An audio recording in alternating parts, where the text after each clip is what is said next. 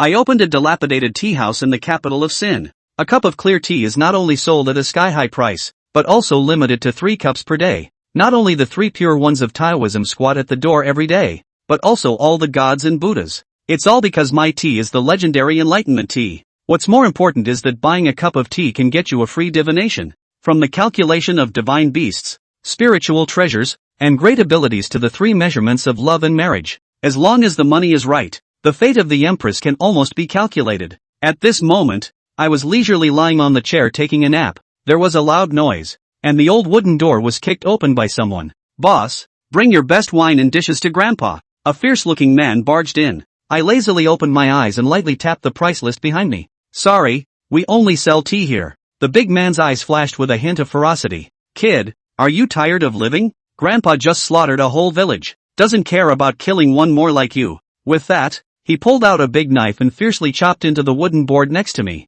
nearly half a meter deep. This commotion immediately attracted many onlookers. Although such things were common in the Blood Triangle, it was still a rare spectacle. Some people recognized this big man as the 3rd master of the Tsanglong mountain. This kid probably doesn't know any better. Why open a tea house here? Who's going to drink tea? I ignored the discussions around me and calmly looked at the big man. The table just now cost 3 taels of silver. This is the price list I made myself. Considering it's your first time, I'll charge you 1 tael. As soon as these words were spoken, the onlookers were shocked. This big man was a genuine peak 3rd-order martial artist, a top figure even in the Blood Triangle. The big man flew into a rage, drew his broadsword, and swung it down towards my head. "You're asking for death." A crisp sound rang out, and a young man blocked the fatal blow. "Forget it, I can't be bothered to do it anyway." I ignored the big man directly, rubbed my hands, and smiled as I walked towards the young man. "Guest, what tea would you like this time?" "Damn it, dare to ignore me." The big man was furious. Before he could even make a move, a cold light flashed by, and his broadsword in hand was instantly cut in half. Before the crowd could react, the long sword of Captain Yang Yuan of the Chu Kingdom's Imperial Guard had already been sheathed. But I saw it clearly. His sword was too fast, so fast that the blood didn't even have time to splatter before the kill was completed. The onlookers were stunned, but when they saw the emblem on the young man's scabbard, they understood. It was the symbol of the Chu Kingdom's Royal Imperial Guard. I look at Yang Yuan. Just half a month has passed, and you've already broken through to the 4th stage? Yang Yuan respectfully bowed. "Thanks to your guidance, I found the key spiritual medicine." As he spoke, he stepped aside to reveal an elderly man with white hair. "This is my master, who insisted on coming to visit you." "That's fine. The person who broke the table earlier was killed by you, so it's up to you to compensate. 10 taels of silver. How about it?" Hearing this, the old man almost stumbled and couldn't stand steady. "Wasn't it 3 taels just now?" Yang Yuan unhesitatingly took out the silver note. I accepted it with a smile and quickly arranged a clean seat for the old man. The old man pointed to the price list and said, "Boss, bring me a pot of good bilyuokun." I quickly brought a pot of fragrant tea. Yang Yuan poured a cup for the old man, but the old man didn't rush to drink tea. After a moment of contemplation, he spoke. "I also want to ask the gentleman for guidance. The imperial jade seal of my great Chu has been lost in the Tianyuan. Can the gentleman calculate its exact location?" "No problem. This pot of tea will cost you 5,000 taels of silver." No bargaining. Without saying a word, the old man immediately took off the ring on his hand. "There are 600 taels of gold in here. As long as the gentleman is willing to help, the ring and the gold are all yours." My eyes lit up. 600 taels of gold is equivalent to 6,000 taels of silver. Not to mention this precious storage ring. This deal is simply making a fortune. I immediately took out the compass and manipulated it in front of the old man. Before long, the divination had a result. The old man asked eagerly,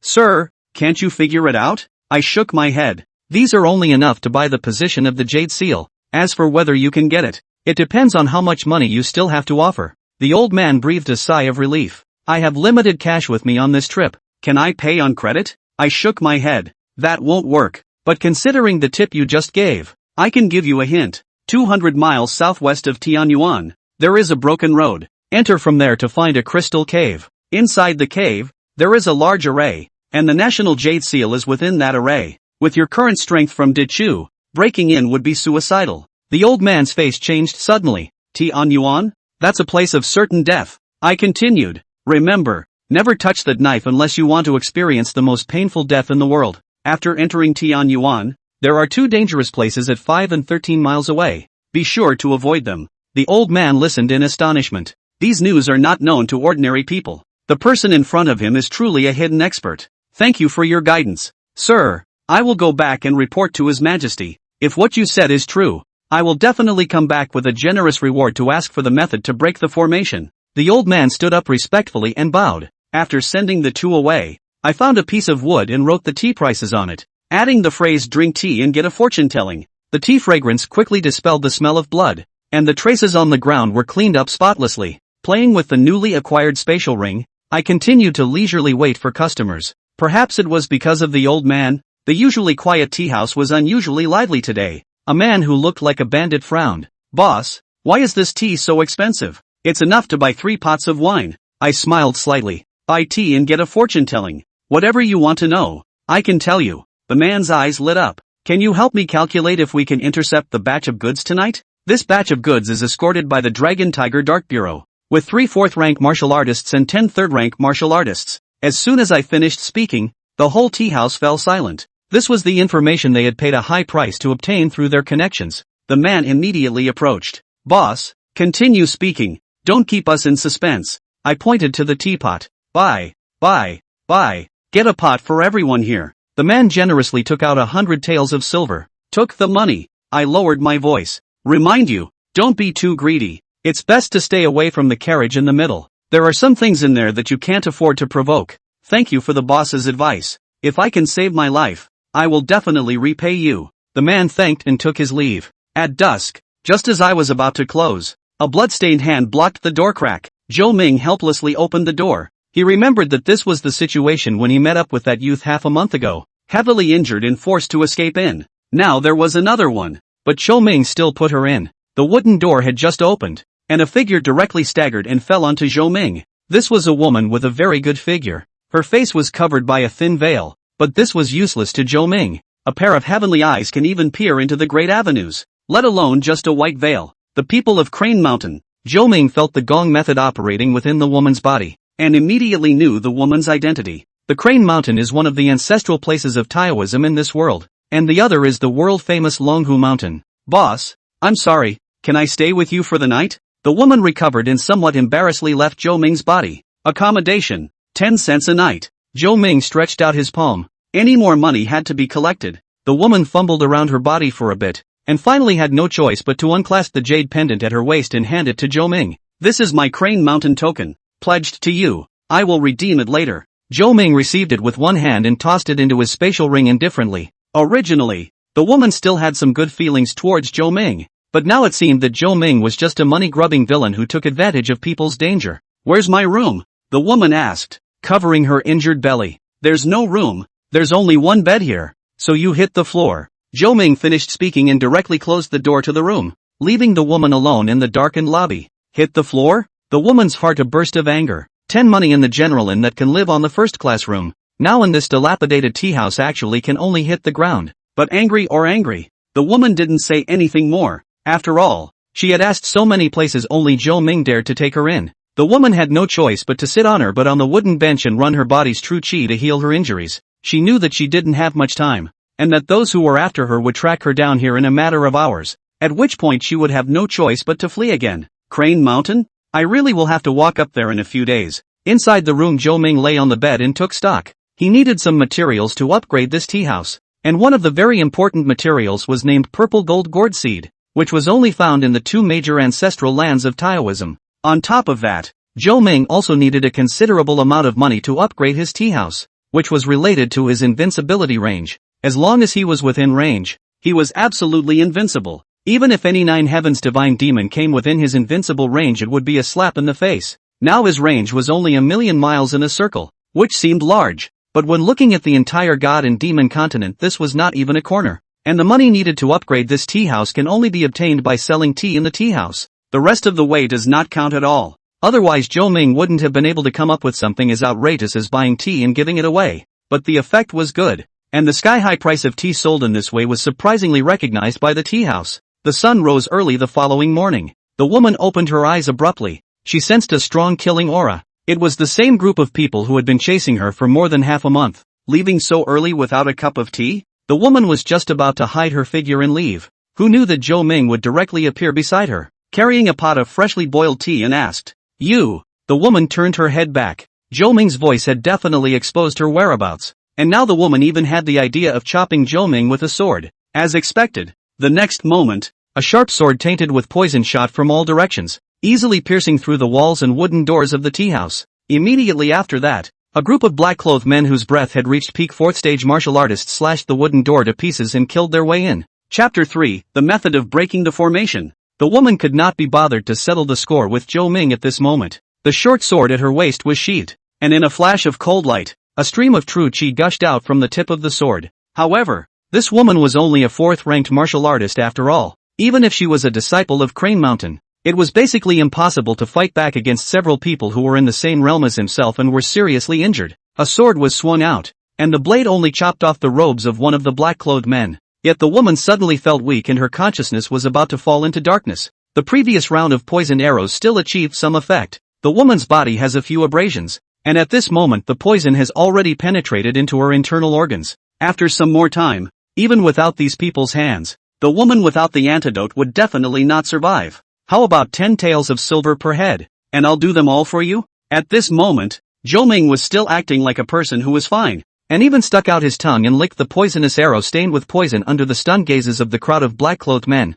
Get out! The woman is now looking at Zhou Ming alive and well, letting Zhou Ming save her. It's better to believe that a meteorite fell from the sky and smashed this group of people. Finish him first. The black-clothed man in the lead had already reached the realm of a fifth-order martial artist, and looking at Zhou Ming, who was still leisurely sipping tea on the side, his figure moved and disappeared in place. My doors are expensive. 30 taels a door. Zhou Ming put down the teacup in his hand, twisted a tea leaf with both fingers, and flexed his fingers. The next moment the black shadow's brow was directly pierced through, without the slightest resistance. That was a fifth-ranked martial artist who was proficient in assassination, and he died just like that? Even if you kill a chicken, you have to dodge more blood. 10 taels up. On your head. Zhou Ming was still not forgetting the price he had offered at this moment, and the rest of the black-clothed men glanced at each other, both seeing the deep fear in each other's eyes. This plain-looking teenager in front of him was so terrifying. This was at least a 7th or even 8th-ranked martial artist. Stop. We can give you as much money as you want. No. I'll take your money and get my hands dirty. Zhou Ming didn't talk nonsense with them. If this group of people didn't move themselves, he really wasn't interested in doing so. He wasn't a saint. But now this group of people even wanted to kill themselves to silence them. So this was of a different nature. Stop. Right at this moment, a familiar voice came from outside the door, and a young man killed his way in with a long sword in hand, followed by hundreds of Chu's royal forbidden guards. If you injure Mr. De Chu, will trample through your blood blade headquarters tomorrow. A group of men in black looked at each other. What are you talking about? Hurt him? Can't you see how fierce he is? Our boss was killed by a piece of his tea. This cinema can't hurt him. Gu, the guest is here again today. Seeing the big moneymaker, Zhou Ming directly stood up from his chair. Please also inform me of the way to break the formation. Sir, the youth made a wink, and all of a sudden the forbidden guards behind him made a direct move, directly taking down all the remaining black-clothed men in less than half a minute. At the same time, 100 meters in a radius was directly purged, and no one dared to take half a step closer at all. Well said. A pot of tea. The youth had been with Zhou Ming so many times, of course he understood Zhou Ming's character. A worldly man who loved money. So on the spur of the moment he spoke up and said, 1 person, 1 jug of the finest dragon well. The youth pointed to the hundreds of forbidden guards standing behind him and spoke respectfully to Zhou Ming. Okay, a pot of 100 taels of gold. Counting you a total of 130 pots. Charge you 13,000 taels. Zhou Ming's eyes were full of spring as he raked over the accounts. Yet the price did make the crowd of forbidden guards behind him sweat. Their yearly salary was only 10 taels of gold. And now that a casual pot of tea could be sold for 100 taels, they all wondered if this captain of theirs had lost his mind. Captain, what are you doing? Shut up. The youth kicked at the body of the forbidden guard who wanted to block. If he could ask for the method to break the formation, not to mention 10,000 taels of gold, even if it was 100,000 taels, he, the royal family of De Chu, would definitely not blink an eye. Sir, tea would be no rush. Could. Seeing that Zhou Ming was really going to make 130 pots of tea, the youth quickly stood up to stop him. Now that time was life. He could not afford to delay. Okay, so tell me, what's going to count? Zhou Ming didn't say much and slipped the spatial ring handed over by the youth into his bosom, while pulling out his own compass at the same time. Yesterday, Master and the State Master followed Mr.'s message and entered the heavenly abyss while bypassing the 3 extinct places Mr. had marked out. At last an ancient cave was really seen at the 20th mile, and these were exactly as described by the gentleman. But the master of the state did not listen to the advice of the gentleman and insisted on entering, so much so that now there is no news of him, and now the master is also trapped. The youth's tone was very urgent. The state master was one of the strongest combatants in the Great Shu, and his master was the person he respected the most. How could he be calm when these two people were facing life-threatening situations at the same time? Good words are hard to persuade the ghost of that death. How about this? I'll give you a formation map. You go and find a 7th-order martial artist to press the formation. And remember, don't deviate from this route of mine by half a point. Zhou Ming drew the formation diagram and the path to life with just a few strokes, and the youth solemnly put it away, standing up and bowing deeply. Don't go away. No tea? Looking at the backs of the group of people hurrying away, Zhou Ming looked at the pots of tea behind him that had already boiled, not knowing what to do. Yeehaw! Forgot it for you. Zhou Ming looked at the woman on the ground who was motionless and staring blankly at him. Just now it did seem like he was only focused on collecting the money. Now the woman's toxicity is already about to go deep into the bone marrow, and then give a moment to the great Luo Jingchen are difficult to save. However, she had seen all of Zhou Ming's performance in her eyes, and Zhou Ming's strength was simply no better than that of her master. One must know that her master was the heavenly master of Crane Mountain, a peak 7th-order martial artist. Yet it was that kind of character who couldn't even do such a cloudy kill of a 5th-order martial artist in seconds. Let's pretend that the kid just now invited you to drink, but the money for saving your life has to be counted. A total of 18. Counting you 180 silver well. Zhou Ming lifted a pot of freshly boiled tea and poured it directly into the woman's mouth. 100 degrees of boiling water certainly had little effect on a martial artist like the woman. But this tea downed the woman, but obviously feel the body's situation is much better. Not only the toxicity subsides, and even external injuries are in the visible speed of healing. A pot of hot tea was at the bottom of the pot, and the woman's belly was slightly bulging, so she should have never had the experience of smothering a pot of tea in one sip. However, her injuries were completely healed and her body recovered as good as before, even better than its pre-injury state. You now owe me 180 taels of silver, plus 10 cents for lodging, and yes, that door too. In order to kill you chopped up my door as well. That's got to go on your head as well. After the woman recovered, Zhou Ming had already helped her write the IOU, and when she came back to her senses, her own handprint had already been pressed on it at some point. You'd better pay it back quickly or I might pawn this thing one day. Zhou Ming turned the jade pendant in his hand upside down and sent the confused woman out of his tea house. With the forbidden guards stirring things up so much today, I don't think there will be any business for a day. The Xianhuang wood should be ripening soon tonight, and since I don't have any guests today, it's a good time to go and take a look. Zhou Ming found 2 wooden boards to cover up the door of the tea house, and his figure disappeared in an instant. His goal was none other than the deepest part of the heavenly abyss, the Xianhuang cave. The Xianhuang Qi was also known as the Mother Qi of all things, the Mother Qi of the earth,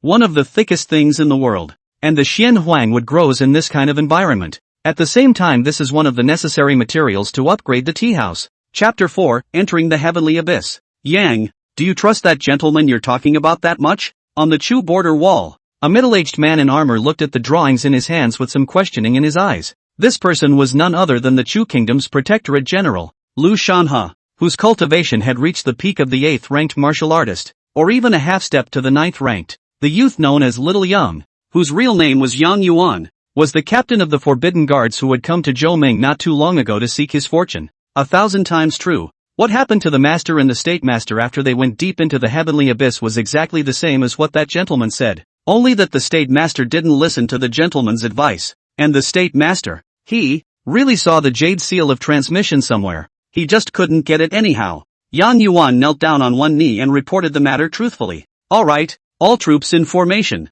Target Tian Yuan. Set off. Lu Shanhe gave an order, and the 1,000 generals behind him answered in unison, with an aura that shook the heavens and moved the earth. These 1,000 people are the most elite soldiers in Chu, called the Dragon Guard, as the name suggests is the personal guard of the Son of Heaven, with the power to bring a sword to the audience. At the same time, it is also only at the behest of the Emperor of Dechu, and the level is 1 level higher than even the royal guards who can only guard the imperial palace. This time, if it wasn't about the jade seal of transmission, the Chu Emperor wouldn't have been able to risk his life by sending out all the dragon protectors. At the same time, it was also a big gamble. The State Master and Lu Shanhe were the 2 top combatants in Chu, and the Dragon Protector Guards were the most elite troops. If they were to fold in the heavenly abyss, then Chu was afraid that it would have to go through a big earthquake. In the next moment, there was a flash of light above the city wall, and an arcane rune lit up underneath everyone's feet. This was one of the Chu Kingdom's most powerful underpinnings, called the At-Hand's End Array. It was a very terrifying teleportation array that could be reached in an instant within 100 miles in a radius, and it was also an important factor that allowed Chu to win a head start in battles both large and small. The army started. Even though there are only 1,000 people is still as powerful as a rainbow. This 1,000 people like a person. This is to talk about another kind of heritage. That is, the military formation. The power of all the soldiers in an army could be gathered into one person through special feats. Now that Lu Shanha had added these 1,000 dragon guards, even if he faced a ninth order powerhouse, he might not be without a fighting chance. Near the evening, Lu Shanha suddenly felt a throbbing in his heart, and he knew that Tian Yuan was going to arrive. As expected, the earth at the end of the field of vision was as if it had been torn apart by an ancient demonic beast, and the darkness in it was so deep that it seemed as if it could devour everything. It seemed that the heavens were in fear before this crack, as if the heavenly abyss could really swallow the heavens. One is so small, so insignificant in front of this heavenly abyss. What? Or dust? Perhaps neither is appropriate. It was a kind of shock and oppression that was difficult to describe in words, a feeling of powerlessness that could not be resisted with a single glance. It was only at this moment that the crowd understood why this fissure was called the heavenly abyss, because no one knew where it ended since its discovery, or what was on the opposite shore of it, and no one knew what kind of scene was at the very bottom of this heavenly abyss. Here, light could not escape, time was chaotic, space was disordered, and this heavenly rift separated 10,000 years, as if it had split a world in two alive. However, Lu Shanha was, after all, a famous general who had been in the battlefield for a long time and would not be intimidated by this, not to mention that he also wanted to see how terrifying the heavenly abyss, which was claimed to be 10 deaths without a chance of survival, really was. However, the closer it was, the more flustered Lu Shanha was in his heart, but on the surface he could only pretend to be calm. He was the center of gravity of the entire army, and if he was all in disarray, it would not be far from the total destruction of the army. When it was less than a mile away from the heavenly abyss, there were already no signs of life at all, and only hideous bare rocks and lifeless yellow soil remained underfoot. The howling wind. This was the only sound around Tian Yuan, but this wind sound was not unusual, like countless grievous souls and severe ghosts crying in the ears. If it were not for the fact that all the people here were soldiers and bloodthirsty, the average person would have long since gotten hysterical and lost his mind because of this weird wind noise. Hold on to your mind. There's something wrong with every inch of this place, so get your ass in gear. Lu Shanha let out a loud shout, pulling back some of the double-minded soldiers, who then realized with horror that they had just tried to actively approach the heavenly abyss. General, I think it's better to follow the gentleman's guidance and go in search of the broken sword. Yang Yuan whispered a reminder from the side, and Lu Shanha finally agreed after pondering for a while. After all, both the state master and Yang Yuan's master had also been able to follow Zhou Ming's message to enter the heavenly abyss alive, and had also been able to see the jade seal and bar the transmission of the situation therein.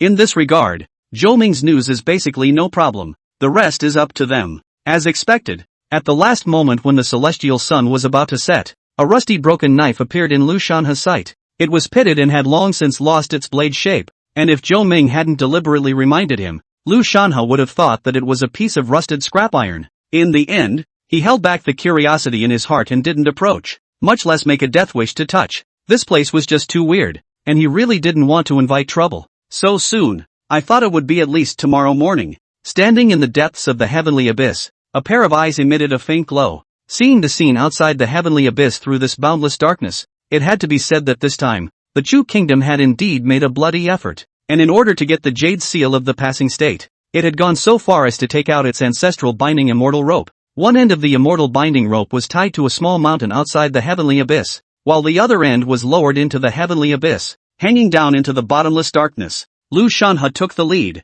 then followed by Yang Yuan behind him, and the two of them carefully groped their way downward, descending in the darkness where visibility was less than 5 centimeters. The dragon guards behind them also followed Lu Shanha and the two of them deeper into the heavenly abyss. Zhou Ming wasn't interested in watching them crawl like snails and swaggered on towards the depths of the heavenly abyss. This place where outsiders thought the danger level had exploded into outer space was just like taking a walk in the back garden for Zhou Ming. These things were naturally unknown to Yang Yuan and Lu Shanha, where not only the sense of sight, but also the sense of hearing, touch, and smell were all restricted to a great extent. Even their spiritual sense could only probe out to less than a meter of their circumference, and the strongest Lu Shanha could only probe out to about 5 meters, so their 1,000 or so people were similar to the blind, and once they encountered any crisis in the heavenly abyss, there was only one way to end up. Lu Shanha did not know how long he had been descending. In this kind of place he had long lost the concept of time. If it was an ordinary person who stayed in this kind of environment for a few minutes would scare himself to death.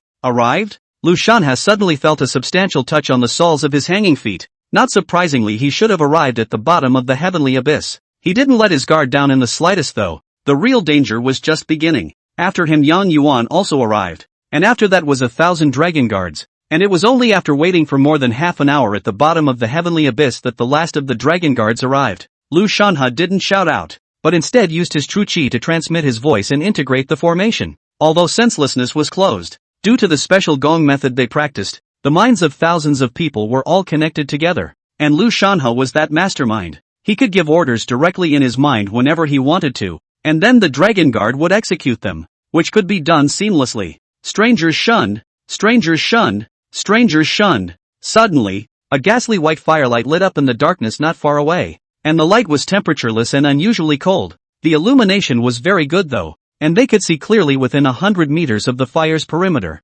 It's not so bad if you don't look at it, but at first glance it's even more like wanting to die. It turns out that they weren't simply wrapped in darkness as they descended down the bindings. That so-called darkness was hundreds of thousands of dead souls overlapping together as they wandered aimlessly, meaning that they had just rubbed shoulders with a group of ghostly things whose strength was as low as a 7th-ranked martial artist and whose grievances were overwhelming without realizing it. Densely packed, hundreds of thousands are conservative estimates, and only this part of the fire illuminated. The entire heavenly abyss. God knows how many of these things, tens of millions, or hundreds of millions. But miraculously, the route that Zhou Ming had guided them down hadn't had any undead souls passing through it, as if they were intentionally avoiding something, or fearing something. The undead didn't seem to have noticed them, though, but the real crisis wasn't that. It was the ghastly white flames not far away that were slowly approaching them. The stranger shuns, the stranger shuns, the stranger shuns. Chapter 5, The Jedi. Lu Shanha held his breath and stared tightly at the ghost fire.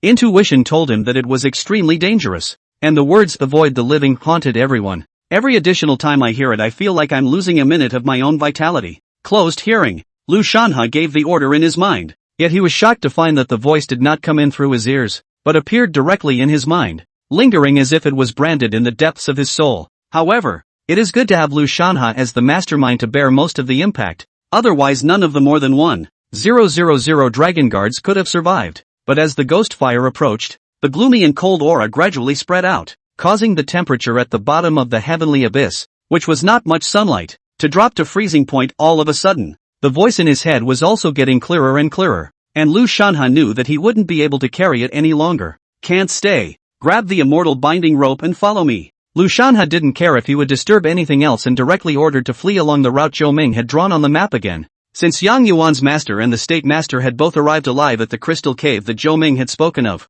it meant that there was definitely a way to live here. And their only safeguard was this binding rope in their hands, which was claimed to be able to subdue even the immortals in the heavens. The crowd didn't dare to slow down and darted all the way there. The speed of the ghostly fire behind them was still advancing slowly and leisurely. As expected, after leaving that ghost fire for some distance, Lu Shanha obviously felt that the voice in his head had weakened, and it seemed that they had not been targeted by that horrible thing. However, this is also a side reaction to the degree of danger of the heavenly abyss. Casually a bizarre phenomenon escaped from the atmosphere is enough for them to be annihilated dozens of times, and the consequences of being targeted is even more unimaginable. Here, isn't this the bottom of the valley? Lu Shanha, who was walking at the very front, felt a breeze, if any, pouring toward the soles of his feet, which proved that there was still more space under his feet. Indeed, it was true that the heavenly abyss was so vast and limitless that the strongest people known to date could not even glimpse its end. If they had to describe it, the place where they stood was nothing more than a small protrusion from a cliff face, and a few meters beside them was still endless darkness that led nowhere. Everyone who really went deep into the heavenly abyss would unanimously feel that even the path that truly led to the 18 layers of purgatory would be nothing more than that. I'm afraid. Lu Shanha did not dare to think more. The more he thought about it, the more fearful he became. And at this time, his morale had already fallen to the bottom, so he must not show his cowardice. It was good that no other conditions happened along the way. After all, this place was even only the most superficial area of the heavenly abyss. Menacing, yes, but not to the point of that one step and 3 ghosts. Overhead there were still dead souls wandering back and forth, and the grim aura lingered, striking at everyone's heart. Finally, the front became slightly wider and the darkness was dispersed a bit. However, This caused the crowd to tense up once again as the first Jedi marked by Zhou Ming arrived. According to the information sent back by the State Master, it was a land of 10 deaths. Only after approaching did he realize that the darkness that dispersed the darkness was actually a cold light. Not far in front of them was a forest of white bones, in which human bones were predominant, along with countless bones of unrecognizable species. This bone forest stretched out over a distance of thousands of meters, and every bone in it gave off an aura that could easily crush a ninth-order martial artist into a bloody mist. Not to mention that the strongest among them was a peak 8th-order martial artist. At the moment, these bones were quietly laying there. Some of them had been chopped off by sharp weapons, some of them had been broken hard, and the only good news was that this forest of bones didn't seem to be actively attacking. But even so, the terrifying pressure and biting murderous aura seemed to have come from 10,000 years ago, suppressing all comers. This was an ancient battlefield that was so old that it could not be traced back, and the strength of both sides had exceeded the limits of their perception. Even these corpses that had died in the ancient times were not something they could get their hands on or even get close to. It was only at this moment that they realized what the word Jedi really meant. Go around. Lu Shanha didn't have the slightest other thoughts. Going around was their only choice. Otherwise a wisp of breath that escaped inadvertently from this could shock him into bursting on the spot. There was no way. They could only stick to the edge of the cliff, little by little moving towards the front. While playing 12 points cannot close to this bone forest, absolutely not to die. Put. However, 100% of the blood spattered out, spilling Yang Yuan's face. The warm blood made everyone's heart tighten, knowing that everyone in the Dragon Guard was a 5th-order powerhouse, and now that their heads were directly cut off without saying a word, it was impossible for anyone to be calm in their hearts, because that would mean that if it was his turn, he would be defenseless as well. Lu Shanha looked back. Through the faint cold light could see that the attack just now was nothing more than a drop of dew slipping onto a broken bone spur, so a hint of true chi fluctuation rippled out. Yang Yuan swallowed a mouthful of saliva. Just now that hint of fluctuation brushed past its face. But its luck was better merely leaving a bloodstain. Don't be afraid. Keep going. The more Lu Shanha knew, the more accidents there would be. The speed of the crowd accelerated. No accidents happened again in the process. Many dragon guards passed through the bone forest and directly sat on their asses on top of the ground. This distance of less than 2,000 meters, their bodies and spirits were subjected to an unprecedented weight. Behind them was a forest of bones that would kill them if they touched it, and in front of them was a cliff that would plunge into infinite darkness if they didn't pay attention. Rest for an incense stick time. Once again on the road. The first Jedi has passed. Just do not know the next two Jedi in what kind of danger. Chapter 6: The Xianhuang Tree. This damn place is pretty hard to find. Zhou Ming blasted away the incredibly hard rocks in front of him with a single punch, and because he was too lazy to find his way, he directly blasted his way down with his fists the entire way. Since the middle and upper levels of the heavenly abyss, it had blasted right into one of the deepest few areas. Once here, the darkness disappeared completely, replaced by an earthy yellow halo. The ground was deposited with a vast expanse of metaphysical yellow qi, thick and steady. It is said that the weight of each strand of Xianhuang qi can be compared to a mountain, and the flesh of an ordinary ninth-order powerhouse is simply unable to withstand even a single strand of Xianhuang qi. That terrifying weight would directly crush the flesh of a ninth-ranked martial artist,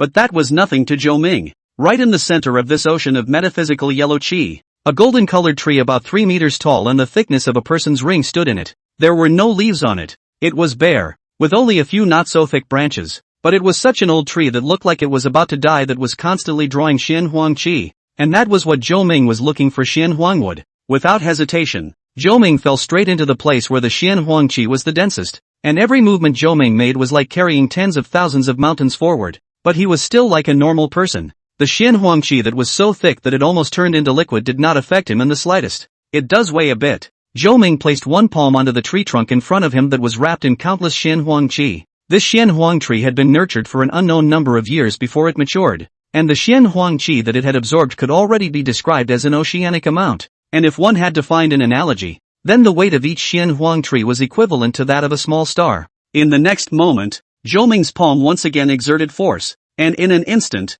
the entire heavenly abyss shook with it as the Xianhuang tree fiercely resisted. This level of spirit has long become a spirit. If not for the laws of heaven and earth limitations, I'm afraid that has long been out of this place. Become one of the strongest in this heaven and earth. As the Xianhuang tree vibrated, the Xianhuang qi in the entire Xianhuang cave sky came to suppress Zhou Ming, and this might was as if an entire world was suppressing you. Get up for me. Zhou Ming also became slightly more serious, snapping his fingers hard into the trunk, realizing that this was one of the easiest things in this world. Neither the baptism of the river of ages nor the rushing of the void turbulence were able to injure it in the slightest. but Zhou Ming had hardened half of his palm into the trunk of the tree. Senior, leave me alive. Seeing that there was no hope of resisting, that Xian Huang tree even spat out human words and begged for mercy. Listening to the pale voice call out to his senior, Zhou Ming felt a little strange, but now he didn't care about that, and immediately spoke.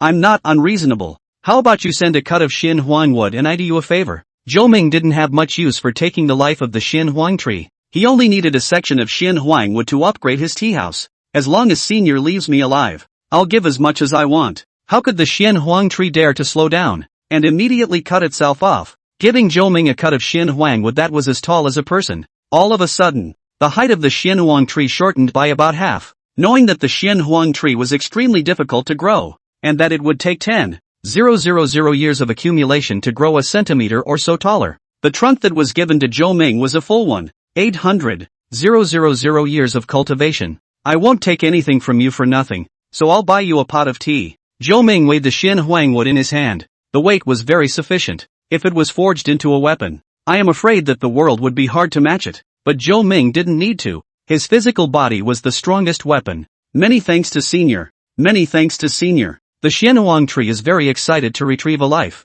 The person in front of him is really too scary. Since his birth so far has seen countless fierce people, but none of them are not by this endless Xian Huang chi scared back to go. There are bold people will also be crushed by the Xian Huang chi in a moment. But today he is really open eyes. How can he not understand why there will be such a person in the world? I'm afraid that even the existence of the year a knife split out of this heavenly abyss is not as good as the person in front of him. This place is your chance and your shackle. Zhou Ming opened his mouth and said indifferently, then brewed a pot of hot tea and poured it over the Xian Huang tree's rhizome. The moment the tea hit the ground, the Xian Huang tree froze. It felt like it had an epiphany, a chance, a yoke. It pondered carefully, and the more it thought about it, the more it felt that Zhou Ming's words contained endless philosophy. It seemed like the reason it had been unable to leave this place all these years was this endless Xian Huang chi, too stuck in their ways to face this fact. Now that Zhou Ming had woken up the dreamer with a single word, it was an independent entity that needed to carve out its own path, and could not keep relying on Xian Huang chi. I have been taught. Senior is truly a celestial being. When the young demon transforms and leaves this place I will definitely repay Senior's gift of enlightenment, the Xian Huang tree said solemnly. At the same time it also sensed that the pot of tea was not a mortal thing either. It was actually the legendary enlightenment tea. The enlightenment tea that is worth 100 years of enlightenment with one sniff and 1,000 years of cultivation with one taste. And now that Zhou Ming had poured a pot for himself without stinting, I'm afraid that this was worth more than the cut of Xian Huang wood that he had just given away. Zhou Ming shouldered Xian Huang Mu and left this place in a single bound, leaving only the Xian Huang Mu, who was alone in enlightenment, frozen in thought. General, the road ahead, it's gone. Yang Yuan said with a somewhat trembling voice as he looked at the piles of human heads in front of him. Not to mention him, at this moment even Lu Shanhe is a little weak in the legs. This thing has a scientific name, called Jingguan. It means to pile up a mountain with the heads of enemy troops at the end of the war. And the biggest Kyokan in the past was just a few tens of thousands of heads, and now this was good. There were no less than hundreds of thousands of heads in their sight alone.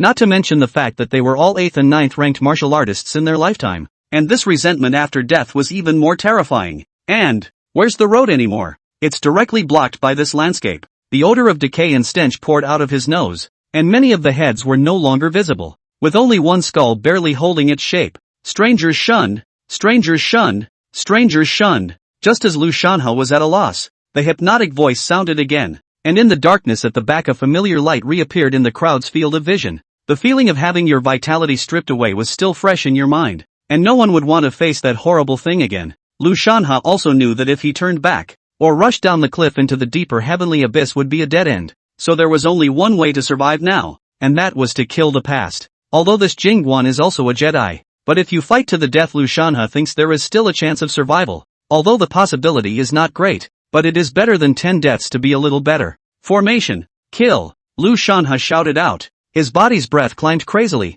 And at the same moment the remaining 999 dragon protectors behind him also formed a battle formation at the same moment, and their true chi converged on top of Lu Shanhe's body. The breath of Lu Shanhe, who was at the peak of the 8th rank, broke through the bottleneck to the 9th rank all of a sudden. I don't believe you can be more aggressive when you're all dead. A large mountain opening sword appeared in Lu Shanhe's hand and slashed out against the surging chi. Chapter 7, I'll take the job. True chi rippled out. The foremost head was directly crushed by the airwave. It must be said that Lu Shanhe still has some skills in his body. Otherwise why is he a great general of the protectorate? Charge with me. Lu Shanha was excited when he saw that something had worked, and rushed ahead of him to the opening that had just been split open by himself. The dragon guards behind him didn't dare to slow down and followed at top speed. Lu Shanha neared another slash. This slash was even more ferocious than the one just now, and thousands of heads were crushed, to say the least. Rotting flesh and skin mixed with unidentified filth flew in the sky, and the sight of it suddenly boosted morale. This landscape looked bluff on the surface, but it wasn't even on the same level as the bone forest that he had just experienced, and even saying that it was a Jedi was a bit of an exaggeration, because so far, these heads hadn't shown any aggression at all. They just kept staring with empty eyes, at which even though Lu Shanha had killed in with his advanced troops there hadn't been any change, but soon they realized they were wrong, and very wrong. By the time the last person rushed into the capital Guan, the back way was unexpectedly blocked by endless heads in an instant. Lu Shanha in the front, no matter how desperately he slashes, seems to be unable to cut the end. Cut a head and then 100 to fill the vacancy. Ah! Suddenly, a miserable scream came from the battle formation, as a dragon guard was actually hit by a human head because of a slight mistake, and then in an instant was bitten through the windpipe. The body's true chi was devoured. The entire body instantly turned into a pile of dry bones. The only thing left behind was a human head, and that head was transformed into a human-headed monster that was generally the same as Kyokan under the horrified eyes of the crowd. Lu Shanha then realized with horror that all the space around him was occupied by such heads, and even countless rotting heads appeared above his head and under his feet. The number of dragon protectors also plummeted at this moment, because they were now as if they were buried in a mountain of heads, not to mention charging out. Even stretching their bodies became a luxury. The battle formation naturally did not break, and the aura on Lu Shanha's body was also slipping at a terrifying speed, falling back to an 8th-ranked martial artist in just the blink of an eye. He could only barely defend himself at this moment, and had no intention of caring about the others. He could only watch as these 1,000 dragon guardians were swallowed up by this Jingguan, and ultimately transformed into a part of it. Lu Shanha's eyes are almost glaring out. These dragon guards can be the backbone of Dechu. Every death that is like stabbing knives in the tip of his heart. But he couldn't do anything about it. Just now he was distracted when he was at the 9th rank, let alone now that he had fallen back to the 8th rank. In less than 3 minutes, only 2 people were left in this capital Guan. One was the struggling Lu Shanha, and the other was Yang Yuan. It wasn't that he was that strong, it was just that there was a faint light flickering on his chest, and that was precisely the formation diagram that Zhou Ming had casually drawn. This imperceptible halo of light actually held back hundreds of thousands of heads. Yang Yuan was dumbfounded. Originally he was the weakest person and should have died at the front, but now he had become the one who had lived the most peacefully instead. But even so, his situation remained unchanged, and it was only a matter of time before he was swamped with heads. Ka-chow! Along with a subtle sound appearing, Yang Yuan was shocked to find that this true chi protecting him in front of him had a slight crack. In the next moment, the true chi completely shattered open, and countless heads directly drowned him. Boom! A fierce and unparalleled fist wind wrapped Yang Yuan, and the heads in a 100-meter radius around him were directly crushed into flying dust. I thought I told you guys to go around. Zhou Ming carried the Xin Huangwood and crouched in front of Yang Yuan. Behind him was a tunnel with a diameter of close to 10 meters, so deep that he couldn't see the bottom. This tunnel was just blasted out by Zhou Ming's fist when he left the Xin Huang cave sky. After all, this was the closest place to the exit, and coincidentally met Yang Yuan, who was in a life and death crisis. First, sir? Yang Yuan gazed blankly at Zhou Ming. This reversal had come a little too quickly. He hadn't reacted at all. Sir, be careful, Yang Yuan bellowed out, because in this instant the space that had just been cleared out by Zhou Ming had been filled up again, and even one of the heads closest to Zhou Ming had already opened its bloody mouth and bit into the back of Zhou Ming's neck. Forget it, if you die, my gold master is gone. Zhou Ming sighed. It was not easy for him to have a repeat customer in this tea house. He really didn't want to just somehow lose it. Immediately, a wisp of breath emanated from Zhou Ming's body, spreading out in an instant, and in a flash, millions of heads dissipated into nothingness. Not far away, the wounded Lu Shanha lay on the ground panting heavily. The long knife in his hand was swung around and rolled up. If Zhou Ming had made his move 2 seconds later, he definitely would not have survived. Remember to come for tea more often. I'll be off. Zhou Ming waved his hand. Moving his hand once was already considered merciful. He now only wanted to go back and upgrade his tea house as soon as possible. Sir! Yang Yuan fluttered to his knees. Now a little cutie. Could see that Zhou Ming was definitely a powerful person with heaven-defying strength. At least several notches stronger than the strongest person in Dechu. Lu Shanha. Just now that one landscape again in front of Zhou Ming didn't even last 3 seconds to be directly killed in seconds. And Zhou Ming did all of this without even lifting his hand. relying only on a wisp of breath. A powerhouse of this level had completely exceeded the scope of his cognition. And now that such a supreme powerhouse was in front of him, how could Yang Yuan let Zhou Ming go? What again? The state master, his old man, is most fond of tea, if Mr. is willing to help out. Before Yang Yuan finished his words, Zhou Ming had already turned around and came back, and immediately spoke. Why didn't you say so earlier? It's rare to meet a confidant in life. Isn't my tea cellar missing a tea taster? Go go go go. Without saying a word, Zhou Ming directly pestled the Xin Huang wood on his shoulder onto the ground. The stone walls of this heavenly abyss didn't know what kind of material it was made of, and being bumped by a piece of Xin Huang wood that was equivalent to a planet surprisingly only left a small dent. This national master's financial strength is definitely stronger than this kid in front of him not knowing how many times. If this becomes a regular customer of his own tea house, then the time until he earns enough silver taels for upgrading will be greatly shortened. But this hit is not light. The entire heavenly abyss again violent tremor up. Lying on the ground to recover, Lu Shanhe directly was shocked to fly in midair, almost with the head of the countless dead souls to a close contact. The living shun! The living shun! Avoid! Avoid! Avoid! The ghost fire behind him followed at this time. And then the moment he saw Zhou Ming again, he directly paused. Even the throbbing flames stood still for a split second. The embarrassment was all too quick to overflow the screen. It was said that people would pretend to be busy when they were embarrassed, and this ghost flame was no exception. Immediately reversing a direction and slowly drifting in a direction away from Zhou Ming. The further the distance, the faster the speed of the ghost flame became. And in the end, it directly turned into a shadow and disappeared at the end of Zhou Ming's field of vision. The avoidance of the living, which can take away life, has also become avoidance, as if it were admonishing itself. Seeing this scene, Yang Yuan completely strengthened his thoughts. Zhou Ming's strength was even so terrifying that he was on the verge of walking horizontally in the heavenly abyss again. And these ghostly creatures would even exude a humanized fear after seeing Zhou Ming. Ghost fire didn't look for trouble, so Zhou Ming didn't bother with him either, picking up Yang Yuan and disappearing directly into the same spot while leaving behind a sentence. If you're afraid of dying, then stay closer to that wooden stake. Chapter 8. One finger breaks the formation. Zhou Ming's speed was fast, and in the blink of an eye he had arrived at the third Jedi. Yang Yuan's face instantly changed. Even when he was around Zhou Ming, that aura of death lingered. 100 meters or so ahead was a pool of stagnant water, no more than 100 meters in diameter, in which there was no sign of life, and the calm was beyond bizarre. First, sir, why don't we go around? Yang Yuan's intuition told him that this thing in front of him was more than several times more terrifying than the bone forest and landscape before. Bone forest can be passed by ordinary people with some care. If he could break through the 9th rank and reach the legendary sovereign realm, even if he faced the Kyokan, he would still have a chance of survival.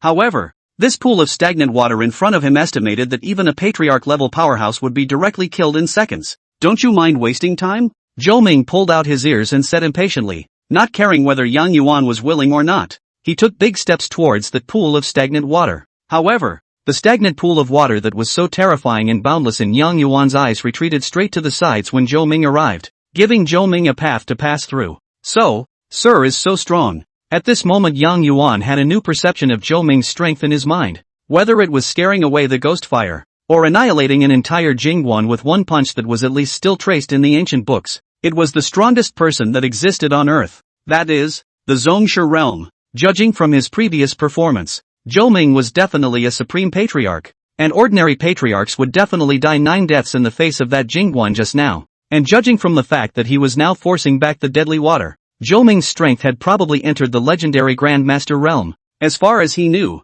it seemed that only the founding emperor of the Chu Kingdom 12,000 years ago had reached this realm. There are only a few sentences in the ancient books describing the realm of the patriarch, e.g., moving mountains and filling seas, covering the sky with only your hands. But the realm of the Grand Master is only a name. From outside everything is unknown. And now Yang Yuan had a suspected martial Grandmaster powerhouse by his side. How could this not make him excited? Zhou Ming didn't know these thoughts, and even if he did, he wouldn't express anything. The so-called Grandmaster was just a grasshopper that bounced higher in his eyes. Can't help it? Zhou Ming had just stepped into the pool of stagnant water to make way for that path, and the cold, unidentified liquid directly wrapped around him in all directions. That terrifying low temperature made Yang Yuan feel frozen for a moment, a feeling as if time was suspended in every cell of his body. Even his soul, his thoughts were imprisoned, and the next moment he was going to be out of this world in general. This time Zhou Ming still didn't make a move, and the same wisp of breath escaped, and all of a sudden the entire pool of stagnant water,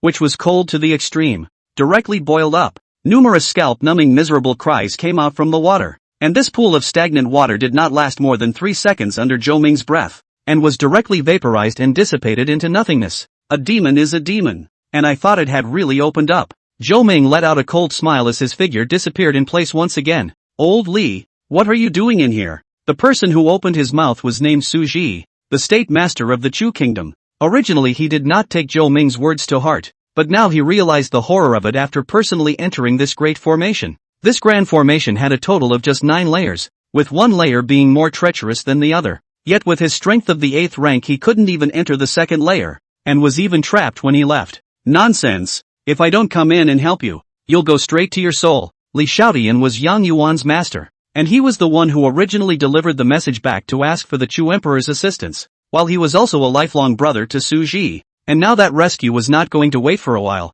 He simply rushed straight into the big formation to help Su Ji resist the erosion of the formation. They are now only in the 1st layer will already be the limit of the limit, not to mention that there are still 8 layers behind them. And each layer of the horror of the formation should be superimposed on several times or even dozens of times. This is the real despair. They thought they might not be able to break the formation to return without success, but just did not think that this formation can be fierce to such a point. The 1st layer will directly trap them to death. Right now, this status quo couldn't be maintained for much longer. Li Xiaotian was only a peak 7th rank martial artist, and his strength wasn't as good as Su Ji's. It's a good way to share some of it, but it just prolongs the death. It's too long to live, isn't it? Let me know if you want to die. It's guaranteed to be painless. Just as the two of them were at a loss, Zhou Ming appeared outside the formation carrying Yang Yuan. Li Xiaotian's eyes went wide the moment he saw Zhou Ming. He really couldn't understand that the small owner of the tea house that Zhou Ming was still serving him tea was now appearing in front of him with his land. What about the others?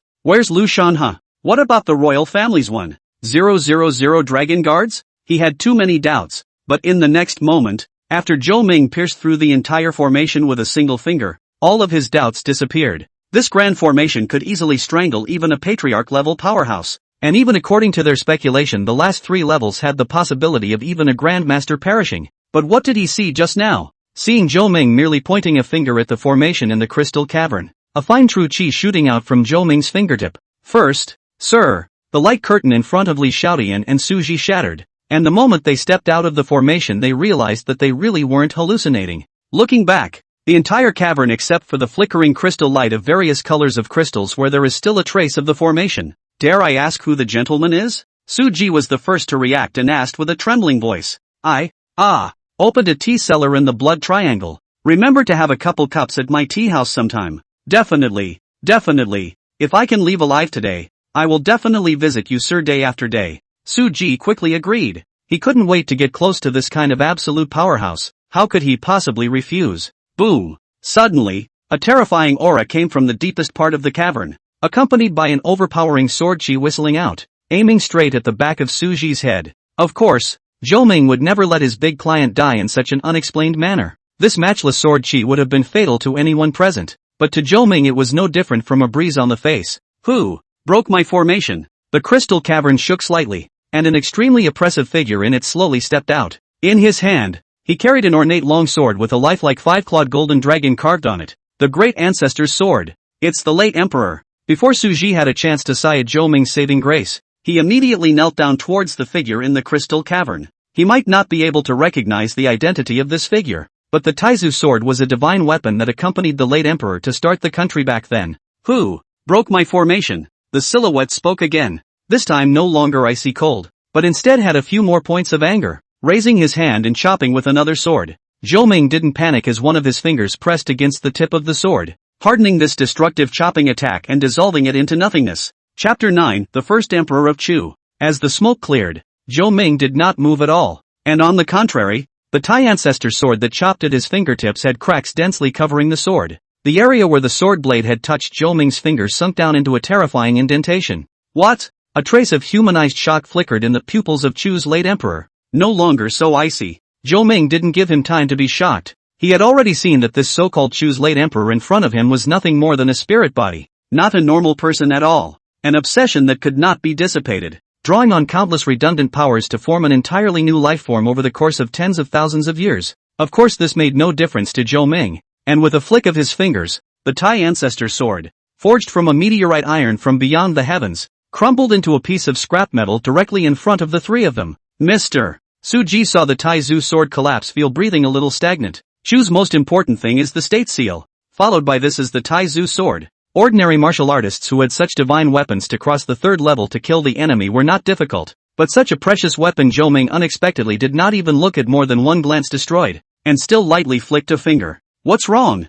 Zhou Ming turned his head, and with a click, he unscrewed the head of the Chu emperor in front of him and threw it over. Su Ji and Li Shaodian hurriedly kneeled down, wanting to pick up but a little afraid to do so. Subjects touching the body of the Son of Heaven is a big taboo, but letting the late emperor's head fall to the ground is even more taboo. Eventually the two came up with a compromise, and Li Shaodian made a flying leap, using his own body to rush to pat underneath the head before it hit the ground. Sir, what are you doing? Li Shaodian breathed a long sigh of relief, but there was still some anger. In their eyes the late emperor was an absolutely unoffendable existence, like the god of Great Chu. So even though he knew that the person in front of him was a superpower of the suspected Great Master realm, he still had some dissatisfaction in his heart. Aren't you looking for the Jade Seal? Zhou Ming pointed at the head of the late emperor on Li Shaotian's back, and several people turned their heads at the same time to look at it. The head slowly dissipated at some point. By the mandate of heaven, both live forever. 8 large characters emerged, engraved on a palm-sized jade seal.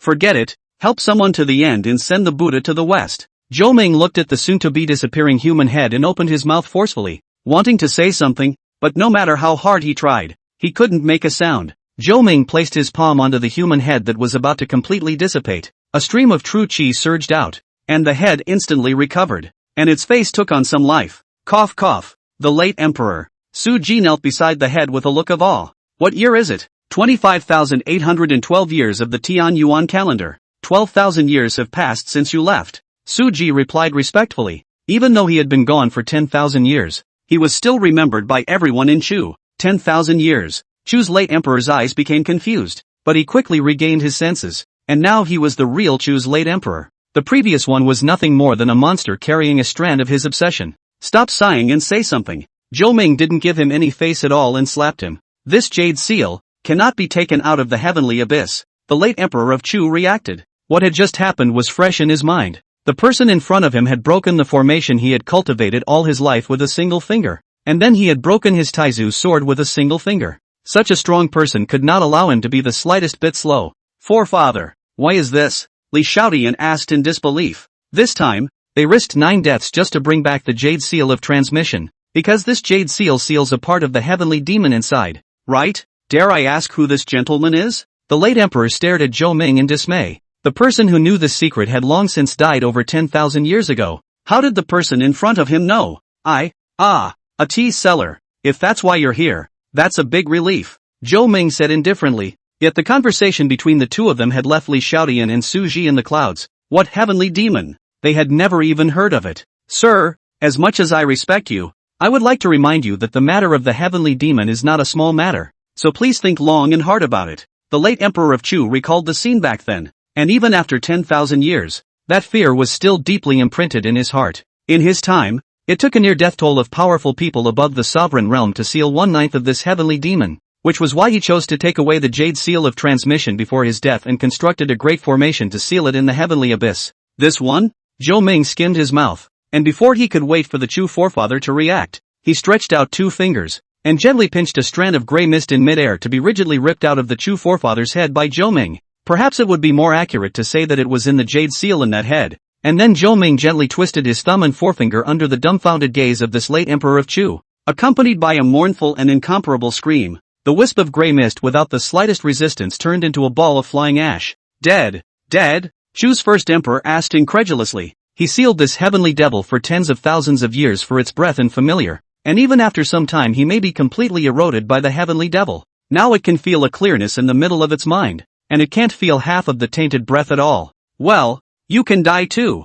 I'm going back to selling tea. After saying that, Zhou Ming removed his palm from the head of Chu's late emperor, and at that moment, the head once again began to dissipate. Sir, I wonder if you can save the late emperor. Seeing that the late emperor was about to completely dissipate, Su Ji opened his mouth to ask with the last glimmer of hope. If it was possible, no one would want this founding emperor of Chu to pass away. No problem. It's just that the price of this cup of tea can is a bit expensive. Speaking of selling tea, Zhou Ming's eyes lit up. Suji raised his head with a face of consternation. One is the late emperor are left with an obsession actually can be saved. The second is that has never seen there is such an obsession with mundane money. Of course, as long as Sir can save it, even if the entire treasury is emptied. Suji's head nodded like a chicken pecking at rice. To be able to save back a great master realm powerhouse, it was not too much to pay. One price, 100,000 taels of gold. Zhou Ming reported the price after a little contemplation. In fact, it was not that he didn't want more. It was just that there was an upper limit on the price of each pot of tea.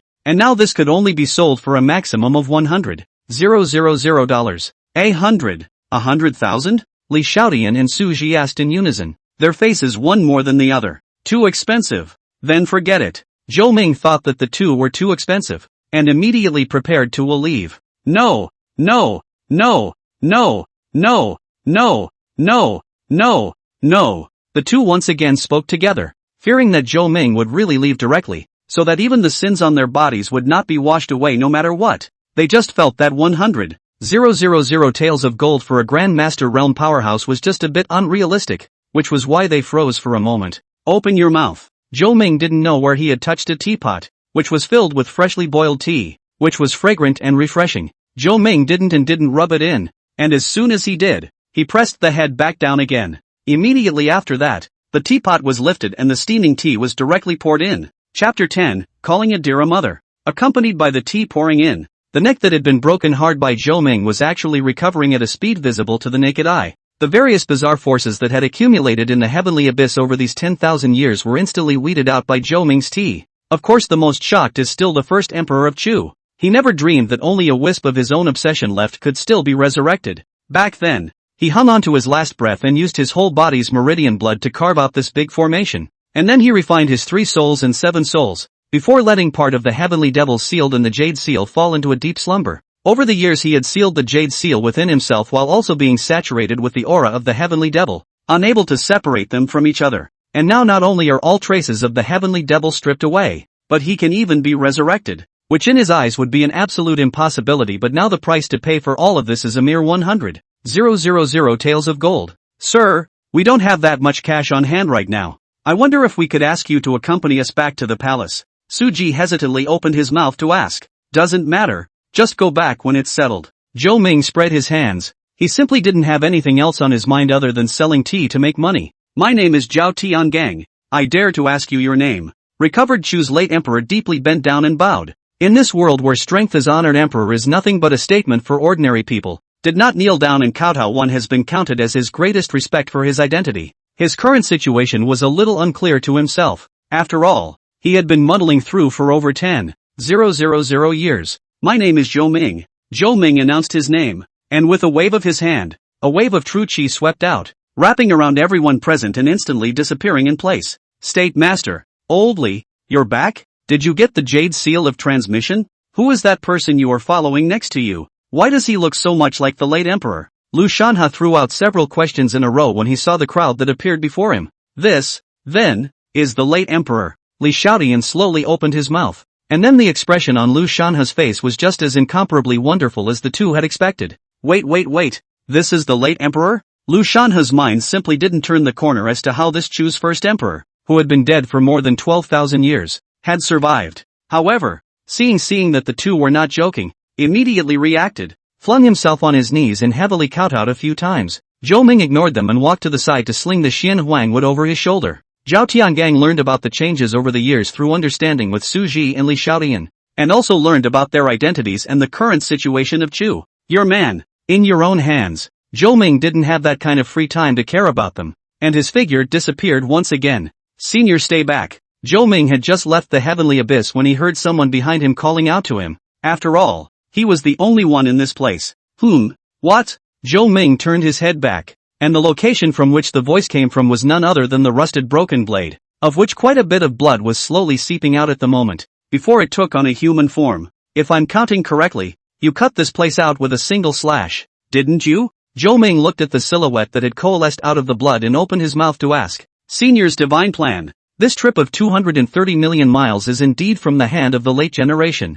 Zhou Ming bristled. He was less than 20 years old, and old demons like Zhou Ming who had lived for an unknown amount of time liked to call him senior. His Xian Huang tree was like this. and so was the silhouette in front of him, but it was normal to think that, after all, with Zhou Ming's absolutely invincible strength, surely no one would believe in his true age. So, Zhou Ming knew that this person was definitely not here to chat with him. He must have a request. I'm not hiding it from Senior. I can't suppress this heavenly abyss anytime soon, so I'd also like to ask Senior for the sake of the world. Not interested. Zhou Ming waved his hand and directly traveled through space back to his tea house. His tea house upgrade has two other materials besides the Xian Huang wood: the gourd seeds of the Taoist Jinshi Zijin gourd, and the Buddhist Vajra Bodhi seeds. However, both of these things were currently outside of his range of invincibility, so if he wanted to get them, he would have to let someone else do it for him. However, it didn't stop Zhou Ming from first upgrading part of his tea house with Xian Huang wood. After all, it was really too shabby,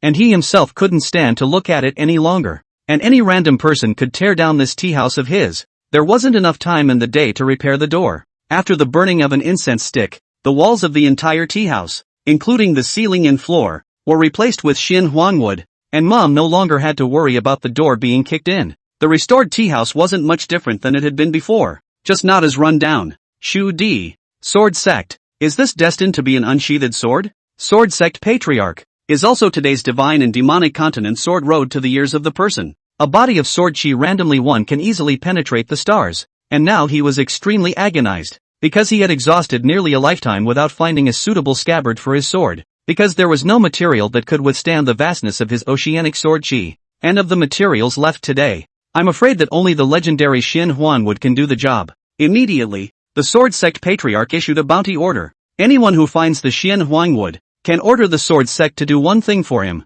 Your Majesty, long live, long live, long live. The civil and military officials in the Chu dynasty's court hall greeted the Chu emperor according to the usual practice, and then discussed the major events of the dynasty. The Chu emperor of this generation was named Zhao Feng, and he sat on the throne in his early 20s. Honorable Emperor of Great Chu, this is my Western Liang sweat-blooded BMW. The tribute for this pilgrimage. Outside the court hall walked in a tall, middle-aged man with several scars on his face, dressed in a nomadic costume. His breath was terrifying, and he had already reached the peak of the seventh order. However, that mouth of the so-called sweat and blood BMW is just a thin white deer. Say it is a donkey that is considered to be exaggerating it. Simply and the horse cannot be related to half a point. But in the face of this person's offense full of civil and military silence, no one dares to speak out to refute even one sentence. This was because the 16 kingdoms of Western Liang had already gathered 3 ninth-order powerhouses, as well as 900,000 troops approaching the borders of the Chu kingdom, bound to take it down in one fell swoop.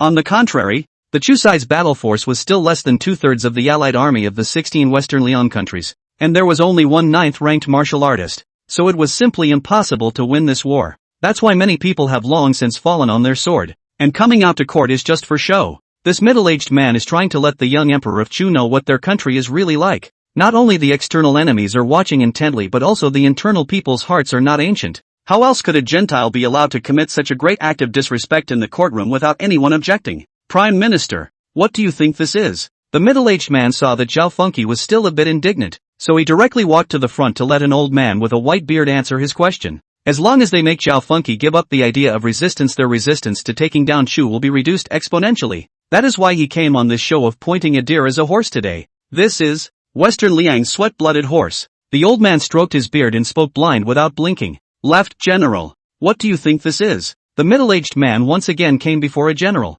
whose rank was second only to Lu Shanha. It's a horse. General Zhou pondered for a moment and finally compromised. Zhao Funky, who saw the scene, was on the verge of crushing the dragon chair he was sitting on with both hands, but there was nothing he could do about it. Great Chu had reached him for 124 generations, and it seemed that he was really going to be the king of the fallen kingdom. A young deer is just a young deer. You are deceiving the king and ignoring the emperor. The crime is punishable by death. Suddenly a slightly childish voice broke the silence, and a 7th-grade magistrate at the very back stood up and drank loudly. Put. The next moment, blood splattered and a head rolled off. The magistrate died, not being able to understand how a foreigner could kill a court official who upholds the dignity of the royal family in front of the civil and military officials and the emperor in the courtroom. What does this little brother think this is? The middle-aged man put away the long sword that was still dripping blood in his hand, walked over to the Chu emperor, and opened his mouth to a youth beside him who was drinking tea and asked. The status of the person who could sit beside the emperor in the court must be extraordinary.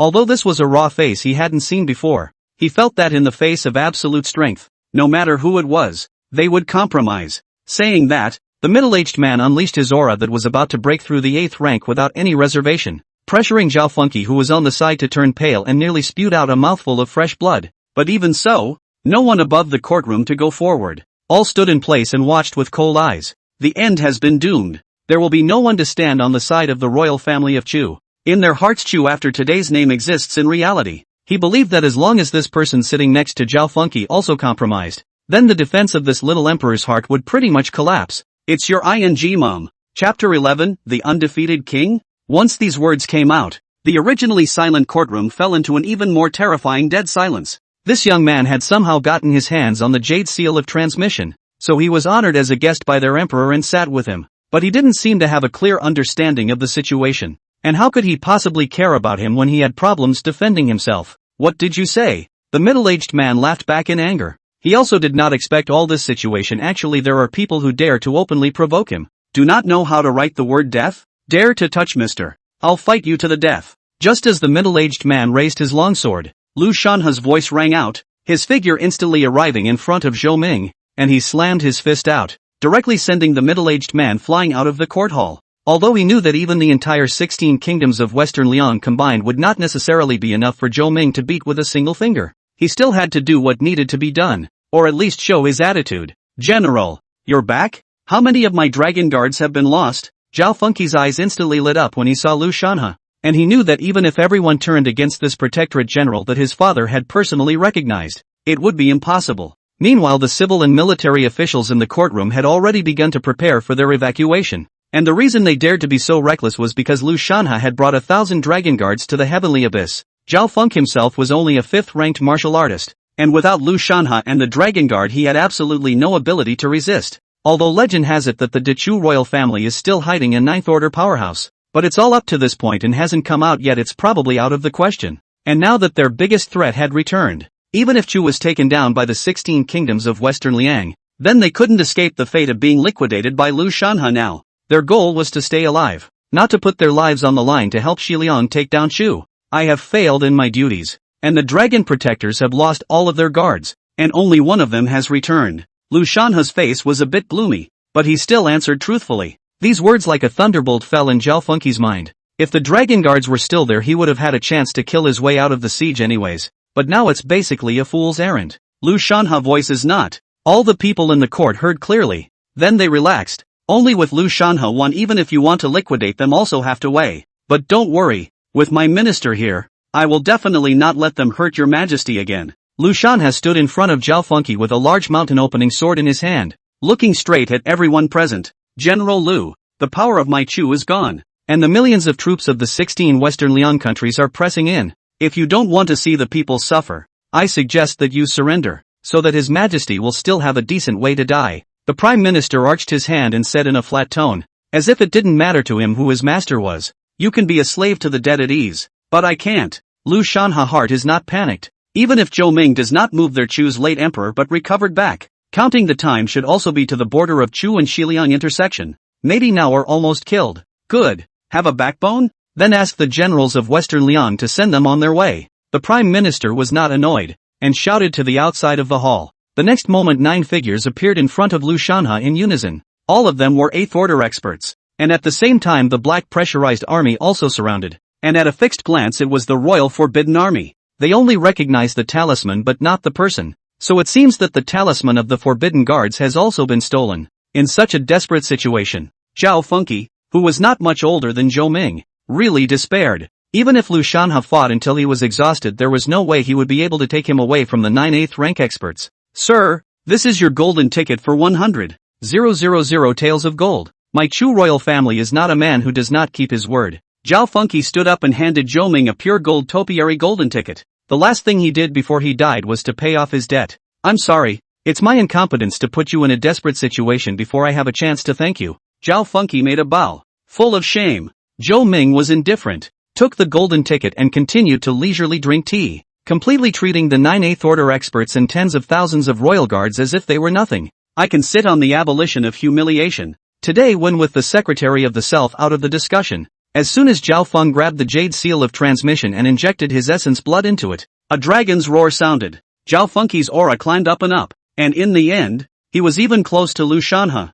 which made it clear that he was not resigned to his fate, and that even if he died, he would die in battle together with Liu Shanhe. Of course the price for doing so is that once the menstrual blood is depleted, even the great Luo golden immortals can't save it. Your Majesty, Liu Shanhe had a bad premonition in his heart. They might not be able to hold on until the first emperor came back after all. It was 1,000,000 troops, and there were 3 ninth-order powerhouses sitting there. That is, 1,000,000 pigs the first emperor would have to chop for a while. After all, as the king of a country, the safety and security of the people of the country would always be greater than one's own personal affairs. Not to mention this 120th grandchild whom one had never met. I'm determined to do it, so what's the fear even if I die? Zhao Feng blocked Liu Shanhe's words of discouragement. There was no turning back from the open bow. Since they wanted to take down De Chu, they would have to tear off a piece of their skin and flesh no matter what. Kill. The indignation in Zhao Feng's heart had reached an extreme point. A true dragon Qi surrounded him and nearly killed an 8th-ranked martial artist in a single glance.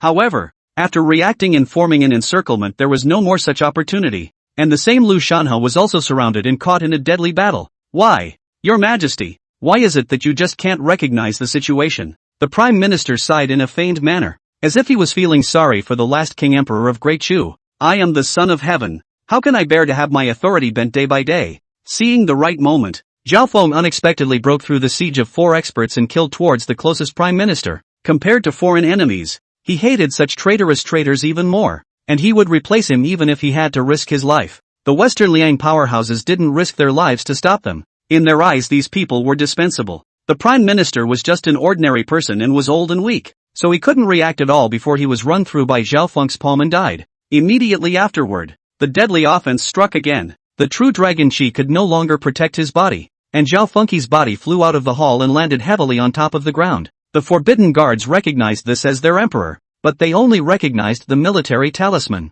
Zhao Feng climbed up with difficulty. The essence and blood in his body was nearly depleted, and the vitality in his body was draining away at a terrifying speed. But it was clear that the powerful men of Western Liang did not want to give even that much time to this last emperor of Chu. Dozens of weapons instantly penetrated Zhao Feng's chest, and a mouthful of blood spurted out violently. Even if I don't die, I will still be the descendant of the great ancestor, the king of Chu. At this point, along with Zhao Feng's body slowly collapsed, blood flowed out, and the state of Chu existed in name only. Wait a minute, by reason it does, but reason has arrived at the moment. Ha ha ha ha ha, good, worthy of being my Zhao Tiangong's descendant, with backbone. P.S. If you don't give me a favorite I'll have to go and give a good review to Triple Triad, Manual Doghead. Chapter 12. Hearing Zhao Tiangong's voice, the heavily injured Liu Shanhe also finally breathed a sigh of relief. He had held on. He just didn't know if Zhao Feng had held on. Zhao Tiangong's speed was incredibly fast.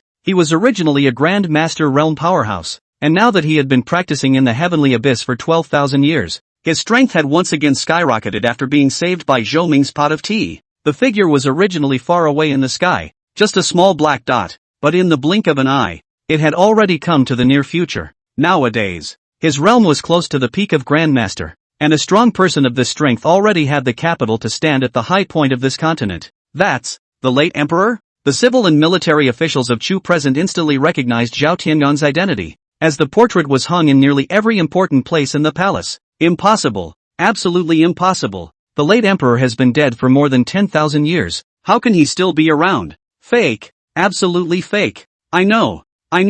This must be that 9th-ranked powerhouse hidden by the royal family pretending to be him. The crowd was unwilling to believe this fact, because if the late emperor was resurrected, it would only be a matter of time before even 160 kingdoms were pushed across the border, not to mention the 16 kingdoms of Western Liang. As for what will happen to them, the traitors, they don't even dare to imagine. Death is the best ending for them, but the truth is the truth, and no matter how much they don't want to believe it, no matter how much they discredit and refute it, they can't change it. Since strong people who could fly were at least at the Zhongshe realm, the end was already set. Although they couldn't figure out how Zhao Tiangang had been resurrected even if they thought about it. Zhao Tiangang descended from the sky wrapped in a matchless aura. Have you ever heard of a palm technique that falls from the sky? In the next moment, a palm print that covered the sky descended from the sky, accompanied by a rumbling sound, killing tens of thousands of forbidden troops with just one blow. He didn't care if this was the backbone of Chu, because he, Zhao Tiangang, had returned,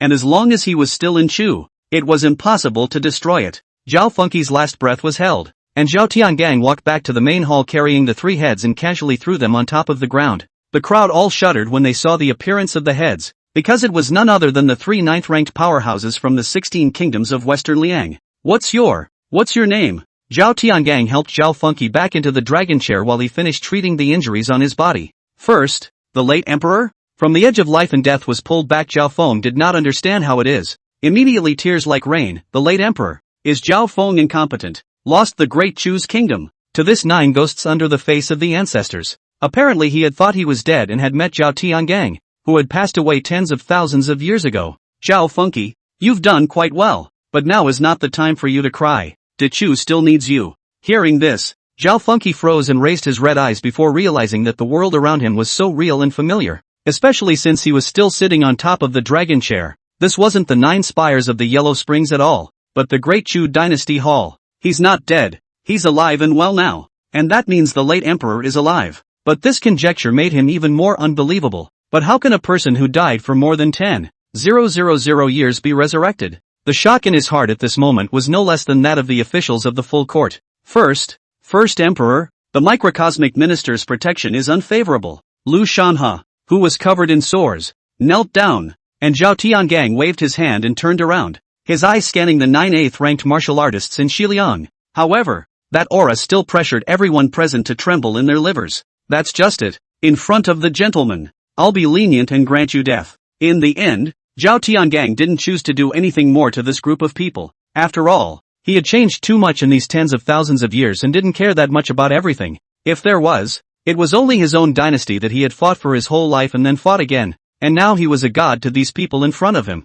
and gods don't bother to take revenge on people. Of course, sparing them was even more impossible, so simply give them a hard time. As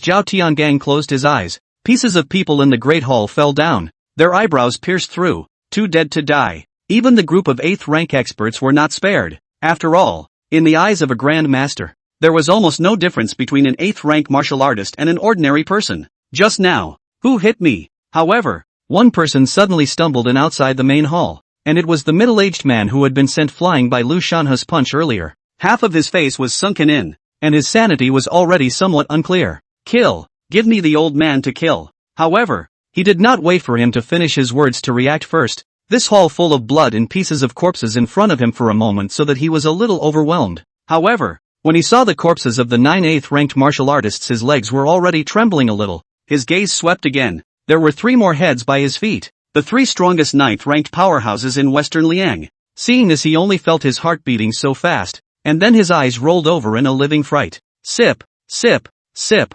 Zhou Ming was too lazy to care about them, grabbing a handful of tea leaves and handing it to that little white deer's mouth, not realizing that it actually opened its mouth and ate it, and chewed it very fragrantly. Ahem, ahem. Sir is quite an elegant man. Zhao Tiangang was also really knowledgeable as he watched Zhou Ming's behavior. It was hard to imagine that this was a strong person who could overthrow heavenly abyss with his hands, and now he was even teasing the deer. Really not a bit of master style at all. How cute, don't you think? Zhou Ming ignored him and continued to Rua. The more Rua the better the feel. And finally even directly held in his arms ready to take back. Mr. said yes. Today's matter, Mr. Laugh, give me a little time. After dealing with all of them we'll certainly go to enjoy tea with Mr. Zhao Tiangang arched his hand. He knew that Zhou Ming wasn't leaving just for fear that he wouldn't be able to rush back at the last minute to step in and prop up a bottom. Understood. Zhou Ming didn't bother to stay. And as he picked up the white deer who was still chewing on the tea leaves, his figure disappeared into the lobby. He did things mostly by his heart. He was just an ordinary college student before crossing over, and suddenly gained invincible power when he came to this side of the world. So his heart and a lot of the way of doing things were also the same as on Earth. Returning to the tea house, Zhou Ming put the white deer aside. Although it wasn't much use, it was still good as a mascot. After all, the face value of the Shillong white deer was nothing to write home about. There were probably no more customers today. So Zhou Ming looked at the last rays of dusk and prepared to close the door and get off work. The first upgrade required 100,000 taels of gold. Now that Zhou Ming had earned it, there were only 2 materials left. The store is closed for the day. Zhou Ming falsely closed the door and poured himself a cup of tea, muttering to himself. Just a short distance behind Zhou Ming in the void, a silky cold sweat broke out behind a silhouette. He was a 7th ranked ace assassin of the Blood Blade, and it was reasonable to say that a martial artist like him who was proficient in assassination would not be able to be detected by an ordinary 8th-ranked martial artist as long as he hid his aura well. So he thought that Zhou Ming was just talking to himself or had some brain problems. No, do you want to stay for tea? Zhou Ming slowly stood up, picked up a cup of hot tea, and came in front of this ace assassin. The next moment, a scene that sent chills down the assassin's spine appeared, and the teacup stopped just short of a centimeter from his mouth. Chapter 13, Returning to the Ruins. No, I can't see through him. Bloodblade's ace assassin didn't dare to move a muscle. There were generally only two possibilities in this situation. One was that the person in front of him had no cultivation at all, and the other was that his strength was simply too terrifying. So terrifying that he himself didn't even have the qualifications to sense it. But it was clear that Zhou Ming had a high probability of being the second one, and as a killer he trusted his instincts very much. Without hesitation, this assassin revealed himself and took the teacup. He knew that no matter how much he hid in front of such a strong person it would be a fool's errand. This is good tea, Guanyin. 1 pot for 1 or 2 silver. Zhou Ming watched as this assassin drank the tea from his cup in a single gulp and extended his palm out. Killer huffed. This was the first time anyone had dared to ask him for money, but he wouldn't dare not give it if he said anything. Sir, I don't mean any harm. I just want to ask you to help me tell a fortune. The killer paid the money and opened his mouth to reveal his true purpose. Yes, what is to be counted? Zhou Ming didn't care if the other party was here to take revenge. The visitor was a guest. Earlier, Sir said that there was one thing in the shipment we were intercepting that could not be touched, so I would appreciate it if you could tell me the details. The assassin made his intentions known, and that batch of goods to be auctioned off turned out to be the group of people who were playing with the idea, while uniting many forces in the blood triangle. This one is more expensive. One price, 5,000 taels of gold. Zhou Ming stretched out 5 fingers, and the killer didn't dawdle, pulling out the golden ticket and handing it over. Boss, is the boss there? Just as Zhou Ming was about to start his fortune, an old voice came from outside the store. Yes, just come in if you want some tea. Zhou Ming replied without lifting his head, and then the door walked into an old man with white hair.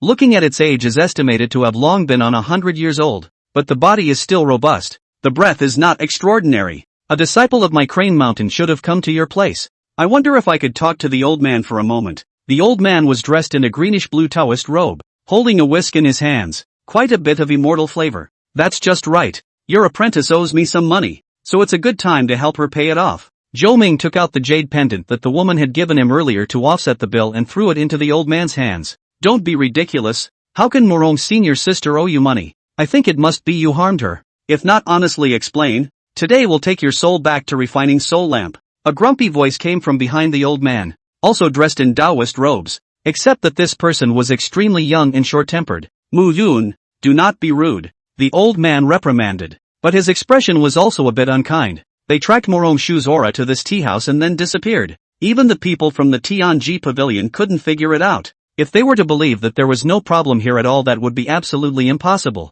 You too, how about a first come first served? Killer stared at the duo with a displeased look in his eyes. Other forces might fear Crane Mountain, but he, Bloodblade, was not afraid. Bloodblade, son of a, my master didn't bother you and you're still coming on strong? It's not like I have anything to do with the people who are after your Crane Mountain. Even though we belong to the same Bloodblade, we are just hanging on to a name, and there is a right to a wrong. This assassin opened his mouth without haste. What he said was not a problem. This organization, Bloodblade, was not quite the same as normal assassin organizations. Each of their branches were barely connected to each other. Tasks and information were also basically not shared. And apart from the blood sacrifice once every 100 years, members of the various divisions of the Bloodblade basically would not meet. Damn you all, gutter up stinking rats like you shouldn't be in this world. Although the youth also knew that, but it did not prevent him from spreading his anger. Anyway, his own master was here. He did not believe that there was someone who could resist his master in such a remote place. Doesn't matter what you say. The Slayer was indifferent. He was used to hearing that kind of talk a long time ago, and people who could piss him off verbally really didn't come around much nowadays. Inside is a skull. It should be the skull of some god from the ancient times. While 5,000 taels of gold is only worth this much information, Zhou Ming put away the compass. 5,000 taels of gold had only bought one sentence, but that sentence was enough for this killer. He even felt that he had made a fortune. Thanks a lot. The killer's figure disappeared, and turning his head, Zhou Ming took out the IOU left by Morong Shu. Can you read? See? The youth snatched it away. Feeling the familiar scent on it, he knew it couldn't be faked, but he just wasn't willing to let Zhou Ming off so easily. I'm not interested in taking this. Just pay the bill and then stay where you are. Zhou Ming yawned, not putting the duo in his eyes in the slightest. You. The youth raised his hand and hit with a palm. Usually he was used to being arrogant and domineering based on his status as an inner disciple of Crane Mountain. How could he allow someone to belittle them like this? You're still a fly in the ointment.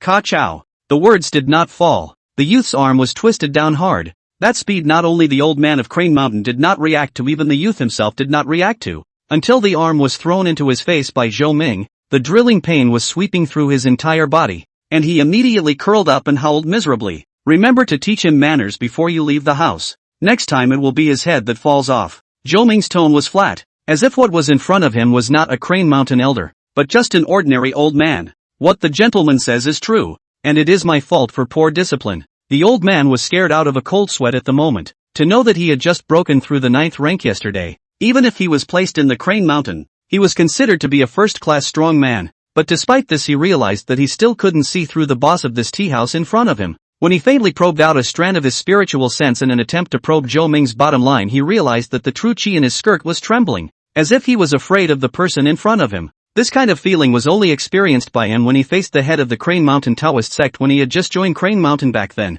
and the Crane Mountain sect leader was already a peak zone sure level powerhouse at that time, which meant that the person in front of him was at least not much weaker than their sect leader. You find. The youth lying on the ground hadn't even finished speaking when he was directly slapped by the old man and flew out, landing unconscious outside the tea house. They had just narrowly offended a peak zone sure realm powerhouse, and it would only be a matter of moving their fingers if such a powerhouse wanted to kill them. Sir, this is 1,000 taels of gold. I don't know if it's enough for the urchin to be in debt. It's not that much, it's only 24 taels of silver. Zhou Ming didn't ask for more, simply took the part he was supposed to take, and then prepared to close the door. Could you, sir, help me read my fortune as well? Seeing that Zhou Ming was preparing to drive away the guests, the old man remembered what that blood blade killer had done earlier and immediately opened his mouth to ask. Morong Shu was his most outstanding disciple. If not for the fact that he had only come out of the gate yesterday, where would Morong Shu have been forced into that situation by the blood blade? Yes, what is to be counted? I want to calculate the whereabouts of my disciple Morong Shu. I don't know. No problem. 1,000 taels, not to be returned. Zhou Ming casually fiddled with the compass, then slowly raised his head to give an answer. East Sea. Return to the ruins. Chapter 14, Request for Assistance. Return to the ruins? The old man's eyes changed when he heard these two words. This place is in the middle of the vast and boundless sea. The location is fluctuating, and it is basically impossible to lock the location in this vast sea. In the ancient books on the entire continent of God and the Devil, there are only a few people have seen the true face of the return of the ruins, and only one person who came back alive. Now telling him that Morong Shu is in the returning ruins, not to mention him, even if he invites out the sect leader of Crane Mountain, it's impossible to bring Morong Shu back, not to mention whether or not it could be found. Even if it could be found to return to the ruins, the unknown danger of finding it was definitely not a few points weaker than in the heavenly abyss. What can be done about it? Just as the old man was about to give up, Zhou Ming slowly spoke. 10,000 taels of gold for the location of the returning ruins. 10,000 taels? Wait, you mustn't be joking. Sir, the old man almost didn't react. The location of the returning ruins was not something that even the contemporary head of the Tianji Pavilion would dare to pack his bags, and that was at a huge cost. Does it count? Doesn't count, I'm going to bed. Zhou Ming bristled. He didn't have a very good impression of this old man, and his tone was naturally average. Calculate, when you let it be counted. And please, sir, give your fortune. The old man hurriedly handed over the golden ticket, but where there was a glimmer of hope there was no way he would give up on Morong Shu, even if he had to put himself on the line. This is the chart. This is the location of the returning ruins. You are advised to be there within 3 days or you will need to pay another fee for the location of the next returning ruins. Zhou Ming casually threw over a piece of white paper, on which a few strokes outlined a picture of the sea area, on which a location was heavily marked by Zhou Ming, precisely the returning ruins. Your disciple is here, amongst the outermost turbulence of the returning ruins. If you want to live, I suggest it's best not to go deeper. Zhou Ming pointed to the location on the chart and said, as for what happened after Morong Shui left, he didn't know and it had nothing to do with him. Thank you, sir. The old man did not stay any longer and solemnly put away the chart. He did not know if the location Zhou Ming had given him was accurate or not, but this was the only chance he had left. Secondly, with Zhou Ming's strength, there was absolutely no need to cheat him out of this amount of money, and in his eyes,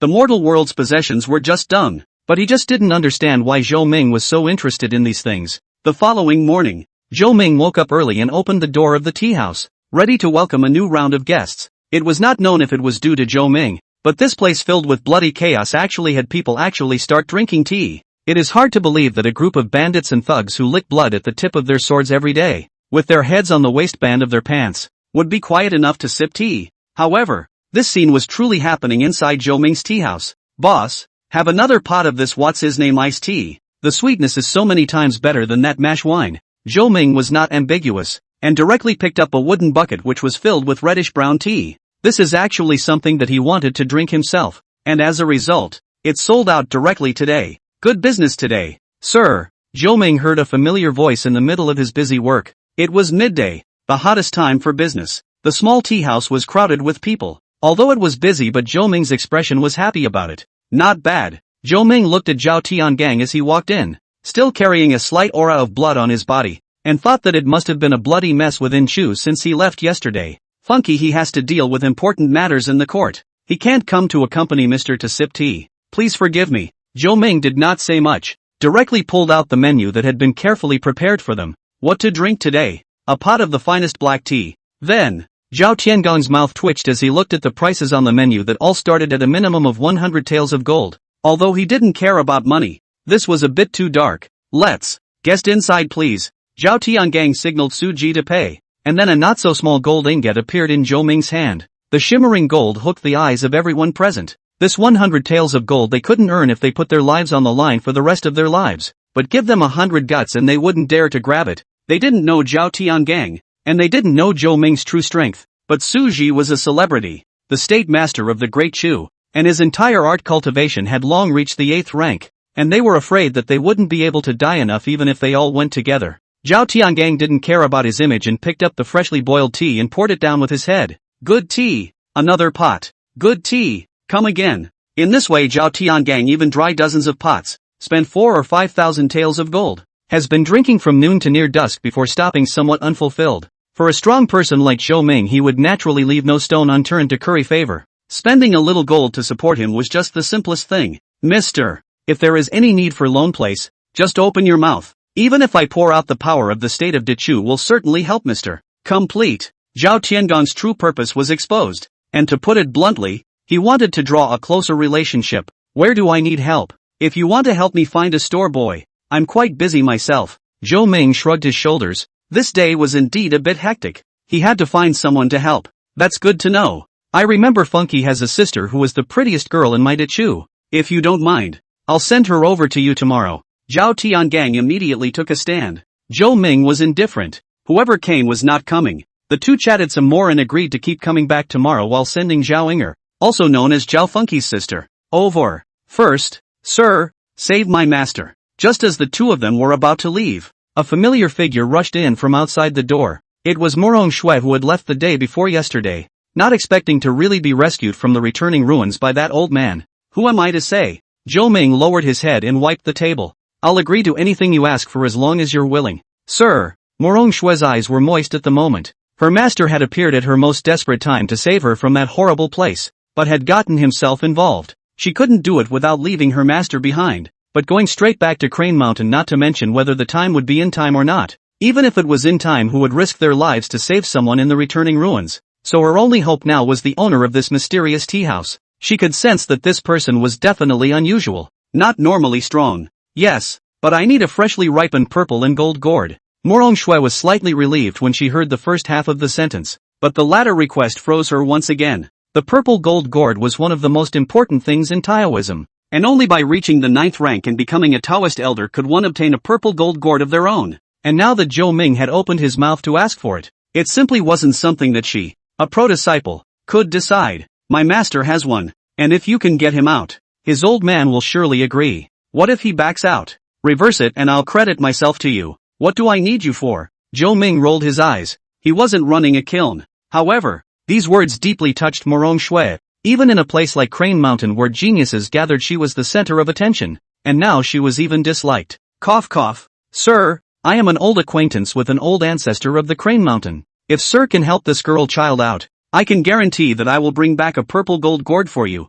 Zhao Tiangang, who was on the side, opened his mouth and said, This was not easy to have something that could help Zhou Ming. He said nothing could possibly be spared. Well then, if you don't get it back, I'll use your head as a scoop. The corners of Zhao Tiangong's mouth twitched. Had he known that he wouldn't have agreed so early? He knew that Zhou Ming saying this meant that he was sure that he could do this kind of thing. Not to mention that it wasn't the first time that his head had been screwed off by Zhou Ming. In this case, this girl child's master is there. I will go with Mr. And I think I can help Mr. reduce a lot of trouble. Returning to the market. Are you going? Chapter 15, The Sea. I thought it was that. It's not just the return. Return to the ruins?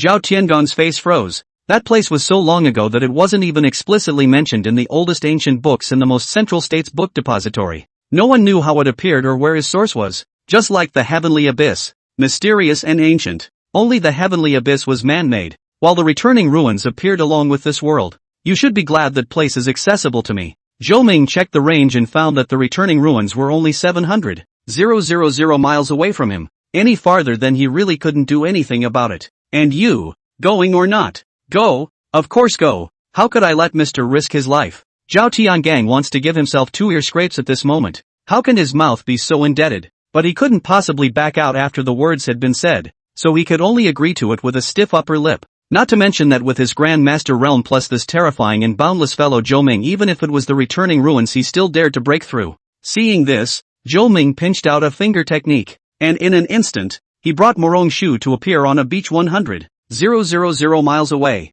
Boatman. I'll take this boat. How much? Zhou Ming came to a fisherman who was gathering his nets and opened his mouth to ask. If you sincerely want to buy it, I'll sell it to you for 50 cents. The fisherman gave his price, and Zhou Ming frowned and spoke. 51 is the price of a new boat. This one of yours is 31 at most. After saying that, Zhou Ming carefully counted out 30 cents and handed it to the fisherman. Morong Shu even felt a little ashamed. She did not understand why a worldly man would be catty about those tens of pennies. It was a bit humiliating. The fisherman didn't say much after receiving the money, even if it was 30 when he had made some money, and immediately threw the reeds in his hand to support the boat to Zhou Ming. What do you know? If you're not in charge, you don't know how hard it is to earn money. Zhou Ming could see Morong Shu's thoughts and squinted at her, just in time to brace the boat. Zhou Ming looked at Zhao Tiangang, who had arrived late, and threw the reed he was holding over. Zhao Tiangang didn't say anything. His body's true chi surged out and wrapped around the slender reed. It must be said that the treatment of a great master powerhouse supporting a boat is not something that ordinary people can have. The speed is very fast. A flat boat sailing away from the beach with the moon color in full bloom. Zhou Ming raised his hand and pointed in a direction, and the next moment the boat leapt out like a rocket, stirring up 1,000 waves behind it. The distance of hundreds of thousands of miles arrived in a few blinks of an eye, and they slowly sailed into a slightly bizarre sea. Turning back at the moment, he could no longer see any land. The sea was calm at the moment, but the color took on an abnormal pitch black. This is definitely a place that can be suffocating for deep-sea phobics, and no one knows what lies beneath the surface. Obviously Morong Shu was one of them, her face a little pale, huddled in a corner of the fishing boat, trying her best to control herself from looking out to sea. The unknown was always the most terrifying. For everyone, even as strong as Zhao Tiangang was still a bit nervous in such a place. Something, Zhao Tiangang said in a deep voice. Just now it clearly felt something touching the reeds he used to support the boat. However, the most frightening thing was that not only was his spiritual sense unable to pass through the sea surface, even his spiritual eyes were blocked by the black as ink sea water, and he was unable to glimpse the real situation under the sea surface. It's just a small fish. Don't make a fuss. Zhou Ming slowly opened his mouth, yet the next moment an unrivaled force came from the bottom of the boat, and the small boat was instantly detached from the sea and jerked into midair. However, such a horrific attack on the small boat turned out to be unharmed. Zhao Tiangang grimaced as he grabbed the tail that was trying to sneak back under the surface of the sea, and it was only at this moment that the two of them realized what the small fish in Zhou Ming's mouth really was. Get up for me. Zhao Tiangang stepped into the air and violently yanked. A demonic beast shark that was thousands of meters long was directly yanked out by Zhao Tiangang and swung around in midair and heavily smashed into the sea. Bang! With an earth-shattering ringing sound, Zhao Tiangong's force was too terrifying, and the body of this demonic beast shark hit the water like it was hitting on top of fine iron, and its body was split apart in an instant. A demonic beast equivalent to a 7th-ranked powerhouse wouldn't be able to go more than a single round in Zhao Tiangong's hands. The fishing boat landed back on the surface of the sea, and blood slowly escaped, but nothing could be seen in this dark seawater. Only the smell of blood in the air proved what had just happened. Morong Shu froze and stared at the slowly sinking body parts on the surface of the sea. It turned out that what was actually under the surface of the sea was far more horrifying than she had imagined. I remember this thing was supposed to come in packs. Can you carry it?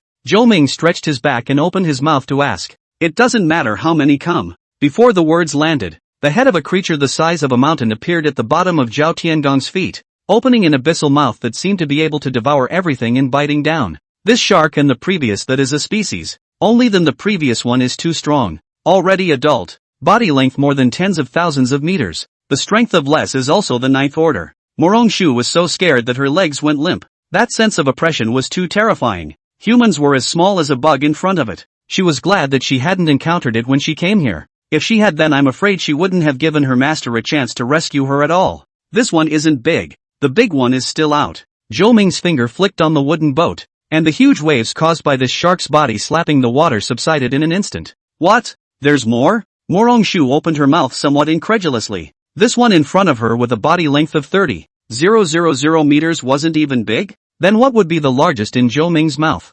Moreover, this one was already a 9th-ranked demonic beast, and the one stronger than it. Wouldn't that be a lesser demon equivalent to a human sect master powerhouse? Don't think this realm sounds not good. Small demon out of the category of the beast, opened up the spirit, can cultivate, and because of the strength of the physical body of the general clan level powerhouse is not at all the same realm of the small demon opponent. They had now encountered this kind of thing without even reaching the outskirts of the returning ruins, and hell knows how the hell she had gotten in there then. Not long after, Zhao Tiangong's fist broke through the water, and his clothes weren't even stained with a bit of dirt. This thing was still too pedestrian for a grandmaster, and the size was indeed a bit of a bluff, but it was only a bluff. Sir, I was just looking down there and I think it's best to hurry. Zhao Tiangong's face was a bit gloomy as he braced himself against the reeds and slid up as fast as he could. However, I don't know if it's because of the sea. The seawater here seems to be particularly heavy, and it's a bit tough for even great masters to hold up their boats. What happened? Nothing you wouldn't want to hear.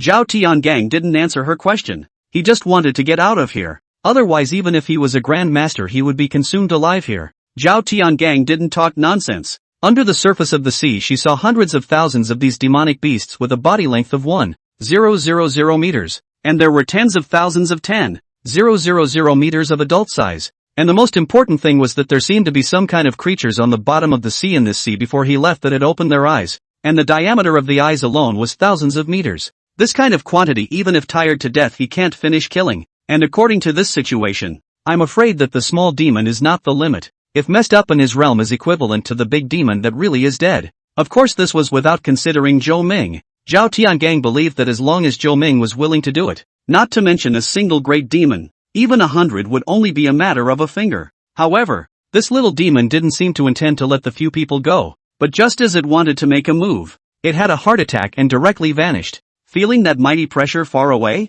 Morongshu's face felt a little better. If Zhao Tiangang hadn't helped her withstand the pressure, I'm afraid that just a single strand of mighty pressure would have been enough to crush her. Is it, gone? Running away? But there's what seems to be something scarier up ahead. Zhao Tiangang sighed, his eyes staring at the sea in front of him. The space not far away had begun to distort. This situation was an omen of extreme danger, because this likely represented spatial turbulence. Even if a great master was caught in it, he would only end up being torn apart. Keep holding out. Zhou Ming didn't feel anything flat and opened his mouth. Zhao Tiangang saw this heart bottomed out, accelerated the speed, the boat carrying the three slowly into the turbulent space in front of them. Chapter 16, Temporal Turbulence. Sir, wouldn't that be a bit too risky? Zhao Tiangang opened his mouth to ask with some hesitation. After all, the front was a space turbulence. In his knowledge, no one, any creature could withstand the tearing of the space turbulence. But this old fishing boat just went straight into the middle of this deadly turbulence. Just as soon as he came in,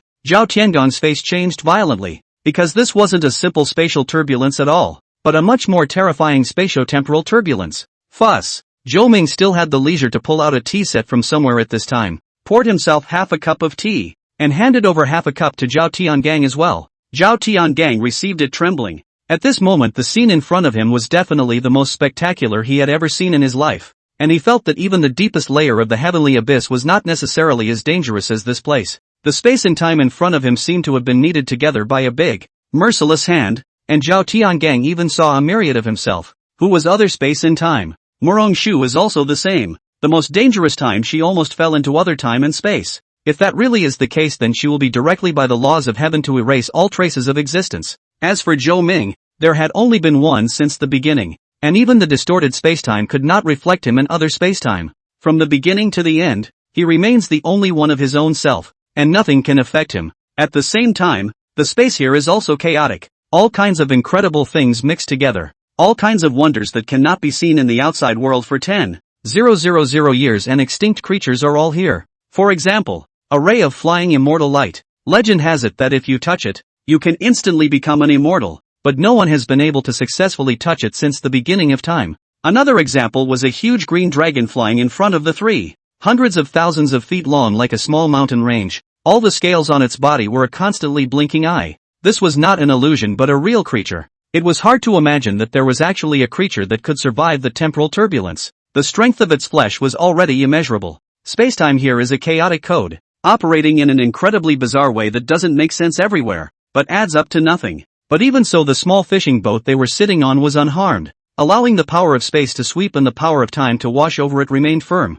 and did not show any signs of being damaged. And this was only the outermost layer of the returning ruins. It was hard to imagine just how Morong Shu herself had entered this place and how that old man from the Tao sect had rescued her from it. Thankfully, the returning ruins proper was not large. It was only the infinite compression and expansion of the internal space that made it seem vast, which also allowed Zhou Ming to put his heart at ease, as the tea house's determination of the scope was based on the returning ruins proper. How did you get in then? Zhou Ming turned his head and opened his mouth to ask. If that group of demonic beasts outside could still be dodged through with luck. But if he wanted to enter the returning ruins, he would have to pass through this sprawling spacetime turbulence. Not to mention Morong Sua, a fourth-ranked martial artist. Or even Zhao Tiangang would have to be directly churned to pieces the moment he entered this place. Because of this, it can be localized to the returning ruins. Morong Su pulled out a pendant densely covered with cracks from her chest, which was now dull. Zhou Ming knew the reason after a quick glance. There were some inscriptions of formations remaining in this pendant, which could temporarily stabilize the space around him.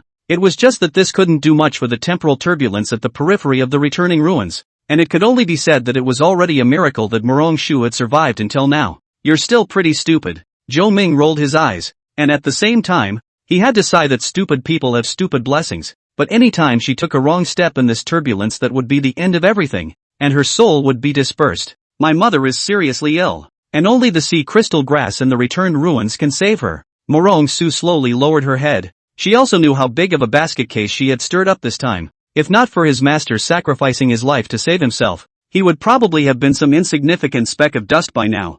Zhou Ming didn't say a word. His heart was a little depressed, not for any other reason, but simply because he also had a seriously ill old mom at home before he crossed over. So he could especially appreciate Morong Shu's current mood. Put. Zhou Ming took the reed in Zhao Tiangong's hand and threw it into the seawater in front of him. However, the seawater, which was as heavy as a mountain in every drop, could not do anything with a slender reed, letting it float above the surface of the sea. The deeper the three of them went into this spatial turbulence, the more terrifying it became, and even one end of the reed had already touched the corner of the long river of time. Finally, Zhou Ming saw the figure of the old man at the junction of the spacetime chaos in the middle of the returning ruins. One has to admire the wonders of nature that such an absolutely safe space anchor point exists in the midst of such a Jedi. What goes around comes around. Zhou Ming sighed in his heart. There were still some pieces of the pendant left on the ground there, indicating that Morong Shu had encountered this one anchor point in the turbulence at the last moment when the pendant shattered. Her luck was both good and bad, because apart from that palm-sized place, anyone who dared to move outward by half a point would be killed by the Tao, and it was only a matter of time before she was trapped there. And at this moment, there was an old man sitting there, who had replaced Morong Shu's position, only in a very poor state. The original full and round body was now skinny and skinny. It is a forbidden art that costs one's life, exchanging one's soul seed with another to be planted within each. A strong person could take everything from a weak person at will whenever they wanted, including longevity, cultivation, and even memories. However, this old man didn't seem to be using it that way. He took the initiative to let Morong Shu take over his own body, and then his own soul seed took root in Morong Shu's body within the returning ruins, displacing Morong Shu from the returning ruins in an alternative way. It was an ethical issue, and although it saved Morong Shu from death, in another way both of them died once, but this was the only way. This time and space turbulence could easily stir up a great master realm powerhouse. What could a ninth-ranked martial artist do? Seeing this, Zhou Ming stood up and gently leapt to step on top of the reeds on the sea. In ancient times, there was a reed crossing the river. Today Zhou Ming will do a reed crossing the sea. The old man opened his eyes with great difficulty, and then all of a sudden, what did he see? A man stepping on a pole of reeds to cross the space-time turbulence. Could it be that the old man is not far from death? No one could possibly believe such an absurd sight, and neither could this old man, who just thought it was a pre-mortem fantasy. Old man, as far as that goes, it's not just one disciple, and you have to take your life? Zhou Ming didn't care if he believed him or not, slowly and leisurely stepping on the reeds to come in front of him and stomping his feet. An unparalleled amount of true qi surged out, hardening and calming the temporal turbulence around him, and the distorted space and chaotic time were calmed down in a flash. Zhao Tiangang couldn't help but gulp as he watched the scene in front of him. Zhou Ming's toughness had exceeded its imagination. Just what level of powerhouse would be able to reach this point? Shu was even more dumbfounded as she sat in place. This temporal turbulence was like a breeze to Zhou Ming. Even the corners of his clothes didn't sway in the slightest. You. The old man's fingers trembled as he pointed at Zhou Ming, looking at him with eyes even more horrified than he was at this piece of spacetime turbulence. Me what me? Hurry up. Zhou Ming picked up the old man on his shoulder and prepared to leave. However, he glanced back at the spatial anchor point that the old man had just stayed in. It was definitely a treasure, and even Zhou Ming was somewhat moved. Things derived from the environment of things that are beyond the limit. That is to say, the might of this thing fully exploded is estimated to be more terrifying than this entire spacetime turbulence in the outskirts of the returning ruins. Then, as soon as Zhou Ming threw the old man back onto the ship, Zhao Tiangang reached out and caught him, preventing him from getting stained by the seawater of this place. As for Zhou Ming, he slowly stretched out his palm towards that anchor point in the trio's already numb gazes, and then gave it a hard pull. No wonder that pendant of yours is a bit of a gateway. It was taken from this. Zhou Ming looked at the small piece of the anchor point that had shattered and pressed Shu's broken pendant onto it, and along with a flash of refined light, the shape of this anchor point changed radically. It turned from an irregular stone into a crystalline black jade, and its size transformed from half a meter in diameter into a bead the size of a dragon's eye. It looked like it was just a decoration from some roadside stall, but the energy contained within it might be able to blow up and sink the entire divine and demonic continent. Seemingly because of the loss of the anchor point, the spacetime turbulence suddenly became more manic, and the originally stationary small fishing boat was suddenly forced out of this spacetime turbulence by an inexplicable force. But instead of going outward, they went inward. They broke away from the outermost spacetime turbulence, but entered the middle of the returning ruins. Chapter 17, The Fish People. The boat slammed heavily into the sea, and behind it was the temporal turbulence that deterred everyone. But the strange thing was that the spacetime turbulence behind it was very disciplined to stay in its own area, and this central part of the ruins looked like it had been plucked out of a whole piece of spacetime turbulence with a sharp knife, with an extremely smooth and regular cross-section. However, Zhou Ming did know that this was not the case. It was just that the layer of power in the middle of the returning ruins was on top of the chaotic power of spacetime, and the range wasn't too small, so at least with the naked eye, he couldn't see the other end of the spacetime turbulence. Sir, what now? The sea surface after detaching from the temporal turbulence was unusually calm, and even the color changed back to azure, as if it was like the eye of a tornado. The power of the wind wall was terrifying, and the eye of the wind was relatively safe. But this is also in comparison. The calm only lasted for a few breaths. In front of this turbulent center of the sea slowly agitated, an immense and incomparable vortex formed in the blink of an eye, and the difference in height between the outermost part of where they were and the center of the vortex had reached tens of thousands of feet. The seawater continuously washed and slapped the wooden boat, but it still couldn't be shaken in the slightest. A terrifying suction force swept out from the center of the vortex, and the moment it merely touched the crowd they felt that their souls were about to leave their bodies, and every cell in their bodies was going to be torn apart by this force. The strongest Zhao Tiangang could still hold on for a moment, and Su and her master's figure had already become somewhat illusory, but in a moment they would be completely stripped out of this world. Just as Zhou Ming was just about to strike, the black jade in his hand unexpectedly trembled slightly. Zhou Ming let go of his hand, and the black jade transformed into a black light that rushed directly into Shu's brow, and then straight after that, it fixed the space around it. In the next moment, the space that was fixed unexpectedly flowed backward in a strange way, and Shu's illusory figure recovered at a speed that was visible to the naked eye. No wonder the old man thinks so highly of her. At this moment, Zhou Ming also finally understood why this old man had spelled out his own life to save Shu. This kind of luck really can't come out in more than 100,000 years. In fact, from the fact that she can live through the time and space turbulence, this matter has already begun to see the beginning. And now Zhou Ming was completely certain, because this situation at hand was a 1,000-year-old rare innate recognition. This kind of situation is usually when the innate spirit creature opens a trace of spiritual wisdom and then takes the initiative to recognize the master, which means that the person who is recognized has a very high degree of fit with the spirit creature, and at the same time, the chi is heavenly. Obviously Morong Shu was the situation at hand, having been recognized by a spirit with the power of time and space, and then spontaneously protecting its owner. Sir, Wu Shu Shi, don't worry, it's her chance. Although this item was precious, and it was even said that this was the only one in the entire divine and demonic continent,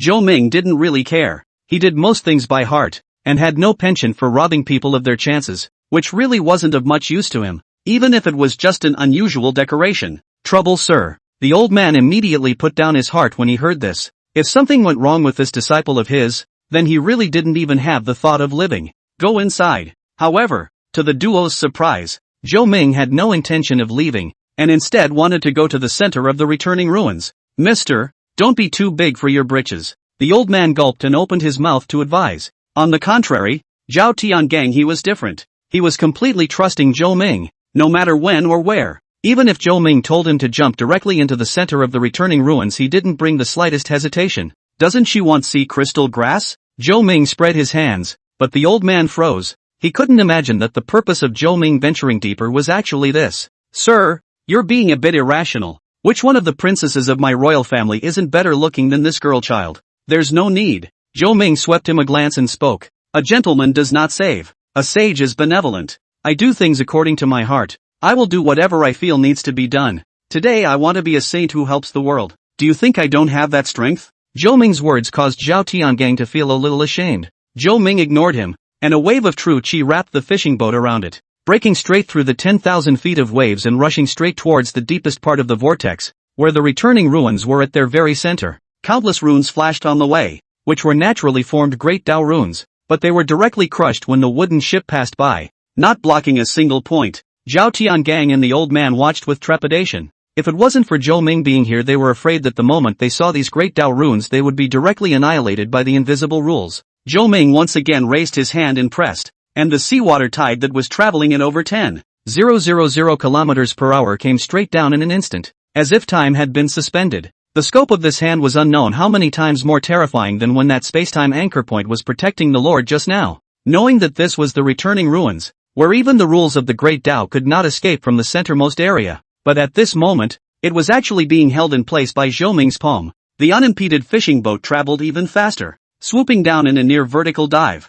plunging headfirst into the black hole in the center. How many years has it been since someone broke in? A figure under the returning ruins spoke slowly, different in that he was covered in scales and had gills on his face that fish used to breathe. This place was surprisingly calm. There was no spacetime turbulence, no great Tao runes, not even raging seawater. Instead it was like a paradise outside the world. Boom! Zhou Ming casually pinched out a finger trick, and a vacuum area unexpectedly appeared out of thin air on the seabed, with seawater unable to invade it no matter what. This was the simplest water avoidance technique, but in Zhou Ming's hands it was as if he could steam dry an ocean in a matter of moments. But unless he was too idle to do that kind of boring thing, he definitely wouldn't do it. I'm only taking one sea crystal grass and don't want to get my hands dirty. Zhou Ming's voice spread out, and countless figures with scales on their bodies raised their heads. They hadn't remembered how many years it had been since they had heard the sounds of the outside world. If you don't want to die, hurry up and leave. Don't even think about the sea crystal grass. The fishman who had first sensed Zhou Ming opened his mouth and said. He had also sensed the terrifying sense of oppression on Zhou Ming's body, so his words were not as sharp. Your realm is a step behind even mine. How dare you speak to Mister like that? I think you're really tired of living. Zhao Tiangang faintly felt it and realized that the realm of the leading mermaid was only in the middle of the demon sage realm. That is, the middle of the Grand Master realm. And he, Zhao Tiangang, no matter how he said it, was also the peak of the Grand Master martial artist, 2 whole realms higher than this mermaid. So how could he possibly be afraid of it? However, he regretted it when he finished speaking because he saw that there were 3 other pre-demon saint mermaids behind this mid-demon saint mermaid, and further back were thousands of demon kings. Realizing that this could be equivalent to 4 Grand Masters, plus tens of thousands of Grand Masters, even her peak Grand Master would have to be piled to death in an instant. Zhao Tiangang couldn't figure out how such a group of heaven-defying creatures had appeared underneath a Jedi like the returning ruins nowadays even if he thought about it. You almost exterminated your clan 30,000 years ago, and now you want to be exterminated again? Zhou Ming knew some news about this fishman clan, which was a very fierce and brutal creature that nearly ruled all the oceans tens of thousands of years ago, treating all the creatures in the oceans as food, and then hunting frantically. After less than a year of this behavior, tens of thousands of medium sea creatures became completely extinct, but the number of the fishman clan skyrocketed geometrically.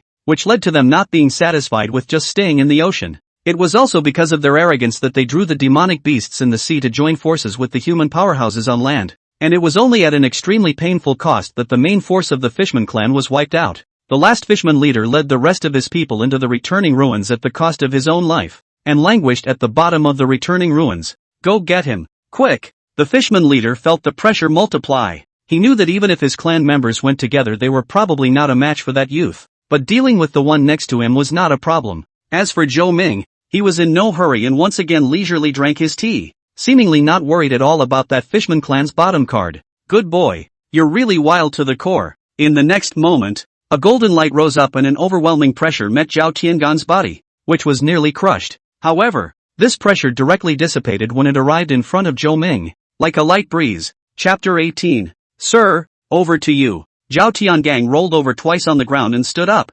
slapping the supreme sludge that had stained his clothes clean. Just a mere breath lifted him out. It was hard to imagine how strong this golden light's essence was. A half-crippled martial king? Is this your bottom card? Zhou Ming stood up and slowly walked forward, an invisible pressure spreading out around him, forcing that golden light back hard. This is Buddha's light? The old man alone recognized the source of this light. After all, their two sects had a great relationship and were more than familiar with each other. Fury. This stream of Buddhist light was filled with an endless aura of killing, completely contrary to the philosophy of Buddhism. But that's normal. A sect that's all about cowardice can't possibly gain a foothold, so it's going to need the raging bull to clear out the obstacles. Instead of being ostracized, this group is highly respected in Buddhism, where the Buddha said, self-inflicted hell. Give yourself up for others. Voluntarily giving up the practice of Buddhist mindfulness is not something that ordinary people can do. Only this angry Vajra in front of us seems to have some problems, because no matter what the Buddhist sect has a bottom line,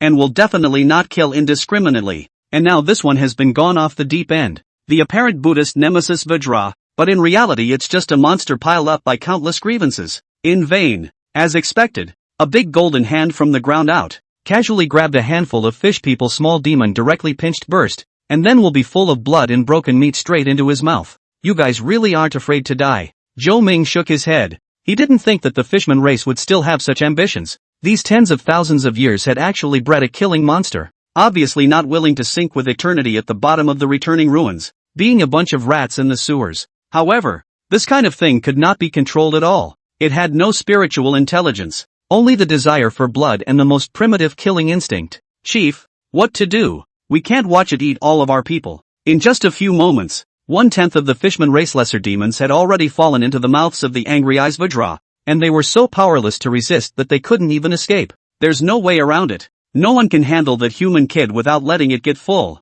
The leader of the Fishman race gritted his teeth and said, staring at Zhou Ming with a gaze filled with eerie resentment, itching to directly cut him into 1,000 pieces. Eat up, clean up this group of people, then take us to break through the blockade of the returning ruins and return to the world. The leader of the Fishman clan looked at the tragic situation of Wei Sentence's clansmen but did not care in the slightest, because these tens of thousands of years used to raise this angry monster are the clansmen of the clan, and now it is just a little bit of overhead, which is compared to the future of the Fishman clan counts for what? The three great demons behind them didn't say a word, although at their level emotions were already negligible. On the contrary, the Vajra, thousands of carapaces had completely crawled out from the bottom of the sea, and its skin was a dazzling golden color. A huge robe was draped over his body, and the Buddha beads in his hand were twisted and cooed. But a closer look at the so-called robe is actually an unknown number of human skin sewn together, and the Buddha beads are also strung together by the skulls of thousands of human heads, which is incomparably evil. The golden Buddha's light also slowly dimmed, becoming blood red and treacherous. At this moment, half of the Fishman clan's clansmen had already been buried in this Vajra's mouth, and blood flowed down the corners of its mouth and landed on top of the human skin surplus. The blood-stained robe became even more radiant and looked quite divine. Go ahead and crush him. After saying that, the leader of the Fishman clan drew out a bone knife and chopped off one of his palms, and the rich smell of blood poured out of his nose. The King Kong that was happily eating was directly attracted over to it. The stronger the strength of the creature, the better the nourishing effect. A mid-stage great demon naturally had a much greater attraction than this group of small demons. In the next moment, the Fishman race leader's severed palm was thrown to Zhou Ming's side, and as for itself, it directly cast a secret spell to conceal itself. Seeing this angry eyes Vajra finally let go of the group of pitiful fishmen, and turned to target Zhou Ming. I don't know the heights of heaven. This thing was fed with the remnants of a real Vajra. I don't believe this kid can survive. Unlike the leader of the fisherman race, Zhao Tiangang was completely unperturbed. He was the only one present who had seen the tip of the iceberg of Zhou Ming's strength, not to mention that this was the remnants of an angry Vajra. It was the entirety of the Buddhists Vajra plus Bodhisattvas all together who did not know whether or not they would be able to make it past a single move in Zhou Ming's hands. Pop! Zhou Ming merely snapped his fingers as he looked at the remnants of the Vajra that came barreling across the room, and then a dazzling wisp of flame rose out of thin air. Even at the bottom of the sea at hundreds of thousands of meters could not extinguish this wisp of flame, and the moment the flame came into contact with the remnants of Vajra's body, it instantly wrapped around it. All of a sudden a miserable scream resounded through the entire seabed, and nearly half of the fish people who survived were directly shaken into a puddle of blood mist by this sound. The rest were no better, either seriously injured or on the verge of death, and the only ones who really still had the power to fight were the leader of the fishman race, and the three great demons who followed him. A white smoke rose up from the fire, in which an unknown number of dead souls were wailing, especially that one human skin robe, even as if it had a life like desperately trying to extinguish the burning stained sparks, but in the end it does not help. The human head Buddha bead emitted a demonic ebony light, surprisingly blocking the flames for a moment, but it only prolonged the time for his own incineration by a fraction of a second. The wail of resentment filled the entire bottom of the sea, but with the burning of the flame was polluted by the Buddha's light actually slowly faded dirty. Those who have died go in peace. The fire surged again, completely wrapping the body of the angry eyes Vajra, and the slow struggle became weak, ultimately leaving only a fist-sized piece of golden light relics. This was originally a Vajra that was about to pass away, but after death, the Fishman clan got the body by some method, thus cultivating this kind of thing. I said I only want one sea crystal grass. Zhou Ming slowly got up and passed by the space where the Fishman race leader was hiding with a faint sweeping glance, not bothering much about it. A handful of relics after grabbing Vajra after being incinerated. This was definitely considered a windfall, and one might even be able to use this to exchange for the last ingredient that was missing. Return to the ruins. In vain. Zhou Ming Heart so thought, the earth also has a return to the ruins. Do not know how many trillions of miles also, the so-called bottomless valley, the water of the 8 vasts and 9 wildernesses, and the streams of the heavenly Han, are all injected into it, and there is no increase or decrease in it. Although the returning ruins on the divine and demonic continent were also terrifying, they were really far worse than the returning ruins in the legends. However, this was still an absolute forbidden place of 10 deaths for everyone else on the divine and demonic continent. Zhou Ming arrived in front of the corpse of a recently deceased fishman, only to see an azure blue plant slowly growing out of its body, which was emitting a faint glow. In fact, the most important reason why the sea crystal grass was so precious was that each plant of the sea crystal grass required a lesser demon-level fishman life to nurture. The Fishman clan also passed on their cultivation to the next generation in this way. So even a single plant of sea crystal grass the Fishman clan leader would not allow to fall into the hands of outsiders. But now they could only let Zhou Ming pick them. No one could have imagined that this outsider could be so strong that he could extinguish the efforts of their Fishman clan over tens of thousands of years with a wave of his hand. The leader of the Fishman race was even more ashen. It didn't know what the Fishman race should do next. Perhaps they were really going to be trapped in this ruins of return forever. I said I only want one sea crystal grass. Zhou Ming didn't continue to make a move. Didn't even kill one more Fishman race, simply feeling it was unnecessary or lazy. The sea crystal grass you asked for. Zhou Ming returned to the fishing boat and looked at the newly awakened Morongshu throwing the sea crystal grass in his hand over. Morongshu caught it with her hands and feet, while looking around with a confused face. She really didn't know what was happening. Thanks to Mr. This was fetched especially for you by Mr. The old man had just witnessed the whole process, so he quickly explained at once. Thank you is not necessary. Remember to pay the debt you owe me. That's natural. A violet gold gourd is just one. When I return to the sect I will definitely send it over to you sir at the first time. Although the purple gold gourd was exceptionally important to every member of the Tao sect, it could not be compared to one's own life in any way, not to mention that the other party was still Zhou Ming. This kind of strong man he would never dare to offend. Not to mention Zhou Ming alone next to Zhao Tiangang is enough for them to drink a pot of Crane Mountain. Buzz.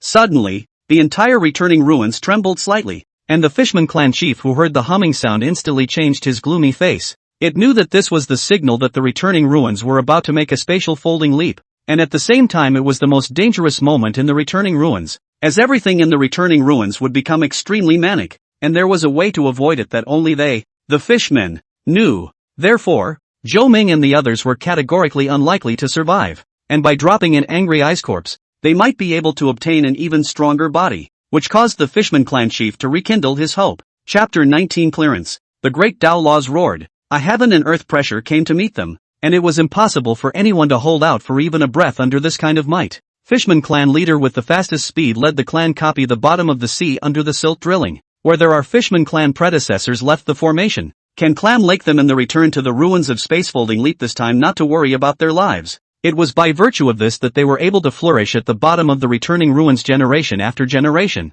A moment later, an unparalleled berserk energy swept over. The space in front of several people was instantly torn to shreds. And this energy was difficult to resist even the space-time anchor point in Morongshu's body. It was absolute suppression. A sliver of the original power of this world. Hey, I don't believe you can carry through. Hiding inside the formation, the leader of the Fish People clan was full of sinister laughter. The thought that after the spacefolding leap he would be able to get a flesh body that was even more powerful than that of the Buddha's angry eyes, it couldn't control itself. He believed that that level of flesh might be able to reach his ancestors' requirements as long as it was fed for 1,000 years, leading their Fishman clan to kill their way out of the returning ruins and dominate the oceans once again. Bang! However, as Zhou Ming stomped his foot down, the trembling returning ruins steeply regained its calm, and the space that had been ravaged to the point of shattering was also still and straight at this moment. The power of the laws also turned into countless fragments under this kick, and the densely packed ruins of the Great Tao also annihilated. Be quiet or I don't mind raising the place. Zhou Ming's words came out in a leisurely manner,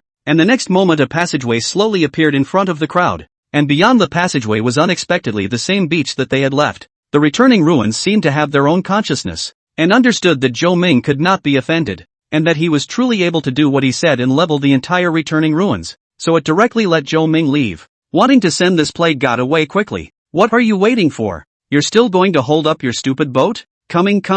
The scene just now was so shocking that even Zhao Tiangang froze in place and only came back to his senses when he heard Zhou Ming shout. Morongshu was the same. Just now her soul was trembling. That was the laws of heaven and earth. Surprisingly, someone could be so strong that the Great Tao would have to back off 3 times. You have to know that she, Crane Mountain, is known as one of the ancestral lands of the Taoist sect, and her cultivation philosophy has never honored the Tao, and she has never heard of a foot to the Great Tao being shattered. If there is, then I'm afraid that only the first head of the Taoist church has that strength and capital, but that is not known for the past few million years. But now there is a living example in front of her eyes. How can the mood calm down? Master, this will heal your wounds first. After returning to the beach, Morongshu plucked a leaf of the sea crystal grass and handed it to the old man. Her master had almost put his life on the line to save her, so how could she not be willing to part with this measly leaf of the sea crystal grass? And there was more than enough left over for her mother. By the way, old man, what's your name?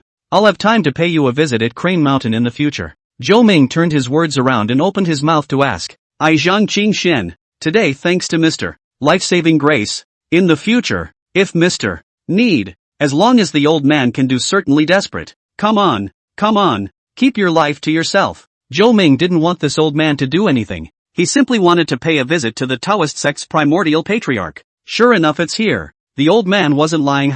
Suddenly dozens of black-clothed men appeared on the beach. The dress code was familiar. It was none other than Blood Blade's assassins. Only this time, the assassins they had deployed were many times higher than last time in both quantity and quality. A 9th Order assassin led the way, and behind him were 8 8th Order assassins, with the rest surprisingly all 7th Order. This kind of formation could be worth an army of 10,000 people even if they were placed on the battlefield. And right now their goal was simply to surround and kill Morongshu. The 9th-ranked assassin in the lead threw a human head over. The same fisherman who had sold him the fishing boat earlier. The break at the neck was uneven. The vertebrae showed an eerie way of breaking, and through his eyes you could still see how much fear he had received before death. This human head was twisted off hard, and that kind of pain is something that normal people would never be able to endure. Do you know that we are from Crane Mountain? Zhang Qingxian had recovered a bit at this moment, staring at the Blood Blade's assassin in front of him, and opened his mouth to chide him. Crane Mountain? What kind of people do we not dare to kill? Just come and kill us all if you can. The leader of the killers laughed wildly. In his eyes, Zhou Ming and his party had long been fish on the chopping block, with no way to escape. Boss, that seems to be sea crystal grass. This really went inside the returning ruins and brought this kind of treasure out? A sharp-eyed 8th-ranked killer saw the sea crystal grass in Morongsuo's hand and instantly his eyes glistened. This was an extremely high-quality cultivation resource that could directly build a 9th-ranked martial artist, who was not moved by it. Moreover, according to the information they had gotten, the strongest Zheng Qingxian had only just entered the 9th rank, and was not even on the same level as the 9th-rank killers on their side. As for Morong Wushu, it was completely negligible. A windfall. This stays. Kill all the others. The 9th Order killer opened his mouth, and the voice that came out from under his black robe was extremely hoarse, as if it was a venomous snake waiting for an opportunity to move. Zhou Ming ignored them and crouched down to pick up the fisherman's head, which was still dripping with blood, and gently held it in his palm since mid-air. A soul fragment so weak as to be nearly imperceptible was forcefully attracted, slowly forming a shadow in front of Zhou Ming. In the next moment, the image that made everyone freeze appeared. The fisherman who was originally dead through and through was actually slightly twitching. A faint glow grew down his broken neck, and eventually a new body grew alive. As his soul returned to its place, Zhou Ming pulled him out of the netherworld in a hard way. The black-robed man in the lead gulped. At this moment he felt as if he had messed with the wrong person. With a wave of his hand he was able to resurrect a person who was already dead, and it looked like he was just doing it casually. As long as it's not an outright, anyone can see the horror of Zhou Ming's strength. "I'm sorry, old man. Have some tea at my place sometime." Zhou Ming patted the somewhat dazed fisherman before he reacted with hindsight, and immediately knelt down and said with a snotty voice, "Immortal. Thank you, Immortal, for saving my life, or else this family of mine would be all finished. This friend, we are from the 7th Division of the Blood Blade. You should have heard of our minister's name. This is the person his old man named to take. Please don't make things difficult for us." The 9th-ranked killer in the lead's tone was a few points more respectful, and directly moved their minister out. Because in his perception, as long as this piece of somewhat famous strongman need to give their minister 3 thin face, or else be a whole killer organization stared at, then the future days can be not good. "I don't want to see anyone from this bloodshed branch ever again." Zhou Ming had only casually spoken, and Zhao Tiangang understood, and in a flash, the aura of a peak grandmaster surged out. Chapter 20. He had already handed over the matter of the Bloodblade to Zhao Tiangang to deal with, and he really didn't want to get his hands dirty with this kind of minor character. With this time it would be better to go back and sell 2 more pots of tea and earn some tickets for the next upgrade. As for the last material, Bodhi Seed, Zhou Ming was definitely not a difficult task. After all, he had a Vajrashari in his hand, which was far more valuable than Bodhi Seed. "Boss, what's going on? My brothers have been waiting for you for so long." Zhou Ming had just returned to the tea house when he saw many people gathered in front of the door. Many of them were regulars, and of course there were also some new faces. "Yo, you still have the leisure to come to my place for tea this late?" Zhou Ming slowly opened the door of the tea house. He knew that this group of people couldn't be really wanting to drink tea. They must be asking for something. "Boss, this one, give me a pot of good Longjing." "Ah no, 10 pots. Roll on, roll on. I want 30 jugs. Bunch of poor bastards. 50 jugs. Now." As soon as the door of the tea house opened, a group of people swarmed in. The usual iced tea to the barrel-blowing lord now directly put a sheet of bright golden tickets slapped on Zhou Ming's table. "Brothers are really having a good time today." Zhou Ming cheerfully collected the golden ticket and turned his head into the counter to start boiling water for tea. "Ladies and gentlemen, wait a moment. Egu, there's no hurry to drink tea. No hurry. I wonder if you can tell us a few fortunes." A dark man at the front rubbed his hands together and spoke. "Tea, that thing he really can't drink.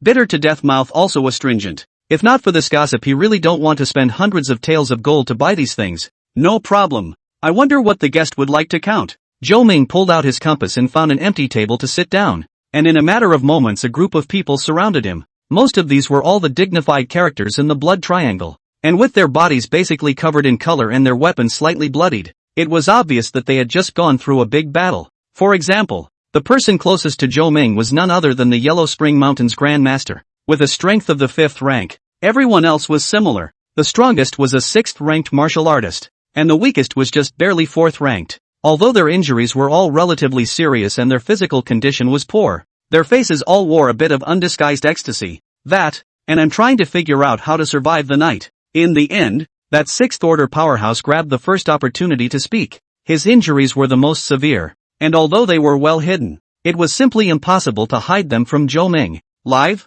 You'll be chopped into bashfulness when you leave this door today." Zhou Ming gave a very simple answer, yet everyone in the room was quiet at these words. Do the others have to count for anything? Is there more? Quiet. Still quiet. No one answered no matter how Zhou Ming asked. "That's right, they have to calculate the same thing. That is how to survive tonight. And now even the strongest one can't even get out of the door of this tea house. So who else among them can survive?" Knowing that they had just been given a monstrous opportunity, and now they were told that they would have to die in a moment, no one could accept that. "Boss, is there really no way out? Not a chance in hell? Boss, you're so smart. You'll find a way to survive, right?" All of a sudden, the surroundings once again clamored, pulling out all the golden tickets and treasures they had in their possession, aiming to exchange for a way to live. "Are you guys out of your minds? If you go out, you die. Won't you not go out? When these words came out, everyone's movement stopped. Their brains didn't turn around for a while. What does it mean? What do you mean? Immediately they also reacted and then let out a long breath of relief. This if someone else had said this they might have scoffed, but this was different when it was Zhou Ming. After all, the state master of the Chu kingdom had to come and beg for his help. If it was said that it was just an ordinary teahouse owner beating them to death they wouldn't have believed it either. Moreover, they were able to obtain the opportunity this time all thanks to Zhou Ming. If Zhou Ming had not given them a warning, not to mention escaping to the teahouse, it is estimated that they would have died directly on the spot. This time, 90% of the strength of the blood triangle was led by a branch of the blood blade to intercept the goods, and they just listened to Zhou Ming's words and fished out something at the outermost level to directly run away, not daring to go deeper into the fleet at all. However, just as they had left with their front feet, the Dart escort team behind them directly erupted with unprecedented and terrifying fluctuations. Just as Zhou Ming had said, the carriage in the very center directly burst apart, and a topsy-turvy silhouette appeared. The moment that Shadow opened its eyes, a blood-red light shrouded down from above the sky, and any creature that was irradiated was instantly turned into a puddle of pus and blood. But they were encountered by the reinforcements from the Liuli Pavilion as they were leaving, and more than half of them died in the bloodshed with the Liuli Pavilion, leaving them with really good luck to have the time to escape. However, what they hadn't expected was that the people from the Dragon Tiger Dart Bureau and the Liuli Pavilion were chasing after them, and if Zhou Ming came back a little later, they would probably have no choice but to fight for their lives. Have you guys been kicked in the head by a donkey? This kid doesn't even have any cultivation, and you expect to be able to protect you? Unlike the crowd, there was also a small group of people sitting on the other side of the room while mocking at these people surrounding Zhou Ming. Originally they only wanted to see what kind of goods this group of people's mouth of Mr. In the end, and now have seen but a white-faced boy. This kind of people they do not know how many killed. The group of people who were mocked dared to be angry, because there were 3 seventh-order powerhouses among them. If they really started fighting it would definitely be their own side that was wiped out by the regiment. And if not for the threat of the Liuli Pavilion and the Dragon Tiger dartboard still being there, they would have long since been blackballed. Stay 21 a night. Leave now if you don't. Zhou Ming opened his mouth, and in no time at all, the copper coins were piled up in front of him, and the people surrounding Zhou Ming dispersed, each seeking a corner to start recovering from their injuries. Now that they were 100% dead when they went out, they could still take a gamble here. Gamble that Zhou Ming could really protect their lives, and since they were all dead anyway, why not choose a path that seems somewhat hopeful? Don't you pay, gentlemen? Zhou Ming slowly stood up and walked over to the other group of people. This group was smaller in number and uniformly dressed, and the logo on their clothes was easily recognizable as a human trafficking organization in the middle of the blood triangle, called the Red and Black Chamber of Commerce. Boss, excuse me. Before these people could open their mouths, the dark man from earlier directly pulled Zhou Ming to one side and said in a low voice, "Boss, I know you have a bit of a background, but these people don't care about that. They're all crazy. It's not worth it for a few dozen pennies. Right,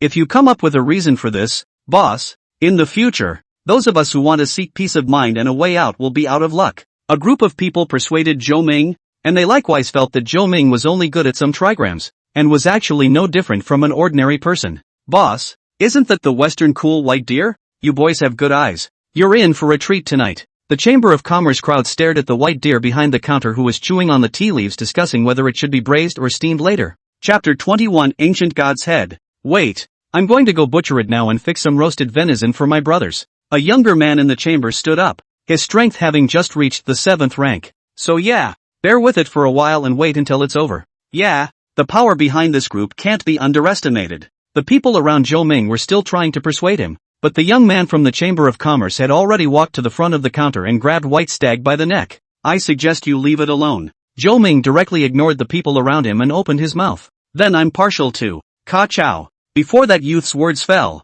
his entire head was directly twisted off. The crowd of bandits didn't even see clearly what situation had happened, and a headless body fell in front of them. Zhou Ming was still pinching a human head that was soaring with blood in his hand. "Do it!" The man at the head of the Chamber of Commerce reacted the fastest, and realized that Zhou Ming was hiding his strength, immediately releasing his 8th order breath, and at the same time pulling out the short dagger in his sleeve. His body transformed into a trail of shadows that rushed directly towards Zhou Ming. The remaining members of the Chamber of Commerce also raised their breath to its peak after a brief moment of dismay and followed closely behind. In this small tea house of only 40 to 50 square meters there is simply nowhere to hide but face to face. It had to be said that with so many Chamber of Commerce fighters together, The sense of momentum and oppression was indeed sufficient, at least for these wild hilltop bandits. If all this killing intent was locked onto them, then I'm afraid that they wouldn't even have the desire to escape. Bang! Zhou Ming closed the door of the tea house, and several disembodied corpses were directly thrown out. However, from the time the people from the Chamber of Commerce made their move, to the time Zhou Ming closed the gate and returned, they surprisingly realized that they didn't remember anything, and there was absolutely no memory of Zhou Ming's move in their minds. It just felt like a trance in front of his eyes for a moment, and then an 8th-ranked martial artist, 3 7th-ranked martial artists, and a number of 6th-ranked martial artists were all directly smashed. In fact, it wasn't that they didn't have memories in their minds, it was just that Zhou Ming's move was too fast, so fast that it ended without even their visual nerves being able to react. However, this still didn't stop them from completely changing their opinion of Zhou Ming, from a small boss who commanded divination and fortune-telling to a hermit and master in an instant. However, before they could be surprised, an invisible pressure swept in from afar, with a clear target, pointing directly at the pile of corpses in front of the main door of the tea house. The one closest to the window got up the nerve to open it, yet only took one look at it and clunked it right back shut. Looking at his head full of cold sweat and a shocked look, everyone guessed something. Their faces all turned green at once. Not long after, a puddle of dark blood interspersed with pus trickled in through the doorway. It's over. It's over. It's been found so quickly. We all have it sent on us, and it won't leave any of us alone. Dead. Nobody lives. At once there was a wail in the tea house. They knew that it was the killing god that had come. As long as the people who had been targeted by it had not heard of a single person surviving from ancient times to the present day. Otherwise they wouldn't have been able to place their last hope on Zhou Ming. Immediately afterward, a blood-red light descended from the sky, enveloping the tea house in everyone's incomparably despairing gazes. They couldn't think of any way at all that they could survive. That was the grudge of an ancient god. How many people in today's divine and demonic continent could stop it? I'm afraid that apart from the central state, it was estimated that no one would be able to block a single point. And although the strength Zhou Ming had just displayed had changed their minds, it didn't mean that Zhou Ming had the qualifications to call out to the ancient gods, and it was also an evil god with deep resentment. The rickety cabin was like a candle in the wind, and it seemed as if just a little more wind today could have uprooted it. But it is such a tea house, in the face of this can destroy all the bloodlight, but still tough. Standing in a place they couldn't discover, a wisp of yellow-brown mist slowly surfaced on the surface of the tea house. Precisely the Xian Huang Qi. Knowing that the current tea house was built from Xian Huang would threw out, to break through this thing's defenses, it would have to be this ancient god himself anyways, not just a skull carrying a grudge. After howling for a while, they were surprised to find that they seemed to be fine.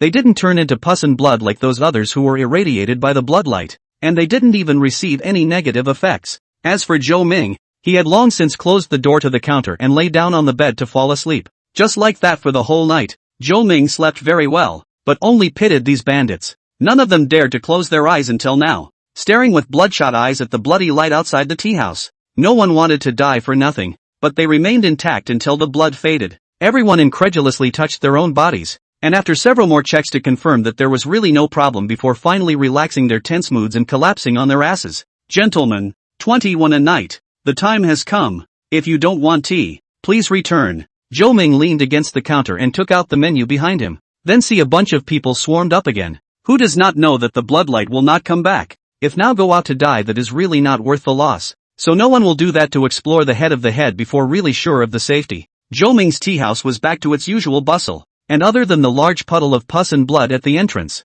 nothing else seemed to have changed. Boss, a pot of pu'er tea with 10,000 taels of gold. Just as everyone was immersed in the joy of having survived, a weak voice rang out, and the door of the tea house was pushed open as a man walked in dripping pus and blood directly from the doorway. The injuries on his body were particularly severe, with half of his body missing, one of his eyes blinded, and other injuries elsewhere, but they still didn't affect his movement. Okay, customer, wait a moment. Not long after, Zhou Ming walked out carrying a pot of freshly boiled tea. Zhou Ming remembered that this person was the same Bloodblade killer that he had bought the news of the ancient god's head with not long ago, only that it was not from the same branch as the Bloodblade killer that had gone after Morong Shu. Sir, I'd like to buy out this message. I wonder if that's possible. Instead of saying what he was going to count, this assassin started by asking such a strange question. No problem. Buy out 30,000 taels. Deal. Without the slightest hesitation, 3 golden tickets representing 10,000 taels of gold appeared in this person's hand.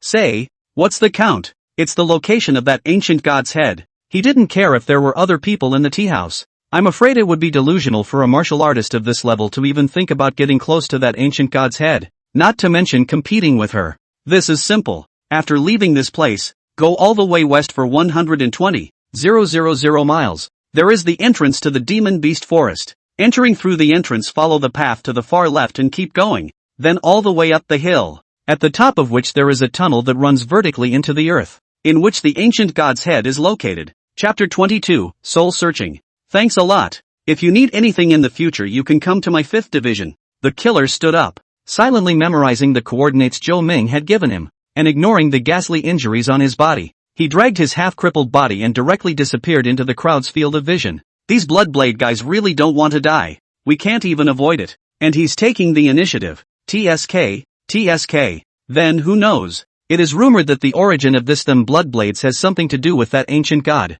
And anyway, that's not something we can touch. A group of people once again chatting. Without the threat of death, let them relax a lot. But still do not dare to go out of the tea house. Who does not know that the bloodlight will not kill a horseback again? Don't worry about it. Go back to your homes. This thing isn't coming back anytime soon. Zhou Ming opened his mouth and sort of gave the crowd a peace of mind. It wasn't until noon that they fully believed Zhou Ming's words and tentatively walked out of the tea house, realizing that there wasn't anything other than the rather harsh sunlight. Not good. Guys, I'll go first. The man at the very front seemed to have seen something and rushed at Zhou Ming with a clasp of his fist before disappearing from the view of the rest of the people at the fastest speed possible. Following the direction the man had just looked, the crowd instantly rioted, all desperately running in the opposite direction. Dust billowed on the distant horizon, and at some point there was an additional flag, on which was the very logo of the Dragon Tiger Dark Bureau, just out of the tiger's den and into the wolf's den. It was not easy to escape the baptism of blood and light. The dartboard and the Lioli Pavilion's pursuit arrived. However, a strong dragon could not suppress a snake, and even though they were just bandits from some hills, it was still not much of a challenge to merely try to hide themselves. It's just that no one dares to gamble, and the secret to surviving so many years of mucking about is caution. Who's in charge? Not long after that group of people arrived near the tea house. As for those bandits, have long run out of sight. Sir, would you like some tea? Zhou Ming stood up from behind the counter and knocked on the wooden board behind him. I ask and you answer. One more word of nonsense and I'll cut off this head of yours. The man in the lead directly drew the long knife at his waist without saying a word. The tip of the knife pressed against Zhou Ming's throat, and opened his mouth to rebuke. Could anyone have been chased here by a bloody light last night? The man didn't care if Zhou Ming agreed or not, and once again opened his mouth to force the issue. Yes. Why? Where did it go? How would I know? Zhou Ming spread his hands, his tone flat, as if he didn't care about the sharp blade that could cut his throat at any time. You don't know or you don't want to talk about it? The man at the head of the group released his aura in an instant, and the pressure of the peak of the ninth rank met him head-on. If it was an ordinary person, I'm afraid that they would be directly crushed by this pressure. You want to know? It's easy. Buy a cup of tea and I'll tell you. Zhou Ming had acted as if he was fine in the face of this pressure, which couldn't help but make the person in front of him doubt Zhou Ming's true strength. Buy tea and give it away? It was only at this moment that he realized that 4 large words were written at the very back of the menu. Then do you know the location of the blood god's skull? In fact, they didn't care about anything else in that batch of goods, so they didn't bother with those mountain bandits. If it wasn't for the fact that they had hunted down 3 groups of people without finding any trace of the blood god's skull, they wouldn't have been able to track them down one by one. Nay, the blood triangle was just too big, and even they would have to take some time. No. Oh, how much? Name a price. The man put the long knife down and was somewhat stunned, not knowing if Zhou Ming really knew or was just pretending. However, he did not have much time left. If this skull is completely revived, that brings the consequences, not to mention him, even if the entire Longhu Dart Bureau together are difficult to bear. So now can only be a dead horse. Sorry, it's already been bought out. Do you want to count something else? Zhou Ming has principles for doing things. He can't ruin the integrity. Otherwise who would dare to look for him to do business in the future? Are you kidding me? The man was already upset about the medical treatment, and at this moment, he directly exploded. Captain Liu, just search your soul directly. Don't waste time. A woman walked in at the very back of the group, wrapped in a thick black robe, with a horrifyingly cold aura constantly emanating from her body. Simply by passing by, the tables and chairs around it developed a thin layer of frost. Captain Liu understood, and turned the long knife in his hand in a different direction, using the back of the knife to violently slam into the back of Zhou Ming's neck. At the same moment, that woman also stretched out a pair of white jade-like palms from her black robe, holding an emerald green pearl in her palm. The light emanating from it seemed to be able to charm the mind, and everyone hurriedly averted their gaze, no one daring to look at it for even a second longer. Soul searching, as the name suggests, is directly extracting the memories of the person being searched from, though it is extremely harmful to the soul. General people who are searched for their souls will lose their memory and become vegetative, or their souls will be dispersed directly. It was obvious that they didn't care about Zhou Ming's life at all. Sir, I've sent heir to. At this moment, Zhao Tiangong's voice rang out from outside the tea house, and then waited for a beautiful young girl who was 2 or 8 years old to walk in. Sir, business is good this year. Seeing the scene in front of him, Zhao Tiangang first froze, and then with just a sweep of his eyes, the long knife that was about to touch Zhou Ming's neck snapped in inches, and the demonic pearl in the woman's hand burst into pieces in her stunned gaze. The Dragon Tiger Dart Bureau is doing business. Idle people. However, before the man could finish his sentence, he was directly picked up by Zhao Tiangang and then flung flying to the back of the mountain. The two who were preparing to search their souls were interrupted by the sudden scene, looking at Zhao Tiangang, who walked in slowly with a serious face. The aura of this person was extremely terrifying, and it was definitely not something they could handle. From the Dragon Tiger Dart Bureau, and the ninny from the Liuli Pavilion, you guys really don't know how to die. Both of these powerhouses were famous and extremely ancient, having existed at least since before Zhao Tiangang was born. You recognize our identities and still dare to make an enemy of us? The woman sighed with relief. The person in front of them, if they are out, they absolutely live to walk out of this tea house. But if the other side scruples the forces behind their own, then everything will be fine. I don't care who you are. Even if the pavilion master of the Liuli Pavilion and the Dragon Tiger Dart man personally arrive, I won't give this face. Although Zhao Tiangang knew the terror of these two forces, he still stood firmly on Zhou Ming's side, simply because he had seen the tip of the iceberg of Zhou Ming's battle power. This person should be a Zhongshe level powerhouse. My Liuli Pavilion's guest secretary will be here soon. Our dart support is on the way as well. The two exchanged information with each other, and finally unanimously decided to stall for time. Zhou Ming definitely knew something, and said he couldn't let this go. Elder, this matter is of great concern. There is something about the blood god of the ancient era, so please consider it for the greater good. The woman was pressured to tell the truth. Zhao Tiangang, who heard the words blood god, fell into deep thought, because the blood god's deeds were no less than the heavenly demon they had sealed back then, if not more so. Mr. Look, Zhao Tiangang ultimately requested Zhou Ming's opinion. Whatever he square-root blood god, ancient gods are false. Only Zhou Ming is real. It's been bought out, so please return, both of you. Zhou Ming's face was expressionless as he repeated the words he had just spoken. Zhao Tiangang also understood Zhou Ming's attitude when he saw this, and immediately spoke. Do you want me to personally see you two off? Zhao Tiangong's aura faintly exuded a wisp, directly pressuring the two to turn pale. He hadn't fully released it, otherwise these two wouldn't have been able to survive for even a second. Bullying the small with the big is not a good habit. It's just that I don't know when the Eastern Domain produced someone like you. In the next moment, a figure appeared in front of the two of them like a ghost, blocking that pressure as much as possible, which gave them some relief. Uncle Su, it's him. He knows the whereabouts of the blood god's skull but refuses to tell us. The woman pointed at Zhou Ming, her tone urgent. The figure slowly turned around, looked at Zhou Ming and spoke. Don't resist. Martial grandmasters are not something that mortals like you can resist. As long as I want to, I can do anything. Chapter 23. No comment. As he spoke, another silhouette appeared and blocked Zhao Tiangang. Master knows all about it. I'll block this person. Old Su, get the information. This person can be called a real crane hair. White hair, but not a single wrinkle can be seen. The skin is round and full, not at all like an old man. That's right. In just 2 minutes' time, the Liuli Pavilion and the Dragon Tiger Dartboard's Zhongshe level martial artists had arrived in support, and it looked like they were bound to take down Zhou Ming. Two backwoods men. How dare you talk to Lone like that? Zhao Tiangang was coy and obedient in front of Zhou Ming, like a little brother, but in front of the others that was the late Emperor of Chu from 10,000 years ago. Not to mention the realm, just that aura of imperial majesty alone was not comparable to this duo. Old Su, why do I feel that this person looks a bit familiar? I feel a little bit like that when you say it, but I just can't remember. The duo gulped, all but losing the same aura they had earlier, as they realized that their Zhongshe level strength didn't seem to be enough at all. Zhao Tiangong's aura grew crazily, as if there was no end to it at all, and in just a few blinks of an eye, he had left them far behind. Not bad looking. Zhou Ming lazily ignored the contest between them and walked straight to Zhao Inger, although she was only 16 or 17 years old. What should be developed was pretty much developed, and she was a big beauty. Thank you, sir. Zhao Inger made a bow. Before he came, Zhao Tiangang had instructed him 1,000 times not to disobey any of Zhou Ming's words, and to even respect Zhou Ming more than he respected himself. Just in time. Wiped the table. Zhou Ming turned around and threw over a rag. Zhao Inger was stunned.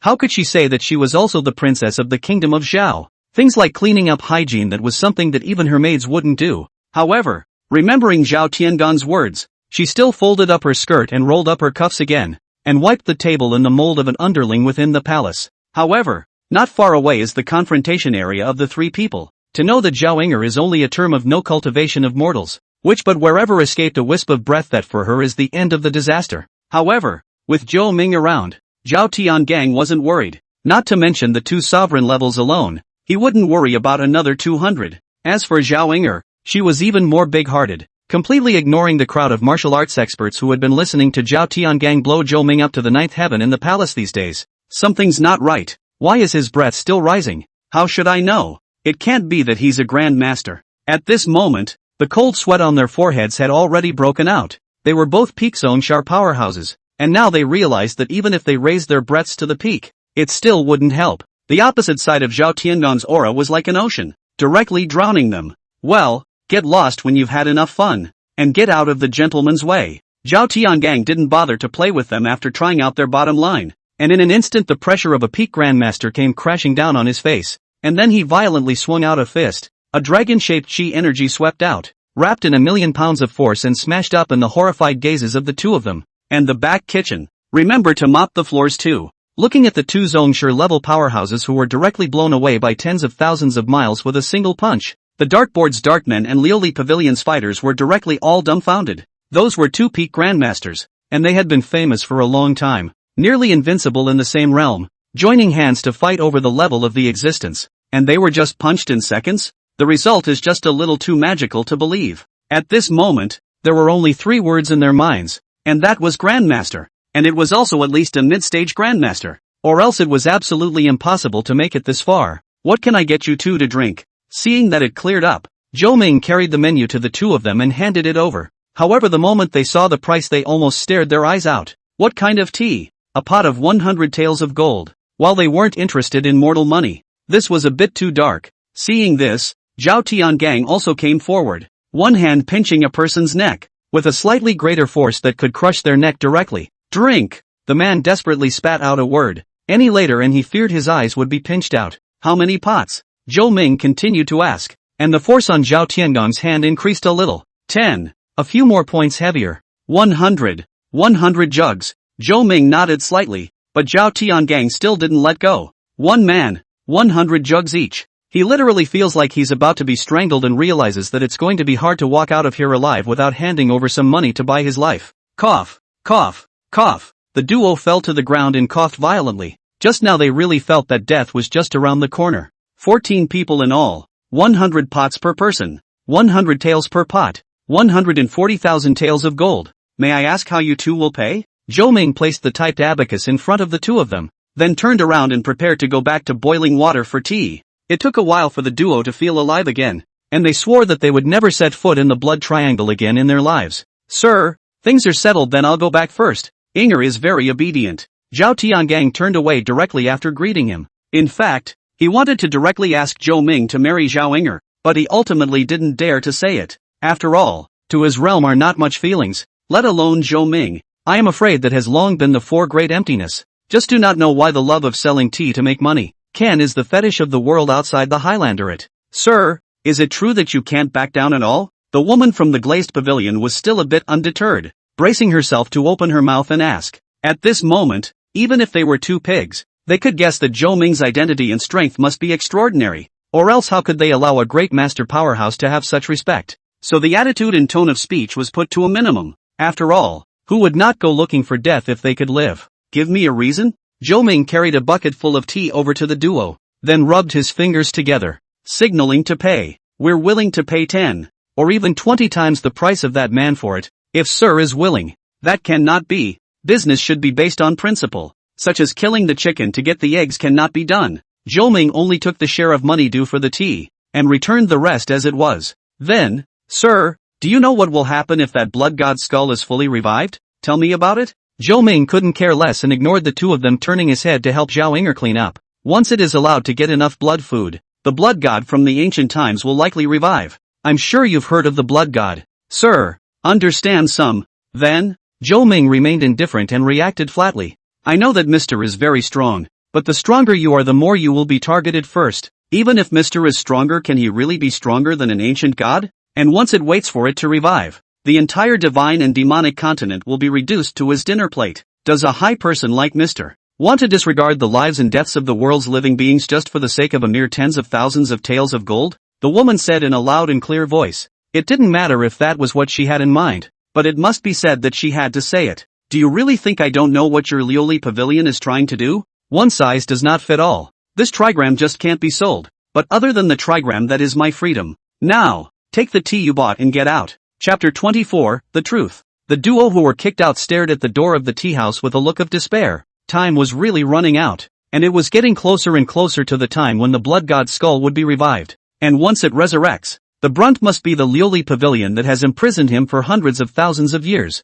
And then she doesn't know if the current Lioli pavilion can still withstand this revenge. They really couldn't spare any extra manpower, or else it wouldn't have been possible for such an important thing to be escorted by only 2 of their 9th-ranked martial artists. And even those 2 supporting Zhongshu-ranked martial artists were still forcibly transferred over. However, even so they still failed miserably, not having found the whereabouts of the blood god's skull, and not even knowing the death or survival of the 2 Zhongshu powerhouses on their side. Go back. For the moment, you can only go back and report first, and then take precautions in advance. Captain Ryu sighed, clearly prepared for the worst. What else are you thinking? Captain Lu stared at the woman on the side and opened his mouth to ask. Just now that man said, don't think I don't know what your Lioli pavilion wants. But could it be that we are escorting this blood god skull for another purpose? The woman opened her mouth in some confusion, clearly not understanding Zhou Ming's words. The task she had been given was to sell the blood god's skull at the grandest auction in the eastern region, and the person who bought it would take care of it at that time. Only now it was in complete disarray.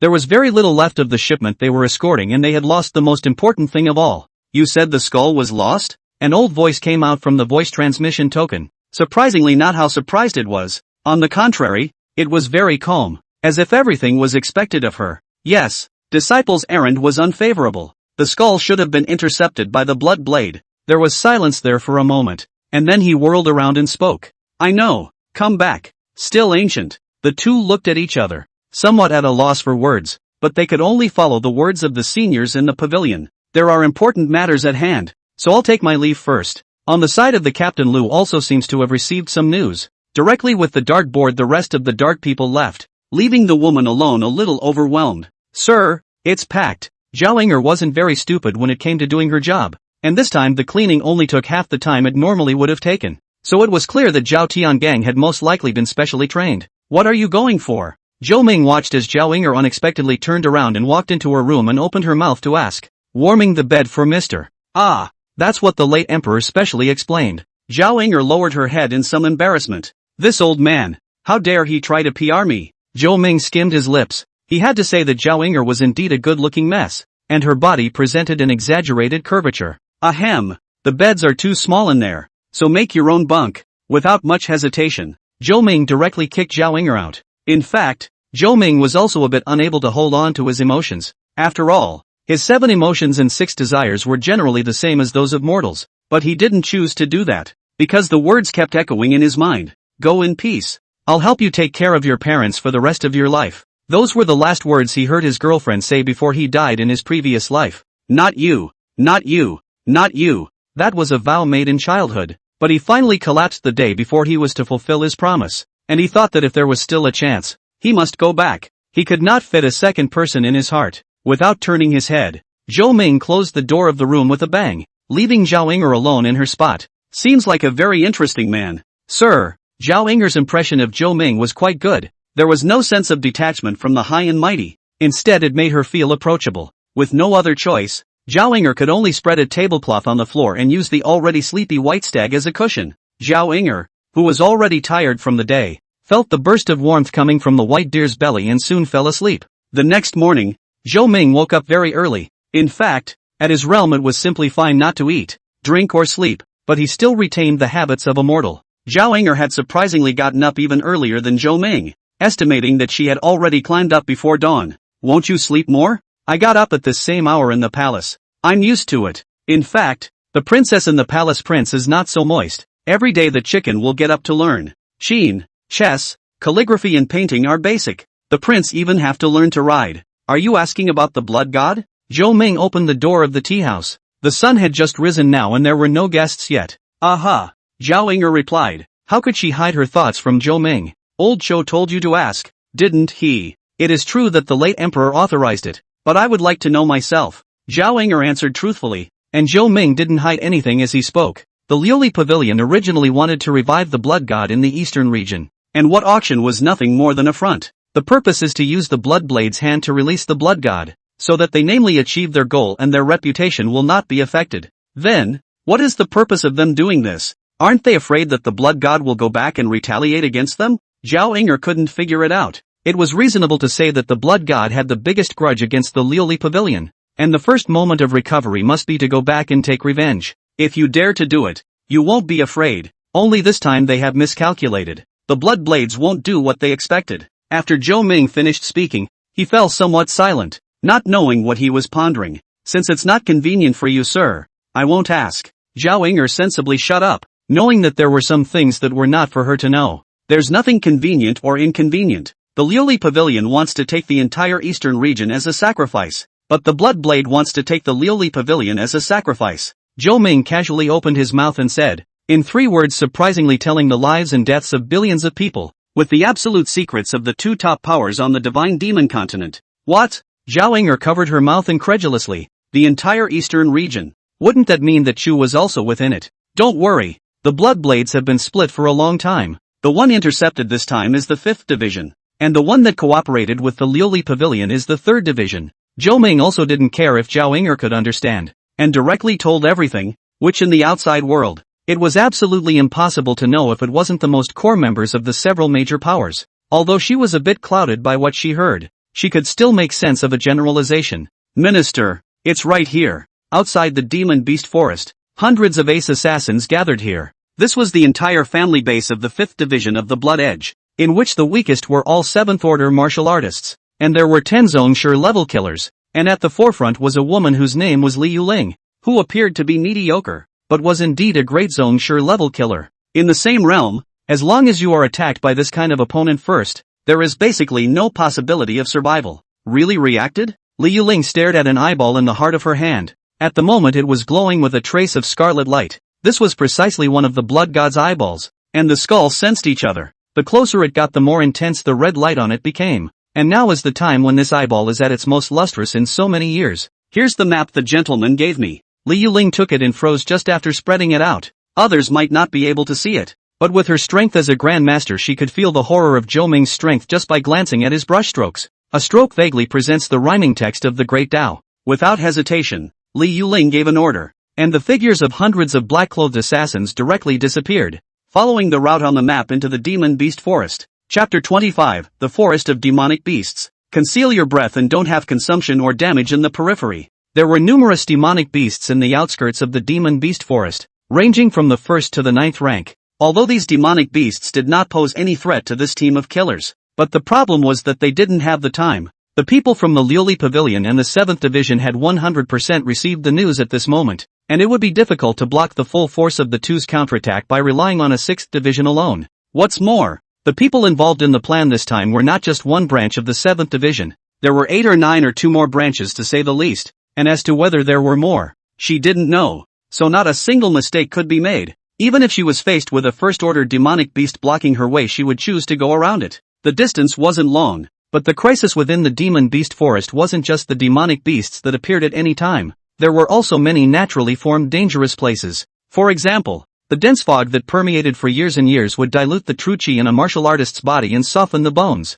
while at the same time it was laced with a number of virulent poisons. Ordinary people just far from smelling on a mouthful will instantly harbor. Even if it is as strong as these 7th order ace killers can only close their breath and move forward. Only a clan master level powerhouse could possess his body with his true chi and resist these thick fogs. It was good that nothing happened on the way. And so it was until dusk. They didn't expect the path Zhou Ming spoke of to be so long. Roughly counting they were already nearly 1,000,000 miles deeper into the Demon Beast Forest. But the group still arrived unharmed in front of the mountain Zhou Ming drew by virtue of their excellent concealment techniques. This mountain is at the junction between the outside and the center of the Demon Beast Forest, where 7th and 8th order demonic beasts are everywhere. and ninth order is not a rare thing. Even some patriarch-level lesser demons showed up from time to time, like this 3,000 zheng high mountain in front of him, whose halfway up the mountainside there was a nest that was thousands of meters in diameter, with a few trembling giant eggs in it. Next to the giant egg lay two hill-like figures, with a pair of huge eyes the diameter of an adult's height, and a lion's head and eagle's wings.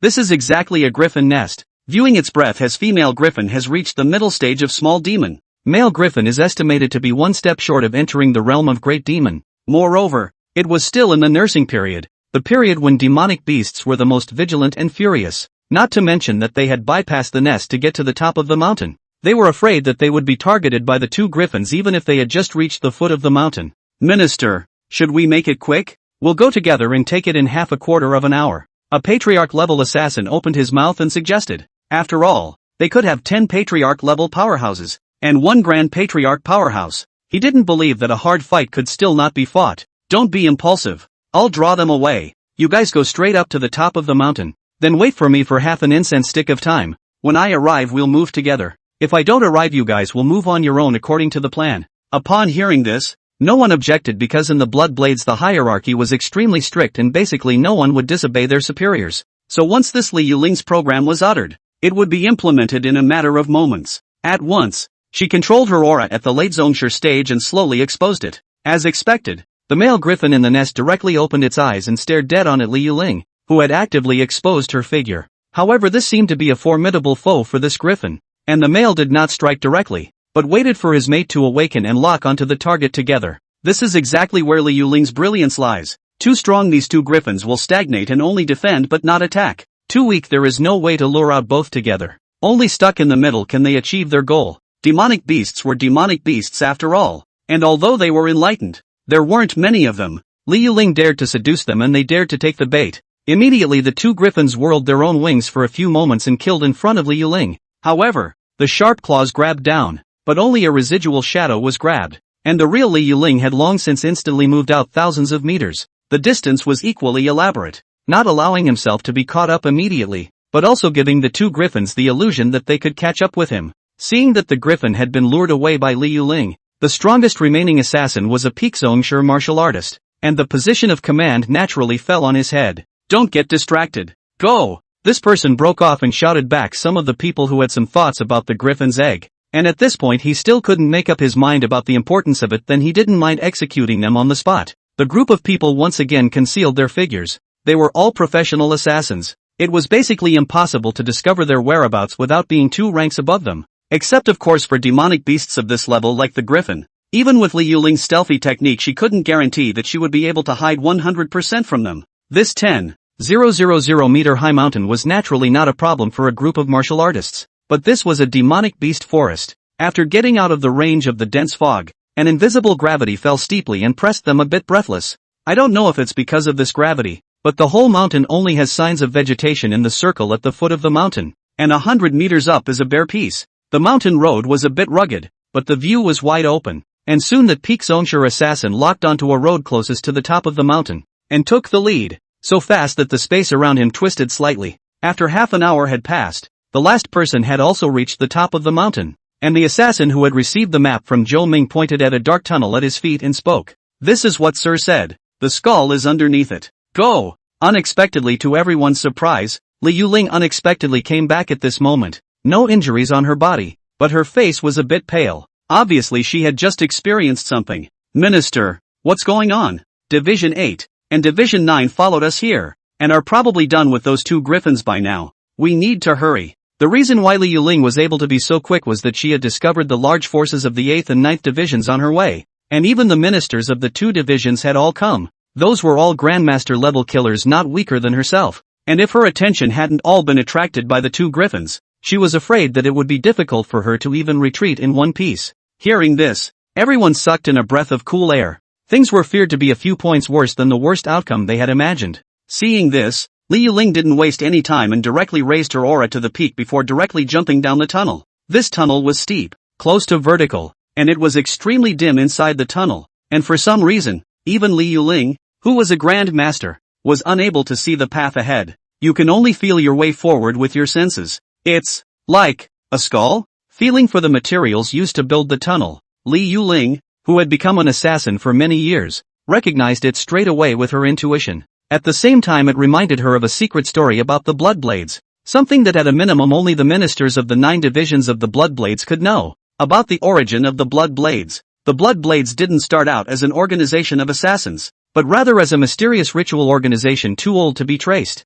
They would collect countless blood meals every 100 years to sacrifice to the supreme blood god. But this blood god was not the other blood god. Right now this skull was just a messenger left on earth by that true blood god. Only that for some unknown reason. After the last blood sacrifice was over, the blood blade completely lost contact with the blood god. This messenger then simply declared himself the new blood god, accepting all blood food offerings from the blood blades. However, he didn't have the same skills as a true blood god, and was unable to refine the grievances and hostility in the blood food, and was eventually contaminated into an evil god, preying on life essence by any means necessary. Even the members of the blood blade who pay him tribute, he swallows every living thing as far as the eye can see. It's also said to have built a splendid palace out of the bones of powerful people of the sovereign level and above. Only no one knows where it is. And now Li Yuling had a strong premonition that the end of this tunnel was that legendary palace piled up with corpses and bones. Chapter 26, White Bones. This tunnel seemed to have no end. Li Yuling didn't know how long he had been morphing downwards. According to his calculations, not to mention 3,000 zhang, it was estimated that even 5,000 zhang were there, and the tunnel in front of him was still extending downwards without any end. Minister, I have a feeling something is wrong. Me too. However, before the words left her mouth, she suddenly felt her feet step on something. For insurance purposes, Li Yuling directly ignited a strand of her true qi to illuminate the oppressive darkness around her. At the moment, under her feet was a bridge made of ribbed bones, which went for many miles and could not be seen at all. Looking back, the remaining members of the Bloodblade were sliding out of the tunnel one by one. Even these cold-blooded killers who had gone through countless brutal baptisms felt a little shiver when they saw the scene in front of them. This was a piece of underground space that was more than 10,000 meters from the surface of the ground, and its scope covered almost the entire middle and interior of the Demon Beast Forest. To know that a small area in the middle of the Demon Beast Forest is known as the Million-Mile Demon Mountain, it can be imagined how huge this underground space is. It is estimated that there are 10 million miles to say the least, and there were thousands of other canals like the one they had come in before around the perimeter. And basically every high mountain top on the periphery had an entrance to a canal. The upper and lower spans were 10,000 meters. But this small tunnel was not surprising at all in front of this underground world, because as far as the eye can see are all white bones. Even this glance cannot see the end of the stone wall or paved by countless white bones. Surprisingly to them, there was still the scent of life here in the darkness. But not many of these things were normal. Plants and trees shake with a creak, creak sound, which is the sound of joints rubbing together. Of course there were some animals that could not be seen in the outside world. Demonic beasts. Only they had no skin, no flesh, no internal organs, only a skeleton. But even so, they are as dynamic as real animals. There were even a few cool horse-like skeletons standing at the edge of the underground dark river drinking water. Only the river water in this one was sticky blood. Li Yuling was currently on a suspension bridge in midair, and everything in this underground world made her more certain of her suspicions. This kind of handiwork was basically unattainable except for that messenger closest to the blood god back then, filling a giant sinkhole tens of millions of miles in diameter with white bones. Now, what? A clan killer behind him opened his mouth and asked. Keep going. There's no going back now. Li Yuling was very clear about the current situation. Once the Lioli Pavilion, the Dragon Tiger Dark Board, and the 8th and 9th divisions found out their whereabouts, then with the little bit of them there was absolutely no possibility of surviving. Looking at the increasingly demonic eyeball in her hand, Li Yuling made up her mind that no matter what, she would rush to find that skull before the blood god fully revived. Cluck, cluck, cluck. Li Yuling immediately changed her face, and then countless white bone skeletons emerged. These skeletons were all Zhongshe level powerhouses in their lives, and after their deaths, their grievances did not dissipate, and they eventually degenerated into these inhuman and ghostly monsters. Of course their strength wouldn't be as terrifying as it was in life. The strongest would only be at the beginning of the 5th order, and most of them would be of the 3rd and 4th order.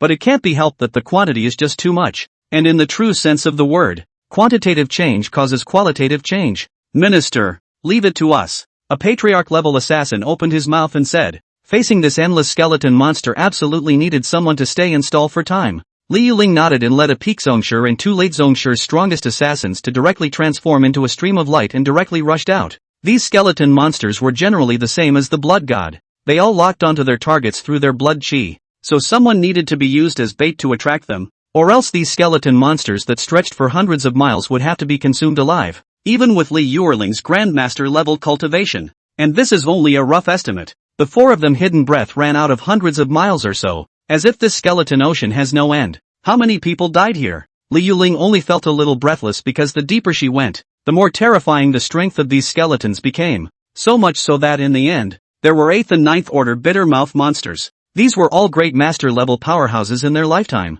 And there were quite a few that were stronger than her, but now they had silently turned into a pile of white bones, buried deep in the ground. She didn't know how far this bridge of white bones was, and the only thing that gave her comfort was this brightening eyeball in her hand. Counting the distance, he was now officially deep into the demonic beast forest, in the middle of it. If it was on the surface of the earth, it would basically be the small and large demons that could be found everywhere. That is, the large Zongshire level demonic beasts. This part of the area nearly accounted for half of the area of the demonic beast forest. If they were traveling at this speed on the surface now, then I'm afraid that they would have already been surrounded and beaten to death by an unknown number of demonic beasts. On the other hand, this underground world was still relatively safe. Of course, this was based on the premise that someone had taken the initiative to act as a bait. Otherwise they would only be surrounded and killed in an even more miserable manner. Do not dare to make more stops. Continue to rush forward. This white bone bridge is very wide, although crowded with skeletons, but still left a lot of gaps that can be penetrated. And the more forward the density of skeletons will be smaller, but at the same time, the strength is also exponentially increased. There had even been skeleton monsters close to the sovereign level amongst them, and it was hard to imagine just how terrifying their strength had been in life. If all of these things were released, not only human beings, but the entire god and demon continents on the Holy Spirit would still be left. That's really something, a place like this. Speaking of which, we have to thank her, or else I'm afraid we wouldn't be able to find any trace of her when the blood god fully recovers. Two men stood on top of the mountain. Behind them were two griffin heads, and at the moment they stared at the narrow and cramped tunnel with a crazy smile in their eyes. These two were none other than the 8th Division Minister of the Blood Blade, Luo He, and the 9th Division Minister, Shu Luo. The duo were also top killers at the late Grand Master stage. In fact, they had already discovered Li Yuerling's trail during their fight with the griffin. They just pretended not to see it in order to avoid spooking the snakes. And now it seems that they made the right choice. When they found a windfall, you guys stay here and keep watch. We'll go down and check it out. And then, the two figures were like ghosts, rushing straight into the tunnel one after the other. Behind them were the killers of the two divisions. The number of people was 3 times as many by Li Yuerling's side. And there was even a pre-Grandmaster powerhouse sitting in the town. Even if Li Yuerling escaped, she would definitely not be able to escape from this heavenly net. Boom. Who? The group of Division 7 assassins who were desperately fighting for their lives looked over in unison, only to see smoke and dust rising from the entrance of the tunnel. Then between them a 12 or 13-year-old appeared in their sights. The sickly, crazy look in his eyes made everyone in the room shudder. Hello everyone. Goodbye everyone. No, never again. Chapter 27 Resuscitation. Done. Such a thought arose in everyone's mind at the same time, because the person who came was precisely the minister of the 8th Division, Shu Luo, who was so young that he didn't know what kind of inheritance he had obtained to directly become a Grandmaster level powerhouse in one step, but he was a complete madman. Some people say that Shu Luo has been taken away. Others say that it was originally a person with a dark and twisted heart to the extreme. This is one of the most mysterious ministers in the Blood Blade. No one knows his roots, and now in his hands, none of them who were already about to run out of gas would probably be able to leave a whole body. The white bone bridge was still stretching, and the skeletons that were once densely packed were now only a few scattered ones left, and they couldn't remember how long they had been running wildly at full speed. The weakest among them were all late Zongshire, and they were also Zongshire level martial artists who were extremely good at the speed domain. Yet it was so that after nearly a quarter of an hour still the end was not reached. This doesn't lead to the center of the demon beast forest. Li Yuerling's heart sank. That was a true forbidden area for humans, and no one knew what level of demonic beasts were in it. After all, the strength of the demonic beasts in the middle of the country had already generally reached the Zongshire level, and that interior was afraid that there might not be a legendary demon king, or even a demon emperor. Bang! Just as she was thinking about it,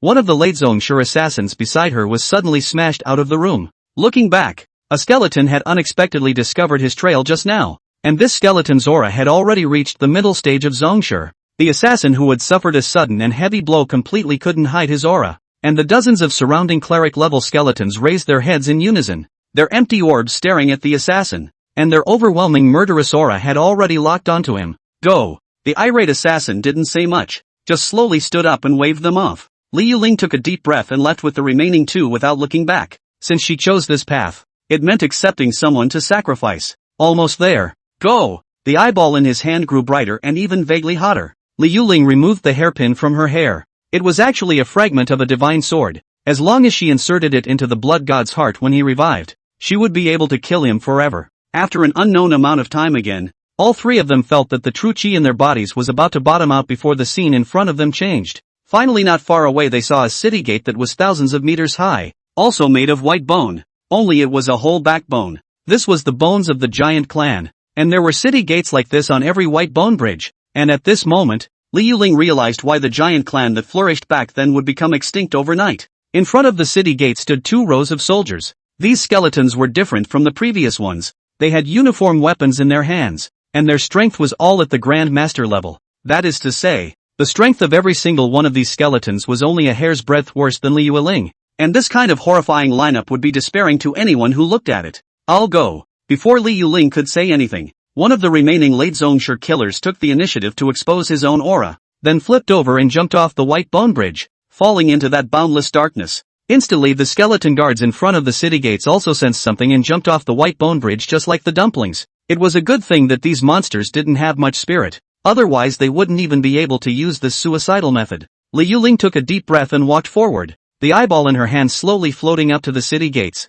The blood-red light shone on top of the white bones, and the city gate, which weighed 1,000,000 tons, unexpectedly trembled, then slowly opened. Immediately afterward a cloud of ghostly white fire lit up, illuminating the darkness behind the door. It was indeed a palace built with white bones, whose area surprisingly covered the entire interior and center area of the demon beast Senli. There's also a Gundam in the very center of the palace that goes right to the end of the underground world, and by the looks of it may have reached the surface. Buzz. A buzzing sound came from somewhere, and immediately afterward, all the city gates unexpectedly opened at the same time. The white bone bridge trembled, and the white bone Gundam in the center radiated a blazing light. Meanwhile, in the outer periphery of the demon beast forest, a group of low-ranked demonic beasts that were feeding suddenly stalled. Their skin and flesh then quickly dried up and rotted, and eventually only a white bone remained quietly in place, still maintaining the same movements from earlier. Instead, their flesh and blood had seeped into the ground, converging towards the nearby mountains, before sliding down the canals at the top to the white bone bridge. At this time, the white bone bridge seemed to have gained life, as the white bones were dyed blood red, and a torrent of blood and flesh like a river was transported by the ancient bridge towards the castle in the center. At the same time, these white bones were also sucking blood non-stop, and the entire underground world wrapped in white bones unexpectedly transformed towards blood red at a terrifying speed. This situation is not a special case, but the entire demonic beast forest is happening. All the peripheral and central demonic beasts, no matter how strong or weak they are, from the top to the big down to the ordinary wild animals and insects can't escape. The blood and flesh and the essence of life are plundered. It was unimaginable that tens of millions of square miles of demonic beast forests had returned to complete silence at this moment, leaving only a field of tired white bones in addition to the rustling sound of the wind blowing through the flowers and leaves. No! Something's wrong. Go first. The members of the 8th and 9th divisions on the mountaintop realized the problem at the first time. The true chi in their bodies was losing at a horrifying speed.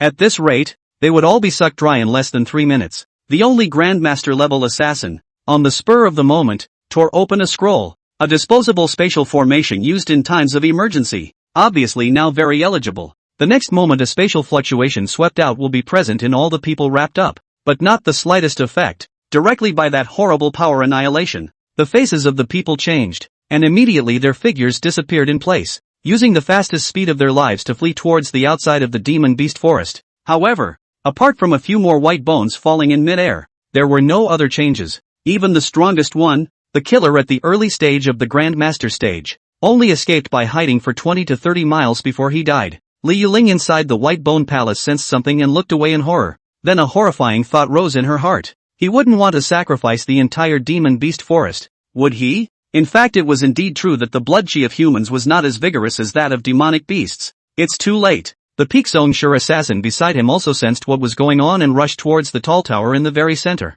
Not caring what dangers there were on the road, Li Yuling saw the situation and followed closely behind. If the blood god was allowed to recover, and then all those demon kings and demon emperors in the central area of the demon beast forest were refined, then the strength would surely rise to a new level. At that time, not to mention the eastern region. Even if it was the entire divine demon continent combined, no one would be able to check him. At this moment, the blood and flesh on the white bone bridge was surging towards this side of the palace at a terrifying speed, and the rich bloody odor made people shudder. At this moment, every gate of the palace was like a bloody mouth waiting for food. The duo had nearly drained all the true chi in their bodies before they could barely catch up. This is the grandest building in the palace. Bar none. The entire palace was actually hollow, with a rather large portion of the lowest part of the area holding an incomparably large headless skeleton. A skull slowly expanded, eventually sized to perfectly fit the broken cervical vertebrae, and with a click, the skeleton was restored to its original state. One of the dried-out hearts was beating slightly. Very incredibly, the skull seemed to have come to life as well, inclining his head to look at the two, yet there was no movement, as if they were just two dispensable ants to him. In the next moment, endless torrents of flesh and blood arrived, pouring in along the thousands of white bone bridges, eventually flowing in all directions to the vacant domain below the palace. All of them fell on top of the blood god's gigantic skeleton, and then these flesh and blood attached in a weird way, and that heart slowly filled up and beat with more and more vigor. Chapter 28 Failure. I'll walk you down. Looking at the torrent of blood and flesh rolling underneath him, the Pixongsure assassin opened his mouth. After that, he directly ignited his essence and formed a forbidden finger technique. His breath climbed crazily, and in just a few moments, he surpassed Liu Ling to reach the peak of Grand Master. However, the price is also very painful. That is, he only has one chance to make a move. After this time his lifespan will be directly drained. In the true sense of the gods cannot be saved. In the next moment, a sword chi whistled out, and the body of this Pixongsure killer was drying up at a speed visible to the naked eye.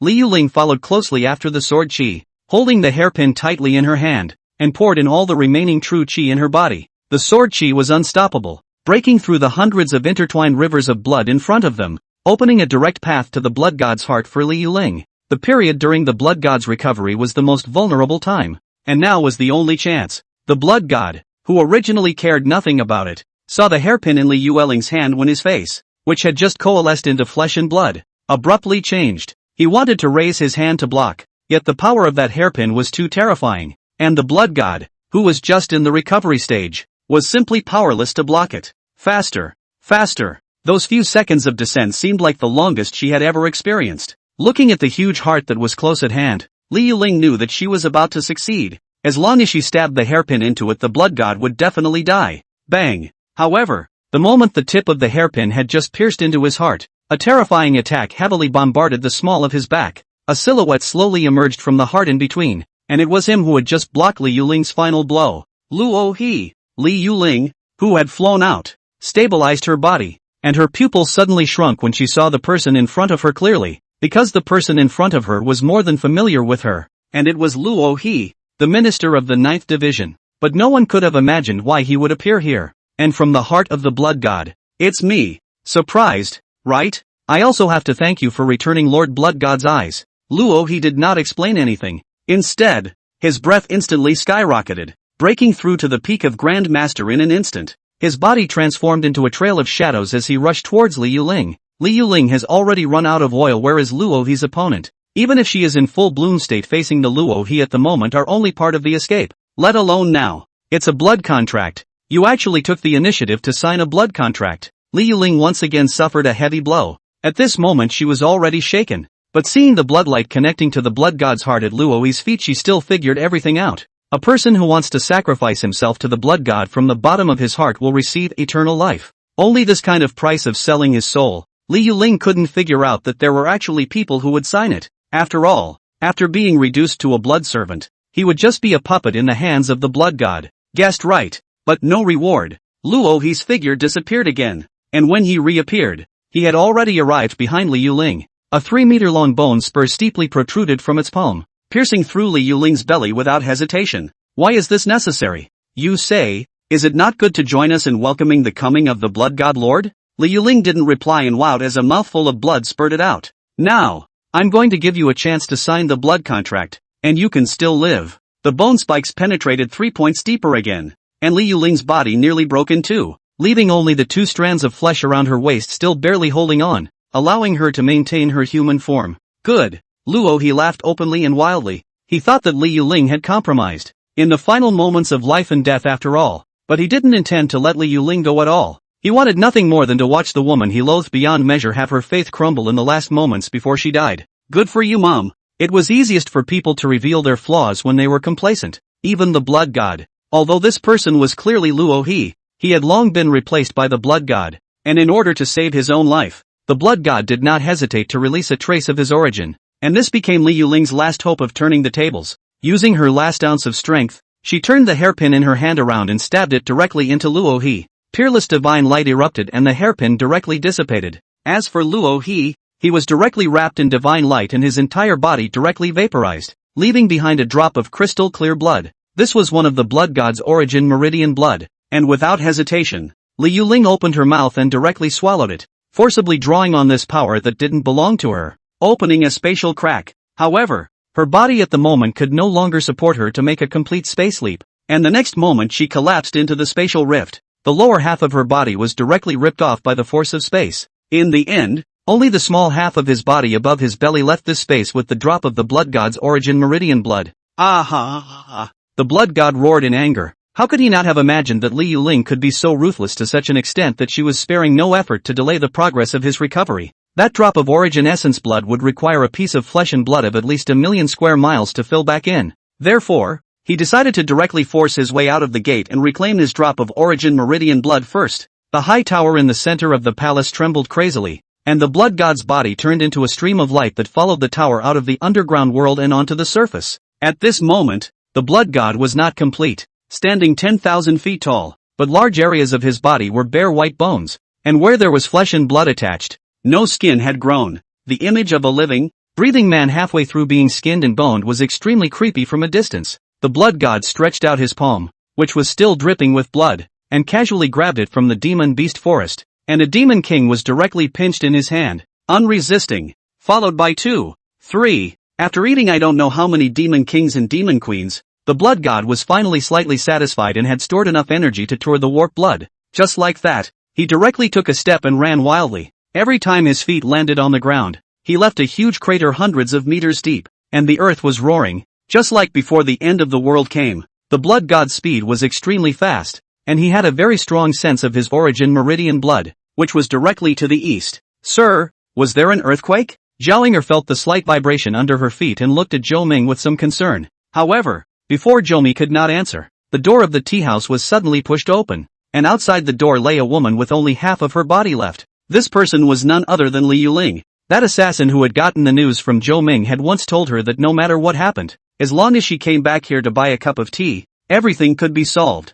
Now Li Yuling had no choice. She had forcibly located Zhou Ming's tea house at the cost of a torn soul. From the previous map's Great Dao rhymes, Zhou Ming was definitely a terrifyingly strong person. She just didn't know if she could hold back the revived blood god. Boss, a cup of tea. After saying these words, Li Yuling directly fainted. She had spelled everything out and could only pin her last hope on Zhou Ming. Chapter 29, Incoming Attack. Sir, is she okay? Zhao Ying'er retreated 2 steps back, her face still somewhat stunned. Where had she seen such a scene as a royal princess? District fatal wound. All right. Zhou Ming flexed his fingers and a stream of true qi rushed out, wrapping around Li Yuling who only had a small half of her body left. Then he hardened the lower half of her body under Zhao Ying'er's unbelievable gaze. Cough cough. Recovering, Li Yuling staggered to her feet, and after a bout of violent coughing a drop of blood fell from her throat. This was precisely the blood god's drop of origin meridian blood, and now Li Yuling's body had reached the limit of its tolerance for this drop of meridian blood and had to spit it out.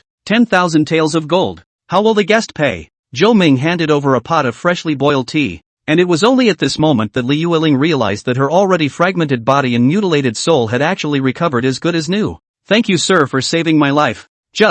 Li Yuling respectfully handed over the golden ticket. She knew that it was Zhou Ming who had saved her, but she didn't know how to speak about what happened next, because the blood god would definitely come to settle the score with her, and now it had even brought Zhou Ming along with it. Just what? Please leave quickly, sir, or I'm afraid I'll get killed. Li Yuling hesitated for a while, and finally told the blood god's matter word for word. Do you mean this thing? Zhou Ming pointed at the blood bead floating in midair in front of him with a disinterested expression. Looking at Zhou Ming's calm demeanor, Li Yuling didn't know what to say. She didn't know if Zhou Ming really had that kind of strength or was just arrogant. However, it seemed that the only person she could rely on right now was Zhou Ming, and now she was 100% going to be intercepted halfway back to the central region. But when she thought about how Zhou Ming had casually pulled his dying self back, she felt that Zhou Ming might really have some backbone. Just would that backbone really be enough in the face of the blood god? After all, it was rumored that the blood god in his heyday had long since departed from the humane realm, and was simply not something that a martial artist could contend with. And even though he had only just been revived now, she was still a little unconvinced that the person in front of her had that kind of strength. This little grasshopper is really capable of jumping around, actually forcing the blood god to chase him out. Wouldn't that be just the thing? Save a lot of work. Not far away high up in the sky, two old men sat opposite each other in the clouds, looking at the blood god on the ground who was running wildly inside. These were the two heads of the dragon tiger dartboard in the eastern region. Their strength was unfathomable, and it was rumored that they had already broken through the Grand Master hundreds of years ago, and entered that legendary realm. Martial King, the glazed pavilion and blood blade side should be ready as well. It's better to show up unnecessarily for such people who should have died long ago. The two chatted for a while longer, and then, not knowing what news they had gotten, their figures both disappeared without a trace. The blood god's speed was strangely incomparable, and even though he was running on 2 feet, a distance of tens of millions of miles was only a few minutes at his feet. It directly came all the way to the periphery from the most central area of the demon beast forest, and then rushed towards the direction of the blood triangle. The closer it got, the more pronounced the tremor became, the earth cracking and mountains crumbling along the way. Zhao Tiangang, who was in the process of taking over Shilong, was the first to feel this sense of oppression, and immediately rushed towards Zhou Ming's tea house without hesitation. He knew that it wasn't something he could handle at this level, so he'd better get a couple of cups of tea just to be on the safe side. Coming? Li Yuling's heart grew more and more panicked. She knew that the blood god was looking for her, but she didn't expect it to be so fast, not even giving her time to prepare. I'm sorry, sir. Li Yuling didn't want to involve Zhou Ming, so she got up and grabbed the blood beads as she was about to leave the tea house, though she knew it wouldn't do much good, and the blood god wouldn't spare anyone. She just wanted to do something. Be quiet and drink your tea. Zhou Ming directly gave her a hand to hold it down, and with a gentle twist of his index finger and thumb, the drop of origin meridian blood directly dissipated into nothingness. Li Yuling looked at the scene in front of her with some bewilderment. This drop of origin essence blood was indestructible. Having lost the divine sword fragment, she was unable to do anything with this drop of essence blood, but Zhou Ming had just so gently and directly crushed it. As the person who knew the blood god the best, she knew exactly what this meant. The owner of this tea house in front of her was likely to be more terrifying than all the powerful people she had ever seen. At the same time, many figures appeared above the clouds above the tea house, tens of thousands of meters from the ground, without any support under their feet, as if they were standing in the void. Even a peak Grand Master martial artist could only slightly stall in the air, and only that legendary Martial King powerhouse could harness the air. Obviously, these 7 figures were actually clear-cut Martial King powerhouses. The 3 black-robed men in black robes on the far left were the 3 ministers of the 1st, 2nd, and 3rd divisions of the Eastern region's Blood Blade, while in the center were the 2 old men of the Lioli Pavilion, and on the far left were naturally the 2 heads of the Dragon Tiger Dark Bureau, a total of 7 Martial Kings. Such a terrifying battle force that was on the verge of leveling the entire eastern region stood quietly above the tea house at the moment, as they knew that the blood god's ultimate goal was here, as Li Yuling was here. It was just that what made them a little puzzled was that their spiritual sense couldn't penetrate Zhou Ming's tea house, and was only about to sense an outline. There's something odd, but it doesn't matter. The minister of the 1st division opened his mouth, his voice cold and mechanical, not like a person, but rather a ruthless machine. Move the formation over. I don't believe that a blood god revived to halfway has this much power, the old man from the Lioli Pavilion said to the summoning token in his hand, and then only hundreds of figures rose up in the air, spreading all over the blood triangle. This was the Lioli Pavilion's back-breaking item, the small peripheral star formation. It was said to be a formation diagram that the 3rd-generation master of the Lioli Pavilion had obtained from beyond the heavens, and its power was terrifying and boundless. But throughout the entire divine and demonic continent no one can meet the requirements on this formation chart. It is good that the compatibility of this formation is very strong, otherwise it really is useless. And now the Lioli Pavilion had taken out this formation diagram, uniting all of Bloodblade's and Dragon Tiger Dart's war power in the eastern domain in order to kill the blood god in one fell swoop. A full 108 Patriarch-level powerhouses were the lower heavenly stars, 36 Grand Patriarch-level powerhouses were the upper heavenly stars, and finally, the 7 of them were the Dipper as the eyes of the formation. Although the power was not as much as 1/10,000th of the genuine small perimeter star formation, the power that erupted was definitely not something that the blood god at this stage was about to compare to. My essence blood. Who did this? Who did it? The blood god felt his essence blood dissipate and was incomparably angry. It was 1/10 of his cultivation. losing it for no reason. Anyone would go crazy. Coming. The blood god's 10,000 feet tall body appeared at the end of the horizon, and in the blink of an eye, it arrived close by, the dripping blood becoming a wide river of blood. However, after approaching the blood triangle, the Earth's blood became abnormally sharp. Not even a tremor was evident, but no one cared about that. Not even the blood god, with a pair of huge pupils staring deathly at the tea house not far away. And then his body leapt up, and the blood god, who originally had a large portion of his body above the clouds, was about to break away from the surface of the earth and enter the starry sky at this moment. Immediately after that, the right hand without much flesh and blood clenched its fist, and the wind of the fist, which was close to 2,000 meters in length, fell at an incomparably terrifying acceleration at an altitude of tens of thousands of meters. The surface of the fist was also wrapped in an incomparably thick layer of true chi, aiming straight for Zhou Ming's tea house. Chapter 30, Seconds. Is this madness? The minister of the 2nd Division of the Bloodblade was somewhat stunned as he looked at the furious blood god. Everyone was shocked by the sudden strike of the blood god. The wind of the fist was too violent. If the 7 of them did not have the shelter of the formation, then I'm afraid they would be crushed by a wisp of breath that escaped. All I know is that with this punch, I'm afraid that a significant portion of the eastern region will sink into the sea. The Dragon Lake Dart Bureau's Dragon Dart Man opened his mouth, his voice steady, and silently retreated 10,000 miles away. In fact, this speculation is not unreasonable, because this punch conservative estimate can cause tens of thousands of Tsar nuclear bomb explosion power at the same time, and also just conservative. Really smashed down, I'm afraid to burst a few points. Inform the next. Energize the formation with all your might. The rest of the group saw this and did the same, issuing commands side by side at the same time to activate the formation. In an instant, the sky seemed to be covered by a layer of black cloth. Just now it was clear and bright, and the next moment it was directly covered with stars. These stars flickered, and a wave of invisible star power was extracted from the sea of stars, eventually fusing in the small perimeter star formation. This was actual star power, one of the most terrifying forces in the world. It is fortunate that it is also this big formation. Otherwise the blood god this full force punchdown, I am afraid that half of the living beings in the eastern region will be extinct. What the hell? The crowd looked at me. I looked at you, and looked at each other, not knowing what was happening, because it was just too quiet. They had even stimulated the small circumstantial star formation to the extreme, just to deal with this next attack, but not to mention the shockwaves and airwaves. They didn't even hear the sound, and the blood god's huge body was still standing there, only with its head facing down and its feet facing up. In theory, this punch was enough to punch through this continent, and now it seemed to be stuck on something. This led to them being embarrassed, with nowhere to use the star power they had accumulated. What? The one who was most shocked was the blood god. Who could have killed anyone with this punch, let alone a dilapidated tea house? Yet it was this very tea house that had stiffly blocked this continent-spanning punch of his. Even the chimney of the tea house went right into his knuckles and stood motionless. This is Zuan Huangmu? The blood god's insight was truly extraordinary, and he recognized the Xian Huang Qi floating down around the tea house at a glance. Only that he couldn't figure out how someone could use Xian Huang wood for an entire tea house.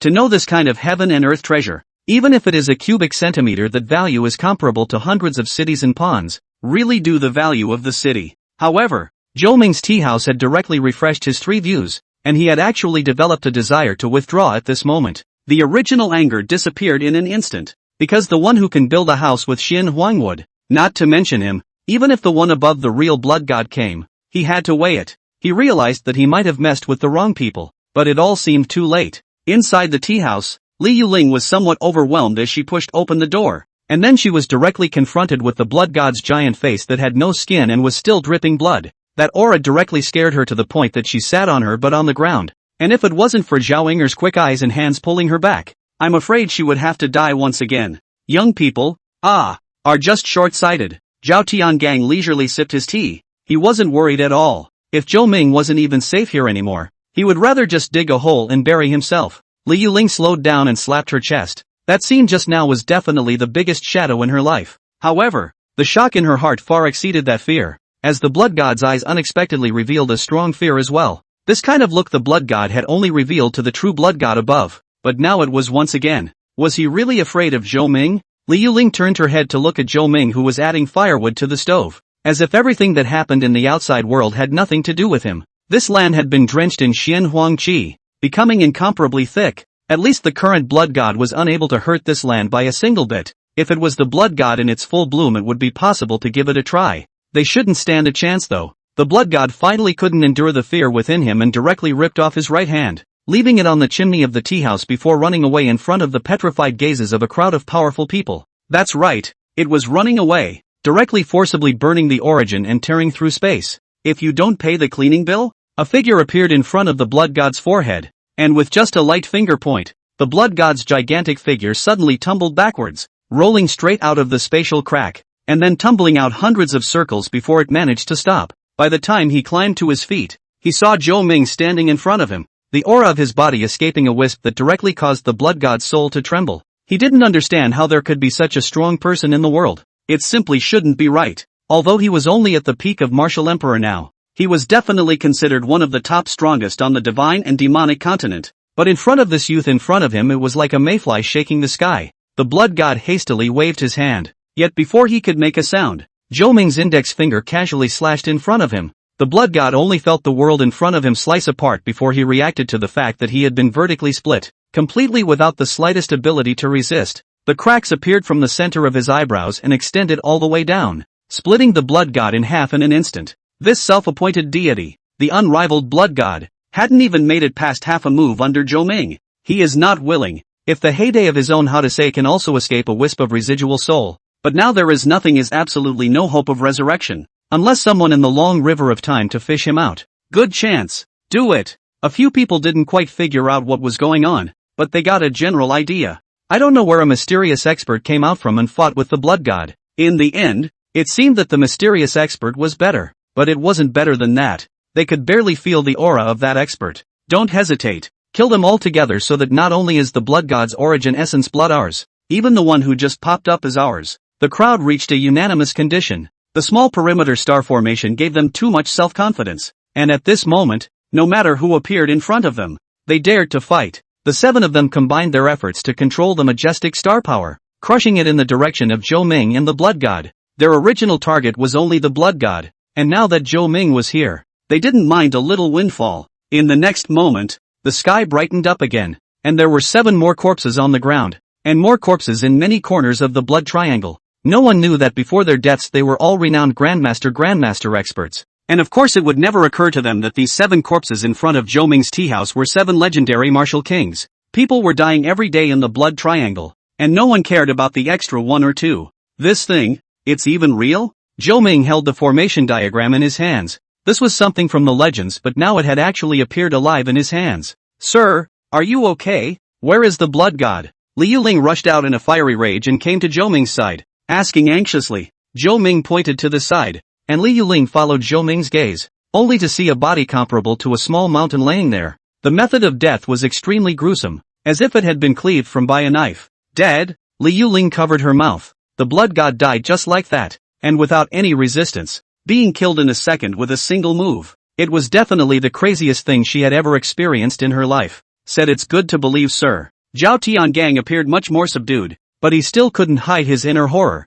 and at the same time, he was once again convinced by Zhou Ming's strength. The strength of this youth in front of him was like a bottomless pit. No matter what the predicament or what the enemy seemed to have never been taken seriously by Zhou Ming. It was an extreme confidence in himself. The karma on you is so messy. It's really not easy for a person from the ancient times to live in the present. Zhou Ming stared at Liu Ling and opened his mouth. Liu Ling was a bit at a loss for words. This was her biggest secret. She didn't expect to be seen through by Zhou Ming at a glance. That's right. She was indeed a person from the ancient times, and she was also the first eldest daughter of a very powerful family in the middle domain during that ancient period. But unfortunately, she catches the last blood sacrifice of the blood god, and their family is chosen as a sacrifice, as well as bait for the rebellion against the blood god's allied forces. In the end, all of her family members were chewed up by the blood god in front of her, and it was only at this moment that she realized that the bait was actually meant to restrict the blood god's movements by poisoning her body. She was eventually rescued by her own master, and then sealed through a special method, and left behind a shard of Excalibur, along with a prophecy. Because her master knew that no one could truly kill the blood god at that time, she calculated the time when the blood god would revive, and that was when the blood god was at its weakest and most likely to be killed completely. That was why Liu Ling was alone, living with the grudge of an entire family from hundreds of thousands of years ago. But now, she had gotten her revenge, but there was no joy in her heart. After all, she hadn't been able to kill her enemy with her own hands. It's okay, you still have a chance. Zhou Ming faintly opened his mouth and said, Li Yueling listened in a clouded state. What did he mean by there was still a chance? Could it be that the blood god was still alive? Demon Beast Forest. Underground World. White Bone Palace. Elder Bai. Found it. Chu Luo came to the bottom of the tall tower at the very center of the White Bone Palace, only to see that there was an eyeball placed there, which was the other eyeball of the blood god. But the blood god was dead, and this eyeball had lost its luster. Inside this is the blood god's entire inheritance. A great chance for you. A wisp of soul emerged from the ring on Chu Luo's hand. An old man with white hair. No one knew where he came from, not even Chu Luo himself. Hearing this, Chu Luo's heart was ecstatic, and without hesitation, he grabbed the eyeball and threw it directly into his mouth. Chapter 31, The Blind Man. I'll see you later, sir. Li Yuling bowed deeply in Zhou Ming's direction. Zhou Ming turned around and walked towards the tea house, waving his hand on the way. The karma on Li Yuling's body gave him a sense of familiarity, and that was why he stepped in. Li Yuling left, in the direction of the central region. Zhou Ming continued to run his tea house. The impact of the blood god this time was not small, but Zhao Tiangang acted fast as well. The blood god was at least a god from the ancient times. Not to say that he was covered in treasures was almost the same. So before the surrounding forces reacted, the corpses that were like a small mountain were almost all dealt with by him, and even the broken hand on Zhou Ming's roof was not spared. The blood god's bones might be as brittle as paper in front of Zhou Ming, but for Zhao Tiangang it was an excellent material for practicing armies. Not to mention that this kind of material was enough to pile up a small city. Originally, after the Chu kingdom occupied the 16 western Liang states, it had jumped to become one of the most powerful forces in the entire eastern domain, and now that the martial kings in the eastern domain had basically been killed by Zhou Ming, and that they had obtained the corpse of the blood god orthodox body, as long as Zhao Tiangang took that crucial step again, then the annexation of the entire eastern domain could be expected in a matter of days. Since then, Zhou Ming's reputation as a tea house had spread, and all knew that this boss had terrifying strength, but little was known about his specific battle results. There weren't many people who knew about the blood god, and with Zhao Tiangang blocking the news, Zhou Ming naturally became a mysterious and powerful person. But that was only for ordinary people, but any power with some status knew something about what had happened, just not in that much detail. At the same time, the entire eastern region was abuzz, as several of the top forces had all withdrawn from the eastern region overnight, as their stalwarts and top combatants in the eastern region had all disappeared without a trace overnight. Some said that they were trapped by a mysterious secret realm, others said that they were on a secret mission. In short, there were many different opinions, but it didn't occur to them that it was only because of their momentary greed that they were all destroyed by Zhou Ming with a slap on the wrist. Boss, what was the other day? Can you tell us about it? Yeah, brothers curious. The crowd of bandits in Zhou Ming's tea house all came together, including some fugitive outlaws and felons. However, these people really did not dare to make trouble in Zhou Ming's tea house. As long as the forces surrounding the Blood Triangle had basically heard of Zhou Ming's great name, there was not that ungrateful person who would come to find trouble with him. Ahem. Zhou Ming rubbed his fingers together, and immediately someone understood and pulled out a string of copper coins and handed it to Zhou Ming. They also didn't understand how such a high person could be so obsessed with mortal money. Zhou Ming collected the money and didn't begrudge him, telling the events of that day, but these brown men were just listening to the fun, knowing that Zhou Ming was powerful and not bad, but this was blowing it out of proportion. What with holding down a revived ancient god with one finger and slapping a few martial kings to death,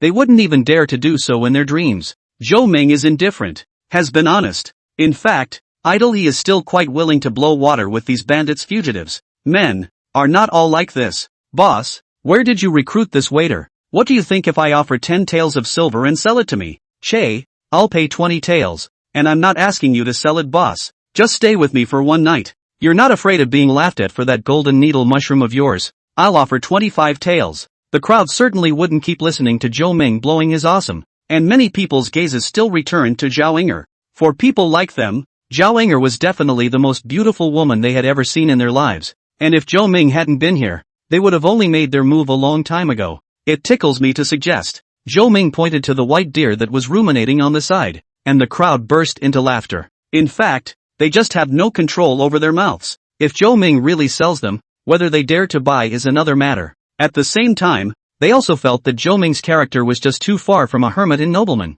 and was instead like a jerk. Shopkeeper, a pot of bilyuakun. A voice suddenly came from the doorway, and between them a 15 or 16-year-old boy walked in with a wooden stick. The teenager's clothes were covered in patches, but very clean, and he was blind with a very noticeable scar over his eye. However, Everyone who saw the scene of this teenager actually all hid far away, and it seemed as if they were hiding from something extremely frightening. The counter, which had been packed to the brim, was now empty all of a sudden. The teenager Manchu walked over, took out a string of copper coins from the package behind his back, and handed it to Zhou Ming. When the crowd saw Zhou Ming directly reach out and take it, they wanted to open their mouths to remind them of something, yet it was already too late. Sword bone. At a glance, Zhou Ming could tell that the teenager's bones were extraordinary, and that every bone in his body contained infinite sword intent, making him a natural sword practitioner, and even saying that he was a humanoid sword. Zhou Ming brought up a pot of hot tea, and the teenager took it without saying anything more and turned to leave.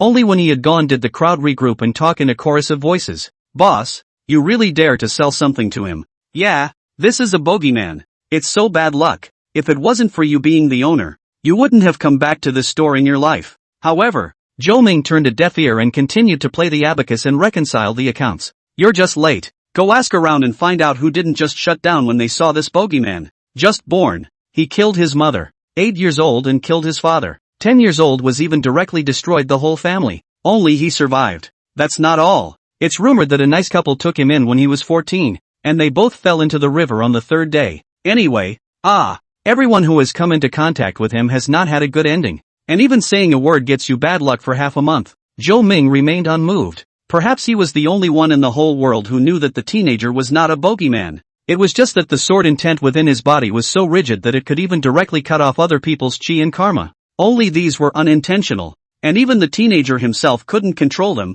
and ended up being treated by everyone as a reincarnation of a broomstick. Master, the stuff is back for you. The teenager left and traveled all the way to the evening before returning to his place. A deserted mountain. Thatched hut on the top of the mountain lived a madman. Dirty, the smell with the stench is not too much, but the patriarch said he is the world's first. Of course no one would believe the words of a madman, except for this teenager with a tragic life, and the old lunatic also seemed to be the only one who hadn't been grilled by the teenager. Do you want to learn swordplay from me? However, today's old lunatic very much appeared unusually composed, his eyes revealing depth. Although the teenager couldn't see it, he could sense that the old madman was going to have a wrong aura today. The teenager did not know how to answer. After all, in his eyes the old madman is an ordinary old man who picks up rags every day. Although he often says that his martial arts is the best in the world to let him call his master. The teenager also just think that the old madman is demented and committed. Although today the old madman let him take the garbage that the two of them had been picking up for most of the month to exchange for a pot of tea, he still did as he was told. Only because in the mirror's most desperate time only the old madman was by his side, and was considered to be his only relative in the world. Master, hot. The teenager felt the teapot in his hand being snatched over, and most importantly, it was still steaming hot. So he hurriedly opened his mouth and reminded to. The old man didn't care, however, and drained most of the pot of hot tea in one gulp, picking up the stick he had used to pick up trash. Then he poured the rest of the tea on his broken stick, and the next moment the layers of dirt were washed away by the tea, revealing the original appearance of the stick. It was actually a sword with divine light. The next moment, the old man waved his sword and cut open a crack in space. The teenager did not know what was happening, opened his mouth and asked, Master, what are you doing, master? However, no one answered him, as the old madman picked up the teenager with one hand and walked straight into the middle of the spatial rift in front of him. Chapter 32, Picking the Mountain Gate. Sir, I brought what you asked for. The door of the tea house was opened early in the morning,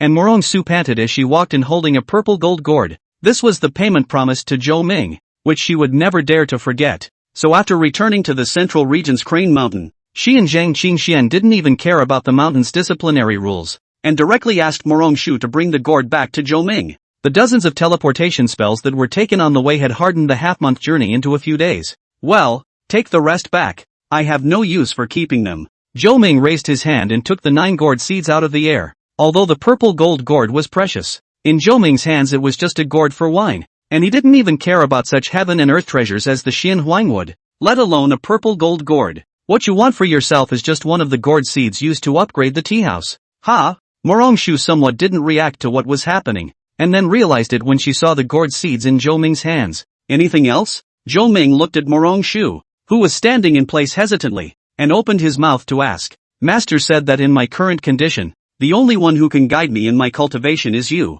Sir, in the whole world, besides the open mountain sect master. Morong Shu finally began to gather the courage to open her mouth and said, Ever since this spacetime anchor point fused into her body, her cultivation had directly skyrocketed. And in the past few days it had directly skyrocketed from a 4th-order martial artist to a 7th-order one. And the foundation was solid, with no signs of weakness at all. Zheng Qingxian couldn't see much of a doorway either, and at the same time, he was worried that other people within the sect were also coveting this spacetime anchor point. After all, a piker is not guilty of harboring a weapon. So on the one hand, he wanted Zhou Ming to instruct Morong Shu in his cultivation, and on the other hand, he could also seek shelter on one side. If Zhou Ming wasn't even safe here, then there would be a few other safe places in the whole world. That's just right. Inger can't keep herself busy by herself, so I'll leave the counter and back kitchen to you from now on. Zhou Ming didn't refuse. Someone was helping him work for free. Why not? Thank you, sir. Seeing that Zhou Ming had agreed so easily, Morong Shu was immediately ready to kowtow and thank him, but was dragged up by a strand of Zhou Ming's true qi. What's the hurry? Contact the Tibetan Buddhist sect for me, and say, I have a Vajra relic here, and if you want it, send a Bodhi seed in exchange. Zhou Ming then threw a flowing colorful relic in his hand into Morong Shu's hand. The resentment in it, the impurities had long since been burned clean by Zhou Ming's fire, and now there was only the purest Buddha nature left. Morong Shu did not hesitate and directly took out the transmission token with the Buddhist sect and transmitted Zhou Ming's words word for word. There was also a quick response over there, because the one who transmitted the message was Morong Shu, and the two Buddhist and Taoist families had a close relationship with each other, so they trusted each other so much that they directly agreed without even confirming it. Although linden seeds were precious and could only bear 18 every 3,600 years, the Buddhist sect had a long history and still had a few stocks, and the value of a single Vajra relic was definitely much higher than that of a linden seed. Sir, the linden seeds will be delivered in 3 days at the latest. Zhou Ming raised an eyebrow. He also didn't expect the Buddhist sect to be in a bigger hurry than him, but after pinching his fingers, everything was clear. But it was not his concern for the time being. Zhou Ming sat on the rocking chair, his eyes staring at the store's entrance before he spoke. Don't worry about it. Morong Shu and Zhao Inger turned back to look at the doorway at the same time, yet there was no one there. Yet a gold ingot suddenly appeared. Zhou Ming waved his hand and recruited it. His hand was heavy and incomparably heavy. This golden treasure actually weighed tens of thousands of taels. Sir, this is. A guest left it behind. Zhou Ming didn't say anything more, and the figure of that teenager appeared in his mind. The man just now was none other than the old lunatic. He had a strange disease that allowed him to only be awake for 1 day every 100 years, and now that his life expectancy was short, he wanted to ask Zhou Ming to take care of this teenager for a little while after his death. This golden treasure was all the money he had left on him, and after receiving Zhou Ming's affirmative reply, he once again broke through the void and made his way west. The old madman's speed was very fast, even faster than some large spatial spell formations, and he arrived at the border of the eastern domain after only 2 days. This place was called Chuan Shu, located at the junction of the eastern domain and the central domain, with an extremely vast area. However, there was only one force in such a vast area, named the Sword Sect. This clan everyone practicing sword. It is rumored that the contemporary patriarch of the sword has long been the peak of excellence. Lift the hand between the stars can be divided into two. The Sword Clan, even in the middle of the region that is one of the absolute top forces. Under the patriarch, there are 10 big Sword Mountain. Each of the master of the Sword Mountain strength is not to be underestimated. The weakest one also has the cultivation of the middle stage of the martial emperor. The strongest is just worse than the patriarch of a line. But now there is an unexpected guest in the land of Sichuan and Shu. An old man with ragged and tattered clothes stepped through the void and stood outside the mountain gate of the Sword Sect. I've come to your place today to beg for a sword graveyard quota for my untalented disciple. I wonder if you would be so kind as to honor me.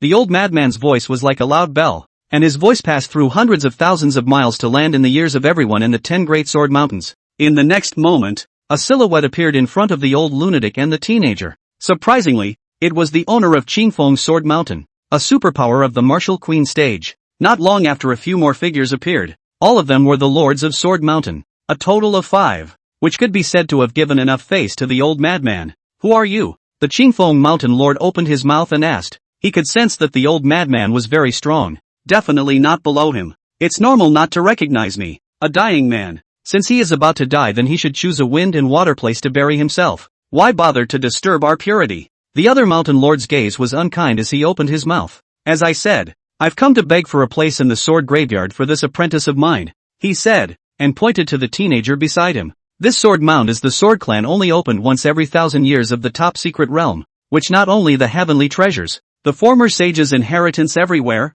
more importantly, The sword clan disciples can be in which the realization of the sword intent, and even get the life of the sword, the last time it opened. There was a top genius from the sword sect who had obtained a supreme divine sword and killed his way from an ordinary prodisciple all the way to the position of master of Qingfeng Sword Mountain. The so-called every quota was incomparably precious. That is, there was fierce competition within their clan, let alone giving it to an outsider. Give me a reason. One of the strongest mountain lords opened his mouth. His realm had reached the peak of martial emperor, and he was only one step away from the legendary martial saint. Pick a mountain gate. Without hesitation, the old madman opened his mouth and uttered 3 words. However, these 3 words fell on the ears of the 5 mountain lords whose faces immediately changed. This is an extremely old rule in the sword sect. As long as someone can win 3 mountain masters in a row can directly obtain a sword mount quota. This is the first patriarch of the sword sect personally set. No one dares to disobey. Swords have no eyes. If you retreat today, you still have quite a few days to live. If you have to be bent on having your own way, we don't mind helping you find a feng shui treasure today. Qingfeng Mountain Master a step forward. This kind of time absolutely cannot be abashed. This is the face of the sword clan. If really let an outsider pick the mountain gate succeeded, these mountain master's face can be directly torn down and lost. Disciple, today, master will help you open your heavenly eyes. Watch and learn well. This is the only thing that master can do for you. The old lunatic had an inexplicable affinity for the teenager for some reason, and he didn't know if he'd be able to come to his senses again next time. So he wanted to do something for the teenager before he died. Master, what are you doing, master? At the moment, the teenager guessed what was going to happen even if he couldn't see it, so he panicked a little, and the old madman seemed to be using his life to do something for him, and these he does not want. What sword mount place he does not care at all, also do not want to learn the sword. Even if he goes back to pick up garbage every day he is not willing to. The old madman left him on this. After all these years, he had almost decided that he was the bogeyman as well, and that no one who was around him would end up well, and now it seemed to be the old maniac's turn. What for? See for yourself later. The old madman. His index finger moved slightly. A wisp of true chi shot straight into the teenager's brow, accompanied by a drop of blood flowing down. The teenager's forehead slowly opened a vertical eye. It was a moment when the vision lost for years finally came back, and stronger. This heavens, I can help you suppress your sword bone. There are other wonderful uses you can slowly experience yourself. Now watch the masters move well. The old madman put the teenager down, gripped the hilt of his sword once more, and looked up. Have you chosen yet? I'm coming. Chapter 33 Upgrading the Tea House. It was only at this moment that the teenager realized that the old lunatic who had accompanied him for so many years was actually a world-defying powerhouse. So powerful that even the sword sect needed to be on guard. It was just that he didn't understand why the old maniac was so nice to him. The teenager's heavenly eye had just opened to display an unrivaled and terrifying might. He was just an uncultivated mortal, not even a martial artist. But the movements of this group of martial emperors in the sky were as if they were slowed down by tens of thousands of times in his eyes. This is one of the abilities of the martial heavenly eyes. All the enemy's movements in his eyes are full of loopholes. As long as the difference in strength is not particularly large, then basically in the innate invincibility. Old me will only make one sword strike. If I can block it, old me will twist my head and leave. If I can't, I'll take this place. At this moment, the old madman's eyes changed abruptly, and the long sword in his hand buzzed. This was an ordinary rough iron sword. Only after the old madman's sword intent pounding for I don't know how many years, it transformed rottenness into magic and became a supreme sword. Seeing that an abnormal battle was inevitable, the 3 strongest mountain lords took a step forward. Whether it was for the quota or the face of the sword sect they could not lose. At this moment, almost all of the disciples of the 5 sword mountains were gathered here, looking up at the 2 sides facing each other in mid-air. And the monstrous sword intent in the old madman's body could be clearly felt from 10,000 miles away. It was as if a slender silver needle had pierced into the pores of their body, and that overwhelming aura was unstoppable. Moreover, they didn't believe that an unknown old man could break through the 3 mountain lords joining forces. 1 peak martial emperor and 2 martial queen stage. You guys really respect old me. The old madman laughed, and then his body's sword intent coalesced and wrapped around every inch of his body. At this moment, his entire body seemed to have transformed into a sharp sword. And it was only at this moment that they realized what the old madman meant by only one sword in his mouth. The old madman put together all of his cultivation and longevity, all used to catalyze the sword intent. After this sword, regardless of success or failure, I am afraid that there is no old madman this person in the world. Is it not negotiable? At this moment, a hint of fear appeared on the faces of all 5 mountain lords. This one might very well get themselves involved. I originally thought that this exclusive jutsu of mine would be lost, until I met you. Saying that, the old man's body transformed into a stream of light, and in an instant, he arrived in front of that peak martial emperor mountain lord. In a flash the tips of the two swords came together,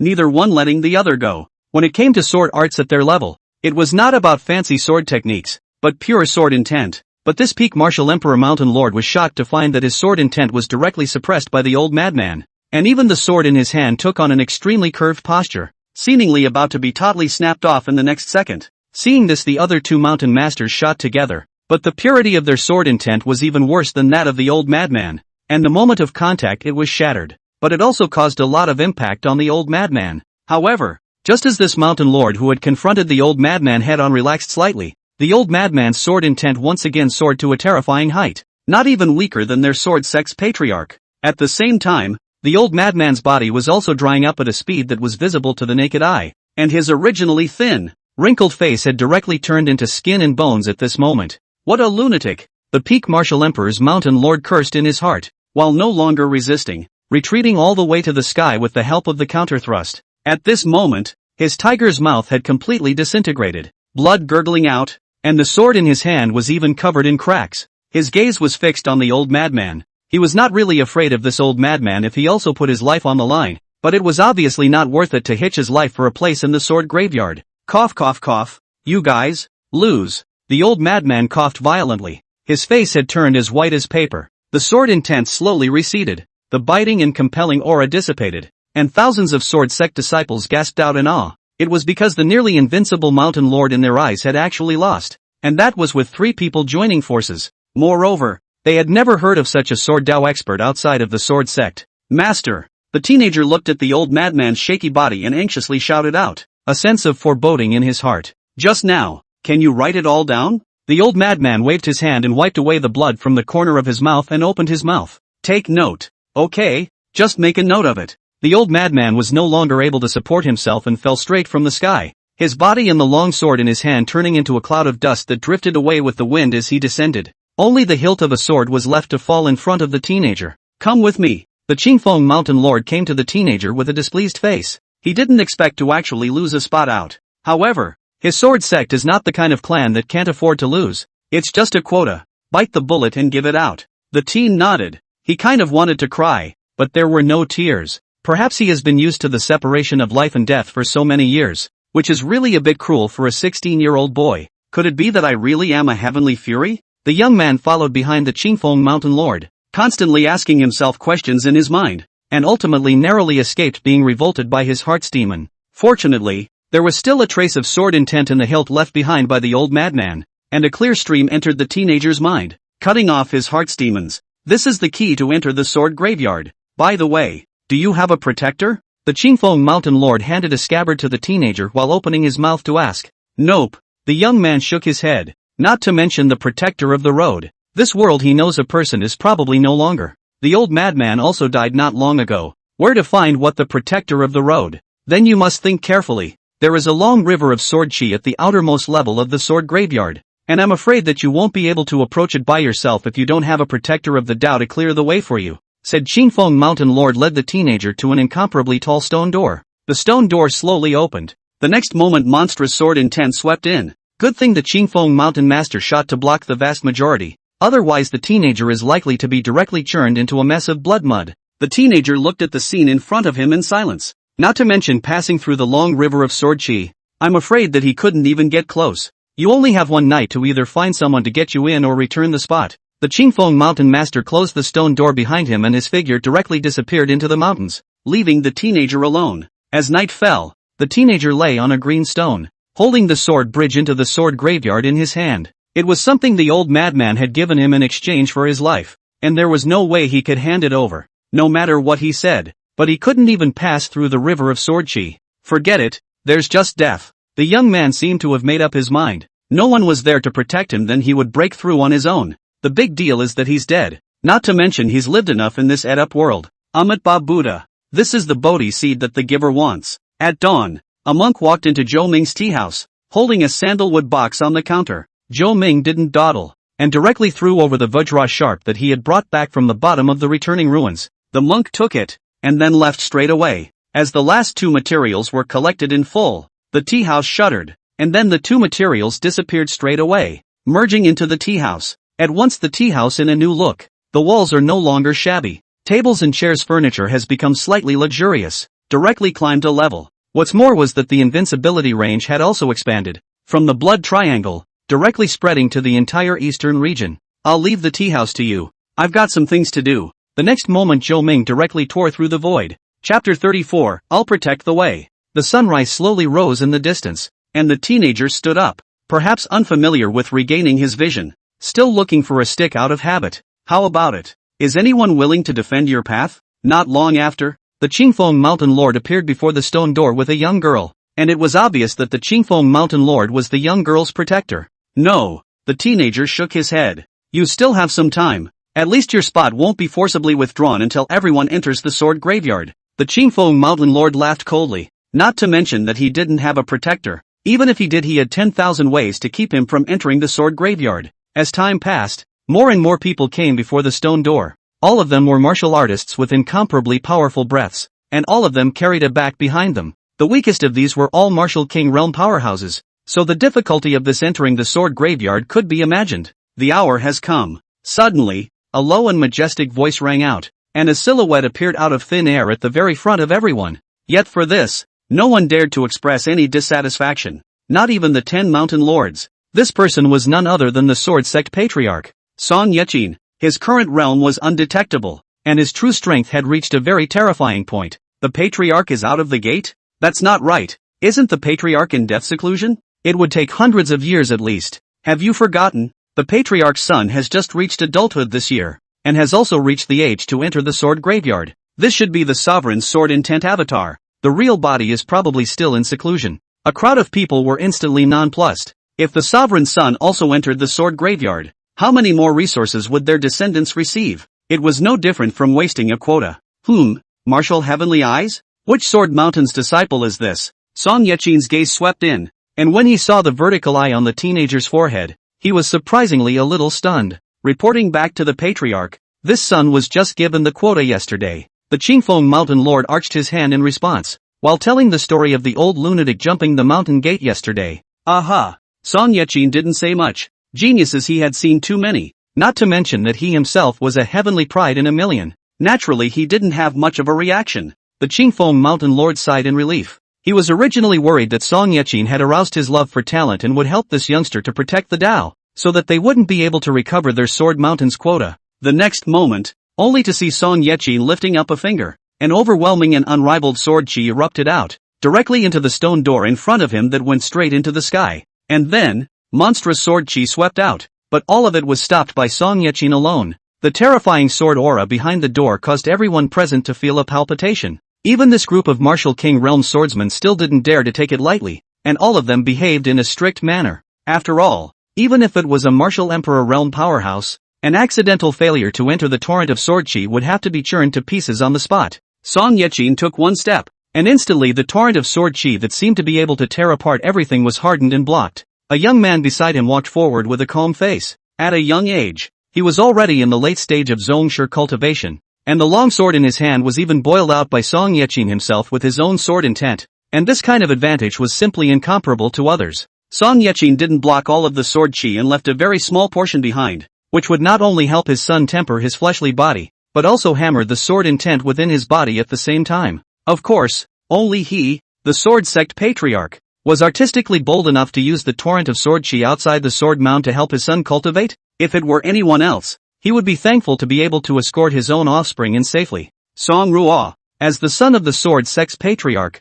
naturally did not have any fear. Firstly because of his confidence in himself, and secondly because of his absolute trust in his father. Therefore, he directly walked into the middle of the long river of sword chi without the slightest defense. Although the sword chi that remained was less than 1,000th of the original, it was still enough for a zongshi realm martial artist to drink a pot. Feeling the cells of his body being penetrated and torn apart by the sword chi, Song Ruo still did not change his color as he took a step towards the depths of the sword mound. Seeing this, Song Yechin also revealed a hint of relief. This son of his not only had excellent cultivation talent, even his heart was not to be mentioned. In the end, there were no surprises. Song Ruo might have passed through the long river of sword chi, but fine blood was seeping out of every pore of his body, and at this moment, he was a living, breathing man of blood. However, The sword intent in his body was refined to a new level, more pure. For a swordsman, sword intent was even more important than their own cultivation because that was their foundation. As Song Ruo entered, Song Yechin also slowly stepped back,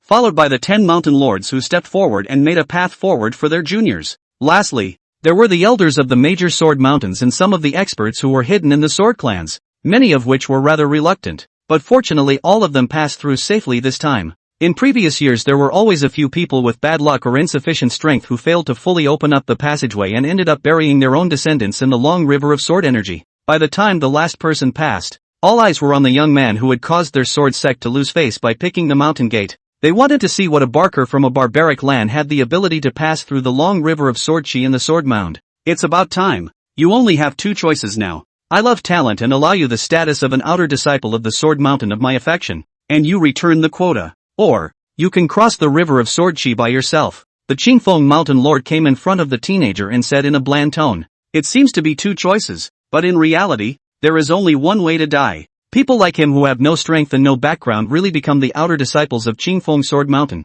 Waiting for him is only to be plucked out of the eyes of heaven. But to everyone's surprise, the teenager shook his head and walked towards the stone door with a resolute pace, completely disregarding the sword chi that had escaped. Crazy, the Qingfeng mountain lord cursed in his heart. Looking at this, he was unwilling to return the quota even if he was churned to pieces by the sword chi, and at the same time ruin this great treasure of his. At this moment, many people laughed coldly in their hearts. This kind of person who didn't know the sky and the earth wasn't in the minority, not to mention that the person in front of them was still a mortal who hadn't practiced. It was just a pity about his martial Dao heavenly eyes. If Song Yechin wasn't here today, many people would have probably made a direct move. Although the transplanted martial Dao heavenly eyes weren't considered superior, the enhancement of battle power was quite outrageous. The teenager's body slowly approached the position where Song Yechin stood. And everyone knew that once the teenagers crossed the position where Song Yechin stood, the vastness of the sword chi like a sea would instantly wrap him up, and then directly turn into nothingness, with nothing left. However, the teenager still held the Cambridge tightly and took one step in the direction of the stone door. Finally, the teenager came to a position parallel to Song Yechin, yet without the slightest hesitation, he resolutely took the last step. Song Yechin frowned as the teenager surprisingly did nothing, and was not even affected in the slightest. The teenager himself was full of dismay. By all rights he should have died 800 times by now. Why was there nothing at all now? Just as he was puzzled, a voice sounded behind him. Your master bought a cup of tea from me. He didn't have time to drink it, so you can take over. Chapter 35, The Sword Graveyard. Drink tea? The teenager turned his head and looked at the youth behind him who appeared from nowhere. Not much different from his own age, but he exuded a powerful confidence. So confident that he was fearless of everything. The teenager took the teacup in Zhou Ming's hands, and at the same time Song Yechin's gaze looked over. As the sword sect's patriarch, one of the strongest men of the current generation, he was slightly shocked to realize that he couldn't seem to feel Zhou Ming's aura. Combined with the current situation, Zhou Ming was definitely not immortal. Then there was only one answer. Zhou Ming's strength had crushed this incarnation of himself. I just don't know if he'll have the power to fight after his main body comes out of the gate. At this moment, everyone was attracted to Zhou Ming's attention, because all of the top warriors up and down the sword sect had converged here. And surprisingly, none of them had discovered when Zhou Ming had appeared. And this friend is? Song Yechin opened his mouth and asked, this time with a bit more awe in his tone. I'm the boy's protector. Zhou Ming pointed to the teenager on the side and gestured for him to drink tea. The teenager also had some impression of Zhou Ming's voice. It was the owner of the tea house where he had gone to buy tea a few days ago. However, since it was arranged by his own master, the teenager must have trusted it 100%. And immediately dried the warm tea in his hand in one gulp. In the next moment, his body suddenly became hot, and every bone in his body trembled slightly. The feeling wasn't exactly comfortable, but it was acceptable. And then a sword sound that resounded through the sky emanated from the teenager's body, instantly startling Song Yechin into withdrawing half a step. At this moment, he also recognized that this was exactly the sword bone that all swordsmen dreamed of. The sword bones hummed as if every bone in his body was a supreme sword. And even the long river of sword chi behind the stone door throbbed. It wasn't because of the teenager's cultivation, but the pure sword intent, similar to bloodline suppression. Sword intent with high purity just had an absolute suppression effect on sword intent with low purity, which was why swordsmen didn't value strength so much in single combat. Of course, the one who felt the most incredulous was Song Yechin. The sword intent emanating from this teenager in front of him was actually not much worse than the sword intent he had hammered for thousands of years. To know that the young man in front of him was only 16 years old and had not yet practiced, and just because of Zhou Ming's cup of tea, he had caught up with his thousands of years of progress, which could be a good thing to put in anyone's body. Sovereign. At this moment, the faces of a group of mountain lords were flushed, their eyes full of greed, and the implication was that they wanted Song Yechine to make a move and directly leave the two of them behind, and then pluck out the teenager's heavenly eyes, digging out the sword bones all over his body and replacing them with the young pride of the sword sect. However, they were not Song Yechine, and simply could not appreciate how terrifying Zhou Ming's strength was, while at the same time having absolute confidence in their patriarch's strength, not to mention that it is still within the sword sect, the entrance to the sword mound, and if the Ying soul or sword spirit in the sword mound is called out, it is only possible to push across the entire contemporary god and demon continent. That's why they were fearless of any opponents, and they were also determined to get their hands on this muddy treasure of a teenager. If it was just a martial arts heavenly eye, they could still restrain it, but this body full of sword bones try to ask there is that swordsman who can hold back from moving his crooked mind. But that didn't seem to include Song Yechine, who didn't have any other emotions in his eyes other than a hint of loss from the blow. This had something to do with his personality, but the main reason was Zhou Ming's vastness like the sea, like an immortal Buddha and goddess that had existed for eternity. He didn't want the sword sect's foundation to be destroyed for so many years. Closed. Pop. Before Song Yechine's chorus of rebuke had even left his mouth, the mountain lord who had just tried to make a move was directly sent flying by Zhou Ming with a slap in the air. Then it rolled thousands of times in a row and crashed heavily on top of a high mountain. All the bones in his body immediately turned into a mess of broken pieces, and he couldn't stop the flow of blood from his 7 orifices. But Zhou Ming left him a breath of fresh air. He was a person who didn't like to kill, or perhaps it wasn't necessary. Looking at Zhou Ming's bland expression, the crowd realized what kind of existence they had just tried to make a move against. One must know that just now that Mountain Lord was the third-ranked existence in terms of strength among the 10 Sword Mountains, and had already broken through to the peak of the Martial Emperor as early as 10 years ago. Even if Song Yechine's real body had come out of the gate, it would be impossible for him to manage to slap him until he was half dead. What's your name? Zhou Ming no longer paid attention to the crowd of complicated to the extreme gazes and turned his head to the teenager who was similarly frozen in place to the side and opened his mouth to ask. I, for one, have no name. Then take your master's surname, Ling, and I'll take the name Wind with you, and from now on you'll be called Ling Feng. Ling Feng was stunned. It was obvious that this was also the first time he had heard his master's surname, and at the same time, he was puzzled as to how Zhou Ming had learned of it. It's getting late. Go inside. I've just helped you activate all your sword bones, Zhou Ming signaled with his eyes, and Ling Feng understood in seconds. This gentleman, do you not defend your offspring? Song Yechine opened his mouth in confusion and asked. Wasn't Zhou Ming making this mess just to come and defend Ling Feng's path? How come he didn't have the slightest intention of wanting to make a move now? When a pony crosses a river, it has to explore the depths for itself. Zhou Ming stretched his back, going so far as to treat the long river of Swordshi behind the stone gate with such contempt, even comparing it to a small river. What kind of arrogant person could say this? But between the strength Zhou Ming had just displayed, perhaps he did have that qualification. Holding his sword sheath, Ling Feng took big strides towards the stone door. However, what made people's jaws drop was that the invulnerable Swordshi couldn't even hurt Ling Feng in the slightest. They have directly burst open in the 5 meters around its body, and can't create the slightest impact at all. Could it be that tea? At this moment, a nearly impossible thought surfaced in Song Yechine's mind. If he blocked the long river of Swordshi accumulated over millions of years in the sword mound with a cup of tea, then his Dao heart was considered to be close to collapsing. By the time Ling Feng had actually walked close to the stone door, the raging sword chi had slowly decelerated until it finally dissipated into nothingness. Ling Feng's presence was unobstructed, and this was the first time this had happened since the establishment of the sword mound. Mountain Master, are you alright? Several elders quickly poured bottles of healing medicinal liquid into the mouth of the mountain lord who was still alive. This was a martial emperor realm powerhouse. If he died, it would be an incalculable loss no matter which sect he was placed in. Can't die. That mountain lord opened his eyes with great difficulty, his eyes staring resentfully at Zhou Ming and Ling Feng who slowly walked into the sword mound. Go back and send a message to the old ancestors in the sword mound to do it, and say that the juniors have found him a good flesh body.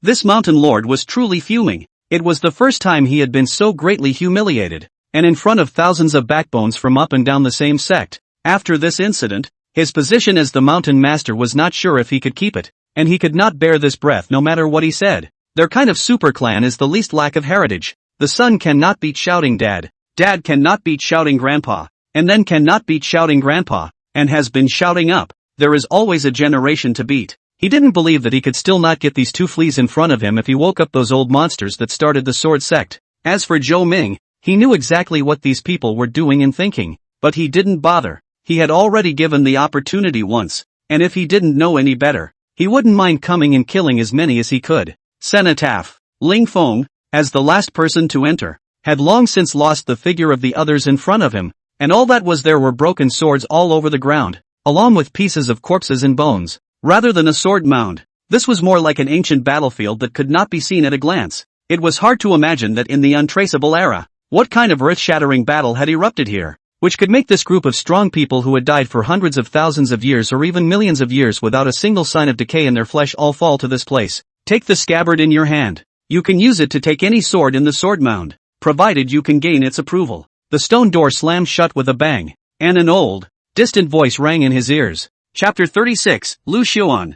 In fact, its name is the Sword Mound, which is actually an ancient battlefield so old that everyone has nearly forgotten about it. Ling Feng had just stepped in when he felt that his body was wrapped in countless overpowering killing auras, but the sword bones in his body were no slouches, and the sword intent trembled, resisting all of that killing aura, which had been bred for an unknown number of years, from outside of his body. No one knew where the end of the sword mound was, not even Song Yechin himself had ever reached the end. The disciples of the sword sect through the ages only knew that the sword mound was an absolute forbidden place within the sect, and that only disciples holding special scabbards could penetrate it, and that each person only had one chance to enter the sword mound in his or her lifetime. This was the outermost part of the sword mound, and behind it was the long river of sword chi that had recoalesced, with no idea of its source. Raising his eyes to look around were boundless corpses. Most of them were not humanoid, oddly shaped, falling on the ground in heaps. Some were run through the forehead by long swords to die, some were directly dismantled, and some were even directly chopped into a puddle of meat. As for the other side are all uniform clothing, all the sword sect disciples. Of course, they died more miserable. The body was unknown creatures left countless horrifying teeth marks, and even many are only left half of the body. Of course, there were also people with intact corpses, like a white-haired old man sitting on a pile of corpses 300 meters away in ragged clothes, but there were no injuries on his body, and a crystal-clear snow-white sword was lying on top of his knees, looking like he had died of exhaustion. The old man sits with his eyes closed. Even after hundreds of thousands of years of death pressure remains. As for what realm he was in, his life has long been unable to examine. Ling Feng swallowed his saliva and gathered his courage to climb up the pile of corpses to the old man. Suddenly, the scabbard in his hand trembled, and the snow-white sword in the old man's hand surprisingly responded by trembling slightly as well. How many years has it been? And here comes another scion? Who knows that at this time the old man's body even came out a voice. Old and lonely, tone of voice flat road seems to have seen through everything. Ling Feng was so startled that he nearly rolled off the pile of corpses. You, not dead? Ling Feng immediately shut up just as he asked, realizing that he had said the wrong thing. What are you afraid of? Old man, I died a long time ago. What survives now is nothing more than a wisp of sword intent, and it can only be barely maintained here. A silhouette identical to himself drilled out of the old man's body and floated in front of Ling Feng to explain. TSK, TSK, TSK, sword bones, 206 bones all over the body. Surprisingly all clear sword bones? The old man kept staggering around Ling Feng, his eyes filled with delight. He was very satisfied with this junior. I'm afraid that this kind of talent would be beyond the reach of even the first generation of the sword sect's founding patriarch. The old man was a bit agitated, and the snow-white sword on his corpse was even more agitated, and even flew up by itself, trying to insert itself into the scabbard in Ling Feng's hand. You don't even look at your own character, and you're worthy of being someone else's natal sword? Go back and stay. Who knew that the old man's silhouette actually held the snow-white sword in midair and then threw it back? Ouch! Ling Feng at the moment want to die this old man's heart have. That snow-white sword how to see are the most precious. This old man cannot give up, but also said so righteous. He remembered clearly, as long as the sword mount in any sword can be inserted into their own scabbard that represents the success of the recognition of the master. The future of the sword is their own weapon. But now a divine sword was close at hand, and it was just gone. You're blaming the old man for me? No, no. Ling Feng quickly waved his hand. Even if it was him, he had to die without admitting it. Otherwise it was questionable if he could get out alive. Kindness is a donkey's ass. The old man glanced at Ling Feng and kicked him off the pile of corpses before speaking leisurely. Walk inside. You shouldn't be buried here. Ling Feng climbed up. Falling down from this pile of corpses of hundreds of meters was indeed not a pleasant experience. It was good that his activated sword bone had strengthened his physical body, but even so his head was still buzzing. I see you look strange. Which Sword Mountain's disciple are you? Ling Feng had just climbed up when he heard a gentle female voice coming from beside him. Turning his head to look, he was surprised to see a young girl about his own size. Forget it, if you don't want to talk about it, then don't talk about it. But I still have to remind you that a sword with a master is extremely difficult to take in, and even a cranky senior will take a life when he encounters one. I see that you just now should be wanting to take Flying Snow Elder treading snow sword. You are not aware of the sword sect since the opening of the sword graveyard. All the geniuses of the sword Dao can fail to get into his eyes. His old man's temper is considered to be good. Don't be so reckless in the future. The young girl didn't continue to pursue Ling Feng as she watched him stammer. Instead she opened her mouth and reminded him. Oh, thanks. My name is Lu Xiaoan. And you? Ling Feng. Ling Feng? There doesn't seem to be a great clan with the Ling surname among our sword sect, but it doesn't matter. Follow me. Lu Xiaoan handed back Ling Feng's scabbard. Ling Feng happened to know nothing about the middle of the sword mound, and it would naturally be great to have someone to lead the way. The two of them walked and stopped along the way, and Lu Xiaoan was watching carefully, picking up a broken sword from the ground every now and then, and putting it back respectfully after examining it.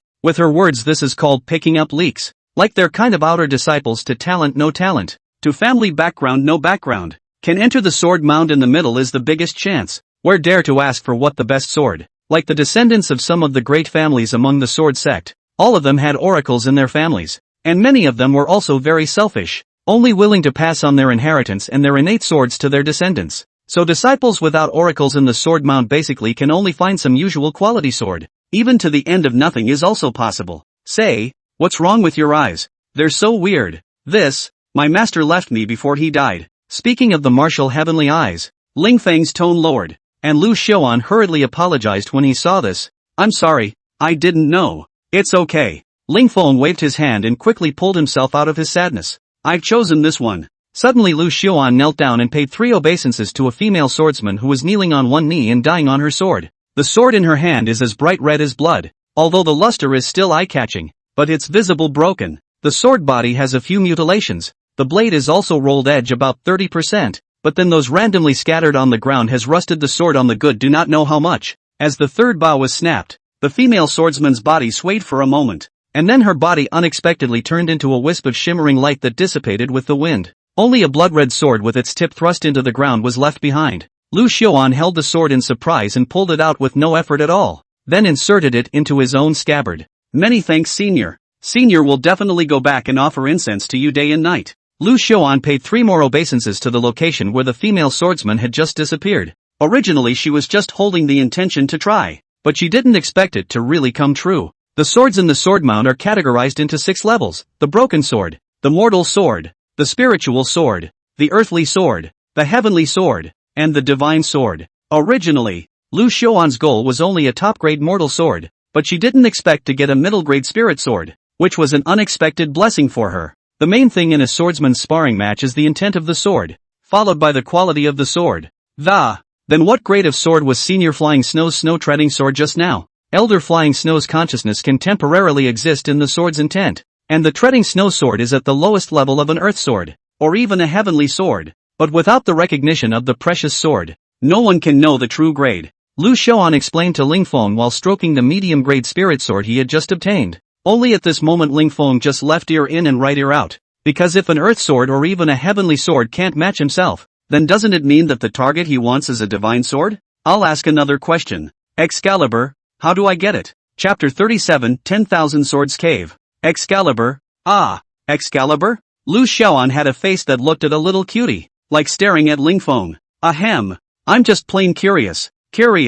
Ling Feng also realized that he might have been a bit presumptuous and abrupt. You should know that those who can obtain the heavenly sword are candidates for the next mountain master. And if you can obtain the divine sword, then you will be the next sect master of my sword sect. Lu Xiaoan still opened her mouth to explain, but she also didn't know how to get the divine sword's recognition. In fact, not to mention her, I'm afraid that within the entire sword sect, except for Song Yechin, other people didn't even know the way to see the divine sword. So, what's next? Are you going out? Ling Feng digressed and opened his mouth to ask. Out? You're crazy. The efficiency of hammering sword intent in the sword mound is more than 10 times that of the outside world, and I have less time to spare. Ling Feng simply shut up. He really seemed to have a bit of a problem with this. Forget it, it's not that bad for a while. Haven't you not found your own original sword yet? I'll accompany you. With that, Lu Xiaoan directly pulled up Ling Fang's arm and walked towards the depths of the sword mound. Their location was the outermost part of the sword mound. Although there were also earth swords or heavenly swords like the treading snow sword,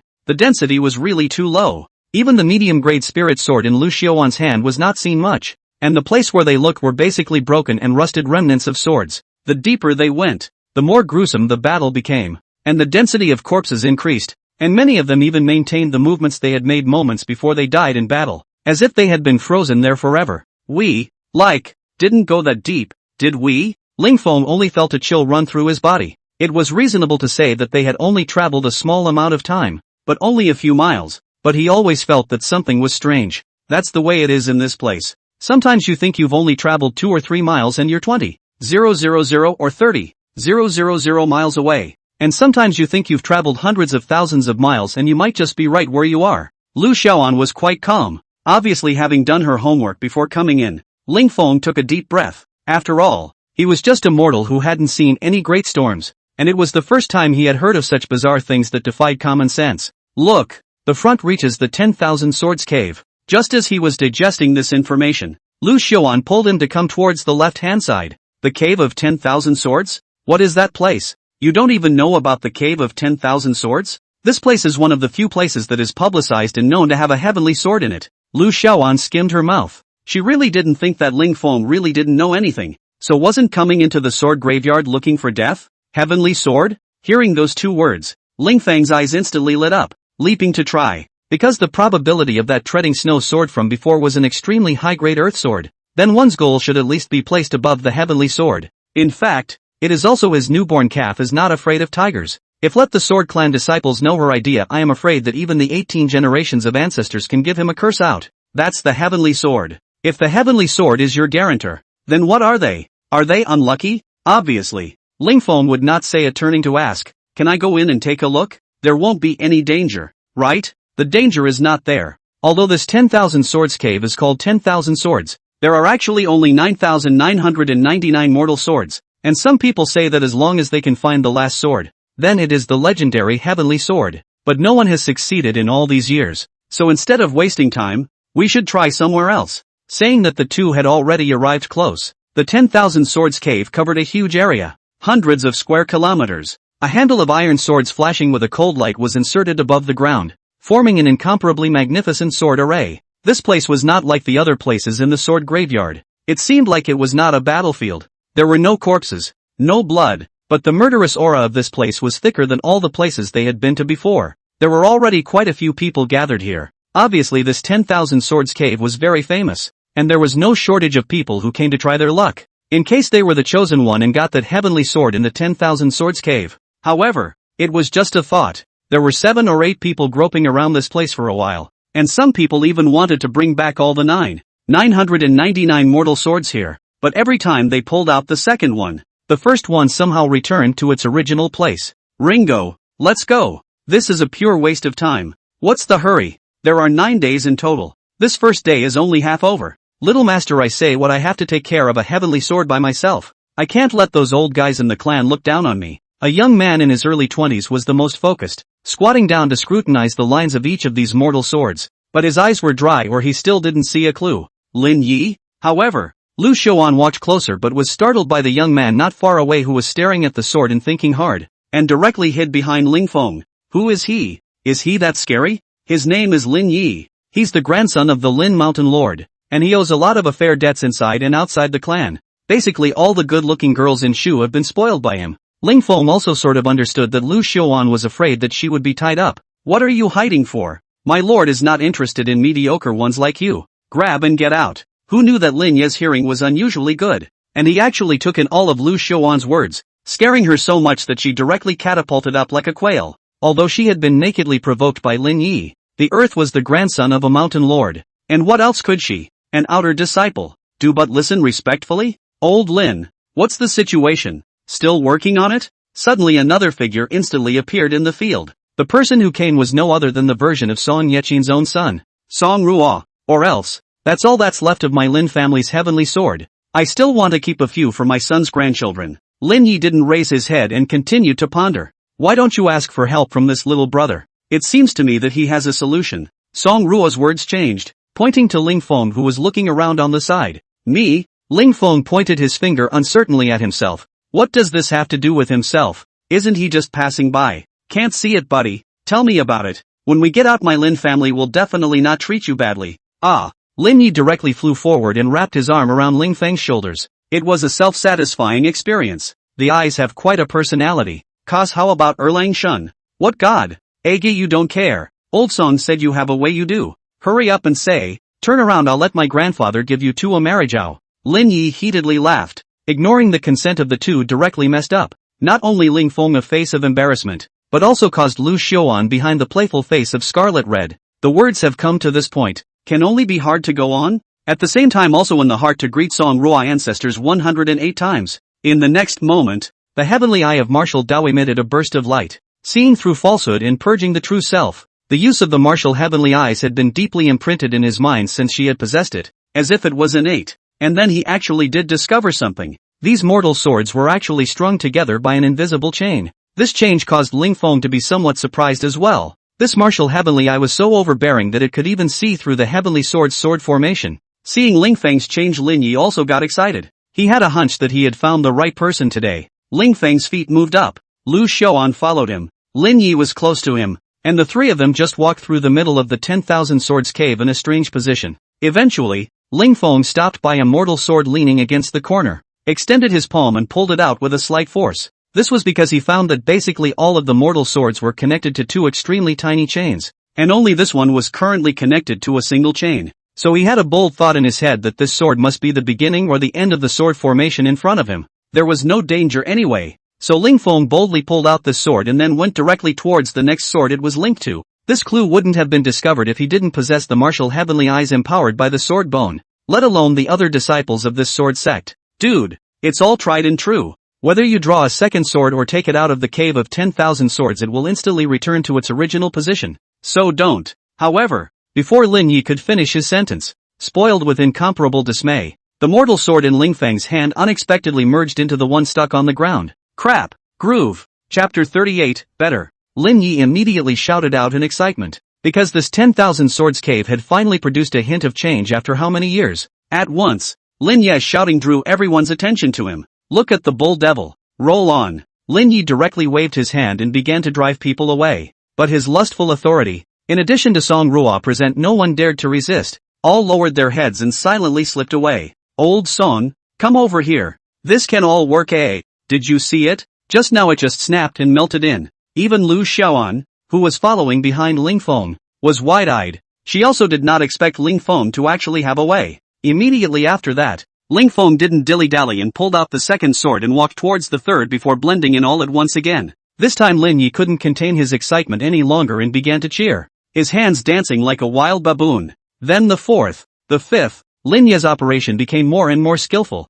and later on, he didn't even need to confirm it, bringing a few people to fly directly in the middle of the 10,000 swords cave. When Ling Feng wasn't paying attention, for every mortal sword he fused, a weak stream of true qi didn't enter his body, and Ling Feng's cultivation grew by 1 point, just like that. Until the evening, Ling Feng's speed was getting faster and faster, and the mortal swords in the 10,000 swords cave were decreasing at a rate that was visible to the naked eye. It is worth mentioning that the sword mound has its own world, and also has sunrise and sunset, until finally, the night curtain Shelley shrouded down like a big black hand, and the cracking of the 10,000 swords cave came to an end. As the 9,998 mortal swords approached the 9,999 mortal swords, an incomparably dazzling light flickered up. The sky that had just darkened down was like daytime in an instant. At the same time, as the final fusion was completed, the aura of a mortal sword was instantly raised to that of a heavenly sword, which was simply too unbelievable. Ling Feng's figure also disappeared in an instant, leaving behind only a heavenly sword that emitted a lustrous shine. Late born, you unlocked my sword formation? In front of Ling Feng stood an old man past his prime, who was sizing him up with a stunned look on his face. Sort of. Yeah. Ling Feng scratched the back of his head and opened his mouth to reply. Yes means yes. What's with the modesty? The old man slapped him on the head. I also didn't expect that there would be a descendant with such amazing talent that could see such a subtle gap in my 9,999 mortal swords and then figure out a way to break it. The latter is a good thing. So, what do you mean? Ling Feng got excited. He didn't expect it to be so easy to gain recognition from a legendary heavenly sword. If he succeeded this time he would be doing right by the dead old maniac. Yes, you're perfectly qualified, but my sword doesn't seem to be enough. Walk again. You shouldn't be buried here. The old man waved his hand once again, and Ling Feng's figure reappeared in front of the crowd. And at this moment, quite a few people had already gathered over due to the abnormality of this place. Moreover, they had all discovered the abnormality of the 10,000 Swords Cave, and they were all discussing the owner of this heavenly sword. There were even those who wanted to directly make a move to grab it, but with Lin Yi and Song Ruo around, they wouldn't dare to make a move even if they were given 100 guts. Well, how's it going? Seeing Ling Feng's figure reappear and that heavenly sword fall into his hands, Lin Yi asked with an eager face. Not good. The owner of this sword doesn't seem to recognize me. With a helpless look on his face, Ling Feng handed this heavenly sword named 10,000 Swords to Song Ruo. Song Ruo took the 10,000 swords and inserted them directly into his own scabbard, surprisingly smoothly. Old Song, this is you not being polite. Can you die in a hurry if I don't give it to you? Saying that, Song Ruo let out a light laugh and pulled out the 10,000 swords again, tossing them to Lin Yi. Lin Yi similarly smoothly inserted the 10,000 swords into the middle of his own scabbard, unhindered. Thanks Song. Hey, what's this little brother's name? Back to buddies to arrange you. Ah. Lin Yi beautifully received the 10,000 swords, turned his head and began to refine it. Recognizing the master is only the first step. Refining is the most important thing. It might also be because of the special nature of the 10,000 swords. It's not whoever unlocks the sword formation recognizes who. It's whoever refines it that it goes to whoever it belongs to. This kind of situation was extremely rare, but it just made Lin Yi encounter it. Say, why don't you want it? Ling Feng turned his head and asked Song Ruo, who was at the side. That was a heavenly sword, and he just gave it up? If my goal is merely a heavenly sword, then who is this position of patriarch reserved for? There will be a long time to come. We'll have another chance to meet in the middle of the sword graveyard. Song Ruo smiled, and his figure directly disappeared in place. It was only at this moment that Ling Feng realized that Song Ruo was running towards the divine sword in the beginning, and this kind of boldness was really unattainable by ordinary people. The night is deep. The crowd also dispersed. In the past there is also a murder to take the sword, this said, but the other side is who? Lin Taishan's grandson Lin Yi. Go out not afraid of being Lin Mountain Masters to destroy the whole family can try. Why are you so stupid? Giving away a heavenly sword like that? Lu Xiaoan said with an indignant face. This heavenly sword was obviously obtained by Ling Feng single-handedly, and in the end it was directly cheaper for Lin Yi. Even the human condition doesn't go that far. Well, it's just a heavenly sword. Ling Feng didn't say the real reason. After all, this kind of reason, as long as you say it, people will 100% treat you like a cutie. Just, how many more heavenly swords do you want? The more Lu Xiaoan talked, the angrier she got, and even ended up wanting to ride him and whack him a few times. Forget it, don't bother. I'll keep watch today. The second half of the night is more dangerous. Ling Feng did not excuse himself and immediately lay down by the campfire. However, to his surprise, he was not sleepy at all. I'm, like, 9th in rank? It was then that he realized when his realm had broken through to the 9th rank, and it was still the peak of the 9th ranked martial artist, and it was just a foot away from the sect master realm. By the way, what do you mean the latter part of the night is more dangerous?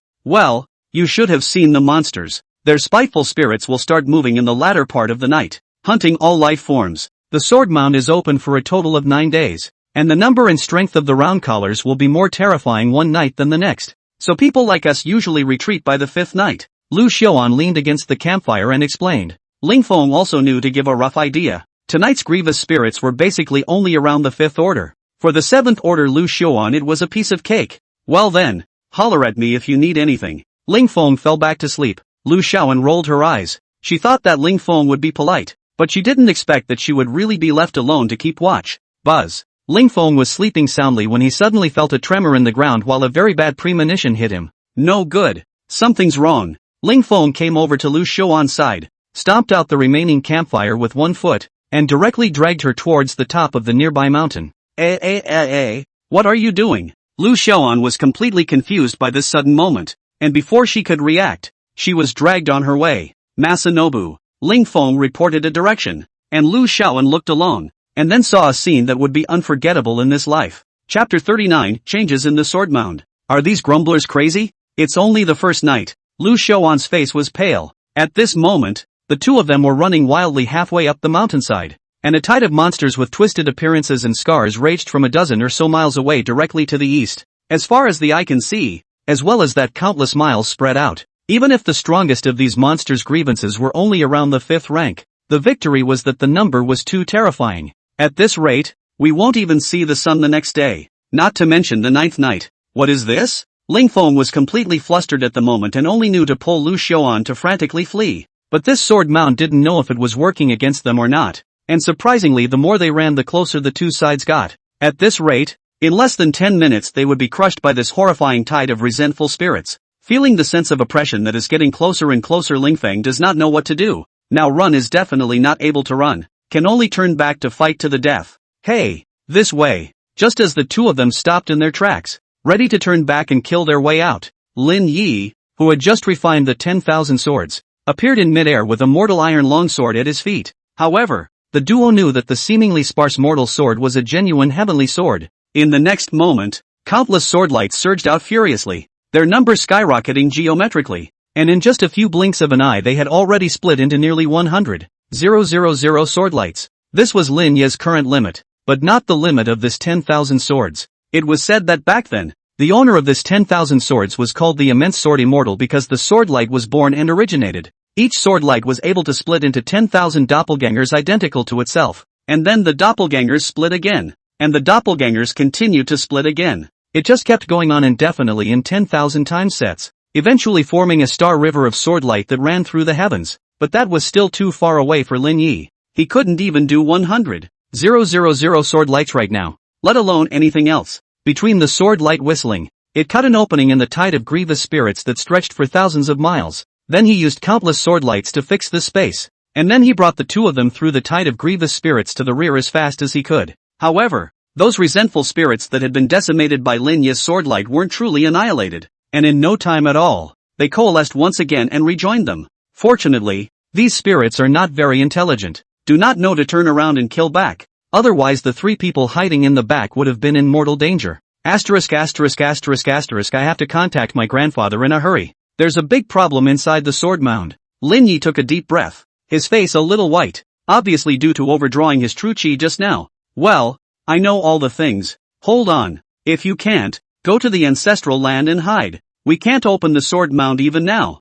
Even the old ancestor has lost contact. Lin Yi put down the summoning token in his hand, shook his head at the two of them, and spoke. My grandfather can't do anything about it. He's trying to awaken the sovereign right now, so we'll have to rely on ourselves for the rest of it. The first night quickly passed. The sunlight scattered. The tide of grievous spirits that had raged for most of the night also dissipated and went away. This night did not need to think about it to know that it was a night of blood. It was estimated that the outer disciples would not be able to survive more than a few at all. How do these damn things form? Ling Feng opened his mouth to ask with some curiosity. Lu Xiaoan was also a bit puzzled by Ling Feng's question, so the two of them turned their heads in unison to look at Lin Yi. The grandson of this mountain lord must know quite a lot. This has to do with the history of our sword sect. It is said that our roots are not on this side of the world, and in order for the war not to affect our original world, the battlefield was forcibly moved to other worlds, namely the sword mound under your feet. At the end of the great battle, the extraterrestrial demons were killed and wounded.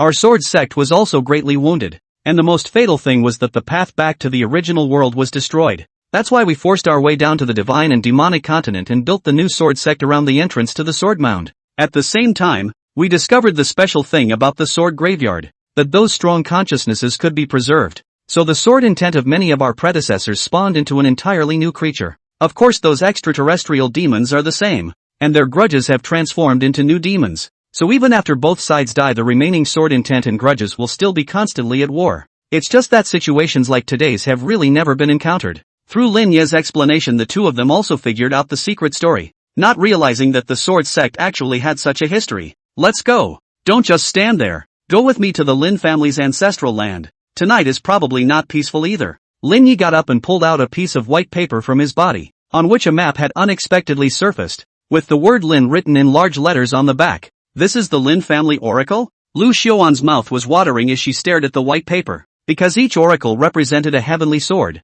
which was absolutely priceless. A little bit of eyesight. Let's go. Don't look at the ancestral land not far away. If the sword mound doesn't want us to arrive, then we probably won't be able to reach it by nightfall. Luckily, the next day's sword mound was relatively normal, without the whole mess like last night, but it also tortured a few people for some time. There was a time when the Lin family's ancestral land was almost there, and the next hard step teleported them miles away. On the way, the three of them had also seen the corpses of quite a few sword sect disciples, and among them, there was even an acquaintance of Lin Ye's, none other than the daughter of the Qingfeng Mountain Lord, who had not expected to die in the midst of the tide of grievous spirits on the very first night. The sword sheaths of the dead disciples would simply disappear the moment they died. As for their corpses, they would remain in the middle of the sword mound just like the countless predecessors, and if there was a strong enough sword intent, there might still be a chance for them to reappear in the world after countless years. Finally, before dusk, the few people finally stepped into the boundaries of the Lin family's ancestral land.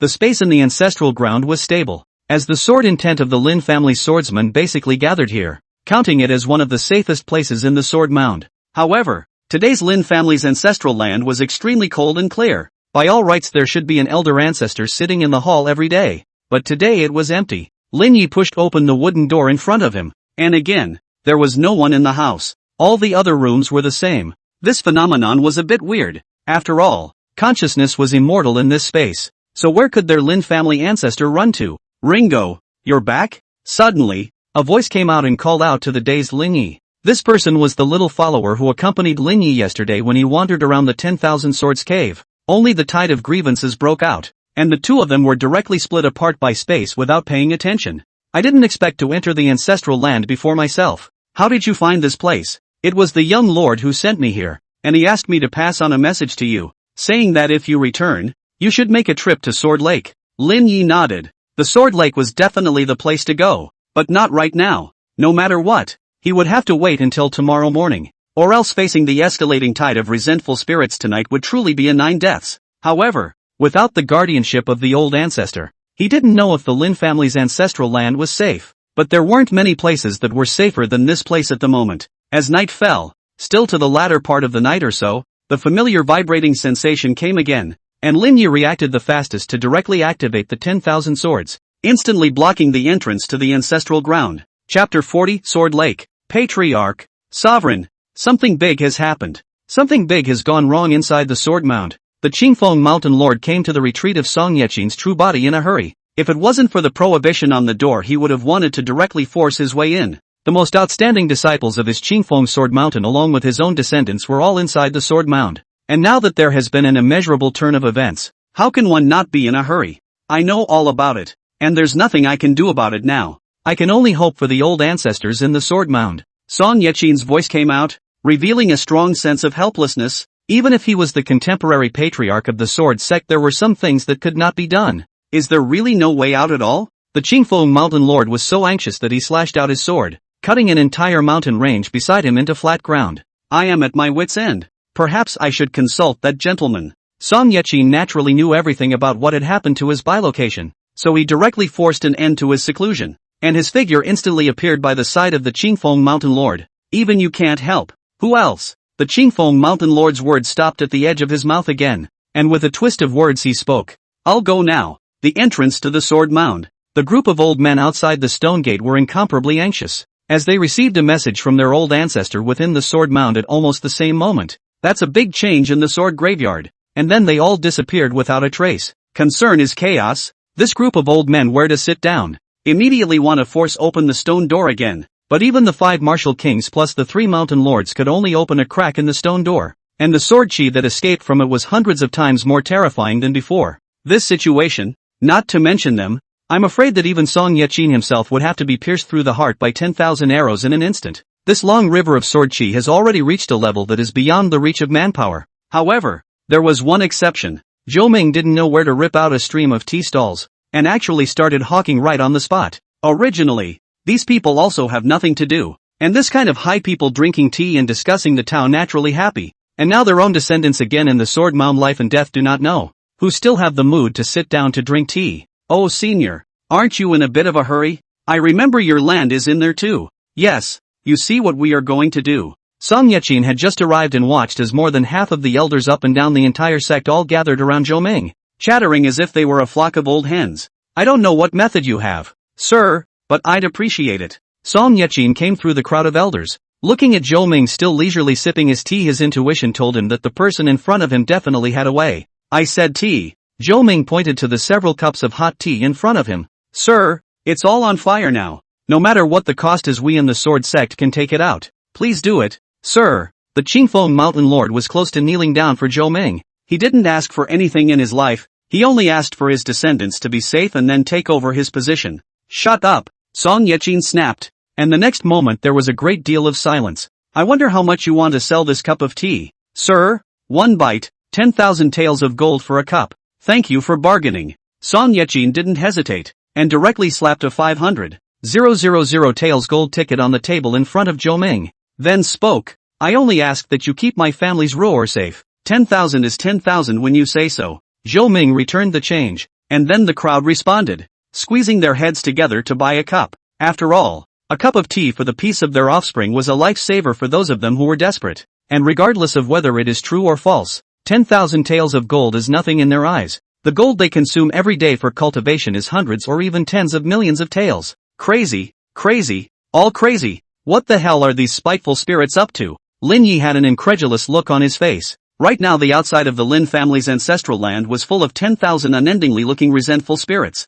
Last night, the highest was only about 5th and 6th order. Today, the strength of the grievous spirits was at least about 7th and 8th order, and there were even some 9th order mixed in. To know every time the sword mound after the opening of the grudge spirit's strength recovery need time, that has now such. This is only the 2nd day. If the back of the 5th night the 6th night that shall not be big master level grudge spirit all over the place to sneak. As for the back they no longer dare to imagine. A group of grievous spirits with the same strength as their patriarch chased after them to kill them. Not to mention escaping, even to be able to live to see that is a luxury. The good thing is that the Lin family's ancestral land is still in the aftermath. Even if there is not an old ancestor sitting in the town tonight, none of these spirits dared to come close, but in a few more days it might not be possible, and there was nothing they could do but pray that the old ancestor would return soon. The night was spent here in the hustle and bustle. Tonight I am afraid that there is no safe place except the ancestral land of each family. As long as it is a stray sword sect disciple I am afraid that none of them will be spared. Come on,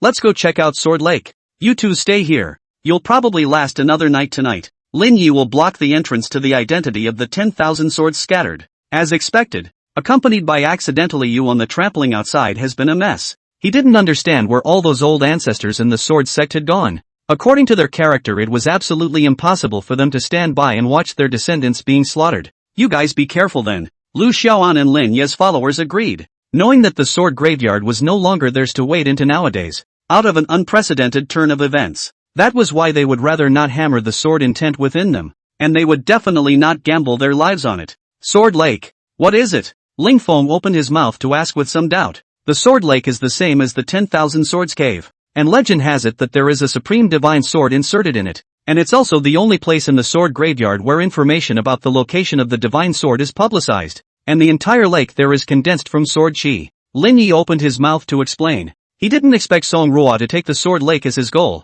To know that every year because of the mistake of entering this place there are not a few people died. Song Ruo not only did not avoid but instead took the initiative to enter. Sword Lake is not far from here. Go and return quickly. I hope old Song is alright. Lin Yi directly opened the way with 10,000 swords, countless sword lights forcibly fixing the space of this place, and then brought Ling Feng to quickly rush towards the Sword Lake. The Sword Lake was only about 3 miles away from the Yang family's ancestral land, and before he even saw the Sword Lake formation, he felt a surge of indestructible sword intent. Arriving at the lake, Ling Feng finally saw the lineup of Sword Lake. This side of the lake was not about 10 miles in circumference, only 1/10 of the previous range of the 10,000 Swords Cave, where the lake looks calm, but the sword surging. In the Sword Lake around any drop of water beads or a sword that cannot be harmed. A piece of water mist can be formed in an instant at 10 deaths of the sword array. Stop yelling. Here, do me a favor. Just as the two were carefully searching for Song Ruo's figure, a head suddenly broke out of the water and appeared in front of them.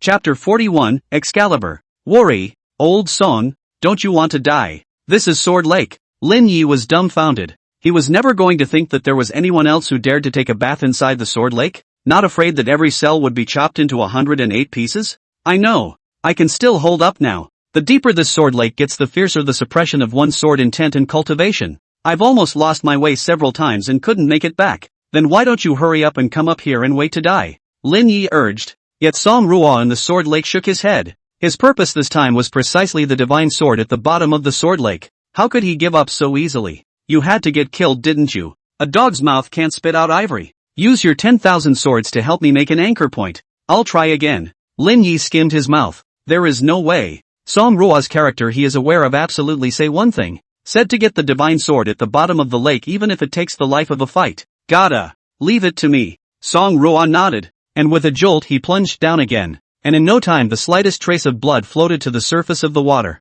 Lin Yi shivered. He couldn't imagine what Song Rua had gone through in the middle of the sword lake. That feeling of every cell in his body being pierced through by sword chi over and over again, just thinking about it made him shudder. At the same time, he was not ambiguous. His 10,000 swords stabbed straight into the sword lake, and a faint wisp of sword intent emanated out, drifting towards Song Rua's direction in the sword lake. With Lin Yi's help, Song Rua was also much bolder this time and headed straight towards the bottom of the lake. At the same time, he also pinched out a piece of talisman paper, which was exactly what Song Yechin had given him to save his life. And now he wanted to use this talisman paper to find the Excalibur at the bottom of the sword lake in one fell swoop. It's really killing me. At this moment, Song Rua had already come to a position near the bottom of the lake. His current state was already bad to the extreme. Even with the shelter of the talisman paper, his life was still considered to be hanging by a thread. This was a depth he had never come to before. And the sword lake's suppression of the true chi and sword intent in his body had reached an unimaginable level.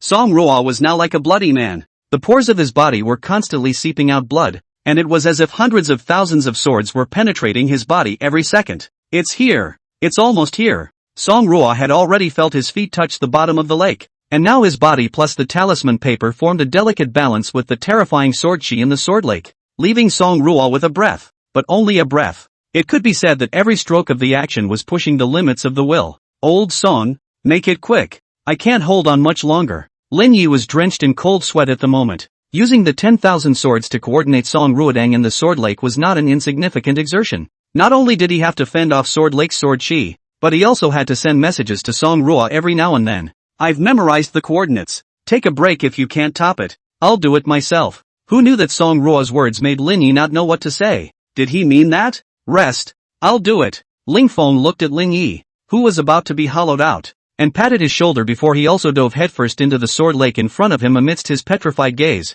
Asterisk asterisk asterisk asterisk another one went in. All ing looking for death aren't they? Lin Yi simply did not even have the opportunity to dissuade. One is his good brother since childhood. The other is to help him get the 10,000 swords of the benefactor. Now here 1 and 2 and do not want to die like jumping inside the sword lake. He really do not know what to do. However, the sword lake did not seem to be able to affect Ling Feng at all. The lake that was completely condensed by the sword chi was just like an ordinary lake, and instead of piercing through after contacting Ling Feng's body, it took the initiative to avoid it. Take it and leave Song Rua's side to me. Ling Feng threw Wan Jian onto the shore as soon as he could. Die all. Die all. Go to hell. I'll squat by your graves next year and frantically nibble on both of your tributes. Seeing this, Lin Yi also completely gave up struggling, and at the same time broke contact with Song Rua. He really couldn't carry on anymore. On the other side, Song Rua, who felt the loss of coordinates, didn't panic. Lin Yi could send him to the bottom of the lake, had already put his best foot forward. He couldn't afford to ask for more. The next thing that would be success or failure had its own destiny. If he could find and obtain the recognition of the divine sword at the bottom of the lake before the talisman paper was consumed, then it meant that he had the chance. If he couldn't find it, or couldn't obtain the recognition, then it was his destiny to die. Having made up his mind, Song Rua probed out his only remaining breath and searched for the area where the sword aura was the strongest, because the denser the sword aura was, the closer it was to the divine sword. Fortunately, his physique and cultivation qualifications were considered rare in ancient times, called the Great Tao spiritual body, and every time he was harmed, as long as it wasn't fatal, then his body would evolve on its own until it was finally completely immune. The fact that he was able to travel freely through the sword lake was greatly due to the fact that his Great Tao spiritual body was too perverse, and he had gradually developed a notable immunity to the sword chi of this place in the process of constant repair over and over again, so he was able to barely reach the bottom of the lake. His luck is good. Not far away already can vaguely see the sword light emitted by the divine sword, but it is the distance of dozens of meters for Song Rua is like a moat.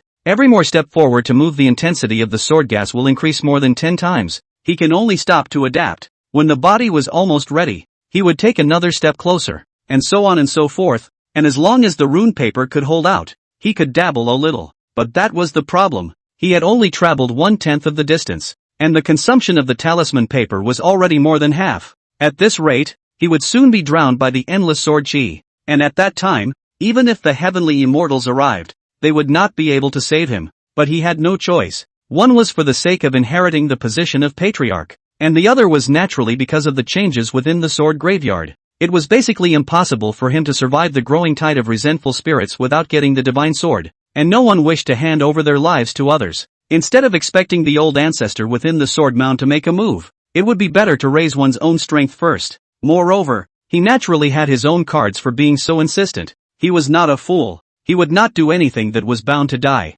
Finally, there was only the last bit of the rune paper left, but there was still a full 4/5 of the way to go. Song Rua's eyes abruptly changed. His breath soared, and the dense wounds on his body suddenly disappeared. Song Rua's footsteps steeply accelerated at this moment, frantically rushing towards the divine sword that was close at hand, not caring in the slightest about the sword chi that had nearly solidified. This was the most terrifying part of the Great Tao spiritual body, exchanging 3 seconds of absolute immunity at the cost of having only 1 month of lifespan left. This almost bug-like conceptual level ability just literally appeared on a person's body, and as expected, the sword chi didn't cause a single bit of damage to Song Rua's body anymore, allowing his head to pass through the infinite sword chi to grip on top of the hilt. What's going on? In the next moment, Song Rua was directly dumbfounded as he realized that he couldn't pull it out. Chapter 42, The Gathering. 3 seconds is a long time to say, but in reality it's just a few blinks of an eye. Yet it's deadly, because Song Rua had lost the bet. This divine sword did not have the slightest intention of recognizing him at all.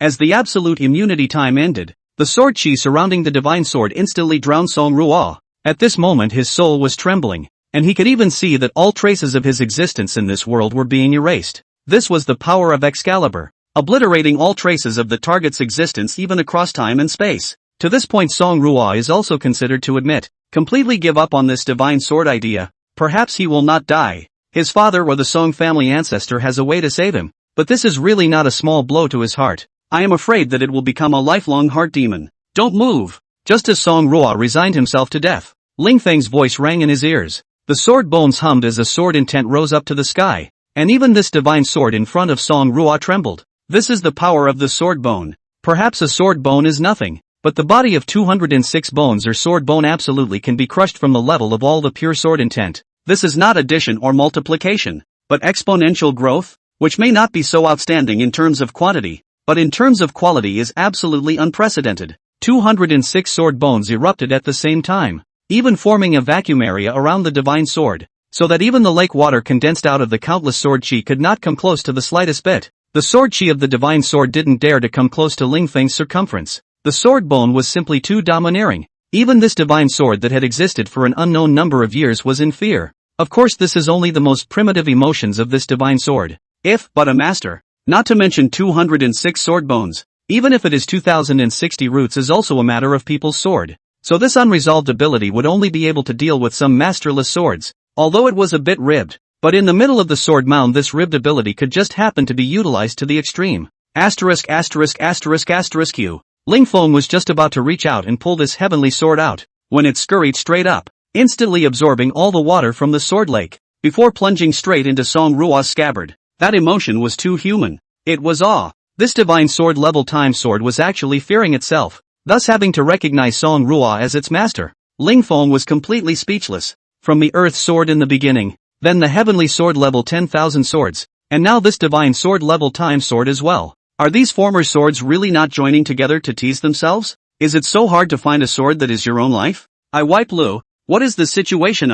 Sword lake dry? Lin Ye's eyes widened as he jumped down, looking at Song Rua, who was still losing blood all over her body, and Ling Feng, who looked like he had eaten a little confused as to what had happened. It's okay. Ling Feng waved his hand. He was about to collapse. Could there be a sword of a higher grade than Excalibur? Old Song, wake up. Not dead. Lin Yi went up and smacked Song Rua a few times. The first thing Song Rua did after awakening was to draw his sword and slash. This was his instinct. However, the moment the time sword appeared in its hand he stopped hard. If this sword slashed down, I'm afraid that Lin Yi would have to cancel his account along with the 10,000 swords on him. You became? Agu pissed me off. How did you make it? That's a divine sword. Lin Yi does not care in the slightest. Song Rua want to cut himself, but instead around the hands of the 3-foot time sword in his hands, the eyes cannot say the envy. All of a sudden I feel that their own hands of this heavenly sword does not smell. Many thanks to this little brother for saving my life. Mr. Song has nothing to show for it. This life is owed for the time being. It was only after she had fully come to her senses that Song Ruai remembered what had just happened, and hurriedly thanked Ling Feng. and was at a loss as to what to say about the fact that she had been recognized by the Time Sword in such a haphazard manner. Is it a good thing? Maybe not. After all, what you don't get on your own isn't a success after all. Tell me more. Tell me more. Ling Feng waved his hand. He was very depressed right now. A heavenly sword and a divine sword were all gone after arriving. One said that he was not worthy of them, and one was scared to death of himself. By the way, above Excalibur, are there any higher quality swords? Song Ruo and Lin Yi looked at each other, not knowing why Ling Feng was asking this. Just asking. Ling Feng couldn't possibly say that the Time Sword was afraid of himself and didn't dare to recognize its owner. So he was looking for a sword of a higher level. It would be strange if he wasn't taken for a brainwashed person. This, indeed, there is, but in our sword sect's original side of the world, there is also a level of immortal grade. Only that is so nebulous that not many people have even really seen it. Song Ruo pondered for a moment and opened his mouth. Even the divine sword is unattainable for most people. That the immortal sword on top of it is not even more so. The legend of the legend. Thanks. Ling Feng has already resigned himself to the fact that even if there really is an immortal sword he is still delusional. So he simply doesn't think about it. His trip is also considered to be a worthwhile trip. Subduing a heavenly sword plus a divine sword. This kind of performance is feared to be one of the best in the sword sect. By the way, old song, what the hell is going on here? With things settled for the moment, several people began to discuss the matter of the knight's grudge. I'm also surprised that I was inside the sword lake last night. Otherwise I wouldn't have survived. Song Ruo similarly stated that he was baffled. Even his old man didn't know anything. There's no old ancestor inside my Lin family's ancestral land. Where's your Song family's ancestral land? I haven't been there yet, but my cousin and cousin sister should have already arrived. And I guess the situation is the same as your Lin family's ancestral land. Several people were silent for a while again. Then Song Ruo spoke again. Bring the rest of the people to my Song family's ancestral land. Reduce the casualties and wait for my father and the others to figure out a way to drag it out for a day. Lin Yi nodded in agreement. Right now they had no other choice. They couldn't run, let alone fight. Self-preservation was a problem. So Song Ruo's method was the optimal solution. Gather the rest of the people together first and carry through tonight. Time passed quickly, and before the sun withdrew and set, Lin Yi brought the two of them, Lu Xiaoan, over from the Lin family ancestral ground, where quite a few people had already gathered at the Song family ancestral ground at this moment. Among them were basically the sons and daughters of some big families, and other than the descendants of the Qingfeng mountain lord, the descendants of the other 9 mountain lords were present, as well as the descendants of some elders. As for some of the outer disciples who didn't have an ancestral land basically died in the resentful spirit frenzy of the first and second nights. It might be their turn tonight. Heavenly Flame Sword, Xian Ice Sword, you two are somewhat capable. The people gathered together were bound to discuss the events of these days, the most important of which was their own harvest. For example, the descendant of the underworld mountain lord named Gao Ji had been given the Xian Ice Sword that was on par with his 10,000 swords, which wasn't passed down from his Gao family's ancestors but was a heavenly sword that belonged to the same open position as Lin Yi's 10,000 swords, which was accessible to anyone. The same was true of the Heavenly Flame Sword, which was obtained by Sui, a descendant of the floating light mountain lord. And now it seems that within the explored range of the sword mound, only the yin-yang double-stranded sword, a heavenly sword that is still exposed, is left. You're not bad, getting your hands on the 10,000 swords, but it's old Zhang, who somehow managed to get a broken sword from somewhere, and treats it as a treasure. Sui glanced at Zhang Fangu who was sitting in the corner holding his own sword. He was the righteous son of the Jiaojiang mountain lord and had the most withdrawn personality, so his interpersonal relationship was relatively poor amongst the crowd of second and third generation. As for the rest of the mountain lord's descendants, they are basically all clear heavenly swords, except that all of them were obtained from among the ancestral lands, and the only difficulty is not to cast the wrong way when casting. Now compared to the hundreds of people who came in, there are only less than 50 people left. It can be seen that this time the change by how tragic. I'm afraid that even if the sword sect and other behemoths such as the loss of a group of the most outstanding geniuses will also have to suffer a great loss of vitality. But now was not the time to think about that, for the night was fast approaching again. Hold the entrance and resist for another night. Song Ruo stood up, drew the time sword at his waist, and stood at the entrance to the Song family's ancestral land with a great momentum. Although he only had a month of life left, he was also on the verge of a breakthrough, and as long as he could successfully break through to the next realm, his lifespan would not be a problem. Along with the sun completely setting, the resentful spirits in the sword mound once again wreaked havoc, only this time most of their realms had already reached the sovereign realm. Meanwhile, the grudge spirits of the sovereign realm were already fearless of the pressure of the ancestral ground, and they had only one goal in mind, and that was to crush all life in front of them. Chapter 43, Desperation.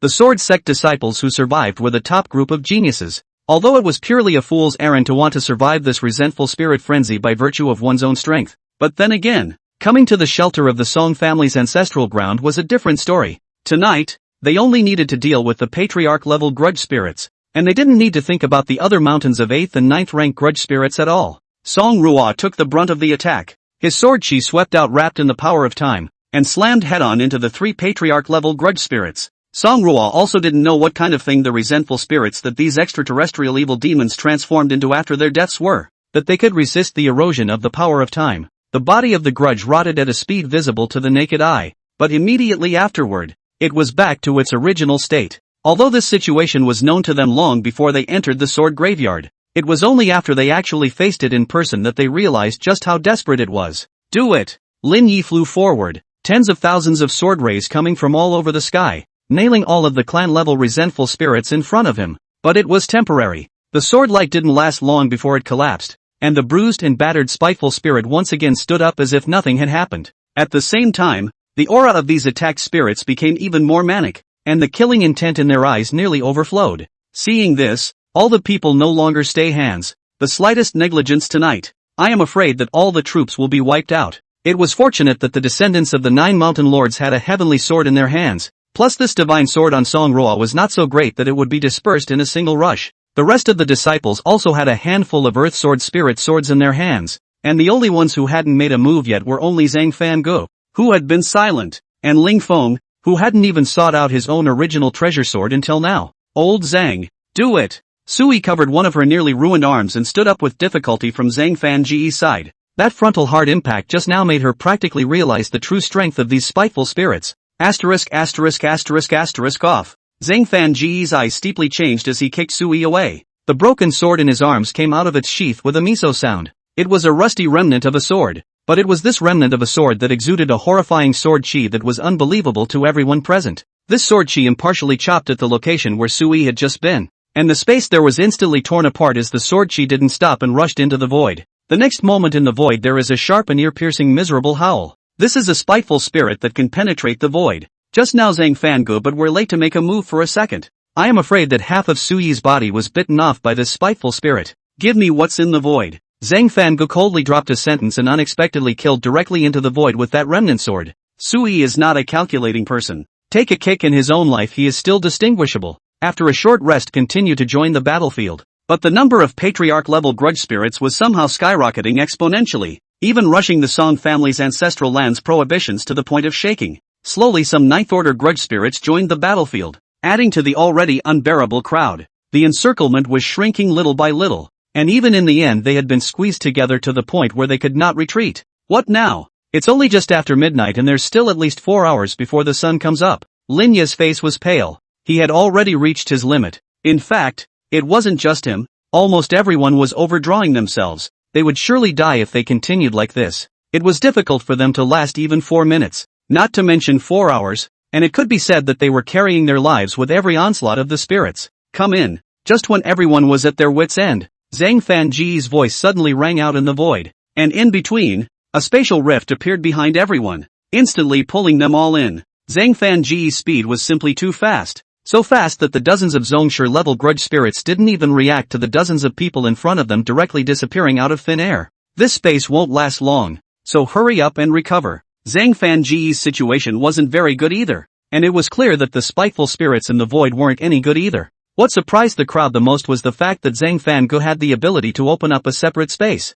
After counting the number of people, the crowd was somewhat desperate to find that only half of the originally small number of survivors were left at this moment. Even the descendants of the Mountain Lord had fallen in battle, which meant that the heavenly sword was missing 2 more. The crowd dragged their half-crippled bodies through this separate space to enjoy the rare peace and quiet while recovering their true chi. Everyone knew that this situation wouldn't last long, and that this space would be discovered by the resentful spirits outside, and would then be forcibly breached. The only thing that would greet them at that time would be death. I do have an idea. Gao Ji stared at Ling Feng, who was not far away, and spoke faintly. Old Gao, I advise you to think before you speak. Lin Yi blocked in front of Gao Ji. That kind of look was too familiar to him. If he did what he said, it was estimated that Ling Feng would die 10 deaths. This kid hasn't put in any effort until now, and he doesn't seem to be a disciple of our sword sect, so why are you protecting him so much? Gao Ji did not retreat in the slightest and opened his mouth to question. Without him, there would be no Little Master's 10,000 swords,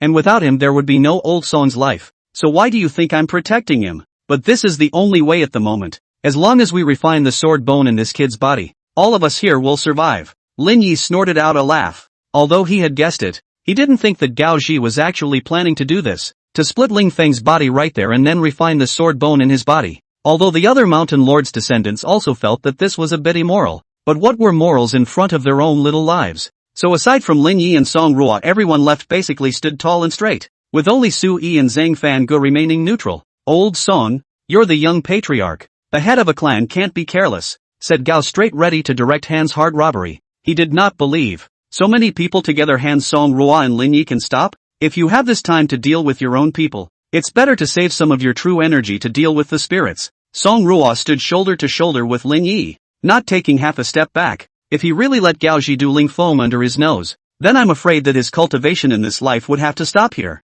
This was no longer a simple heart demon. It would directly cause his Tao to shatter. Gao Ji's face was a bit ugly. Originally he thought that Song Ruo would think about the big picture, but he didn't think that he would be stupid enough to do this, to try and bury them all for the sake of an outsider. Knock it off. I can't hold on much longer. Zhang Fangu bellowed to break the atmosphere of saber rattling, and the originally unstable space shook even more violently at this moment. A hideous crack spread out, and the hissing of resentful spirits outside the space was clearly audible. That's right, this side of space won't be able to support it for much longer. Even if you want to do it now to forcefully refine the sword bone, it's too late. Remember, you got all of us killed. Gao Shi stared at Song Ruo and said through clenched teeth. Song Ruo didn't know if what he was doing was right or wrong, but his moral heart wouldn't allow him to do such a thing. Finally space shattered open like a mirror, and countless grievous spirits instantly pounced. In an instant Gao Ji's lower half of his body was directly torn apart, and a large front-to-back translucent hole appeared in Lin Yi's chest, not to mention the others. Other than the descendants of the mountain masters who had reached the sovereign realm, the others were killed almost instantly. Ling Feng's mind was blank. He didn't know what he should do or what he could do. He could only watch as a grievous spirit like a small mountain lunged at him, but the wave of chi made it difficult for him to bear. However, at this very moment, goosefeather snow unexpectedly fell in the sky, and the grievous spirits within a 1,000-mile radius were instantly turned into ice sculptures, accompanied by a sword roar. The bodies of these resentful spirits instantly turned into tiny pieces. But even so, these spiteful spirits still didn't die, instead twisting the pieces of flesh on the ground to slowly gather together. Chapter 44. Elder Snowtreader? Song Ruo coughed out a mouthful of blood. Looking at the familiar snowflake in his hand, he instantly thought of a legendary swordsman in the sword sect. The cultivation, sword intent and the quality of the sword were not considered top-notch, but at the last moment of the evacuation, he used his own strength to stop all the remaining extraterrestrial evil demons at the exit of the sword mound. This was what gave rise to the famous sword sect on the divine and demonic continent. So every disciple who joined the sword sect had almost always heard his story. Originally, Song Ruo thought that all the seniors had inexplicably disappeared overnight, but at the last moment when they were all wiped out, that senior treading snow, who had once preserved the flame for the sword sect, had once again stepped in. The snow, the more it fell, the more it grew, until it buried all the body parts of the spirits, although it still couldn't kill these spirits, but it shouldn't be a problem to help them survive until dawn. This is the last time I will help you. If you want to seek a ray of hope, you need to go all the way deep into the sword mound after sunrise and through the mist. Elder Snowtreader's words slowly fell, pointing out a 9-death living path to the desperate crowd. Misty area refers to a layer of blood-red mist surrounding the known area outside the sword mound. Even Song Yechin personally came to the exploration range of spiritual sense is only 5 meters. Cultivation levels like theirs were no different than reaching for the stars in there. And there are countless from the unknown dangers. More than this resentment tide ever seems to be a way of life. But there is little hope. And who knows what lies behind the mist? The answer to this question has been completely taken to the grave with the fall of the first sword sect patriarch. Old Song, take care of yourself. The slowed down Gao Ji stared at Song Ruo. This was something he remembered. Even if Song Ruo was the future patriarch, he would not change his opinion. A person who is intent on doing something, the sword sect will definitely perish in his hands. There was no more change until sunrise, when the snow melted and the spirits disappeared with the rising sun. Thinking about what? Lin Yi dragged his heavily injured body to Ling Feng's side and looked at him in a daze as he opened his mouth to ask, "Have you seen Anne?" Ling Feng asked breathlessly. There weren't many people who had been kind to him in his life, but every one of them would be remembered by him. Let's go. There's not much time. Lin Yi didn't answer him. The result was obvious. it would be difficult for someone of their clan level, who wielded the heavenly sword Excalibur, to survive, let alone an outer disciple who only had a spirit sword. Ling Feng sighed and gripped the hilt of the sword in his hand, thinking in his heart, Master, it seems that I am indeed a heaven's fury. The three of them were back on the road, being so stirred up by Gao Ji. No one was willing to travel with them at all, and it was only Zhang Fango and Sui who agreed to take care of each other. For nearly a whole day the three of them were desperately rushing. The route they chose passed through the sword pool of the Yin-Yang twin-stranded sword, where the space was more stable and could help them conserve their true chi for the next crisis. What's the situation? As Ling Feng walked, he suddenly realized that there was blood-colored mist all around him, and Lin Yi and Song Ruo, who were by his side, had disappeared at some point. The situation was so bizarre that he didn't even notice anything, as if it was all so natural, and he didn't notice his situation until he was completely enveloped by the blood-colored mist. There seemed to be a mysterious force in the mist that was blocking him from probing, compressing the true chi in his body tightly on the surface of his body. Is this the Misty Zone? Ling Feng looked around in confusion. Even his martial heavenly eyes couldn't play the slightest role. Here he seemed to have returned to the time when he was blind. Old song. Why is this groove thing so annoying? It's just like a dog's skin. Lin Yi drew out his 10,000 swords and slashed, yet the mist in front of him was unaffected in the slightest, letting the sword chi swing and froze. This blood-colored mist was like a maggot attached to the bone, and could not be shaken off. The most terrifying thing was that he realized that his body was gradually festering and his true chi was being corroded, an irreversible change that could not be stopped no matter what methods were used. Lin Ye's encounter was similar to Ling Fang's, and by the time he reacted his entire body had been completely isolated by the mist. There seemed to be a memory missing from it, and he couldn't recall it no matter how he tried. In the last moment of his memory, it was still that the three of them had just left the sword pool of the Yin-Yang twin-stranded sword, which was still thousands of miles away from the misty area at the edge of the sword mound, to say the least. But it was already too late to think about that. How to leave was the point now. On the other side, Song Ruo also reacted, but he wasn't that passive. The time sword at his waist flickered with light, and the power of time surged,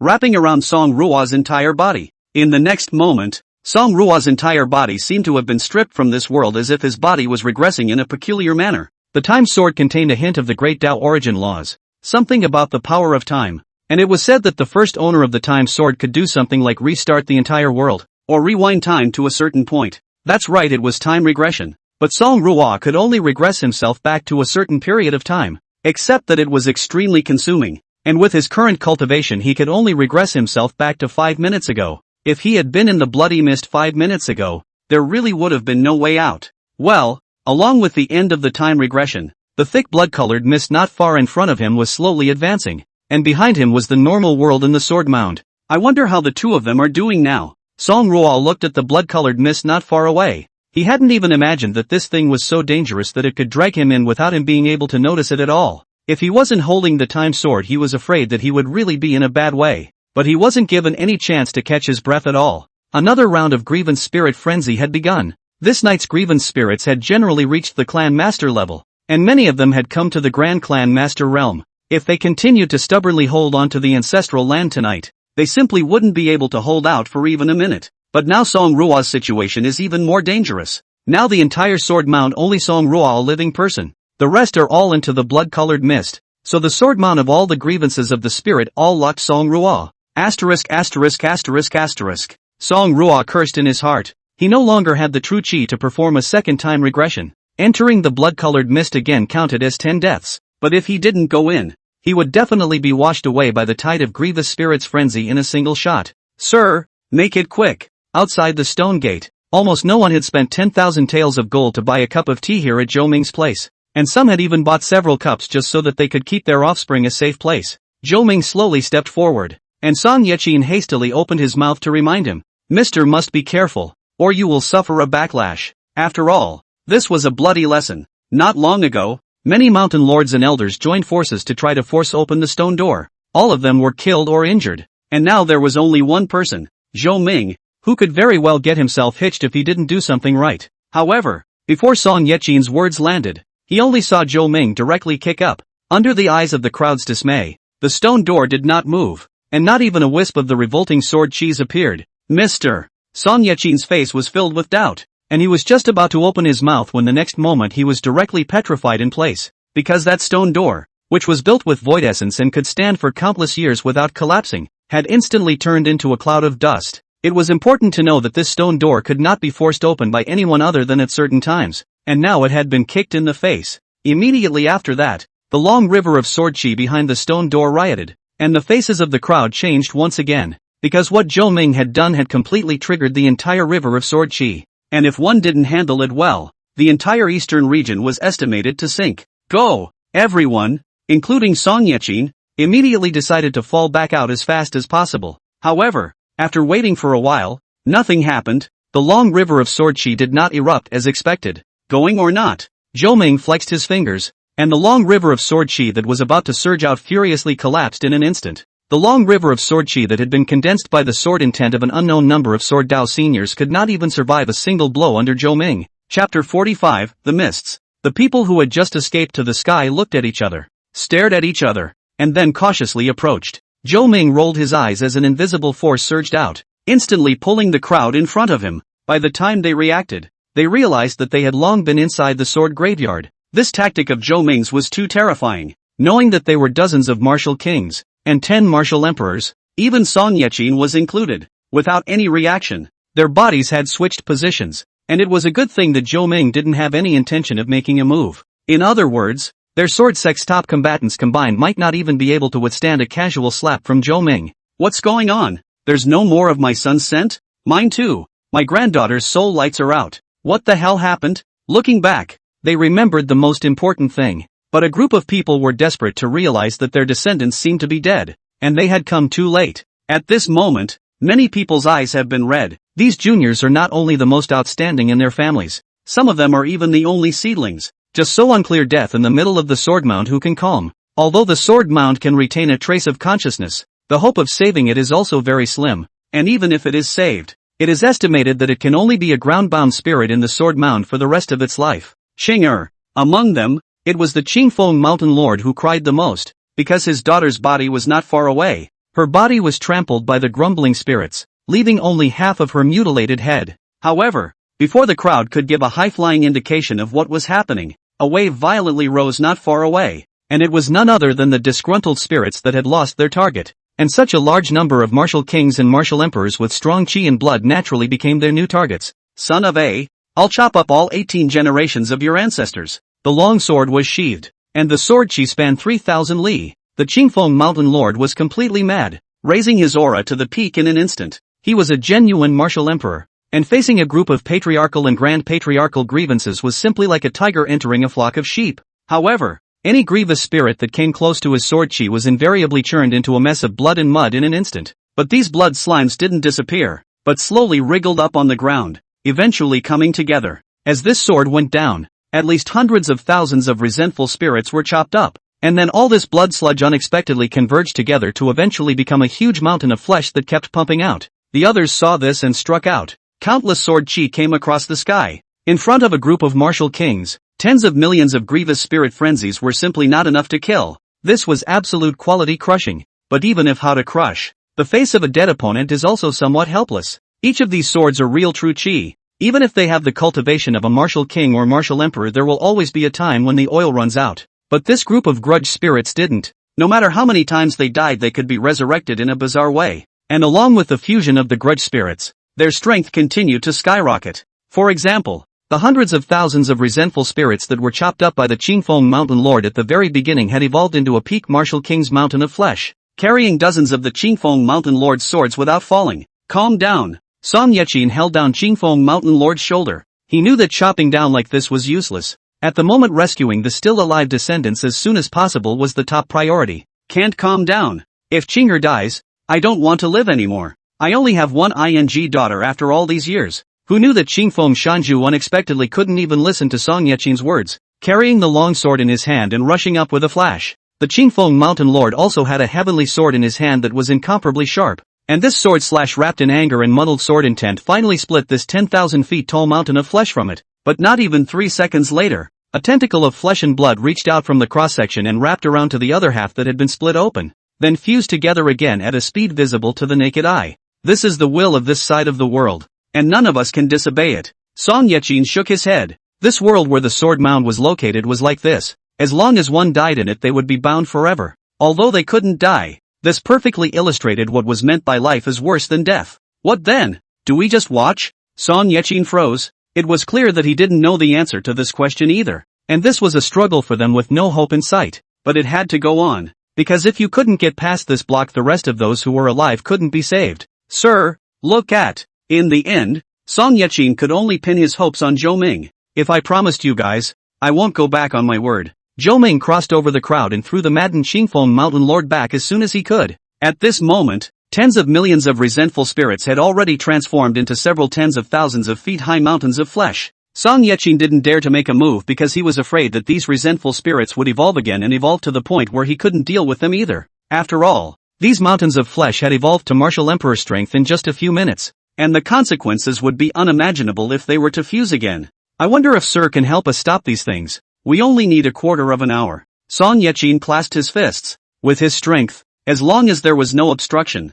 not to mention a quarter of an hour, a minute would be enough time for him to go back and forth several times. Obviously this time was bought for someone else. A quarter of an hour? Does the gentleman find it difficult? Really, not 10 minutes is also. Song Yechin was afraid that Zhou Ming would find the request too much and hastily shortened the time by a third. No, go as long as you want. Zhou Ming spread his hands, and before Song Yechin could finish his sentence, he only saw Zhou Ming stepping into the air in the gazes of a crowd of people who were at a loss for words. With just one step, his figure appeared 1,000 miles away, and his palm pressed down in vain. Only a palm that covered the sky emerged from the void of this world, and then grabbed a mountain of flesh and refined it in an instant. That terrifying pressure made everyone present feel a chill down their spine. It was a good thing that this attack was not rushing at them, or else they would have been directly crushed by that breath lock alone. Accompanied by the large hand slowly opened, only to see a puddle of foul-smelling blood sliding down from it, landing heavily on top of the ground, and no more movement. Dead? Song Yechin stared at the puddle of blood with wide eyes, to know how many years it had been. Even the first founder of the sword sect had been powerless against the resentful spirit in the sword graveyard. And now this thing had died gently in front of him. Immediately after, the big hand grabbed down again, this time more simple and rough. Directly pinch burst. Blood and flesh mixed with broken bones flew horizontally. The martial emperor level mountain of flesh was defenseless and was like a pile of rotten meat in Zhou Ming's hands. Moreover, that invincible world wall was nothing in front of Zhou Ming, and the resentful spirits killed by Zhou Ming completely fell into dead silence, without a single movement. The road ahead was instantly swept away by Zhou Ming. And the group of people still hadn't regained their senses until now. Staring blankly at the battlefield, they felt like they were living in a dream. They couldn't believe that someone so strong was alive and well in front of them. What's going on? Looking at the grievous spirits that faded away like a tidal wave in front of him, Song Ruo stiffly stopped himself in front of the blood-colored mist. He didn't understand what was happening. Where are the others? Why are you the only one left? Just as he was puzzled, Song Yechin's voice came from the distance and appeared in front of him in the next instant. Dad, why are you here? Forget that for now. How many others are still alive and where are they? Seeing that his son was safe and sound, Song Yechin put his heart down, and then opened his mouth to ask where the others had gone. After Song Ruo was sure that the person in front of him was indeed his old man, he pointed to the mist behind him. Song Yechin's gaze sank. Sure enough, the worst outcome had still occurred. However, upon hearing that it was Elder Treading Snow who showed them the way, Song Yechin seemed to have thought of something and spoke to Song Ruo. From now on, you are the new generation of the sword sect's patriarch. After saying that, a long sword appeared in Song Yechin's hand at some point. It looked plain and unadorned, but everyone knew that it was a genuine divine sword. This was not obtained from the sword graveyard, but rather Song Yechin's own original treasure sword that he had sacrificed and refined. The next moment the sword chi swept away, and Song Yechin rushed into the blood-colored mist without looking back. Chapter 46, It's Just Death. Sadness spread as they confirmed the deaths of almost everyone, including the offspring of the three mountain lords. As for the rest of them, except for Song Ruo, who had just returned, all the others were still alive or dead. In fact, every time the sword graveyard opens, there will be casualties, and you can only resign yourself to your own family's turn when it really comes. But this time, the situation was different. There was a special circumstance, and almost the whole army was wiped out. So everyone was upset, and they all felt that if this hadn't happened their descendants would have been able to return peacefully, and at the same time get a great deal of opportunity. What did you say, Patriarch? He entered the mists? The floating light mountain lord's eyes widened in disbelief as he opened his mouth to ask. Song Ruo didn't hide anything, and told all the things that had happened in the past few days, including her old man's reaction just now. He vaguely sensed that things were not simple this time, so he did not dare to hide it at all. Ouch! and telling us to calm down, when he himself is the most impulsive one. The floating light mountain lord's face changed. He was the strongest person in the sword sect apart from Song Yechin. He had already reached the peak of the martial emperor, and his power was even equivalent to that of a vice patriarch. So he also knew some of the secrets that the other mountain lords didn't know about. This included the true reason for the formation of this blood-colored mist and the long river of sword chi. The long river of sword chi was furious and incomparable, seemingly blocking outsiders from entering, but actually preventing the resentful spirits in the sword mound from invading the divine demon continent. As for the mist, he didn't know much about it. It was said that it was a barrier made of the essence blood of the sword sect's predecessors, because the real sword mound is far more than just the size of the eye. This entire world was the battlefield of the sword sect's predecessors and the extraterrestrial evil demons back in the day. The area left behind was only so that it could leave a legacy for the descendants of the sword sect, and the old ancestors among the ancestral lands of the various clans were also considered to be the protectors of the descendants of the sword sect. The remaining 99% of the sword sect seniors all stayed behind the mists, relying on this world to turn into an immortal consciousness and continue to fend off the endless extraterrestrial evil demons. As for the area behind the mists, no one knew exactly what it was like, and there was no way to understand just how grueling the battle there was. As for Elder Treading Snow's words, that was also a way out of the situation. Only through the misty area can we get the refuge of the clan's ancestor. Although there is not much hope of survival, but it is better than 0%. In fact, he and Song Yechin had already guessed a thing or two earlier when all the old ancestors in the ancestral land had disappeared overnight. It was presumably because that battlefield outside the mists was faltering, and even if the sword sect ancestor was immortal, he was somewhat unable to hold it back, so he was forced to draw the last of his strength over there as well. Without the restriction of the old ancestor in the ancestral ground, the resentful spirits in the sword mound became more and more reckless, and some of them even tried to break through the mist and join the other battlefield. I'm sure Song Yechin had guessed this, and that's why he was alone. He wanted to ascertain the situation on the other side of the mists. After all, the situation in the sword refining mound where the old ancestor couldn't even get to them in time to send them a message must be 100,000 times more urgent. For Song Rua's sake or for the sake of the sword sect, this was something he had to do. However, this blood-colored mist was surprisingly bizarre, and even with Song Yechin's martial saint cultivation, he was still a bit tired of dealing with it. Even though his sword chi could cut through the stars, it couldn't break through this thick mist no matter what. Although this was a hallucination of the essence blood of the sword sect's predecessors, after so many years, it was absolutely impossible to say that there was no change. Nowadays, I'm afraid that the mist has long been eroded, otherwise it wouldn't have corroded even his true chi. Crap! Song Yechin forehead cold sweat dripping down. Right now this situation he is afraid that one carelessness will be sacrificed here. However, a martial saint is a martial saint. And Song Yechin also has a divine sword in his hand, so it would be somewhat difficult to really plant it here. Bang! Song Yechin suddenly heard a muffled sound coming from his ears and probed his spiritual sense over to find none other than Lingfeng, who had been corroded beyond recognition. At this moment his flesh is almost completely ulcerated, a large area of blood vessels and bones exposed.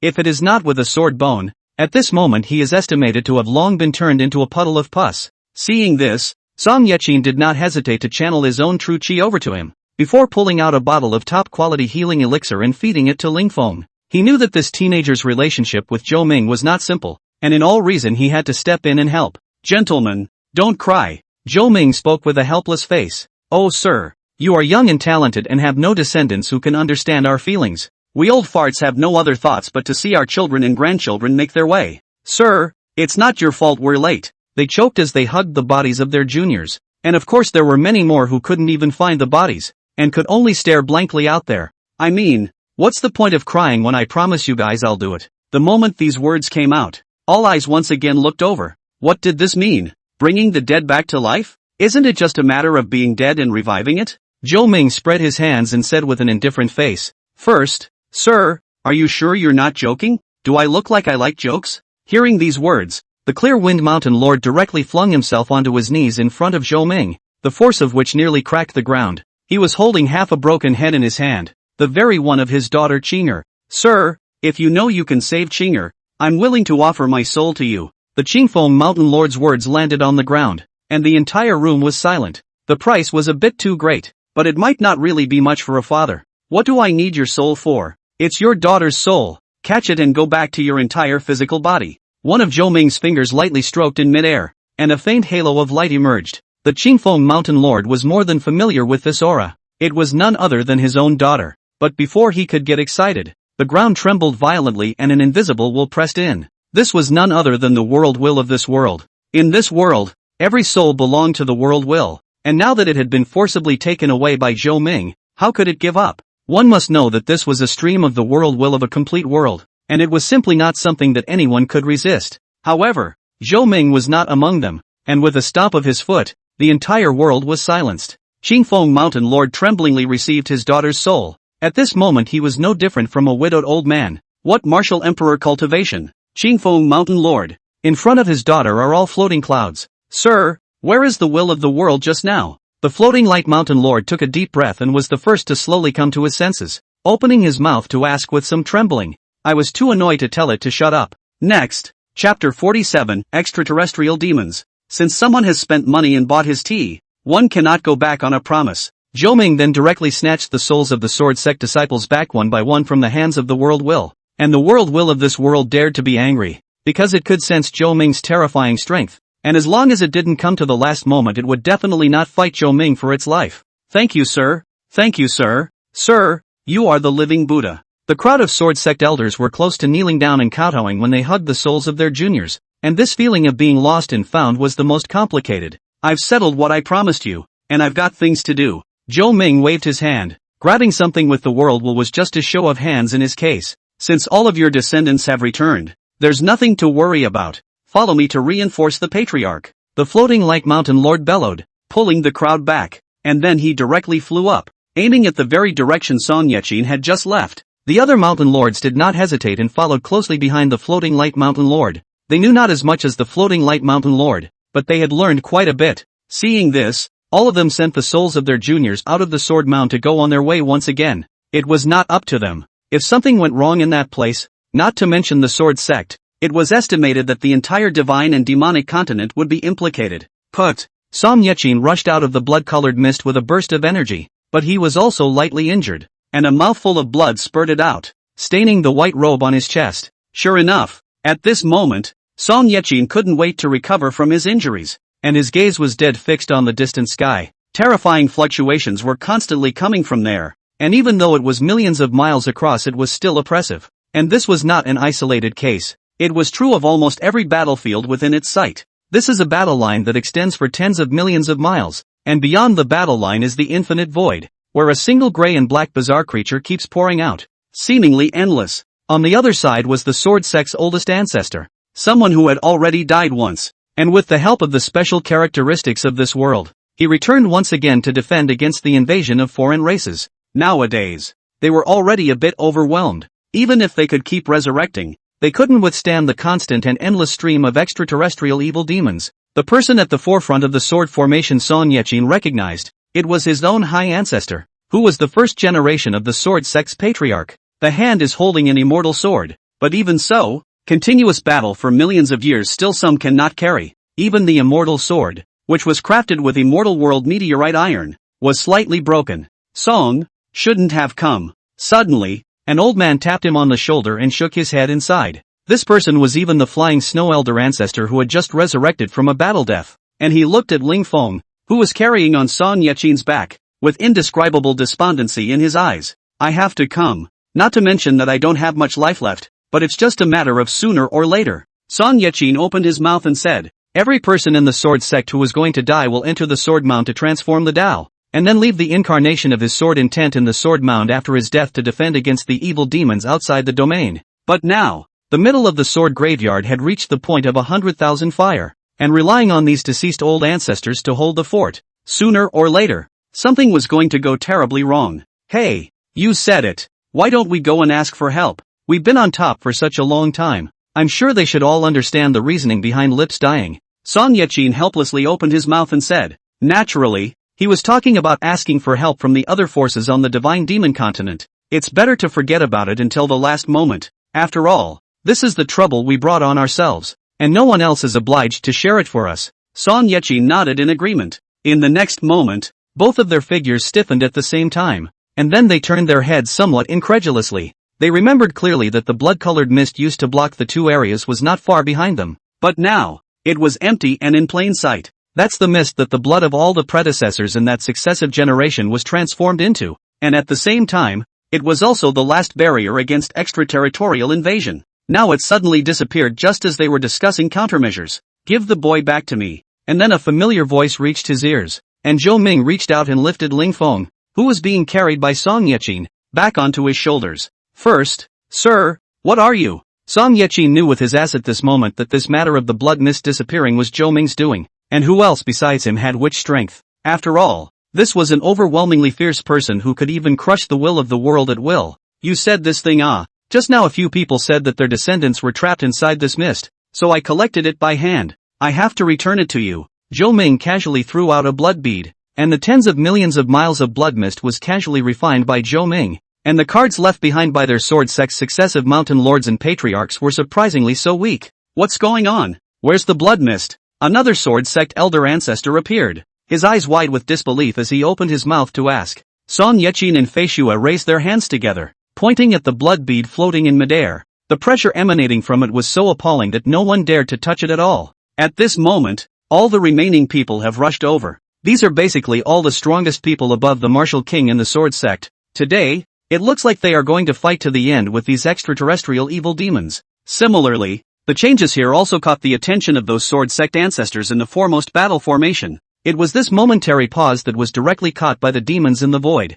and the number of demons directly skyrocketed geometrically. The battle formation was washed away in an instant. Hundreds of thousands of demons invaded this world in an instant, and at this moment the mist had long since dissipated. Not only that, even the long river of sword chi that guarded the clan also disappeared. Therefore, as long as these demonic creatures rushed through this last line of defense of theirs, then the entire divine and demonic continent would be plunged into the greatest turmoil ever. At this moment, the sword sect's old ancestor still wanted to repair the battle formation, but it was already too late. How could the other side easily let go of the opportunity that had been exchanged only after millions of years of confrontation between the two sides? The number of these devils was insanely skyrocketing, and in a moment, they flooded the bodies of all the sword sect ancestors. The gap grew wider and wider, eventually even exposing the rift in the void entirely. The extraterrestrial evil demon was like a gray and black ocean, surging in and out, looking at people's scalp numb, and simply could not raise any desire to fight against it. At this moment, everyone's gazes looked towards Zhou Ming at the same time. If there was any hope for this matter at the moment, it would have to be this youth in front of him. But could he really? In the face of the hundreds of thousands of extraterrestrial demons equivalent to the level of a martial king pouring out every second, could he really stand up to them? "Sir, you are aware that we sword practitioners love tea the most, especially us old ancestors. Each of us is addicted to tea." Zhou Ming, who was just about to go back to selling tea, heard Sonya please say this, and his footsteps lurched. Chapter 48, Destroyed with One Hand. "I say, old Song, that's where you're wrong. I'm very fond of helping people." Zhou Ming smiled and patted Song Yechin's shoulder before resolutely turning around and walking alone towards the millions of extraterrestrial evil demons amidst the stunned gazes of the crowd. "Mr. Song Yechin still wanted to remind two sentences of something, but immediately afterward, he consciously shut his mouth, only to see Zhou Ming's large hand wave. Within a 10,000 mile radius of himself was instantly purged, and those martial king and martial emperor level demons were simply unable to defend themselves in the slightest, and instantly vanished in a puff of smoke. It was complete annihilation, not even a chance to become an earthbound spirit of this world. Looking at Zhou Ming so lightly, they were even a little skeptical whether these demons were still the same kind of horrible things that had been entangled with them for millions of years. Just as they were pondering, Zhou Ming had already begun to push back, using only a few seconds of his own strength to push all the way across to the junction between the void rift and this world. The group of sword sect ancestors who were liberated at the moment were dumbfounded, not knowing what was happening. Originally, they were all ready to blow themselves up and stop this group of demons as well, but now something seems to have turned around. "Lucky, or I would have rushed in and killed you all." Zhou Ming stopped in front of the void rift, and these bloodthirsty and berserk demons all shrank back at this moment like frightened quails. "There's no way around it. That's as far as the tea house covers it. And you, get out." Zhou Ming stomped his foot down, and the next moment a ball of green smoke slowly condensed into the shape of a baby in midair. "If I can't kill these things, can't I kill you?" Zhou Ming pinched that baby. That's right. This blue smoke transformed into a baby was none other than the world will of this world. It had been preventing the sword sect ancestor from closing the void rift in order to plunder more dead souls and consciousness. That means that these millions of years of resistance are purely unwarranted. Although this baby couldn't speak, it could understand what Zhou Ming meant, and its head nodded like pounding garlic. Now it finally understood that Zhou Ming was completely out of her league, and didn't even have the capital to put up a fight. Even if it took this entire world with it, it wouldn't be able to shake this person in front of it in the slightest. The void rift slowly closed and eventually returned to calmness, and the unwilling hissing of those demonic creatures came from within the void, but they were really scared of being killed by Zhou Ming. The number of demonic creatures that had died in these few short seconds was more than the 100,000 years they had spent fighting the sword sect ancestor. And if they continue to fight like this, even if the demonic creatures in their void were endless, there would still always be a moment when they were finished being annihilated by Zhou Ming. Looking at the azure sky, the sword sect's ancestors all had an extremely unreal feeling that nightmare had been resolved so gently. Although they couldn't believe it, the facts were right in front of them. "Sir, may I ask what kind of power you are?" An old man stepped forward and opened his mouth to ask. This person is precisely the first generation of the sword sect's patriarch Song Jua. The strength of his life was horrifyingly boundless. Even after his death, relying only on a wisp of will, he was able to lead the sword sect to fight against these void demons for millions of years. "Me, a tea seller." Zhou Ming stretched his back, as if the person who had just pulled off the explosion of tens of millions of void devils with his own strength wasn't him at all.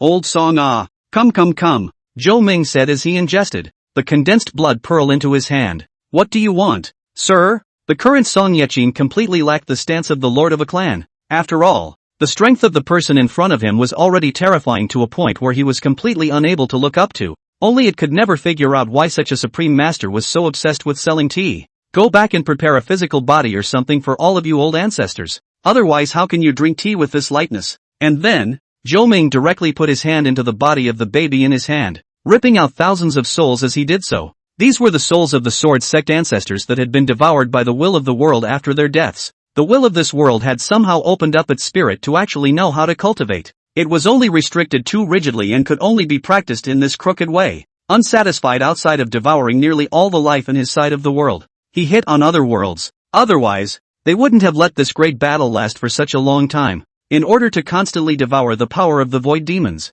But even so, a will of the world that had been cultivated for such a long time in Zhou Ming's hands was just like dough pinched. As long as Zhou Ming wanted to, he could make this world a masterless thing in minutes. "Ha, sir, what did you say?" Song Yechin hadn't reacted for a moment. After all, he wasn't present when Zhou Ming had just revived those deceased descendants, so he hadn't understood Zhou Ming's meaning at all. "Are you saying that these dead ancestors of my sword sect can still come back to life? What else? Can I throw away such a large group of clients? Make it quick. Make it quick. I'll go back and make the tea." Zhou Ming sent the soul back, and the sword sect ancestor still hadn't come back to his senses for a long time after the fusion of the sword intent and the soul. This kind of thing that one would never dare to dream of is now real in front of one's eyes. Not only have their worries been solved, but these old monsters of their own who have been dead for an unknown number of years and can only be bound in the sword mount even have the moment to see the light of day again. Immediately afterward, Zhou Ming dispersed the blood beads, removing the impurities from the essence blood and handing it over to Song Yechin in order to create a more convenient physical body for these old ancestors.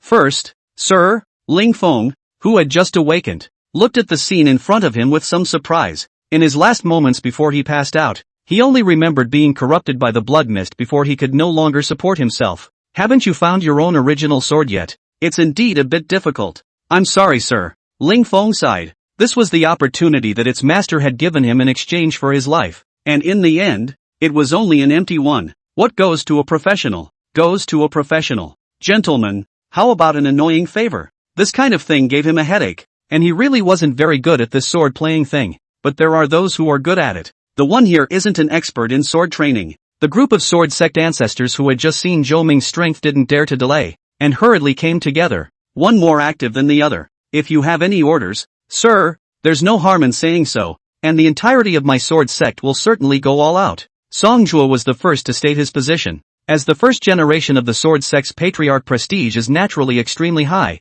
and this is also the unified opinion of the sword sect. "No big deal. Let's see if we can help this little brother of mine find a suitable innate sword." Hearing this, these old monsters all became interested because Fei Shui had mentioned to them that an extraordinary descendant had come to the sword graveyard. All 206 bones in the body were sword bones, and this kind of physique that only existed in speculation now stood in front of them alive. Everyone loves talent, not to mention this is a group of old sword nerds. "I'm afraid this is a bit difficult. I'm only afraid that it's only when Song Jua's immortal sword is intact that it can be worthy of this kind of physique." Hearing this, Song Jua also nodded, but his immortal sword had quite a few breakages after years of fighting, and it simply couldn't adapt to the sword bone within Ling Feng's body. "There seems to be only one way left now. If you can't find it, don't find it. Just condense the sword. Chapter 49, Condensing the Sword. Condense the sword? How? Sir, you don't know. The first of my sword sect's main points is that everything can be a sword. I can pass on this sword condensing method to this little brother. As for what kind of native sword he can condense depends on himself. With that, Songjia pointed out a finger, and Ling Feng instantly felt something extra in his mind. This sword sect's sword condensation method was extremely overbearing, and likewise very dangerous. A carelessness could potentially get himself involved. The so-called sword condensation was to spare no effort in urging the sword intent in the body and transforming it into all things, allowing the self-sword intent to choose the most suitable carrier for itself. But 99% of the people who do this will go off the deep end, because sword intent is a very sharp double-edged sword, and if the realm is not there, you will only cut yourself to pieces. Therefore, this sword condensation method not only required an extremely high level of sword Dao talent from the person casting the method, but also had harsh requirements for the protector of the method. Do it boldly, I'll guard your path. Zhou Ming looked at the slightly worried look in Ling Feng's eyes, also knowing what he was worried about in his heart, and directly sat on his butt beside him. He knew that this sword condensing method was mostly treacherous, but he was confident that he could save Ling Feng in any situation. Trouble, sir. Ling Feng nodded heavily. He then ran the condensed sword technique that Songjia had just imparted to him under the watchful eyes of the crowd of sword sect ancestors. In a split second, the sword bones shook in unison, and a monstrous sword intent surged out from within Ling Feng's body. This kind of pure sword intent makes everyone present gasp in awe. They practiced the sword for so many years in order to not be able to have such a trace of pure to the extreme of the sword intent. But this kind of thing that they could only dream of was actually something that Ling Feng was born with. There was no time to sigh, as Ling Feng's sword intent directly rushed up to the sky, cutting through the long sky and penetrating deep into the endless universe. This sword intent was so overpowering that Ling Feng's own flesh appeared slightly cracked. His current realm was still too low to completely withstand the revival of the sword bones. However, Zhou Ming was sitting right next to him, so any unforeseen circumstances were unlikely to happen. Between them an incomparably majestic true qi surged into Lin Feng's body, and in the blink of an eye it repaired the parts of his body that had been destroyed by the ravages of the sword intent until they were as good as new. The sword bone continued to revive, and at this moment had revived nearly half of it, and the pressure Ling Feng was under was unprecedentedly great. But Zhou Ming, who was the closest to him, continued to act as if he was nothing. At this moment, he was like a tailor, constantly mending Ling Feng's broken body. And no matter how much the sword intent surged, it just couldn't harm Ling Feng a single bit under Zhou Ming's nose. Along with the complete revival of the sword bones, this terrifying sword intent caused this world to tremble with it. The sword intent that broke through the 9 heavens didn't stop, continuing to rush into that boundless deep space, through a river of stars that knew no end and knew no fatigue. I don't know how long it took, but the sword intent finally showed some signs of dissipating, and at this moment, the time in this world had also reached late night. The crowd looked up as the sword intent rushing out from within Ling Feng's body ran through countless stars, and it was unknown how much it was as far as the eye could see. This was as far as they could see, and there were many more stars strung together in the distant deep space that they could not see. By now, any strand of sword intent was enough to obliterate Ling Feng's entire being in an instant, but Zhou Ming's speed was even faster, snatching him back before the sword intent could obliterate Ling Feng. This has been a reciprocal cycle. Of course the one who suffers the most is Ling Feng. At this moment the sword bone revival is no longer something he can control. All you can do is sit there and experience over and over again what it's like to travel between life and death. The sword condensation came to an end, and a particle that shone with a shocking aura like fine sand was brought back from the universe by Ling Feng's sword intent. These particles are the core of each star. Just this small particle contains all the energy accumulated since the birth of the entire star. Now that Ling Feng's sword intent had brought them all back, the number of these particles was countless, like a pile of fine sand. And even Ling Feng himself didn't know what exactly the sword condensation had brought back this time. He only felt that he was about to be deflated. Even his soul was about to be washed away by the raging sword intent within him. If Zhou Ming wasn't right beside him and didn't move an inch, I'm afraid that even if he had tens of thousands of lives, they wouldn't be enough for him to die from this sword condensation. The old ancestors of the sword sect were even more excited to the point of trembling when they saw this scene in front of them. This sword condensation method was something they had only heard of someone who had succeeded in an extremely long time ago, and that had been so ancient that it could not be examined. The method defined as almost impossible to succeed now appeared before them like a miracle. They simply couldn't imagine just how strong an innate sword condensed from countless star cores would be. Ling Feng forced himself not to let himself pass out and once again urged his sword intent and began hammering and forging the pile of star cores in front of him. But for some reason it was stuck at the last step. The sword's prototype had already taken shape, but it was just delayed to be completely transformed. If it went on like this, even if Ling Feng was an Iron Man, he wouldn't be able to carry it. Zhou Ming couldn't help him with this step. He could only rely on himself. There's one last step missing. A hilt. At this moment, Song Zhu saw the clues at a glance and pointed out the problems at once. Now these star cores were gathered together in the mere shape of a sword blade, lacking the most crucial hilt. The hilt is the most important part of a good sword, as that is where there is direct contact with the swordsman. The energy of these star cores was extremely manic,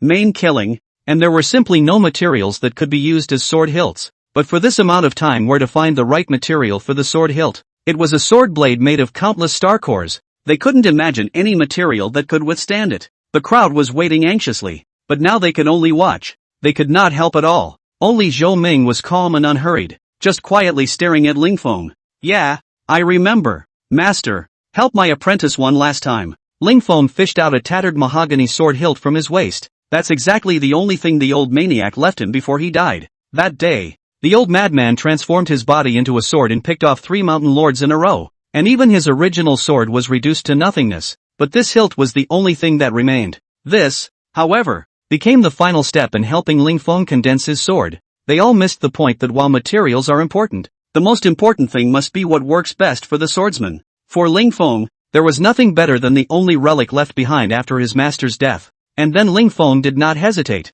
directly docked the broken mahogany sword hilt, and in an instant, dazzling essence light flashed, and a sword imprinted with infinite stars hovered in front of Ling Feng again. Sir, help me with a name. Ling Feng handed the sword in his hand to Zhou Ming, who held it in his hand and hesitantly opened his mouth to say, "This sword will be called Huanyu." The Huanyu sword buzzed and trembled, and all of a sudden, the universe was covered in dark clouds, in which lightning flashed. All spiritual objects of heaven and earth must undergo a heavenly tribulation after molding, not to mention the Huanyu sword, which is a supreme treasure sword that sets the power of countless stars. However, the power of this heavenly calamity was truly a little too terrifying. Normally heavenly calamities would coalesce within the world, but right now this thundercloud was gathered in the universe. Each of these thunderbolts was as thick as the Milky Way. If this were to split down, not to mention whether or not this sword could be preserved, these people present in their presence, including this world, would probably have to go up in smoke. Go back to the divine demon continent.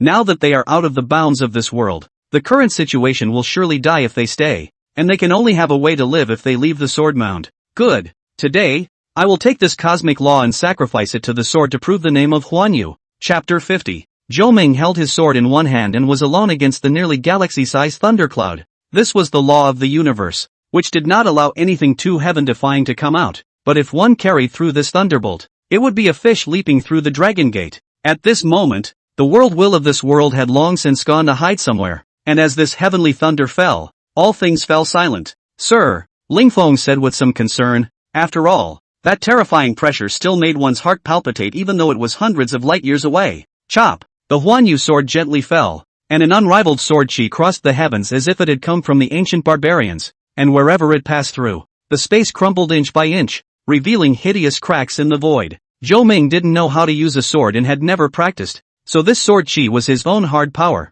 Heavenly thunder was brewing, and that world-destroying might escaped, haunting everyone, but Zhou Ming simply didn't give him a chance to fall. The sword chi chopped down on his head, and in a flash, the violent thunder gave way, and the thunderclouds were directly chopped away by the sword chi. The Huanyu sword buzzed. Zhou Ming's sword was too appalling, and if he hadn't collected some force, he would have probably crumbled this Huanyu sword that had just coalesced into shape. Another sword chopped out, and the thundercloud that had not yet recovered suffered another heavy blow, being split into 4 parts, and the thunder light was gradually becoming weaker. At the same time, it wasn't just the thunderclouds that were chopped to pieces. There was also a strand of cosmic law hidden within them. Eventually the thundercloud dissipated and a fragment of law runes scattered down from the starry sky, eventually merging into the Huanyu sword. Since then, this sword is truly complete. Song Zhu gulped as he peered into the scene from afar, taking in all that passed by. Back then, when this immortal sword of his was being formed, it had also attracted heavenly lightning.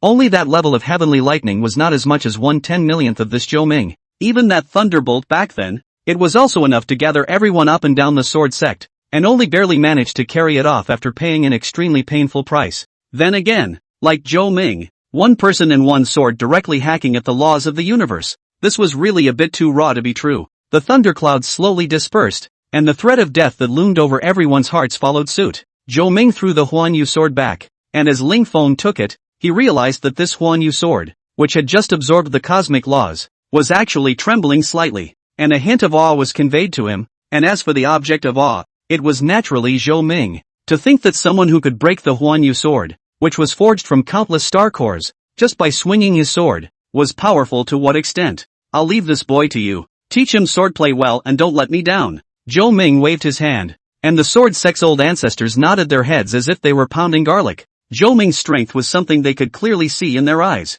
I'm afraid that this kind of strong person, even if he was placed in the original world of their sword sect, he would definitely be a person standing on the tip of the pyramid. This kind of strong person they still can't wait to flatter. Not to mention also left their sword sect a disciple whose talent in sword Dao crowns the ancient and modern, as well as a supreme immortal sword. Thank you, sir. The old man has no regrets. After Zhou Ming left the sword sect, an old voice rang in his ears. This person was none other than a wisp of the old madman's residual soul, which Zhou Ming had forcibly preserved with a counter-heavenly means, in order to allow him to watch his disciple succeed. Say, are you sure you don't need me to save you? Zhou Ming opened his mouth and asked. To him, there was little difference between having only a wisp of residual soul left and having only lost a wisp of residual soul. As long as he wanted to, he could bring the old madman back in minutes. Your kindness is appreciated, sir, but I'm sure my apprentice will save me. He'll get that far. Zhou Ming smiled, and with a twist of his fingertips, the last remnant of the old madman's soul that remained in the world dissipated. I tell you, I haven't dared to close my eyes for 3 days and nights. Every night as soon as I close my eyes, I have the same nightmare. I dreamed that I was inside a yard and then there kept knocking on my door. And every time I dreamed there was one more person knocking. Last night was the 6th one, and that door in my dream was on the verge of being knocked down. And I had a premonition that as soon as I slept one more night and went back to that yard, that door in my dream would be knocked down. And then, in front of the counter, a man with very bad panda eyes became more and more agitated, and the look of fear in his eyes was hard to express. Lips were trembling at the end of the sentence. I say you're at least a famous river and lake bandit, and you're still scared by this? Next to a scar-faced man contemptuously patted his shoulder. They monastic people most do not believe in these ghosts and evil spirits, demons and monsters. Just with their hands that a handle stained with the blood of an unknown number of people's knives, the general small ghosts do not dare to get close. That's because you guys don't understand. How else could I come to this place every day to drink tea and refresh myself? The man slammed the teacup in his hand heavily on the table and angrily got up to leave.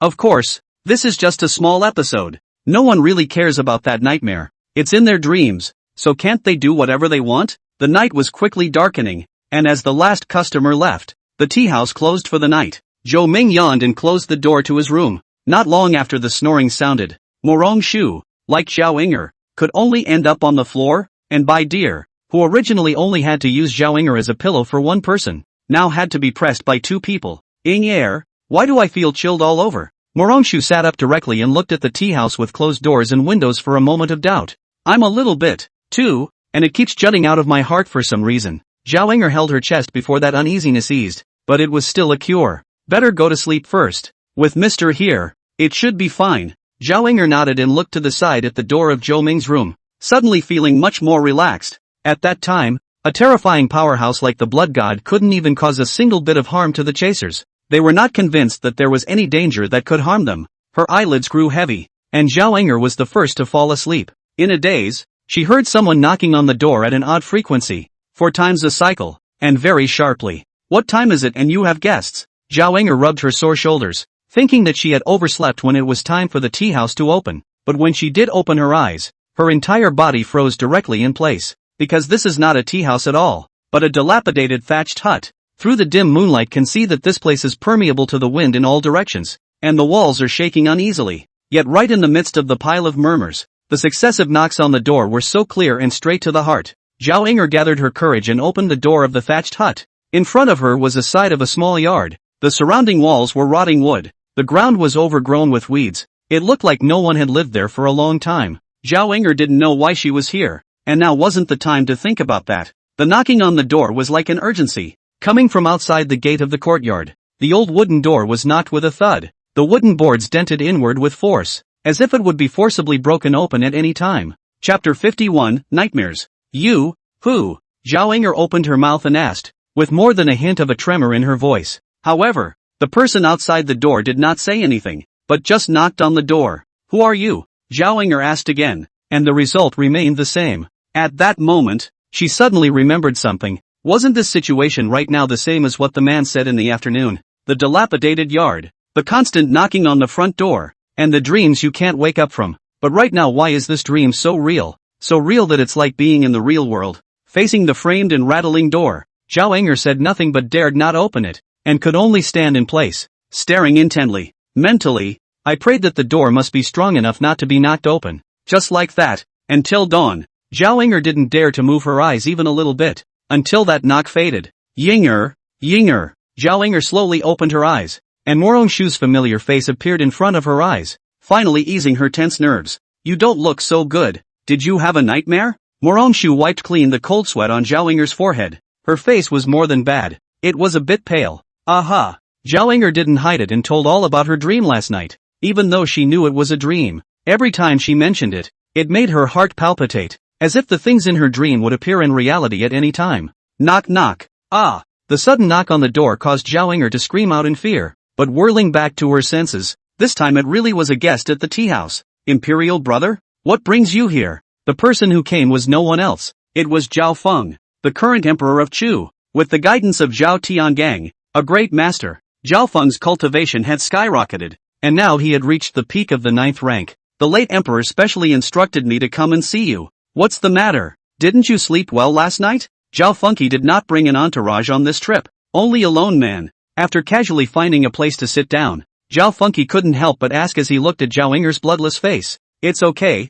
had a nightmare. Nightmares? You have nightmares too? Unexpectedly, Zhao Fengqi's face changed in a flash and asked with concern. What do you mean? Too? Zhao Enger was a bit puzzled. You don't know. Strange things have been happening in the last few days. There are many people up and down the country who have reported the same nightmare to the officials, and even General Lu is suffering from it. Zhao Fengqi explained that it was fortunate that this thing didn't come after Zhao Tiangang, or else the backbone of the entire Chu kingdom would be gone. Zhao Enger then told her nightmare from last night, and Zhao Fengqi's face became even more ugly, which was the same as what had been reported everywhere. This kind of nightmare appeared without any regularity, as if it was generated out of thin air. And even more horrifying is that this nightmare spreads at a frighteningly high frequency. Initially there were only a dozen or so cases, but now it has grown to hundreds of thousands of people. And if this trend continues, I'm afraid that in the end, no one in the entire Chu kingdom will be spared. Surely with the late emperor's cultivation he can find out why, right? The late emperor was at his wit's end,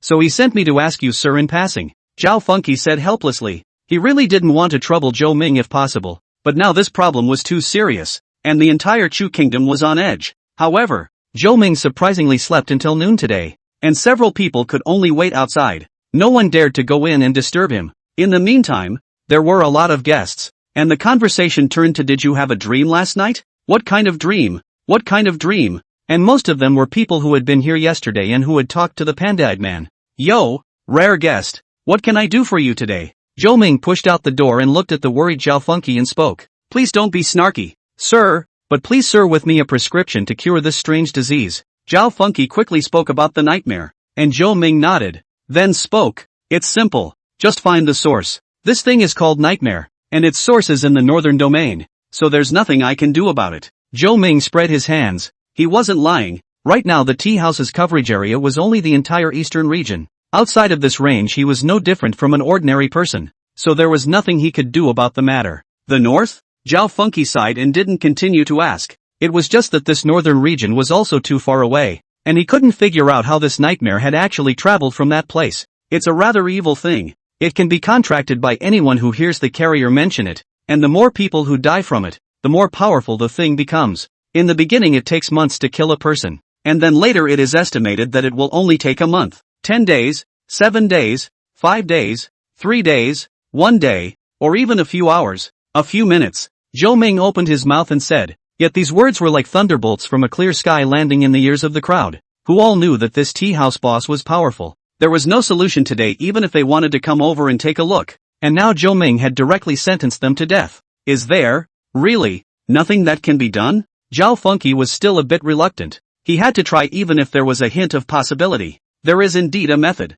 Only it requires someone to bring the source of that thing from the northern domain to the eastern domain, and then I can take care of it myself. For the first time, Zhou Ming felt overwhelmed. If it was in the past, He could certainly find the source of this thing in an instant and slap it to death. But now that the source of this thing was in the northern domain, there was really nothing he could do. Then what kind of strength is needed to bring back the source of this nightmare from the northern domain? The requirement for strength is not high. The most important thing is the heart. As long as it can withstand the endless torment of the nightmare. Zhou Ming replied truthfully. Even if he could not solve the source with Zhou Ming's strength, this thing would still be an insoluble existence. Moreover, the nightmare extraterritorial product does not belong to this world. Now the northern region is estimated to have all fallen. Otherwise it will not be spread to other regions. Sir, I'd like to try. Zhao Funky raised his head and said firmly. And please, sir, show me a clear path. It's not far. It's not close. And you'll be haunted by that thing tonight, too, if you dare to open the gate and follow him to its true form.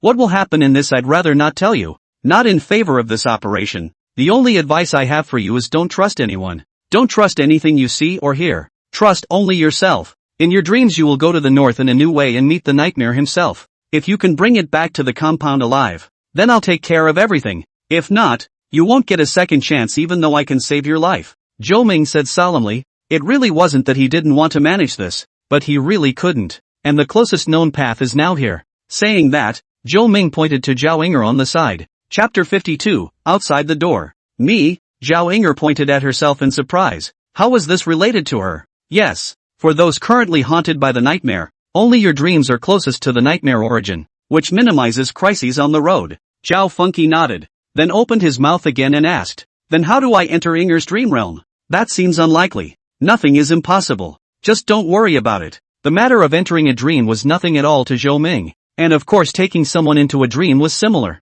Immediately after that, Zhao Feng issued 18 consecutive holy decrees, banning all discussions about dreams within Shu, and killing anyone who crossed the border. Just like that, with a thunderbolt, the spread of the nightmare was brought under control for the time being, or else when the number of deaths spiked later on, it would be completely out of control. Today, the tea house is closed for business. And some of the guests who know the truth have very ugly faces, and they don't dare to sleep at all tonight. As night fell once again, oil lamps were lit in almost every home in the country of Chu until late at night. Zhao Funky went to bed as usual, but this time he slept very fast and heavy. The sound in his ears was gone in a moment, and his consciousness subsided. When he regained consciousness, he only heard a sharp knock on the door not far away. At the moment he was lying on a straw mat, the thatched hut around him in disrepair, the poorly made wooden door rattling. Zhao Feng is worthy of being the youngest emperor of Chu, succeeding to the throne at the age of 16 and holding the power of the world. This heart is completely unquestionable. In the face of this sudden change he did not panic,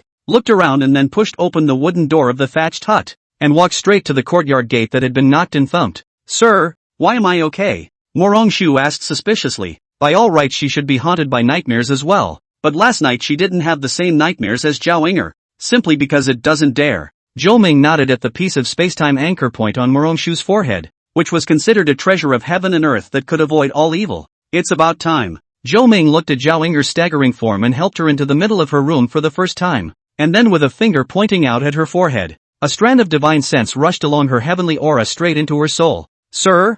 Zhao Inger opened her eyes in panic, and before her eyes was the same familiar yet terrifying thatched cottage, as well as the never-ending knocking on the door. Only tonight the knocking was even more violent. Only because it seemed like there was an extra hand outside the door. The gate of the courtyard shook more and more seriously. Just at the moment. I'm afraid that it won't take 7 days. By the 4th or 5th day it won't be able to hold out. The difference was that this time there was someone standing by her straw mat. None other than Zhou Ming. For a moment her panicked mind settled. Wait for me to pick up your brother. Zhou Ming brought Zhao Inger to the courtyard, directly ignoring the slamming gate. His fingers pressed down in vain, and Zhao Funky's figure instantly appeared in front of Zhou Ming. Sir? Zhao Funky was brought straight over without even reacting.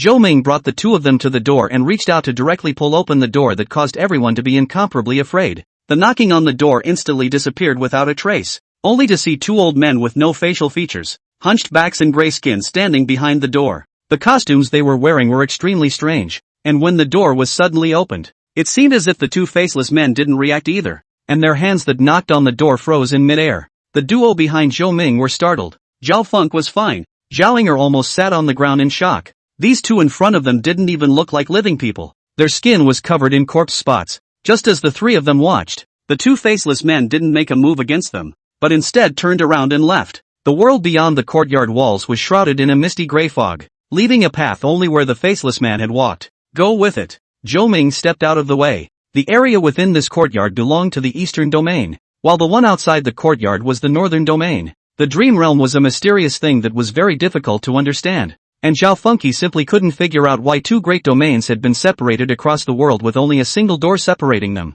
However, Zhao Feng didn't hesitate. If he had to be afraid of even this much, then would he still be doing his job as the Emperor of Chu? Zhao Funky stepped out of the gate of the courtyard with one foot. At this instant he only felt that the sky was spinning. Obviously he had only stepped out a step away. But why did he feel that the courtyard behind him was separated by a sea of ocean? There was no time for him to think about these things, for the path the faceless man had taken was being eroded little by the grey mist, and no one knew what would happen if he fell into it. What about my cultivation? However, Zhao Funky, who had followed for a while, found his body getting tired. This feeling was too real and not at all like being in a dream. The most frightening thing was that he seemed to have been completely reduced to an ordinary person in the dream. With his cultivation at the peak of the 9th rank, how could he be tired and out of breath after rushing such a distance? But he had no choice but to grit his teeth and follow, for the grey fog was closing in on him, and the faceless man in front of him was about to disappear. Your Majesty? Your Majesty? As Zhao Feng rose again to catch up, he found himself sitting up violently from his bed, and the courtesan beside him knelt on the floor and called out to him softly. Is this, like, a dream? Zhao Funky squeezed his hands. He felt that his head hurt so much right now, and he felt as if he was having a long dream. In the dream he seemed to be chasing something, but he couldn't remember anything, only that he had forgotten something very important. His Majesty should have caught a wind evil. That's why he had nightmares. There's nothing serious. The eunuchs came quickly and left after checking Zhao Funky's body. Zhao Funky walked out of the palace and looked at the round moon, suddenly feeling a bit frustrated. What had he lost? He kept asking himself this, but in the end there was no answer. Prepare the horses and leave the city. Eventually Zhao Feng gave an order, and in less than 3 minutes Zhao Feng was already at the exit of the palace. He didn't bring any attendants with him. He just rode a 6-winged heavenly horse and quickly galloped towards the border of Chu. His target was none other than the Blood Triangle, that extremely dangerous and chaotic place. But Zhao Funky just felt that he was familiar with the place, so he said that he had to go and take a look. It was quieter in the Blood Triangle tonight. Of course that was just on the surface, but all that Zhao Funky didn't even bother. He followed his fuzzy memories to a clearing, but he realized that it had become abnormal. There should have been something very important here, but now it was empty. But the emptiness here is just a little too deliberate, as if something has been hard-keyed out with a mapping tool. Sir, you said funky him. Zhao Tiangang spoke with a worried expression. Zhou Ming waved his hand and said, you have too many concerns. He is just right. Chapter 53, The World of Illusion. What the hell happened here? Zhao Funky looked at the strange scene in front of him and tried to recall it. But no matter what, he just couldn't think of it, and it messed with his mind, so he could only keep moving in the same place. Who am I? Where am I? Where am I going? He had been asking himself these 3 questions. Apparently, he's the Emperor of Chu, and he's in the Blood Triangle, but he doesn't know where he's going. Eventually he figured out the oddity. He had no direction, no goal. In life, no matter whether long-term goals or short-term goals, always have a, otherwise how to live the motivation. But he, Zhao Feng, didn't. The king of a country, and he realized he had no desire to do anything, and was as good as a headless fly. This is a terrible thing because people will make a ranking of the importance of their goals and will prioritize to accomplish what they think is most important, so objectively going to fade away the rest. And now the one he forgot about seems to be so important that it goes to the point where all of his goals combined don't even compare. After figuring this out, Zhao Funky didn't walk anymore and directly sat down on the ground, lost in thought at the empty space in front of him, and so he sat until the sun rose. This place also seemed to have some strange power. He really remembered something. The fog that surrounded his mind was being pulled out layer by layer. Dream? What dream? Am I dreaming? Zhao Funky's mouth chanted. He only remembered this one word from his night of contemplation, but it was this one word that brought up countless memories like a chain reaction. Only that remained a blur, and he still needed time. Your Majesty, it's time for the court. Just as Zhao Funky was immersed in his memories, an old and familiar figure suddenly appeared behind him, and it was none other than State Master Su Ji. Why has the Master of the State come here? Zhao Funky didn't turn his head. He didn't want to waste any time. It's time for the morning court, so please ask your Majesty to return with the micro-minister. Zhao Funky pondered for a moment, turned on his horse, and left the place, rushing towards the palace. He hadn't figured anything out in the course of the night, and in turn had added to his own doubts. Dream. The word lingered and lingered in the middle of his mind, but he realized he was wide awake. Report. There is a report from the front line. Xiliang was defeated, and now the battle line has advanced 200 miles. In the courtroom, a war report was sent to Zhao Feng. The 16 Western Liang countries agreed to cede 50 cities and compensate 3 million taels of gold, requesting a truce. This was the report of a great victory, and originally it was something that should have been a feast for the great joy. But Zhao Feng realized how he couldn't be happy, as if he had lost the emotion. Have a book and play it. Zhao Fengqi put the battle report aside and said with an expressionless face,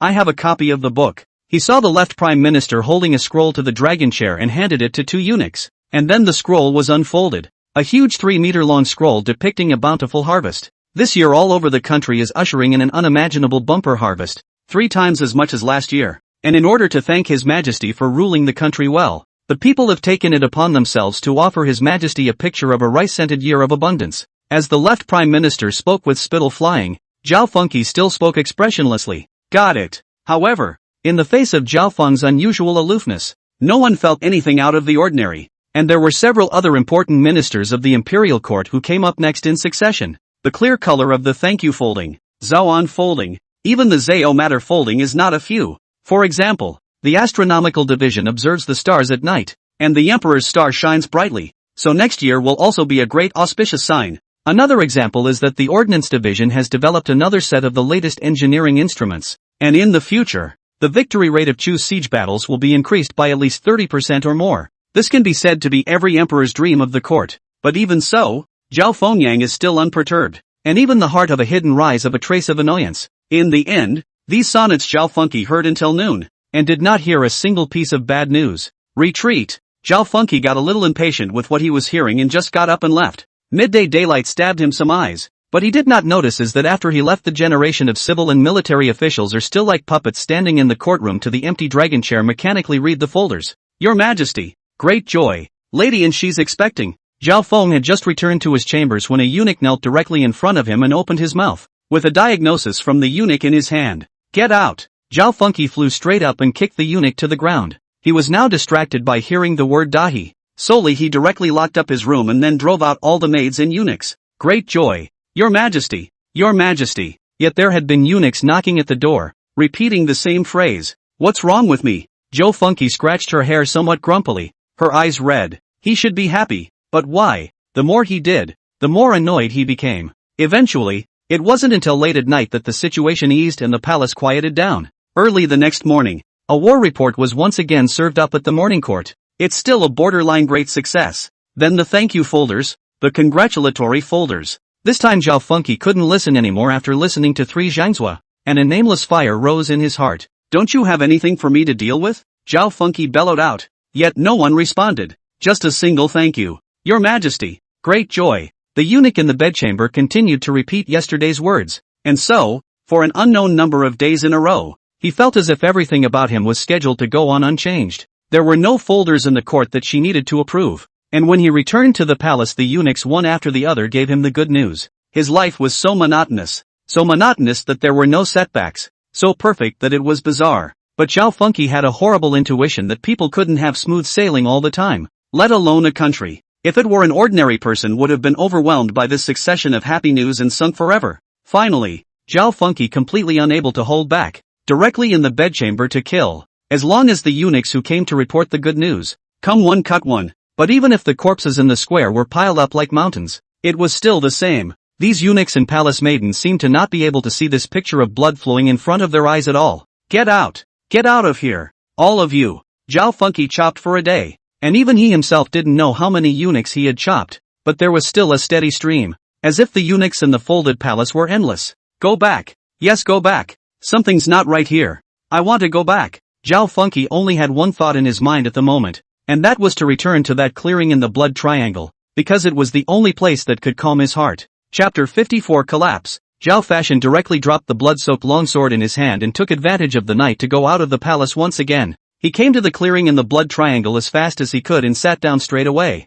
and as expected, his irritation eased. The memories became clear once again. So Zhao Fengqi just sat in meditation as if in a daze until the early morning of the next day. He had calmed down completely while becoming more and more confused. Dusty memories slowly opened up, but they were all fragments that couldn't be tied together. But stay here all the time, give him enough time and he was sure he would be able to remember. Your Majesty, it's time for the court. However, just as the sun was rising an old voice came. Zhao Funky looked back, but it was the national teacher Su Ji. Zhao Funky was a bit surprised because he didn't feel anything, and Su Ji just appeared as if out of nowhere. But he was not surprised by what happened in this weird world. Pass on the decree that there will be no court today. Without looking back, Zhao Funky opened his mouth. Your Majesty, if you desert the court, do not blame me for taking offense. However, to Zhao Funky's surprise, Su Ji seemed to be adamant and said that he would take her back, which was not at all the amiable old man he remembered. You know, what are you talking about? Sensing a hint of something wrong,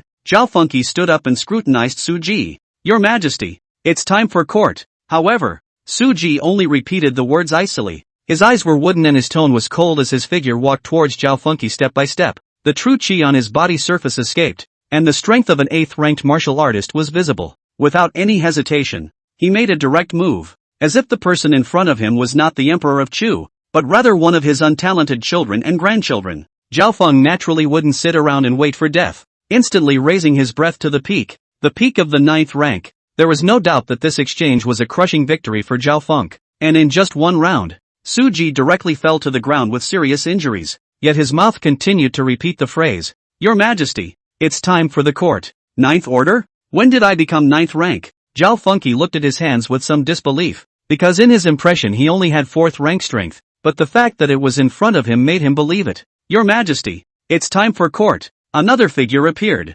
equally pale. This time it was Li Xiaodian, the chief instructor of the Royal Forbidden Army, who also had peak strength of the 7th rank. He appeared out of thin air just like Su Ji. His tone was cold and there was no emotion in his eyes. Get out! Zhao Funky bellowed and made a direct move. Yet this time, he still didn't strike. He didn't know what had happened, but the world at hand was definitely not the one he remembered. Your Majesty, it's time for court. This time, the civil and military officials of Chu appeared behind Zhao Funky at the same time, their voices drowning him out like a tsunami, forcibly interrupting his thoughts. Now that he was sure of a few things, the world went out of its way to use things that didn't make sense to prevent him from remembering what mattered most. Dreaming. I'm just dreaming. Zhao Funky was incredibly sure of his suspicions at the moment, because the situation at hand simply couldn't be explained by anything else, and the only possibility was that he was dreaming. To have a dream that could not be controlled by himself, a dream so real that he could not tell the difference between what was real and what was not. The more he did, the more certain he became that he couldn't leave. When the civil and military officials saw that Zhao Feng stood still and did not react, they all walked forward and approached where Zhao Feng was standing. But there seemed to be an invisible barrier between them, and all of them could only stand not far away and keep repeating the sentence. Your Majesty, it's time for the court. The words seemed to have some weird power, and every time they reached his ears, they blurred the memories in his mind by 1 point. They can't get in and they want me to leave. So that means this place is not ordinary. Zhao Funky stabilized his mind. At this moment, he was completely sure that this world was not normal, and the only thing that could bring him closer to the truth now was this empty space in front of him. This is exactly where Zhou Ming's tea house is located, but not in Zhao Funky's dreams, because this was a dream world created by the nightmare based on each person's memories. But the nightmare was unable to replicate the chasers and Zhou Ming in. It doesn't have that power, and neither does anyone else. So anyone who remembers this tea house has a dream world that is incomplete. This open space, this was the brokenness of the dream world. Only by staying here was he a normal person and the memories in his head would be revived. Don't trust anyone. Another sentence surfaced in Zhao Funky's mind, and it was someone who had never appeared in his memory. But, for some reason, his subconscious mind trusted this person to the hilt. That is, from then on, memories surfaced like a fountain. But as he thought about it more and more, the things the world did to stop him became more and more outrageous. Li Xiaodian directly called in the royal prohibited guards and formed a battle formation to directly bombard the location where Zhao Funky was standing. And then all the forces in the blood triangle united in an instant and gathered here, charging in at all costs. At the end of the day, Su Ji even directly called up all the troops of Chu, but still to no avail. This open space seemed to have a supreme power, and any attack that landed on it would be reduced to nothing in an instant. And now Zhao Funky also understood the meaning of Zhou Ming's words, which had nothing to do with strength. As long as one is still in this world, as soon as there is a possibility of recovering one's memories, the nightmare will use a steady stream of means to stop it. Right now it was only a 9th-ranked martial artist, and further down the line, it would only be a matter of time before a Zongshi rank, Grand Zongshi rank, or even a martial king or martial emperor powerhouse would be a matter of time. If these were not enough to resolve it, then Nightmare would not hesitate to directly showdown and use the might of heaven and earth to directly a meteorite to destroy the entire god and demon continent. and Zhao Funky also had a premonition that the self of this dream world died, and the self of the real world would be subjected to the same situation. Looking at the sea of people in front of him, the sky-shattering shout seemed to pierce his eardrums. However, despite this, Zhao Funky still didn't budge an inch, because in his mind, as long as he determines the thing that will certainly at all costs to complete. At this moment, he had recovered most of his memories and remembered his purpose, to find the nightmare's true form and bring it back to Mr. But how in the world is he going to get out of this crumbling world? However, before he could think about it, he only heard a familiar voice ring out, "Funky child, how dare you desert the dynasty?" Zhao Funky fixed his eyes on the person, and that person was actually his father who had died 8 years ago, the previous emperor of Zhao, Zhao Lai. How? Zhao Feng's face went white at once, and all the fear of this fatherly emperor in his mind surged up at once. It was a nightmare childhood for him. "Funky, it's time to go back to the court." Zhao Lai's voice rang like thunder in Zhao Funky's ears, sounding like a bell that overrode all the noise. Asterisk asterisk asterisk asterisk. Zhao Funky cursed in his heart as he realized that his body actually wanted to leave uncontrollably. That was the deepest fear in his subconscious. But he knew that once he left the confines of the tea house, his corpse would surely be gone. "Stop right there." Zhao Funky was furious, directly biting towards his left arm, and immediately blood filled his mouth, the intense pain forcibly stopping his form and making his consciousness awake again. "Funky," Zhao Lai snapped. A woman appeared in his hands at some point, and Zhao Funky's eyes widened as it was none other than his sister. Zhao Inger. Chapter 55, The Heart Demon. A tiger's poison? This might actually work for the average person, but Zhao Funky knew exactly how cold and ruthless the man in front of him really was. Comparing himself to Zhao Lai, he was a complete child's playground. This was a person who truly put his interests at the top of his list. If someone traded a city for the lives of his loved ones, he would not hesitate to draw his sword. And at this critical time, Nightmare bringing out Zhao Lai was definitely a trump card. That was the person Zhao Funky feared the most inside. And that person was doing the thing he couldn't accept the most. That was to threaten him with Zhao Inger's life. And as long as he hesitated for a moment longer, Zhao Inger's neck would definitely be directly broken. Although Zhao Funky knew that everything here was fake, he really couldn't accept Zhao Inger dying in front of him. Although his siblings were countless, none of them, except for Zhao Inger, had ever made him feel what family was. Inside the palace is all about deceit. The royal son since literacy began to fight within, openly and secretly lethal moves. However, Zhao Funky was the prince that everyone didn't think highly of. In terms of status, he was the heir of a palace maid, and in terms of ability he was even more of an underachiever. So naturally, he was ostracized by everyone. And at that time, apart from his mother, only Zhao Inger was by his side. 70% of the credit for him being able to ascend to this throne goes to Zhao Inger. So even if it was just a false image from his dream, he couldn't help but move his feet towards Zhao Inger, greeting that tearful, pitiful eyes. There was a moment when Zhao Figi even thought that it wouldn't be a bad idea for him to die in this dream world. But he couldn't fall here. If he died here, then Zhao Inger in the real world would also die. "Inger, I'm sorry," Zhao Funky murmured in a low voice and turned his palm into a sword, chopping his legs off without hesitation. Since he couldn't control himself, he was completely cut off from his ability to move. Because the nightmares weren't just affecting his emotions, they were controlling his mind, making her accept something in a subtle way. This was the most frightening thing. Once he accepted that it didn't matter if he died, even if he knew exactly what he was going to do, he wouldn't be able to fight back for a single second. Come on, what other tricks are there? Make them. The remaining half of Zhao Funk's body collapsed to the ground, the intense pain nearly washing over him, but this was the only way to clear his soul of distracting thoughts. Suddenly the world went quiet, the sky was collapsing and everyone was disappearing. Zhao Funk stared dead at Zhao Lai, and Zhao Inger, who was choking in his hands. He knew that he had one, because as long as he stayed in the middle of this clearing, the nightmare couldn't do anything to him, because it wasn't part of the dream world. Naturally the nightmare couldn't affect him, so anything it did was futile. Son of a. At the last moment when the entire dream world collapsed, the corner of Zhao Lai's mouth suddenly hooked into a smile, and with a slight force from his palm, Zhao Inger's neck was snapped in an instant. Even knowing it was fake, Zhao Funky's heart lurched. Then there was nothing left. Zhao Funky knew that this was a gift from the nightmare, which was the last thing he wanted to see in his heart. But now the nightmare had brought it out in all its gory glory. And from now on, even if Zhao Inger was still alive and well by his side, it would still be the most terrifying demon in his heart. What the hell is going on here? Zhao Funky came to his senses, his body intact and still in the half-up, half-down position. The familiar mists shrouded over once again, and not far away was the soon-to-be vanished faceless man. That means he spent almost 10 days in a dream in less than half a second. This is the horror of nightmares. As long as one is in the dream world, everything is dictated. Time, space, even one's own memories. Zhao Funky no longer hesitated, got up and chased after him, knowing that it was the nightmare that had just messed with him, trying to make him stay in his dreams forever. But Nightmare could never have imagined that Zhao Funky's memories had such a buggy thing as a tea house. Sir, are we just going to wait?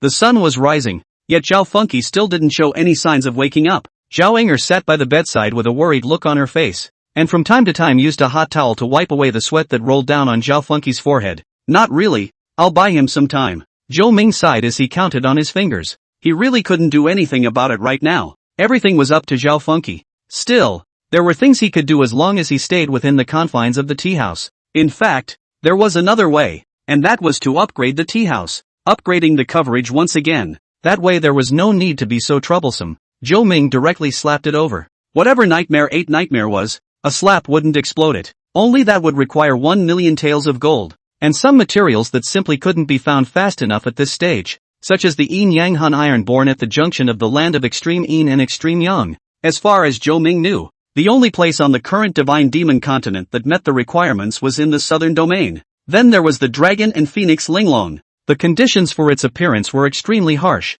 It had to be a pure-blooded true dragon and a pure-blooded true phoenix dying together before there was an extremely low possibility of a piece appearing. Of course there were others, and the difficulty of obtaining them was just as counterintuitive. And by the time Zhou Ming had gathered them all, not to mention the eastern region, it was estimated that the entire divine demon continent would have to be slaughtered except for a few clans with a strong heritage. So, as a matter of urgency, he could only do what he could. Edict. Zhou Ming let out a low gulp, and a majestic and unseen soul force surged out from Zhou Ming's brow. In an instant it had covered the entire eastern region. Knowing that this was billions of square kilometers of land, and now it was unexpectedly covered by Zhou Ming's divine sense to the fullest extent. Although Zhou Ming was unable to destroy the nightmare from a distance, delaying its killing efficiency was still possible. Zhou Ming could only flush the souls of everyone in the eastern region over and over again, reducing the nightmare's energy to the weakest possible level. But he still couldn't cure it, because as long as the nightmare's essence remains, there will always be a seed left behind.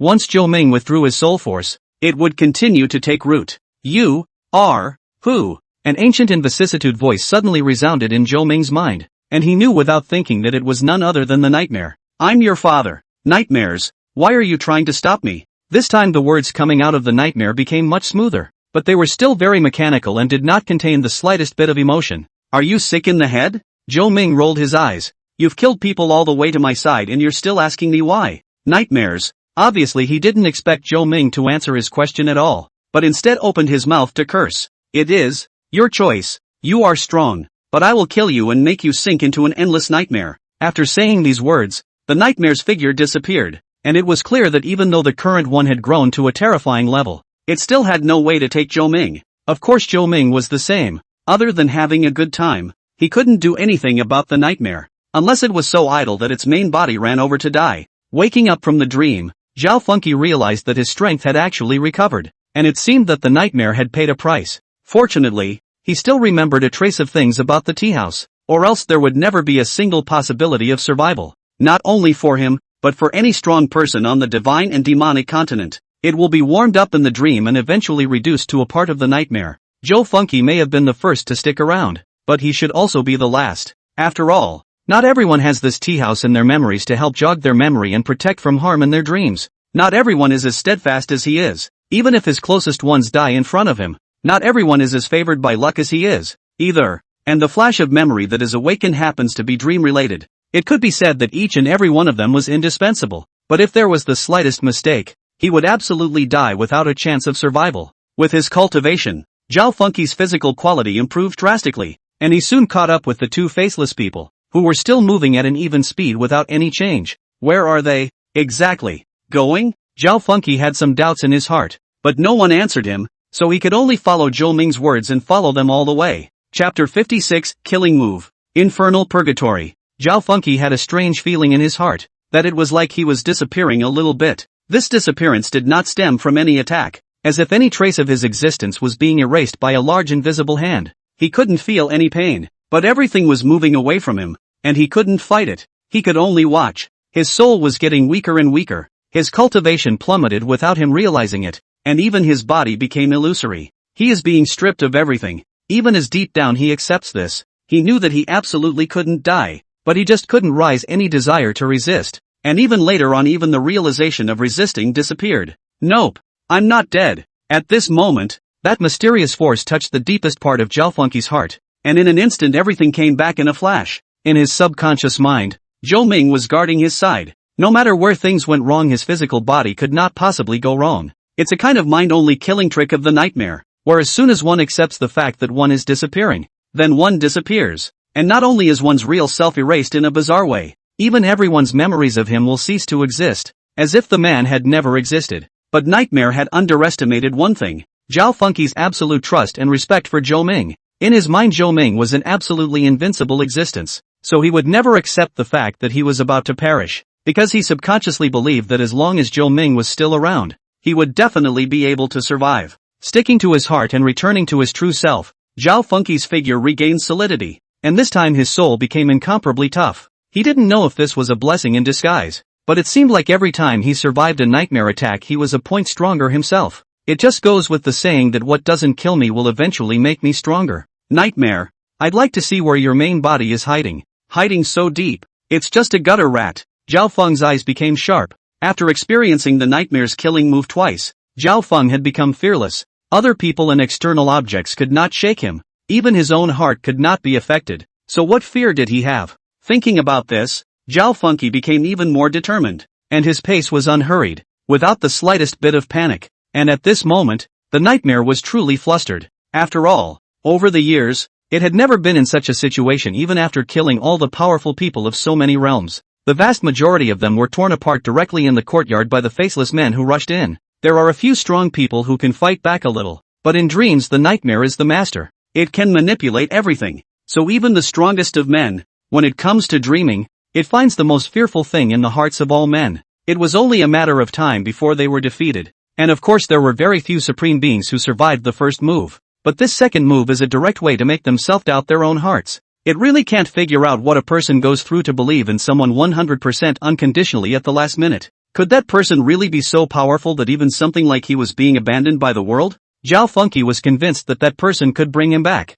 It was true. There seemed to be a kind of magic in Zhou Ming. That kind of have-me-all confidence is deeply infectious to any person. As long as they had seen Zhou Ming make a move and seen that bland look that didn't change his face no matter what happened, anyone would believe it unconditionally, because he was too strong. So strong that he was at a point where the limits of their cognition could not be shaken. Of course, this was also inextricably linked to Zhao Fengqi's own heart. If he couldn't hold on until the final step, even if Zhou Ming was strong, there was nothing he could do. Luckily, Zhao Feng held on, and the nightmare eventually met the person Zhao Feng trusted the most in his heart after pulling out layer after layer. The nightmare, however, was surprised to find that no matter how much he used his own means, he could not hurt that person in the slightest. How? For the first time, Nightmare felt anger and fear. This emotion was usually something it brought to others, and now it was actually experiencing it. That despair and helplessness, even if all the results will not change the slightest. Nope, I haven't lost yet. That guy can't get out, as long as I don't leave.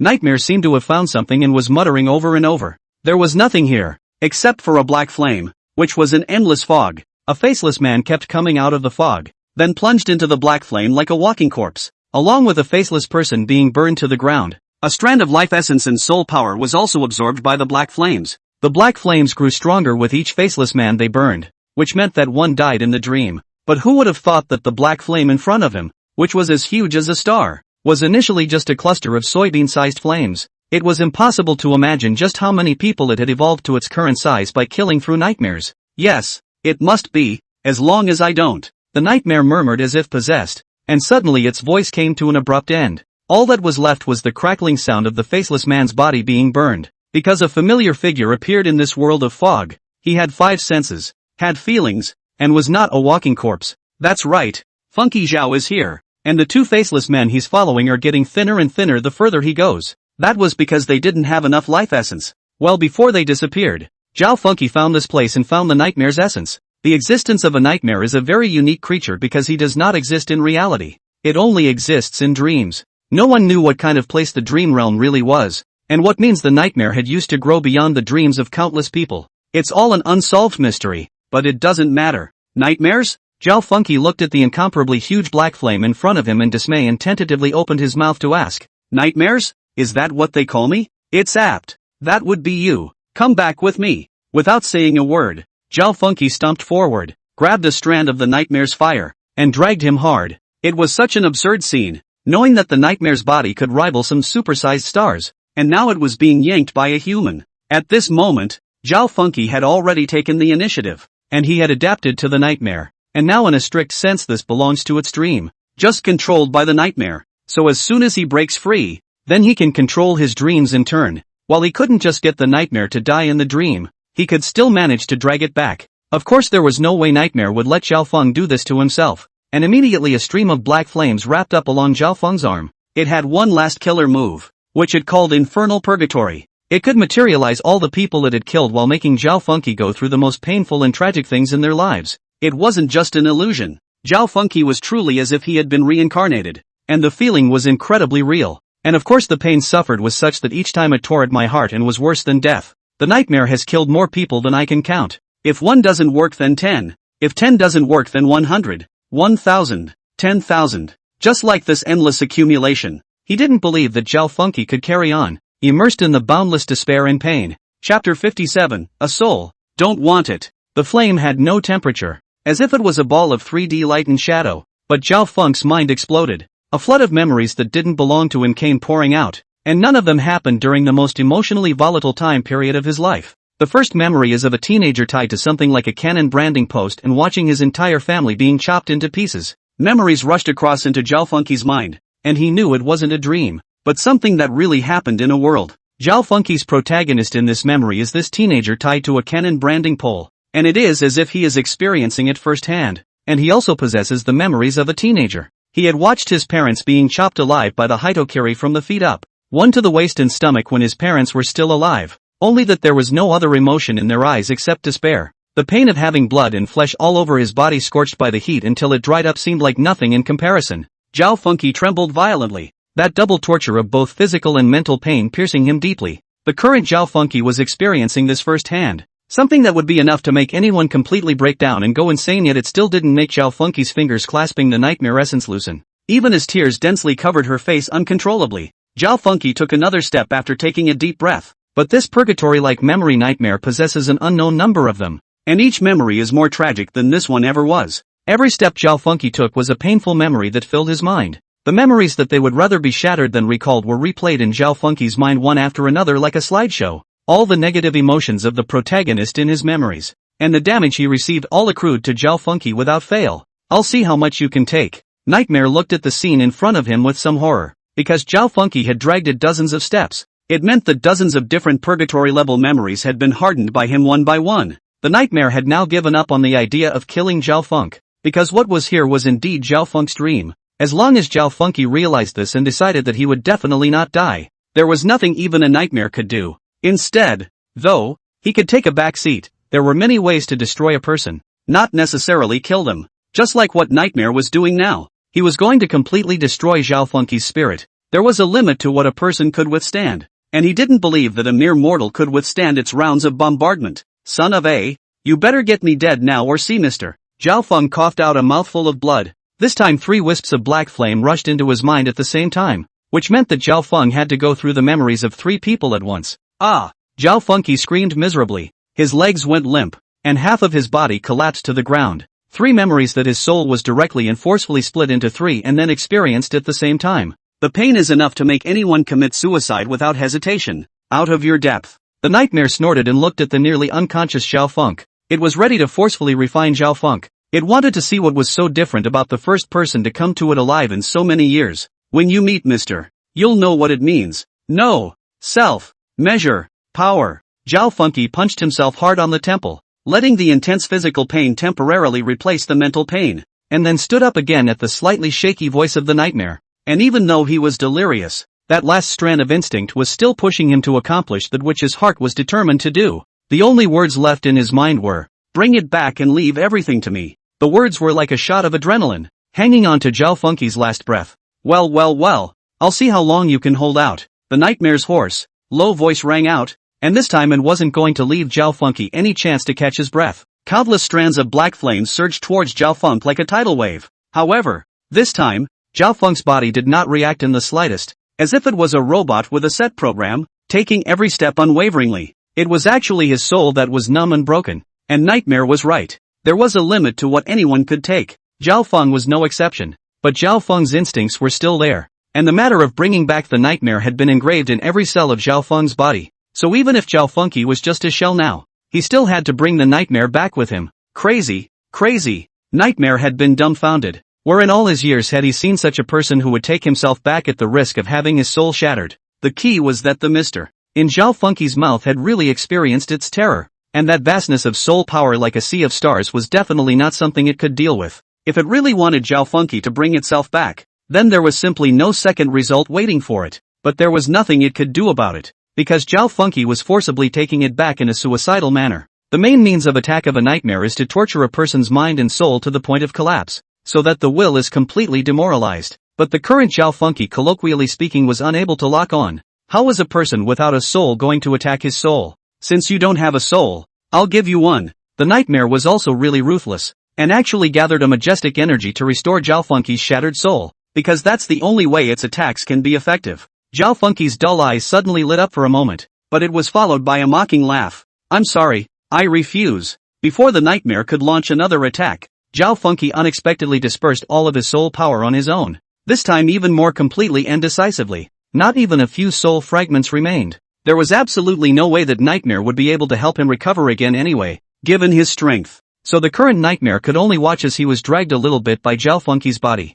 The journey was already half over. In another 10 minutes Zhao Fengqi would be able to return to Zhao Yinger's courtyard. He didn't care anymore if he could survive. As long as he brought this thing to Zhou Ming, then his mission would be accomplished. At this moment, the Nightmare was also much quieter. It knew that it was useless to do anything right now, and there was no way to break free from Zhao Fengqi's lifeless grip. However, as a nightmare that had devoured countless worlds of living beings while possessing an infinite number of memories, there was no way it would give up on this. Even if it faced Zhou Ming, it wouldn't. After all, it hadn't reached the point of being at the end of its rope yet. At that thought, the nightmare's body began to shrink rapidly, the concentration of black flames increasing. A pair of eyes that had been derived from the nightmare at some point, staring at Zhao Fengqi with a deadly stare, not knowing what they were calculating. The mist had almost reached its end, and not far away, the courtyard in Zhao Yinger's dream loomed large, with less than 100 paces remaining. Ying, your brother will be back soon. Get ready. Zhou Ming smiled.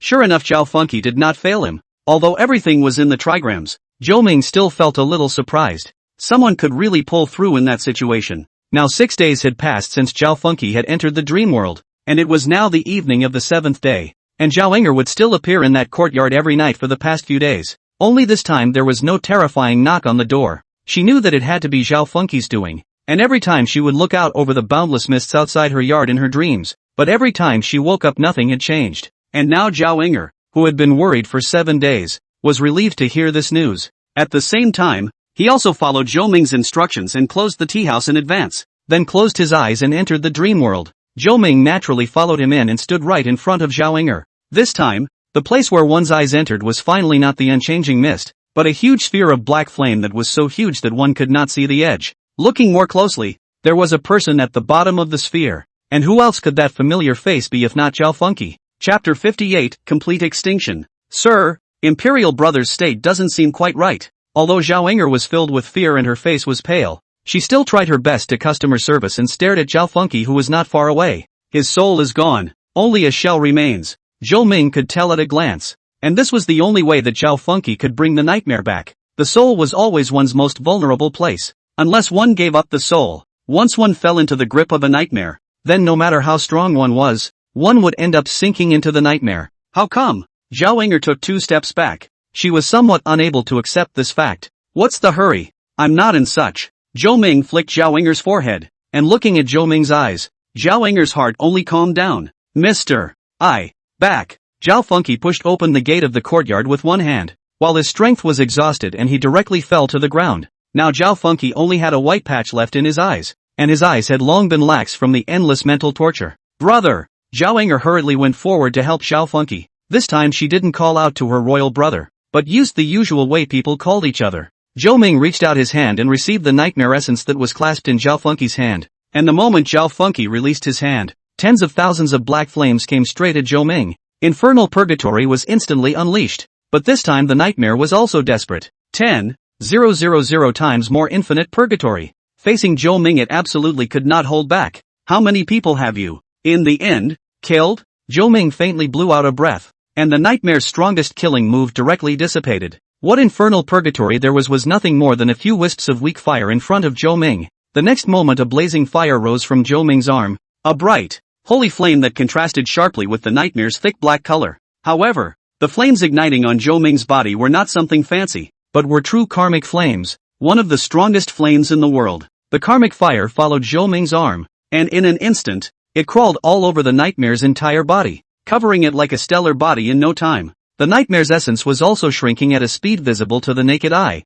and the two flames came together. The nightmare was defenseless. The karmic fire destroyed everything along the way, and in just less than half a quarter of an hour, the nightmare's main body was nearly burned out. Only a silhouette wrapped in karmic fire remained, curled up on the ground twitching and rolling over. However, no matter how much it struggled, it couldn't extinguish the flames on its body, and it could only watch as it ate away the last part of its body little by little. Sir, my brother him? Zhao Inger looked at Zhou Ming with worry, as the Zhao Funky in her arms had lost her breath and her body was cold. Even though this is in a dream, all the damage done here is brought back to reality, which means Zhou Funky is dead. I told you, your brother is fine. Get a good night's sleep and I'll bring your brother to you in the morning. As even the most intractable core of the nightmare disappears into the roaring karmic fires, this strange world constructed by the nightmare with dream energy is disintegrating. Zhao Inger's consciousness fell into chaos in no time, and by the time she opened her eyes again it was already sunrise and approaching morning. She slept for nearly 20 hours at once,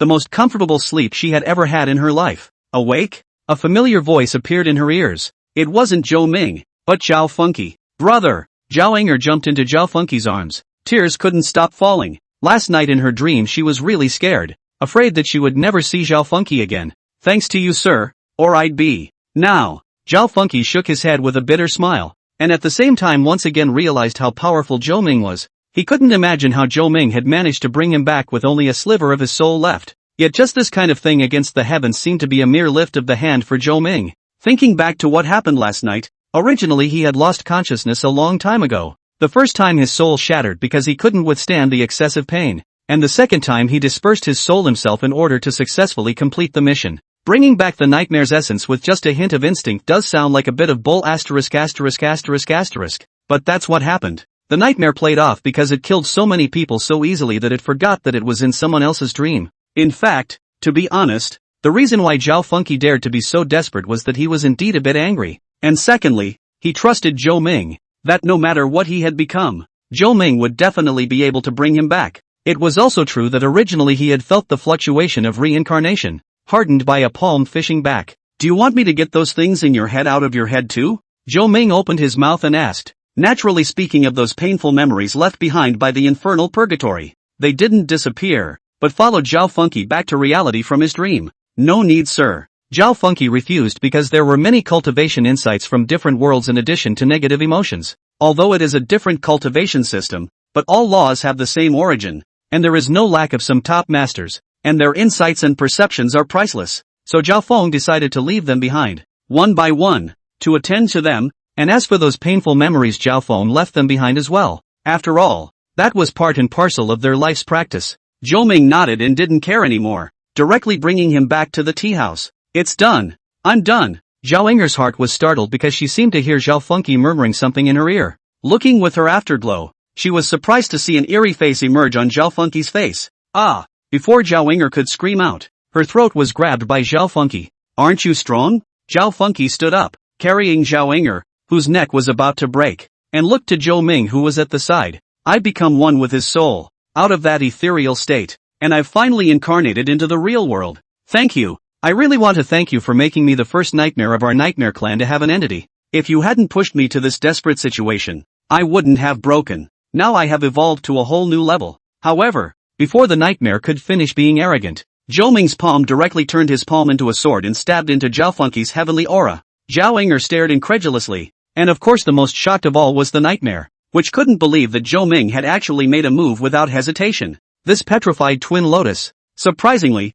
has really grown out. Zhou Ming withdrew his palm, and there was no blood on it, only a crystal clear, flowing, slender flower. At the same time, Zhou Ming was holding an extremely small head between his two fingers. You think I can't sense you just because you gave up 99.9% of your original body? In fact, Zhou Ming had discovered the nightmare as early as the first moment he saw Zhao Funky. It had shed the accumulation of these countless years and then hid itself within Zhao Funky's shell that had lost its soul, in order to come to reality, so that it doesn't need to stay in the middle of that dimly lit dream space all the time. And Zhou Ming also happened to be utilizing this to collect one of the materials for the next tea house upgrade, the twin lifespan flower. The difficulty of obtaining it is exceptionally horrific, requiring a creature with one body and two souls to return to its original body after having been baptized in the cycle of reincarnation before one will blossom in the depths of its soul. This was the material that Zhou Ming had struggled with the most, but when he saw what the nightmare had done he suddenly felt that it wasn't so difficult. One body and two souls is incredibly rare.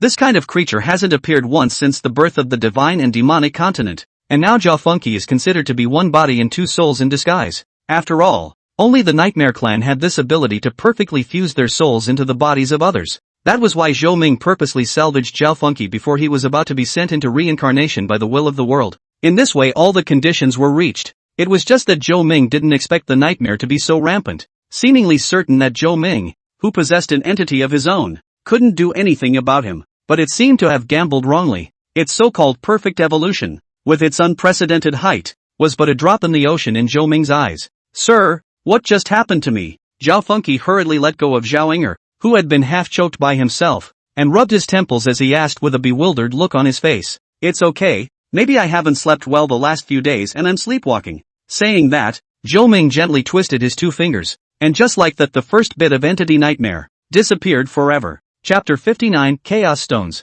With the disappearance of the nightmare, the eastern region returned to normal, and no one had the same nightmare for no reason. The people who died because of the nightmare were also resolved in secret by the major powers, and there was a tacit agreement that no one would mention it again. Zhao Feng stayed in the tea house for the whole day and properly accompanied Zhao Inger before getting up and returning to the palace. Old Li, don't you think the emperor's eyes don't seem right when he looks at the two of us? Su Ji winced, not knowing if it was his illusion. Ever since Zhao Funky came back he felt a chill if nothing else.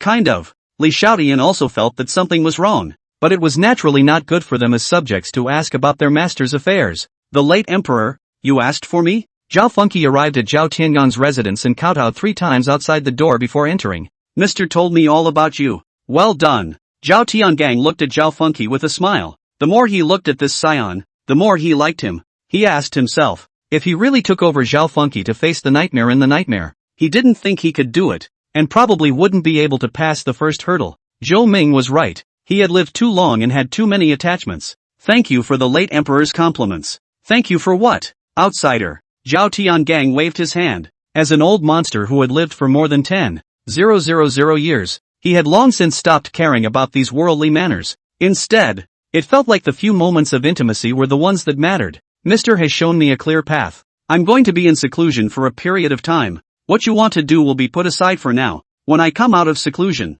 it's not good for us to bother Mister with everything. Zhao Tiangong's luck was serious. He had been stagnating in the realm of peak grandmaster for 10,000 years, and now it was the time to build up his strength. Coupled with Zhou Ming giving him a few pointers from time to time, he already felt that breaking the barrier was close at hand, but he was always a bit relieved to see this junior. For no other reason than because the nightmare had left behind too many things. Zhou Ming had only erased the nightmare's consciousness. The memories of the powerful people in those countless worlds can all be left in Zhao Funky's mind. And I'm afraid that the soul of an ordinary person who receives 1/1000th of that huge amount of information won't be able to withstand it. But after fusing the nightmare, Zhao Funky's soul seemed to have come to a terrifying realm. By the will of the late emperor, Zhao Feng naturally knew what Zhao Tiangang was worried about, and likewise it was his own concern. So now he didn't dare to release these memories at all, and it was really a bit painful to keep mountains of treasure that he couldn't use. Zhou Ming's days were leisurely, and the tea house's business was getting better every day. With Moron Shu and Zhao Inger helping, Zhou Ming had become idle.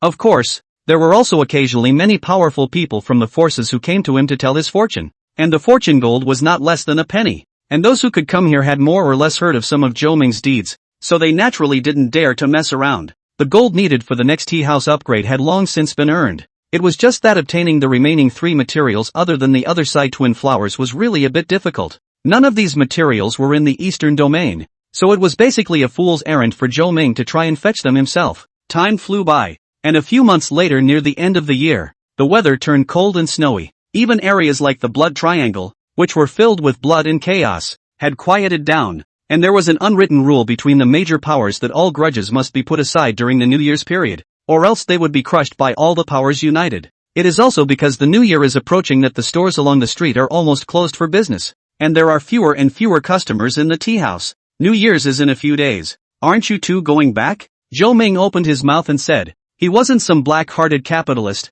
It was impossible that he wouldn't even give him an annual vacation. This, Zhao Inger was a bit hesitant. She naturally wanted to, but how would she dare to go back on her own without Zhao Feng's permission? Go back if you want. And if your brother has a problem, let him come to me for tea. Hearing Zhou Ming's words, Zhao Inger instantly smiled with joy. She knew that as long as it was about Zhou Ming, Zhao Funky never said a word of no. It's a bit of a long way. Let it take you back. Zhou Ming pointed to the white deer chewing on the side of the tea. At this moment, the white deer had already grown up, and at the same time, having eaten Zhou Ming's spirit tea for half a year inside the tea house, its physique had long since undergone a drastic change. Spiritual wisdom is beginning to open up, and the physical body alone can already be comparable to an ordinary third-stage martial artist. White Stag nodded, understanding Zhou Ming's words. Getting up and following Zhao Inger outside the tea house, a brilliant burst of light flashed from the white deer's antlers. The size was also getting bigger at a speed visible to the naked eye. And carrying Zhao Inger, his body transformed into a stream of light and headed straight for the chew border.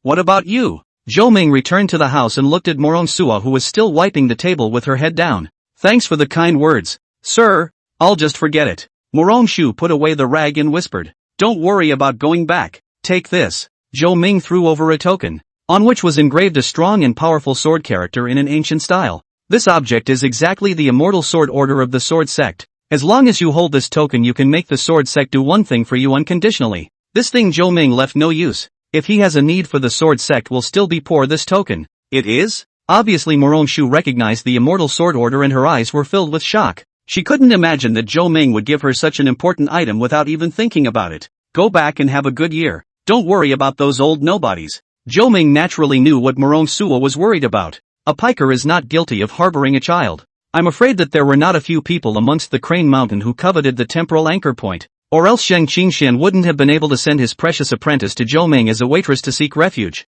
Crane Mountain was in the central domain. Zhou Ming couldn't go there now, but the sword sect could. Zhou Ming just didn't believe that Crane Mountain could go to war with the sword sect over a temporal anchor point, not to mention that Zhou Ming had directly saved all of the sword sect ancestors inside the sword mound. So if the other forces didn't take out some of their reserves, it wouldn't be much of a problem for the sword sect to push across the entire divine and demonic continent. Morong Shu also left. The divine and demonic continent is the same as Earth. Everyone looks at the New Year as extremely important. Zhou Ming counted the days. It was probably almost New Year's Eve on Earth now, but he couldn't go back. However, Zhou Ming believed that as long as he kept upgrading the tea house, its scope would eventually would extend to the universe, and then cover the Earth. What's the situation? The Chaos Stone suddenly appeared? Just as Zhou Ming was thinking freely, there was a sudden change in the trigrams, and the most important material for the level 3 tea house, Chaos Stone, appeared. For this most important material Zhou Ming must have projected many times, but either it was stored in the void,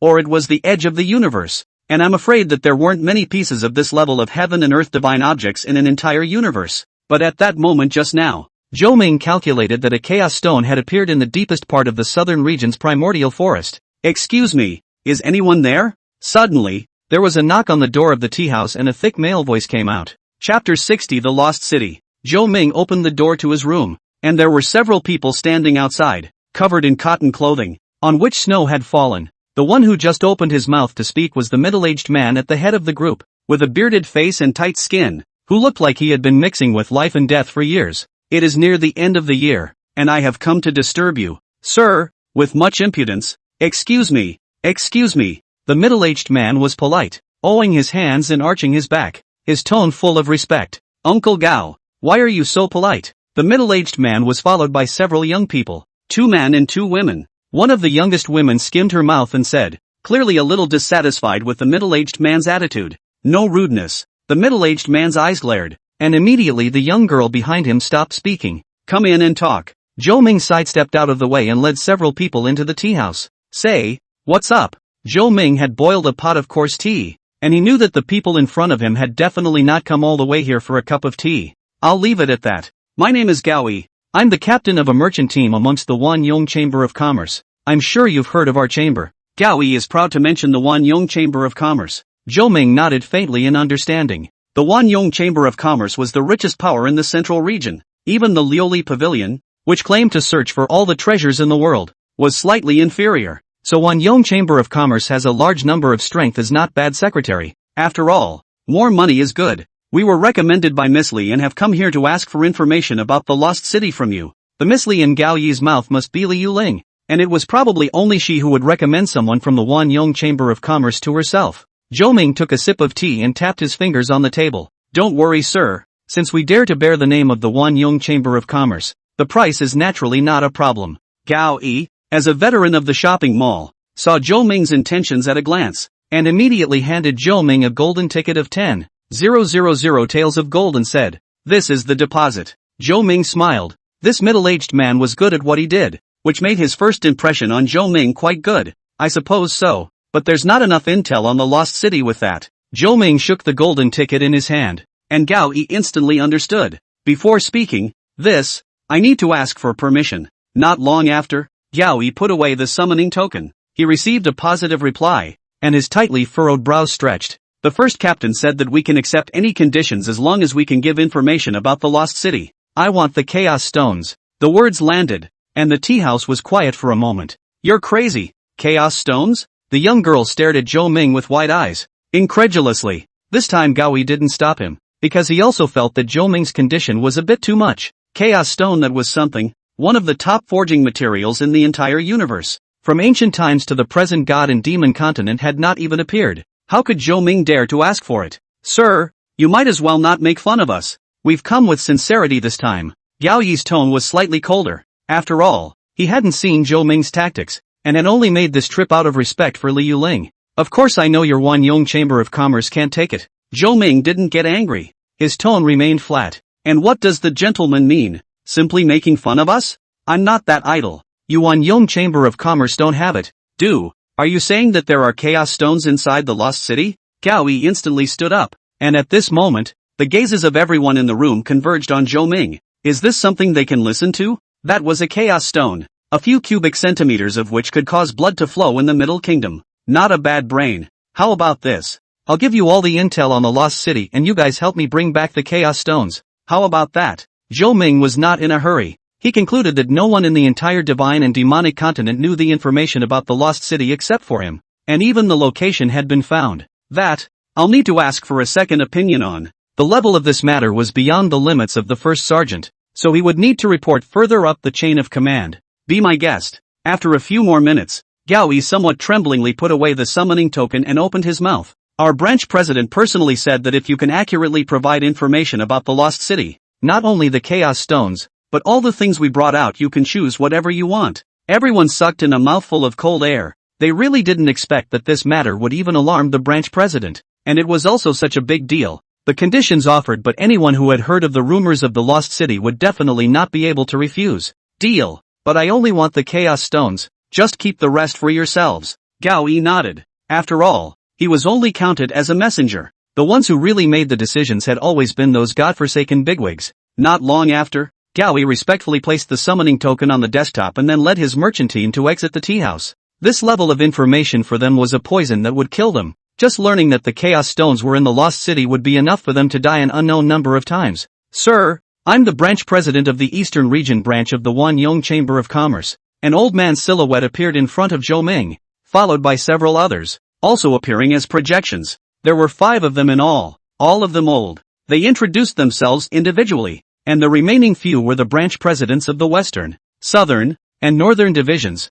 while the one in the center was the vice president of the Wanyong Chamber of Commerce. Full power over all matters of the Wanyong Chamber of Commerce in the Central Region. Sir, we've agreed to your terms. It's time to talk about the intelligence. The vice president's eyes were sharp as he opened his mouth to ask. That depends on how ambitious you are. Zhou Ming did not slow down, facing all of the senior members of the Wanyong Chamber of Commerce. His face was still as calm as water, and he remained calm and collected. Then, of course, all of them. The vice president froze and then became agitated. He bit the last 3 words very heavily, because he knew that he had the right person. The entrance to the lost city is in the south domain, sealed Demon Mountain. A few of the branch presidents were not so surprised by the answer. After all, it was very similar to their guesses. The entrance to the Lost City will open at 2 in the morning 3 days from now, and it will last only 3 minutes and seconds, so you don't have much time. Saying that, Zhou Ming threw out a map on which the entrance to the Lost City was precisely marked. There will be millions of soldiers borrowing the road, so if you don't want all of you to be wiped out, you'd better hide your breath. The Lost City is densely covered with countless formations all over the place, and there are also some ancient corpses. I'll give you the diagrams of those formations and the method to break them, but those ancient corpses, I advise you not to be greedy. Well, that's all a piece of Chaos Stone intel is worth. Good luck with that, and remember to bring the Chaos Stone back for me. Chapter 61, The Heavenly Punishment Deed. Enough is enough. The vice president slammed the table and laughed excitedly, the wrinkles on his face soothing. If others don't know, doesn't he know? Although Chaos Stones were precious, they didn't even rank in the top 3 in the Lost City. As long as they had Zhou Ming's detailed formation diagrams, coupled with some of the information their Wanyong Chamber of Commerce had obtained, they were bound to loot the entire Lost City. Of course, even though he thought so, no one could be sure that the formation diagram Zhou Ming had mentioned was necessarily accurate. After all, what was the Lost City? It was a place that was on par with several Jedi such as the Heavenly Abyss, and it was also the most mysterious one. There were no other records at all except for the mere words left behind by the first president of their Wanyong Chamber of Commerce. However, this naturally occurred to him, and he believed that if he was willing to share out a portion of his news, there would naturally be no shortage of people willing to work with him. At that time, all that was needed was for them to help test the authenticity of Zhou Ming's information, and then the vast majority of the treasure would definitely fall into their hands. By the way, remember to sign this, or you won't be able to take this formation map back with you. Zhou Ming stood up and took out a heaven and earth contract, handing it to several people. The content on it was very simple, and that was to find and bring the Chaos Stones here, or else 10,000 heavenly thunderbolts would be added to his body. In fact, Zhou Ming didn't want to go through so much trouble, but this was about upgrading the tea house, and if he missed it this time, he wouldn't know when the Chaos Stones would show up next time. Asterisk asterisk asterisk asterisk the deed of divine punishment? The vice president couldn't help but gulp as he looked at the contract in Zhou Ming's hand. The power of this contract was well known throughout the divine and demonic continent. After all, a man is still a man even if he is strong. And who can be stronger than heavenly punishment when heaven and earth are invited to bear witness? Before this, the vice president had always felt that Li Yuerling's description of Zhou Ming was too exaggerated, but now it seemed that he even felt that it was still a bit conservative. There was only one person who could refine the heavenly punishment deed in his memory, and that was the first sect master of the crafting sect. But even that top refining powerhouse from the ancient era had used up his entire life to refine a heavenly punishment deed, which was regarded as the crafting sect's town treasure until now. But what about Zhou Ming? Without saying a word he set 5 of them out. And even if it was a wisp of a split soul here they could still feel the terrifying pressure on this heavenly punishment deed. It was definitely the real deal without a doubt. Besides, even if it was fake, no one would be stupid enough to gamble with their lives. Is that necessary, sir? The Southern Domain sub-president who was primarily responsible for this operation opened his mouth, and Zhou Ming took out a total of 5, which meant that all 5 of them had to sign. I am afraid that one less person will not be able to get this formation diagram, but no one wants to put their lives in the hands of others, so for a moment they were all in a dilemma. Twist and turn like a man. Come on, I'll help you guys out. Zhou Ming slapped the heavenly punishment deed on the table, and before the 5 people could react, they only saw Zhou Ming's fingers pointing out in turn. In an instant a strand of their soul energy was stripped from above the shadow and branded on top of the heavenly punishment deed in their near-petrified gazes. Blah blah blah blah. The 5 voiced out in unison. They hadn't agreed yet. Didn't the contract have to be voluntary? Is this right? Forcing it? Can you do that? At this moment, countless question marks piled up on their heads, and that the heaven and earth pressure from the heart does not seem to be faked, which means that they did sign this heavenly punishment deed. As long as they did not bring back the Chaos Stone, the 5 of them will never live. What are you waiting for? Have fun working together. Zhou Ming put away the contract and crushed the summoning order on the table as he pinched it to pieces. How could he let go of the drudgery that had come so easily? And then Zhou Ming slightly closed his eyes and used his soul to construct an extremely detailed map in midair. The most central location is the Lost City, and which is layered with an unknown number of formations, which every step down is estimated to have to trigger hundreds of certain death-killing formation at the same time. However, this was not much different to Zhou Ming than not having one, and immediately he marked down the detailed ideas for breaking each formation, even down to the precision of how each step should be taken. As for whether or not the people of the Wanyong Chamber of Commerce could read over this information of about tens of thousands of T's was not something Zhou Ming was considering. Lastly, he was especially thoughtful in marking out the path from the entrance to the one leading to the Chaos Stone. Good cooperation. Remember to go back and say hello to Moon Spirit for me. This is the formation map and birth path of every formation in the Lost City. Cowie solemnly put away the jade slip. Probably he couldn't dream of how much information was stored in this tiny piece of jade slip. Farewell. Cowie did not stay more. As for that jade slip, he naturally did not dare to look at more than one glance, for fear of knowing what information was silenced. It's a blessing. It's a curse. It's a curse. What's meant to be is meant to be. Zhou Ming closed the door of the tea house and whispered to himself. Sealed Demon Mountain.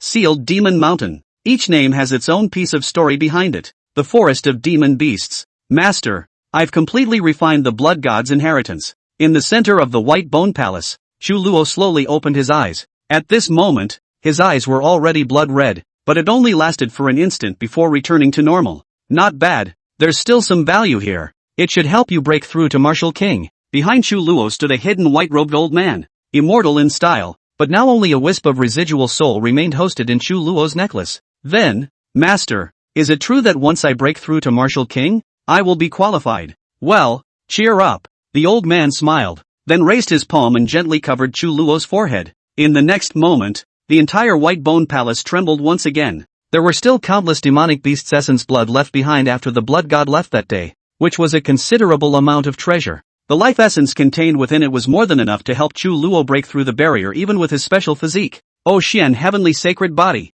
you will be my most outstanding disciple. As the words landed, all of the life essence that was originally prepared to help revive the Blood God was poured into Chu Luo's body. However, such a majestic energy Chu Luo unexpectedly did not feel the slightest discomfort. If it was an ordinary person, it was estimated that even one of the White Bone Bridge essence could not withstand the direct self-destruction. And now that Chu Luo was sitting in the center, the life essence of tens of thousands of White Bone Bridges was unexpectedly all absorbed by him like a whale swallowing a cow. Looks like I underestimated you after all. The old man's eyes also became shocked a little bit from the initial bemusement, because according to his estimation, this sea of life essence was completely enough to send Chu Luo to the middle stage of Martial King. And now these essences were almost at the bottom. Chu Luo just showed signs of breakthrough. Chapter 62, The Central Region. Buzz. Along with a distant buzzing sound resounding from within Chu Luo's body, the space and time around him seemed to freeze. The old man slowly lowered his palm and his figure instantly disappeared, turning into a stream of light that drilled into the necklace around Chu Luo's neck.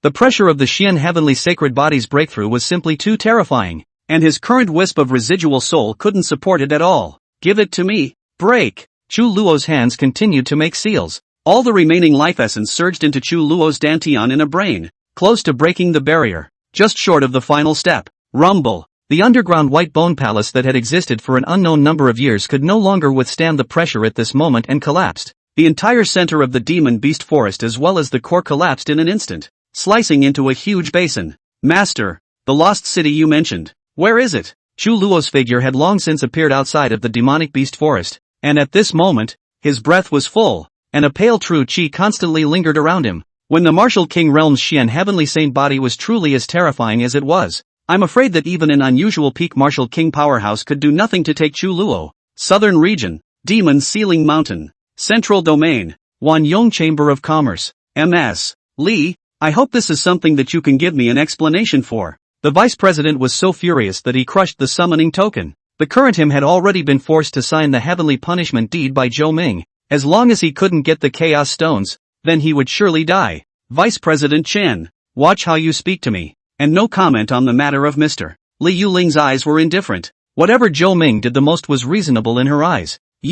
Vice President Chen had a million feelings of anger in his heart, but he was really somewhat helpless in the face of this woman in front of him. After all, the forces behind Li Yuling were definitely not to be underestimated. Not to mention that the other half of the Lost City's treasure map was still in her hands, so whoever was offended now couldn't offend her. Chen Zhe, I'm reminding you once again to watch your attitude. Li Yuling stood up, her aura not weakening at all, and this time she even directly shouted out the name of the vice president of the Wanyong Chamber of Commerce. Old ancestor, it's almost time. A youth came to Li Yuling's side and whispered. Li Yuling looked at the red-faced Chen Zhe and left without looking back, flinging the door shut. Lumen, notify down the line that all strong people above Martial King must arrive at the Demon Sealing Mountain within 3 days. The youth known as the Straggler was the young master of the next generation of the Li family. But the current Li family was not the Li family that existed before Li Yuling was sealed. The real Li family had already been exterminated. And this current continuation of the Li family was merely an adopted son taken in by Li Yuling's father back then,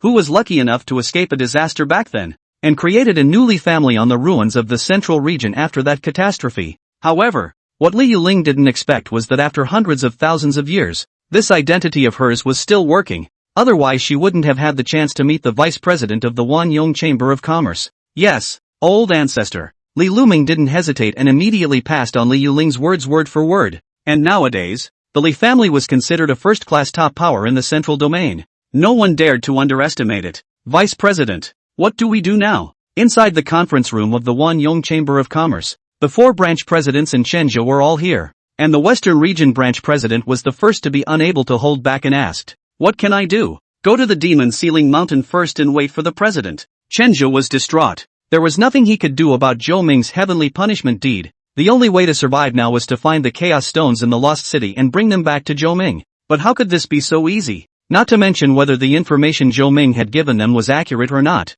They also didn't dare to guarantee that the other forces didn't have any undercurrents as well. That will have to do. The conference room once again fell into a moment of silence. At this moment, they had already hated Zhou Ming in their hearts, but hate was hate. Things still needed to be done. Now they could only pray that they would succeed in bringing back the Chaos Stones. Crane Mountain. Apprentice, why are you back? Didn't I say that I told you to practice well at the gentleman's place? Zheng Qingxian looked at Morongshu, who came back all the way back with a dusty face, and hurriedly pushed her outside. Master, it was Mister who told me to come back, said Morongshu. Took out a token. Zheng Qingxian took it. Then his face finally eased down. Thank you, sir. Zheng Qingxian looked at the immortal sword order in his hand. He had understood Zhou Ming's meaning. Old Zhang, your disciple has returned from his travels so soon? Before Zheng Qingxian could ask more questions, a voice rang out, and then an old voice rang out, and an old man dressed in a green-colored Taoist robe was suddenly in Zhang Qingxuan's courtyard. Elder son, what is the matter? Zheng Qingxian stared cautiously at the person in front of him while protecting Morongshu behind him. To see your precious apprentice, of course. Elder son cheerfully opened his mouth and said in a gentle tone, if you look at the appearance alone, this is a kindly old grandfather. However, Zheng Qingxian, who was well aware of elder son's nature, did not dare to let him get close to Morongshu at all. Old Zhang, why do you think you're making things difficult for me over a junior? It's not my intention either. Elder son opened his mouth and said, and Zheng Qingxian naturally understood that this spacetime anchor point was not something that elder son's district could guard. As far as he knew, it was a supreme elder with great prestige in the Crane Mountain who was in dire need of a heaven and earth divine object to renew his life. And now the time and space anchor point in Morongshu's body was the most suitable. Old Zhang, let's be a bit more peaceful in the new year. Anyway, you've only just broken through to Martial King, so how bad luck would it be to lose your disciple and your life at that time? An old man appeared. This person's surname was Huang. Just like elder son, he was also an elder in the Crane Mountain, and his strength wasn't low either. Mid-Martial King, the two of them formed an encircling position, slowly approaching towards Zheng Qingxian, which was not even going to act, ready to directly take action against their own people within the mountain gate. It's still really stupid. Originally you could still live until after the year. Now since you've come back on your own, don't blame us, who are masters, for being ruthless. The elder Huang who said this had an indifferent expression, as if they were not dealing with people from the same clan, but two demonic beasts among the mountains. With that tone of voice that did not carry any emotion at all, Zheng Qingxian did not doubt that they might actually kill themselves. Old Yellow, cut the crap. Elder son raised a dry palm, and an invisible boundary formation wrapped around Zheng Qingxuan's courtyard, one to prevent them from escaping, and the other to bury this matter forever. After all, the two of them were both master-level figures of Crane Mountain. And if these disciples knew that they had struck out to kill someone from the same clan for a treasure, then they would inevitably be expelled as well. After so many years, Crane Mountain has even produced a few scum like you. However, just as the duo's attack was about to land on Zheng Qingxian, a few snowflakes unexpectedly passed through the boundary formation and drifted down onto the duo. In just this instant, two mid-Martial King powerhouses were instantly frozen into an ice sculpture, and although they still had a breath, they weren't much closer to actually dying. You're Morongshu? Morongshu turned around. A handsome youth appeared behind him at an unknown time, holding an immortal sword order that was exactly the same as the one he was carrying. Hello, I'm Lin Yi. Chapter 63, Sword Sect Support. Morongshu looked at the youth in front of him. The immortal sword order in his hand already said everything. The support from the sword sect had arrived. Falling snow is merciless. Today I will help you. Crane Mountain, clean up your family. Flying Snow's voice rang out. At this moment, he had already broken away from the spirit body state, and had obtained a brand new physical body, and from then on, he was no longer bound by the sword graveyard, and had truly lived a second life. All of this was thanks to Zhou Ming. If it wasn't for Zhou Ming's intervention, they might still be fighting the endless void fiends right now, forever trapped in that world as earth-bound spirits. Flying Snow, you're still alive? In the next moment, an invisible chi force burst out from the void, hardening Flying Snow's sword chi that was about to land on top of the ice sculpture. It's just someone who died once. Fei Shua put away his long sword. Of course he couldn't be so crazy as to hack the two opposite elders to death in front of everyone in front of someone else's house. That way I'm afraid that Crane Mountain would really go to war directly with the Dao sect. His purpose this time was merely to force the real person behind the scenes so that she couldn't stay out of it. And then, a middle-aged beautiful woman slowly walked out from the void, her hands pressed on top of the two ice sculptures, instantly saving Elder Huang and Elder Sun. This is a matter within my clan. Why are you a dead man? Meddling? Fairy Yunlan, goodbye. After so many years, you still have this Tai skin. Flying Snow, who had lived a new life, naturally did not bring a wimp, and his words inspired. With Yunlan Fairy, a person with extremely high cultures and insights like this, could not help but be a bit angry. Fairy Yunlan? Morongshu's eyes glazed over when he heard the name that came out of Fei Shue's mouth. He didn't expect that the Supreme Elder who coveted his spacetime anchor point was actually the most respected one within the Crane Mountain. And he even went so far as to send out two of his elders to come and assassinate himself and his master as well. It's true that you know the face of a man and you don't know his heart. No matter how famous you are in front of people, you are still a vicious man who eats people without spitting out bones behind your back. Roll. Elder Sun and Elder Huang didn't dare to stay longer. Knowing that things had gone wrong, they rushed to leave as fast as they could before the other elders and disciples arrived. I will definitely go to the Sword Sect in the future to ask for an explanation for today's matter. Immortal Yunlan no longer dwelled on it too much. What she had done was only known to some of the Supreme Elders and a few of the elders, and it would not be easy for her to end this today if it became a big deal. After all, the Dao sect valued honor the most, even if she was a Supreme Elder. I hope you can still maintain this skin of yours until then. I don't want to see a pimp that makes me gag. Ha ha ha ha. Lin Yi sipped his teeth. He never knew that this deeply righteous senior Fei Shua's mouth was so poisonous, blocking other people's mountain gates and blowing up two of their elders, but also have a mouthful of fun. This good thing is considered to be all for him to take up. My name is Zheng Qingshen. Meet Senior. At this moment, Fei Shua had a middle-aged appearance, but his real age was about the same as Song Zhua, and he was an old monster from the ancient era. Old ancestor, what's the situation? Are you familiar with this Yunlan fairy of the Dao sect? Lin Yi's heart of gossip was burning. This old ancestor of his had most likely done something that words could hardly describe. Familiar? That's too familiar. I don't know how many times she drove me up the wall in our day, but I'm pretty much the same, and it took her 3 whole lives. Flying Snow sitting in the courtyard,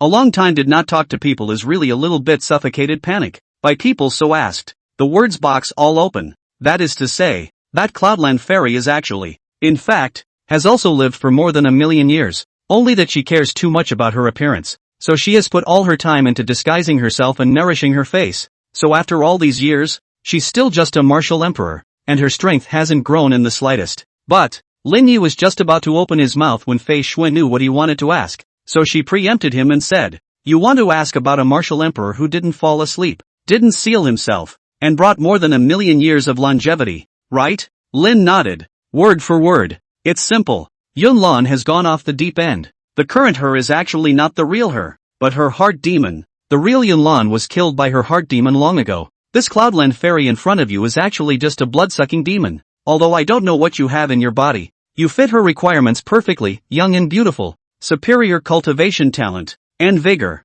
When Fei Shue's words landed, those present were silent for a long time, especially Zhang Qingshen. Almost everyone in Crane Mountain had heard of Fairy Yunlan's great name and her deeds, but no one would have thought that behind the scenes was such a person. AI. The clan is unfortunate. Zheng Qingshen sighed. He seemed to be a bit unable to accept it, but the truth was in front of him. Immortal Yunlan was the Supreme Elder who secretly coveted the spacetime anchor point, and she was the one who sent Elder Sun and Elder Huang to try and round them up at this place. If Flying Snow hadn't arrived in time, they would have become 2 withered bones. Things don't end that easily. Flying Snow stared at the direction where Fairy Yunlan disappeared in thought. You mean, about the lost city? Zheng Qingshen immediately reacted. These days the central region has been rumored to be crazy, but all the forces that have some strength do not want to get a piece of the pie. and as the initiator of this operation, the Wanyong Chamber of Commerce was also generous enough to say that anyone who was strong enough to be a martial king extreme or above could participate and go to the Lost City together, and detailed information will be provided free of charge, and the chance to wait until then will be divided equally among all of us. But everyone knows it's bull asterisk asterisk asterisk asterisk, and how much you get depends on how hard you punch. As expected, before the sun set, Immortal Yunlan appeared once again, only this time she was not the only one. There were a total of 4 people, 2 of whom Zheng Qingxian recognized and were also the 2 Taishang elders who were often active in the Crane Mountain, with the lowest strength being at the early stage of martial emperor. As for the identity of that one person in the last party was even more horrifying. It was an old ancestor-level figure who had been in seclusion for 100,000 years. Although it was dead, the strength was solidly in the middle stage of martial saint. If all of these people were rushing towards the temporal anchor point, then I'm afraid flying snow wouldn't be able to bail them out. Your name is Zheng Qingxian, the 2425th generation disciple of Mount Crane, right? Back to Master Ancestor. Exactly. Even with apprehension in his heart, Zheng Qingxian didn't dare to say anything more, and could only rise and salute. You should have heard all about the Lost City. We need your disciple. Please also consider it for the sake of the clan. Zheng Qingxian was shocked in his heart. Sure enough, he had come after all. It seemed that although Fairy Yunlan hadn't grown in her own strength, she had still accumulated quite a few connections after so many years. Of course there's no problem. It's just that my sword sect also wants to try out the Lost City. I don't know if this scion, if he agrees or not. Fei Shui stood up, and the aura of a late martial saint swept through, instantly pressurizing everyone present. He was a contemporary of Immortal Yunlan, so his cultivation was naturally even more terrifying. That's, naturally. Originally, this man was still a bit annoyed that someone dared to call him a postgraduate. Other than Immortal Yunlan in the audience, could there be anyone else of a higher generation than him? However, when he felt Fei Shui's late-stage martial saint aura, he shriveled up, because he could feel that Fei Shui was really able to beat him to death. Alright, it's not too late. Set off immediately, targeting the Demon Ceiling Mountain. Chapter 64, Gathering of the Parties. Southern Region, Demon Ceiling Mountain. It was a pristine forest, or rather the entire southern region was a pristine territory, undeveloped. Many of the tribes here are still living the life of the bush. However, thanks to this barbaric society, some of the mysterious tribes with a long heritage in the southern region should not be underestimated. The general characteristic of the strongest among these tribes is that their physical bodies are extremely strong, even more so than demonic beasts of the same level. That's why people on the divine demon continent called the southern region savages humanoid demonic beasts. And Sealed Demon Mountain is inhabited by such an ancient tribe. They seldom contact with the outside world, but facing the Wanyong Chamber of Commerce is an exception. The southern region is unexplored and many basic supplies are hard to come by, which leads to a very low survival rate of newborns in the tribe. The Southern Region branch president of the Wanyong Chamber of Commerce had seen this and traded with these tribes with a large amount of basic materials, cultivation resources, and pills and weapons. And these tribes often had some extremely high-quality materials, such as the skins, furs, and bones of certain high-level demonic beasts. In short, both sides felt that they had made a big profit. Over time, the Wanyong Chamber of Commerce spread among the many tribes in the southern domain. And it was because of this that they had stumbled upon half of the Lost City's treasure map from one of the tribes. However, this treasure map was not even close to Zhou Ming's array diagrams and maps. And apart from roughly marking out the location of the treasures and some simple information, there was nothing else. But just that alone had sent the Wanyong Chamber of Commerce into a frenzy, because every single thing on this treasure map was a rare treasure. For example, one of the outermost medicinal courtyards, in which thousands of long yen grass had been planted. This long yen grass was a top-grade spirit medicine, and it was said that only land that had been watered by the blood of a true dragon could grow this spirit medicine. Moreover, just one plant could help a peak grandmaster powerhouse break into martial king. These thousands of long yen grass could represent thousands of martial king powerhouses. That power would not be moved by such a treasure, let alone a power like the Wanyong Chamber of Commerce. Shenjia, how did it go? An indifferent voice suddenly rang out, and Shenjia hurriedly turned his head and knelt down, speaking with some trepidation. Back to the Ninth Prince. The Lost City will be open tonight, and there are approximately 3 hours left. The person speaking was wearing a dragon robe, holding a purple and gold folding fan, and was on top of a huge golden dragon rolling over. This person was none other than the Ninth Prince of the Nine Dragons Imperial Dynasty, Xianyuan Dingming. On the surface, the central domain was a land of 100 competing forces, with countless forces dominating the area, but in fact, the entire central domain was under the control of the Nine Dragons Imperial Dynasty. The reason why the Wanyong Chamber of Commerce was able to become the richest force in the central region was due to the support of the Nine Dragons dynasty behind it. This time, Father has given me the seal of the human emperor, so I hope that the information you got from that Mr. What's his name is accurate, or else you've made it to the end of this vice presidency.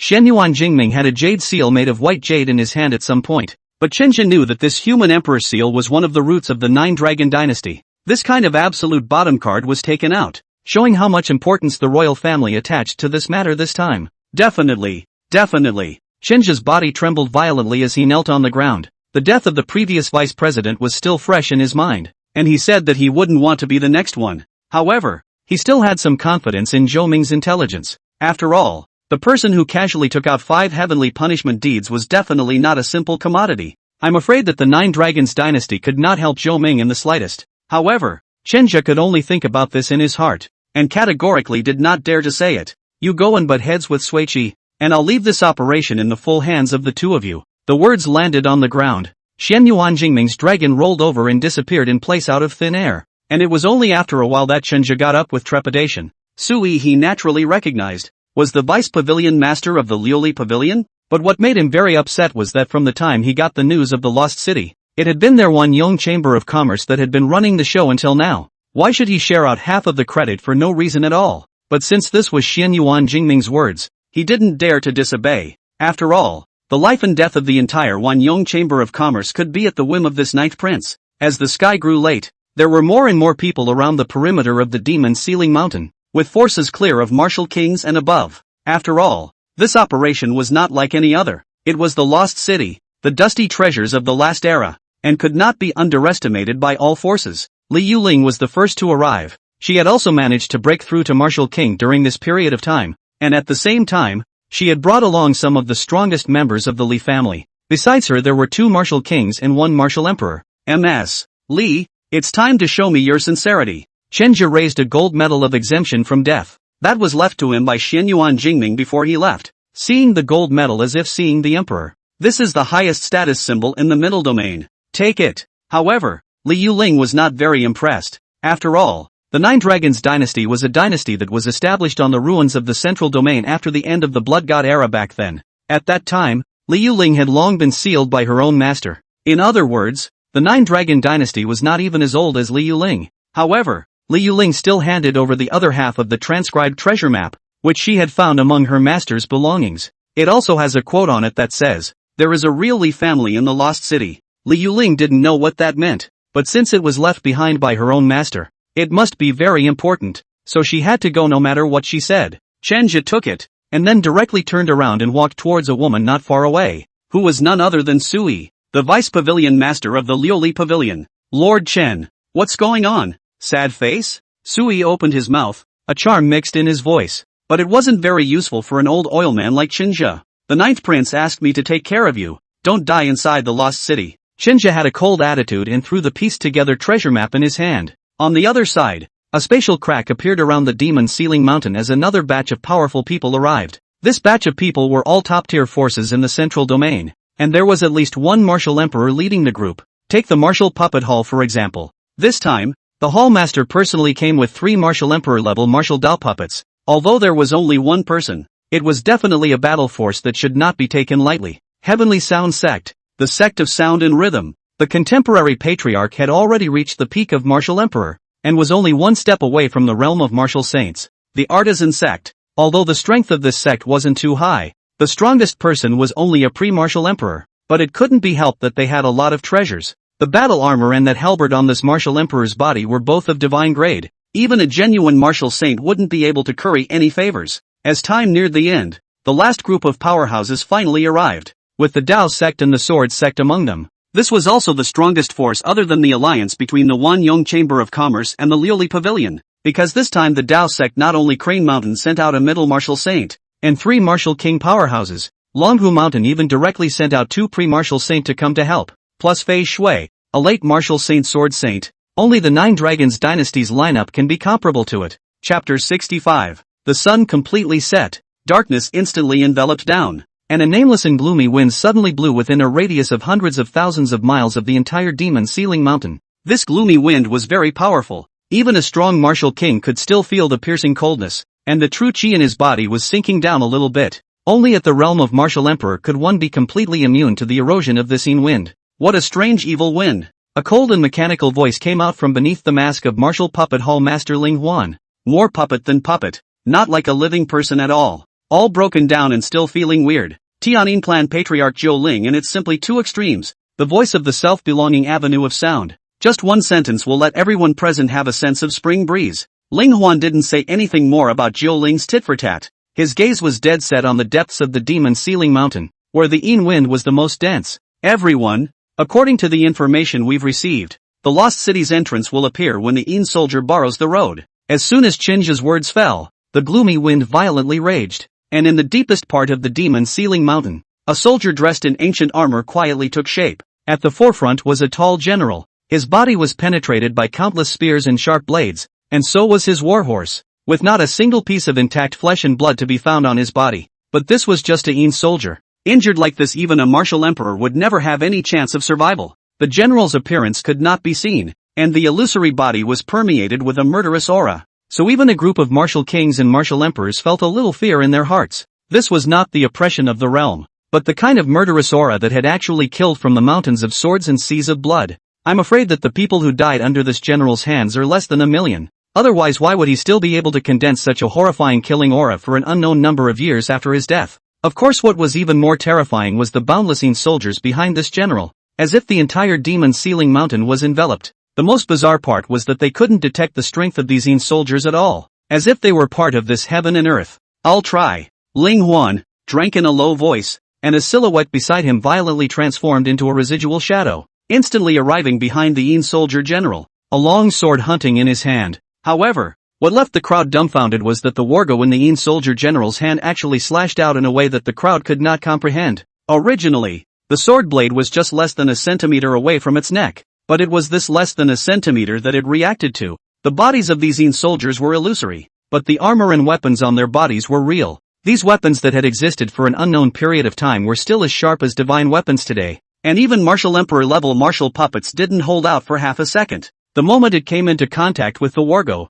it turned into flying debris. However, it wasn't too late, as an unparalleled surge of chi rushed along this martial puppet towards Ling Huan, who was hiding in the very back. He was so scared that he directly disconnected his connection with the puppet to be spared. After this battle, everyone was cautious, because these Yin soldiers did not look like a specific kind of creature, but rather like an incarnation of the rules of heaven and earth. No matter what kind of strength you are, as long as you dare to mess with this group of Yin soldiers, the end result will be a word of death. Guys, I think it's better to settle down. The entrance to the lost city will be appearing soon. I suggest going around them. Suyi's voice spread through everyone's ears. No one objected. After all, even the martial emperor was directly killed in seconds. No one wanted to be next. Gentlemen, this is the information we've gained, and we're told it's safe to pass through if you follow the route above. It's just that we haven't confirmed its authenticity yet, so I wonder if any of the heroes and heroines present would dare to give it a try? However, once these words came out, there was an instant silence. Sui didn't even bother to act, directly letting them take their own lives as pathfinders. However, the risk is also accompanied by extremely high rewards. To explore the road also means that you can be the first to enter the lost city. That for the fight for the treasures can be extremely valuable first opportunity. Don't bother, I'll go. However, just as the crowd was weighing the pros and cons, Li Yuling's voice rang out, striding forward and taking the roadmap in Suyi's hand, then standing to the side quietly waiting for the entrance to the lost city to open. Are you sure, old ancestor? Li Luming asked with some concern. Although the lost city was very important to them, it was not to the point of taking their lives to explore it. Lumen, I remember telling you guys that as long as it's unconditional trust. Li Yuling waved the roadmap in her hand, in which Zhou Ming's aura was something no one could fake. So as long as she was certain of this, not to mention the millions of Yin soldiers ahead, even if it was 1,000,000 martial saints, she would definitely not be ambivalent. Li Luming stopped talking and retreated behind Li Yuling.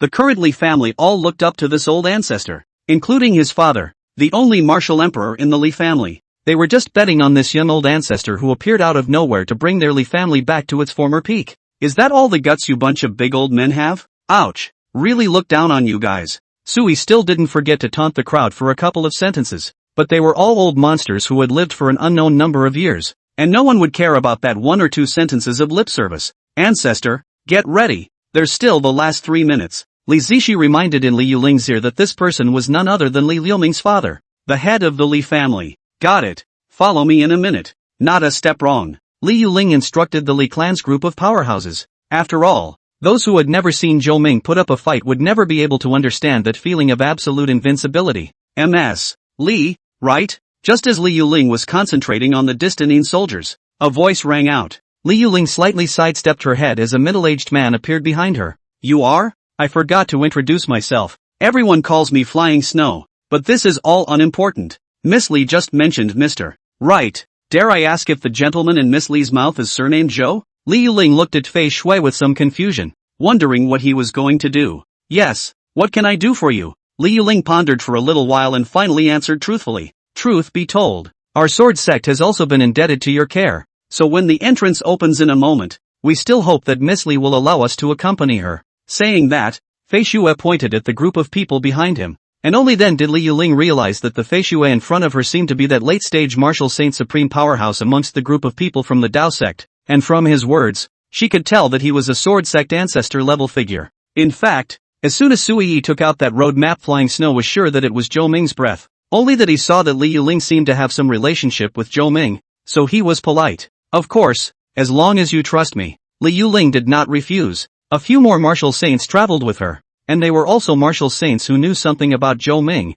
This was naturally something she couldn't wait for. Ms. Li, it's your turn. Chen's voice came out, only to see that the demon ceiling mountain seemed to have been split down the middle with a knife. A pitch-black colored crack split along the ridge of the demon ceiling mountain that stretched for hundreds of thousands of miles. Even with Fei Shui's late-stage martial saint cultivation, he was unable to see through the specifics of it, while his intuition told him that the crack was extremely dangerous. Chapter 66, Opening of the Entrance. Time was precious. Li Yuling didn't waste it, and rushed directly at the rambling soldiers with a head start. Under everyone's gaze, Li Yuling arrived in front of the marching soldiers. This soldier was like a torrent of chi separating the crowd from the entrance to the Lost City, and if they wanted to enter the Lost City, they had to cross the entire queue of soldiers. Li Yuling stood at the very front of the group. Behind her was Fei Shui, then the strongest members of the Li clan, and at the very end of the group followed Morongshu and Lin Yi. Lin Yi had managed to break through to the Martial King realm a month earlier, and was considered to have barely passed,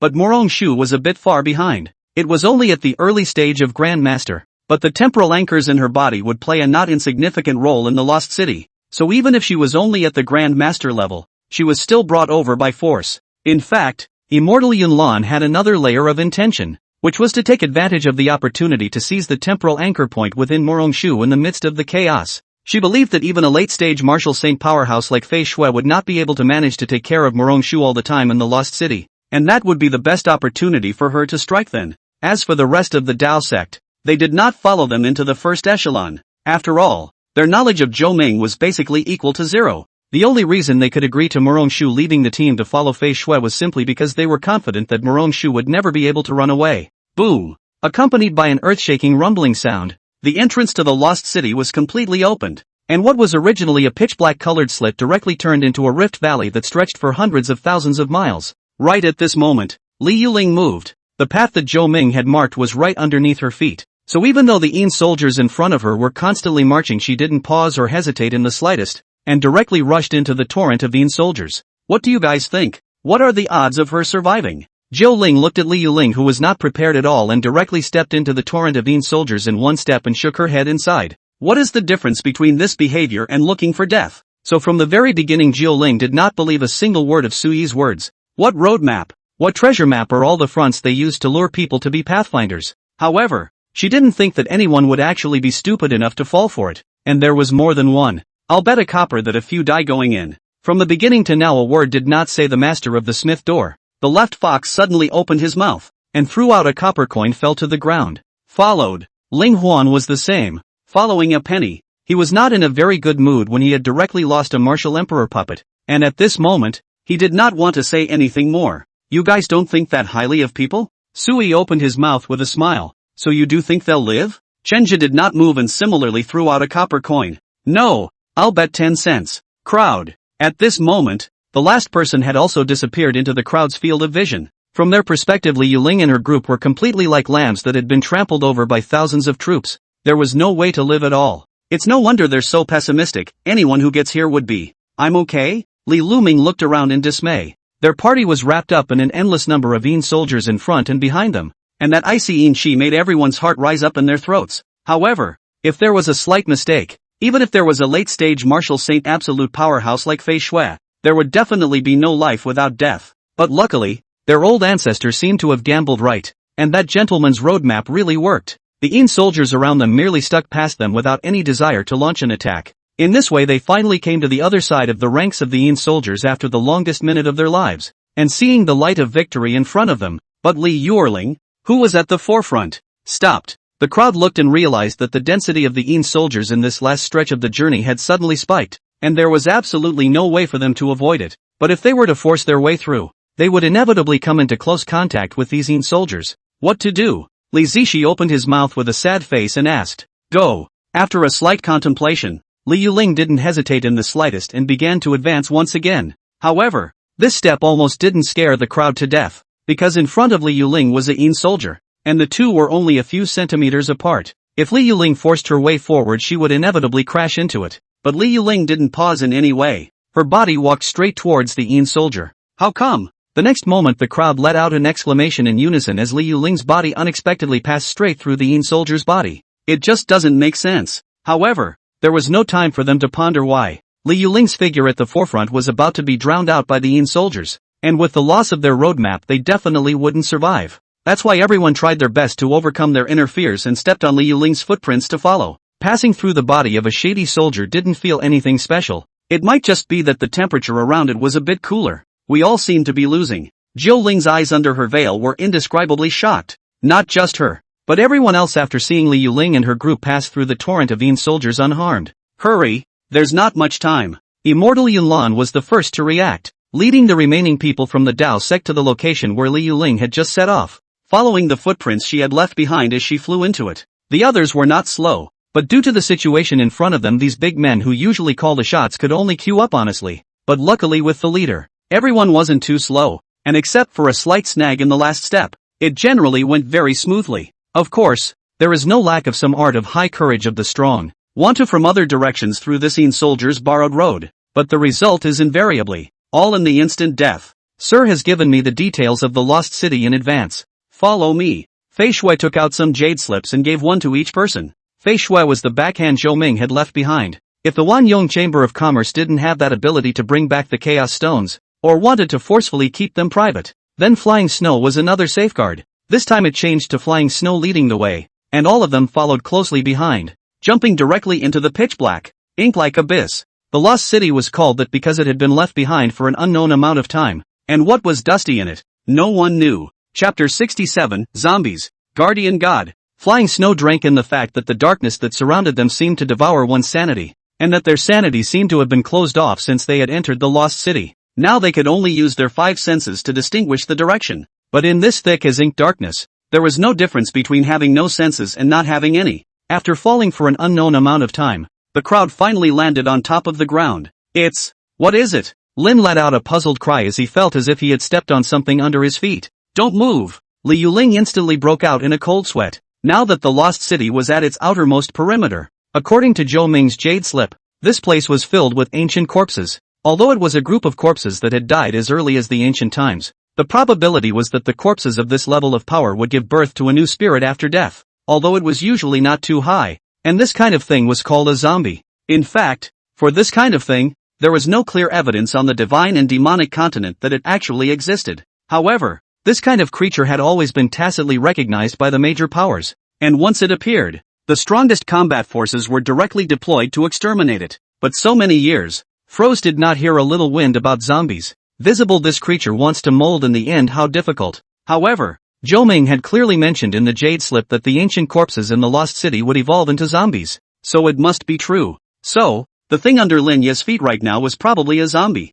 What now? Lin gulped. He could already feel the thing he was stepping on under his feet twitching restlessly. Such bad luck. Just coming in and running into it. Lin Ye's heart has bitter words. Obviously did not do anything. Why is the first to suffer is their own? Go here. Run straight and don't look back. Li Yuling quickly swept a glance at the map on the bamboo slip, although it was pitch black around her. This map was very intelligent and came with its own positioning and navigation. There were countless red dots densely labeled on it, and Li Yueling knew that they were all zombies that had already turned into corpses. That kind of quantity was completely beyond their ability to fight. And because of the change here, all the zombies around them had awakened and were slowly moving towards them. There was only one road above the map and they had no choice at all. So Li Yueling directly led the charge after synchronizing the route to the others. She couldn't see or feel anything in the darkness, and could only trust that Zhou Ming's route was correct. Lin Yi, as the person in question, acted even more quickly, kicking at the zombie at his feet, yet it didn't move at all and remained in a half-plopped position. However, Lin Yi had directly caught up with the large force with the help of the counterthrust. Flying Snow drew the long sword on his waist and swung it down violently towards his back, along with a piece of snowflakes drifting down. These zombies' actions slowed down by 1 point, but it was only 1 point. Moments later, they regained their mobility, their stiff bodies, their creaking joints, but they caught up with them at an eerie speed that was unfathomable. Li Yueling looked at the large number of red dots behind him that were constantly approaching in a cold sweat in his heart. But it was good that the one who broke the back was Fei Shui. The cultivation of the late stage of the martial sage was not covered. At least with the strength of these zombies wanting to kill him was still somewhat difficult. But letting Flying Snow alone to break the back was not a long-term solution. Because even Flying Snow could not hurt these necrotic zombies in the slightest, which made him a bit self-doubtful himself. Thinking about some of the information Zhou Ming mentioned in the Jade Brief about these zombies, he was relieved. After all, the strength of these things in life, that could be so terrifying that it was difficult for him to look up to. It was just that he couldn't figure out how so many supreme beings had randomly died here like wild dogs, and what exactly were the enemies they had faced in their lives. Now was not the time to think about this. Flying Snow relied on her fighting instincts to very reluctantly fend off the siege of these zombies. Every time the treading snow sword came into contact with the zombies, a burst of sparks erupted. And with the help of the short-lived light, Fei Shui also saw the true colors of these zombies. But even with his insight, he still couldn't help but suck in a breath of cold air. Because the bodies of these zombies were not enough to be described as full of holes. There were tens of thousands or even hundreds of thousands of tiny holes in the skin on every square centimeter of them. The holes were all over any inch of each zombie's skin, and it was impossible to imagine what they had actually gone through before they died. Elder, Duck, Moronshu's voice rang out. The power of time and space swept up. Fei Shui understood, and her figure came behind Moronshu between rolling and moving. Give it to me, Set. The power of spacetime instantly exploded out. Moronshu was also taken away from that area by Fei Shui at the fastest speed. The impact of the power of spacetime was still great. At least it fixed these zombies for a full second. But it was enough. With the speed of the crowd, it was enough to pull off a gap of hundreds of miles a second. Whatever it takes to get the speed up some more. Li Yueling gritted her teeth and said, because the red dots in front of them gradually densified, which meant that more zombies were awakening. They couldn't stop. The consequences of that kind of being surrounded were unimaginable. With that, she directly took an elixir, and the other Fuley clan powerhouses also put a talisman on their bodies, and instantly their speed skyrocketed by more than a factor of 2. Flying Snow naturally does not need to worry. Even with Lin Yi and Moronshu, 2 people are still comfortable. If it is not in order to take care of a few of them, I'm afraid that they would have already shaken off these zombies. Finally, in the red dot on the map, the red dot of the encirclement circle closed the moment before. The crowd narrowly and dangerously rushed through. Li Luming body clothes even by the zombie's fingernails cut a slit. If it is half a second in the evening, I am afraid that half of his body will no longer exist. So close. Li Luming recalled the scene just now. Although he couldn't feel anything, his heart was still shocked and stunned. He swore that was definitely the closest he had ever been to death in his life. Guys, get ready. Li Yueling at the forefront stopped. From the map there were no more red dots in front of her. That meant that the surrounding area was safe and not infested with zombies. But everyone could feel the dreary atmosphere. And I'm afraid things aren't that simple. Because it was clearly mentioned on the Jade Slip that the Lost City was filled with necrotic zombies. And that meant that there were zombies in any corner. And now they had a large, eerie empty space in front of them. And the gold of the saying that when things go wrong, they go wrong was still elevated. I don't think it's that we're lucky, but there's something scarier up ahead. Flying Snow took a deep breath, his fighting instincts telling him that what he was about to encounter next was far more sinister. In an instant, everyone felt the hairs of sweat on their bodies stand up, and the map on the Jade sketch also violently appeared at that moment with a scarlet skull, enveloping the location where the crowd was. Chapter 68, Longitudinal Star Bridge. What's going on? Li Luming nearly bumped into Li Yueling. The blood-red skull figure on top of the map was so eye-catching. Even if it was true that the real crisis had not yet arrived, the oppressive compression had already descended on the hearts of the crowd. An ancient killing formation, accompanied by a buzzing sound. The skull on the map slowly changed, eventually transforming into a detailed formation diagram. However, It was not yet time for Li Yuling to read it carefully and find a way to live. A dark green palm steeply probed out from the void and grabbed at Li Yuling's neck. Flying snow reacted even faster, blocking the treading snow sword across his body, coming in front of that palm, and resisting the blow hard. Treading snow sword body in contact with the palm of the moment directly bent to the limit. To know that this is only a spirit sword. If not flying snow sword intent and true chi support, I'm afraid that this directly split into pieces to go. However, with this solid counterblast, even with Fei Shui's late-stage martial saint strength, his body trembled, and he barely managed to dislodge the force with all of his body's chi. However, that palm didn't seem to be affected by anything and didn't even pause for much longer to directly attack again. At the same time, every inch of the surrounding space flickered with an eerie green light, and a dried-out eerie green palm broke through the void and came from all over the sky. This is the 9 quarters specter formation. Follow me. Not a single step wrong. Li Yuling imprinted the path of life in the middle of her mind, and her body was the first to move. She followed Zhou Ming's road map all the way forward, not daring to make the slightest mistake. And those palms also stopped abruptly a moment before they touched Li Yuling's body, seemingly bound by an invisible force, unable to advance an inch. Every formation must have a life path, which is the back road left by the formator for himself. So no matter what formation, as long as you can find a life path, then the probability of surviving will be greatly increased. Of course, there is another important reason, that the power of this array has long been 10,000 not 1. Otherwise the crowd just stepped into the scope of this killing array. The moment will be directly killed in seconds. All the people behind Li Yuling did not dare to take a step down, otherwise no one could survive in this 9 quarters specter formation. What the hell is in this place? If I remember correctly, this would be the outermost part. Lin Yi had already somewhat regretted following him over at this moment. Although staying within the sect and practicing was very boring, it was better than losing his life. And this time they didn't have Zhou Ming to help them. They had to rely on themselves for everything. Old ancestor, going on like this isn't a solution. There are killing opportunities here one after another. Sooner or later we'll be exhausted. Li Zixi tone was filled with worry. This group of them had already experienced many life and death races in just a few minutes. The true chi in each person's body was limited, and it was not possible for an individual to sustain the highest intensity of consumption all the time. Charged through with a bang. Li Yuling slightly pondered and opened her mouth, because the front conveniently marked a safe zone. Only the safe zone is playing double quotes. Cannot survive, can only look at the fate of the crowd? But no matter what, the situation is also better than the endless pursuit of this at the moment. The people had maps in their hands, and they certainly knew what awaited them ahead. Soon they reached the edge of this killing formation according to the map, but stopped once again, because the entire formation was surrounded by endless zombies. They just couldn't get in and wouldn't leave of their own accord. But this killing formation is not a place to stay for a long time, in which the killing opportunities change in 1,000 ways, and there is no guarantee that the path of life will change in the next second. And then they will be completely powerless to fight against this formation. The cultivation that they were proud of in the outside world was worthless in this lost city. What martial king, martial emperor, martial sage was just some grasshopper that bounced a little higher. I'll do it. Li Zixi instantly switched positions with Li Yuling, and an object suddenly appeared in his palm, which was precisely a treasure left behind by the Li family back then, called the Vertical Star Bridge. At the peak of the Li family back then, it could not just be satisfied with the divine and demonic continent. So the clan's great powers refined a longitudinal star bridge, claiming that it could span the heavens. In fact, this is still modest. Longitudinal star bridge, as the name suggests, can be used to travel in the universe, using the power of the stars as energy to link the two stars, in order to realize the leap. And now that Li Zixi had taken this out, it was really a matter of life and death.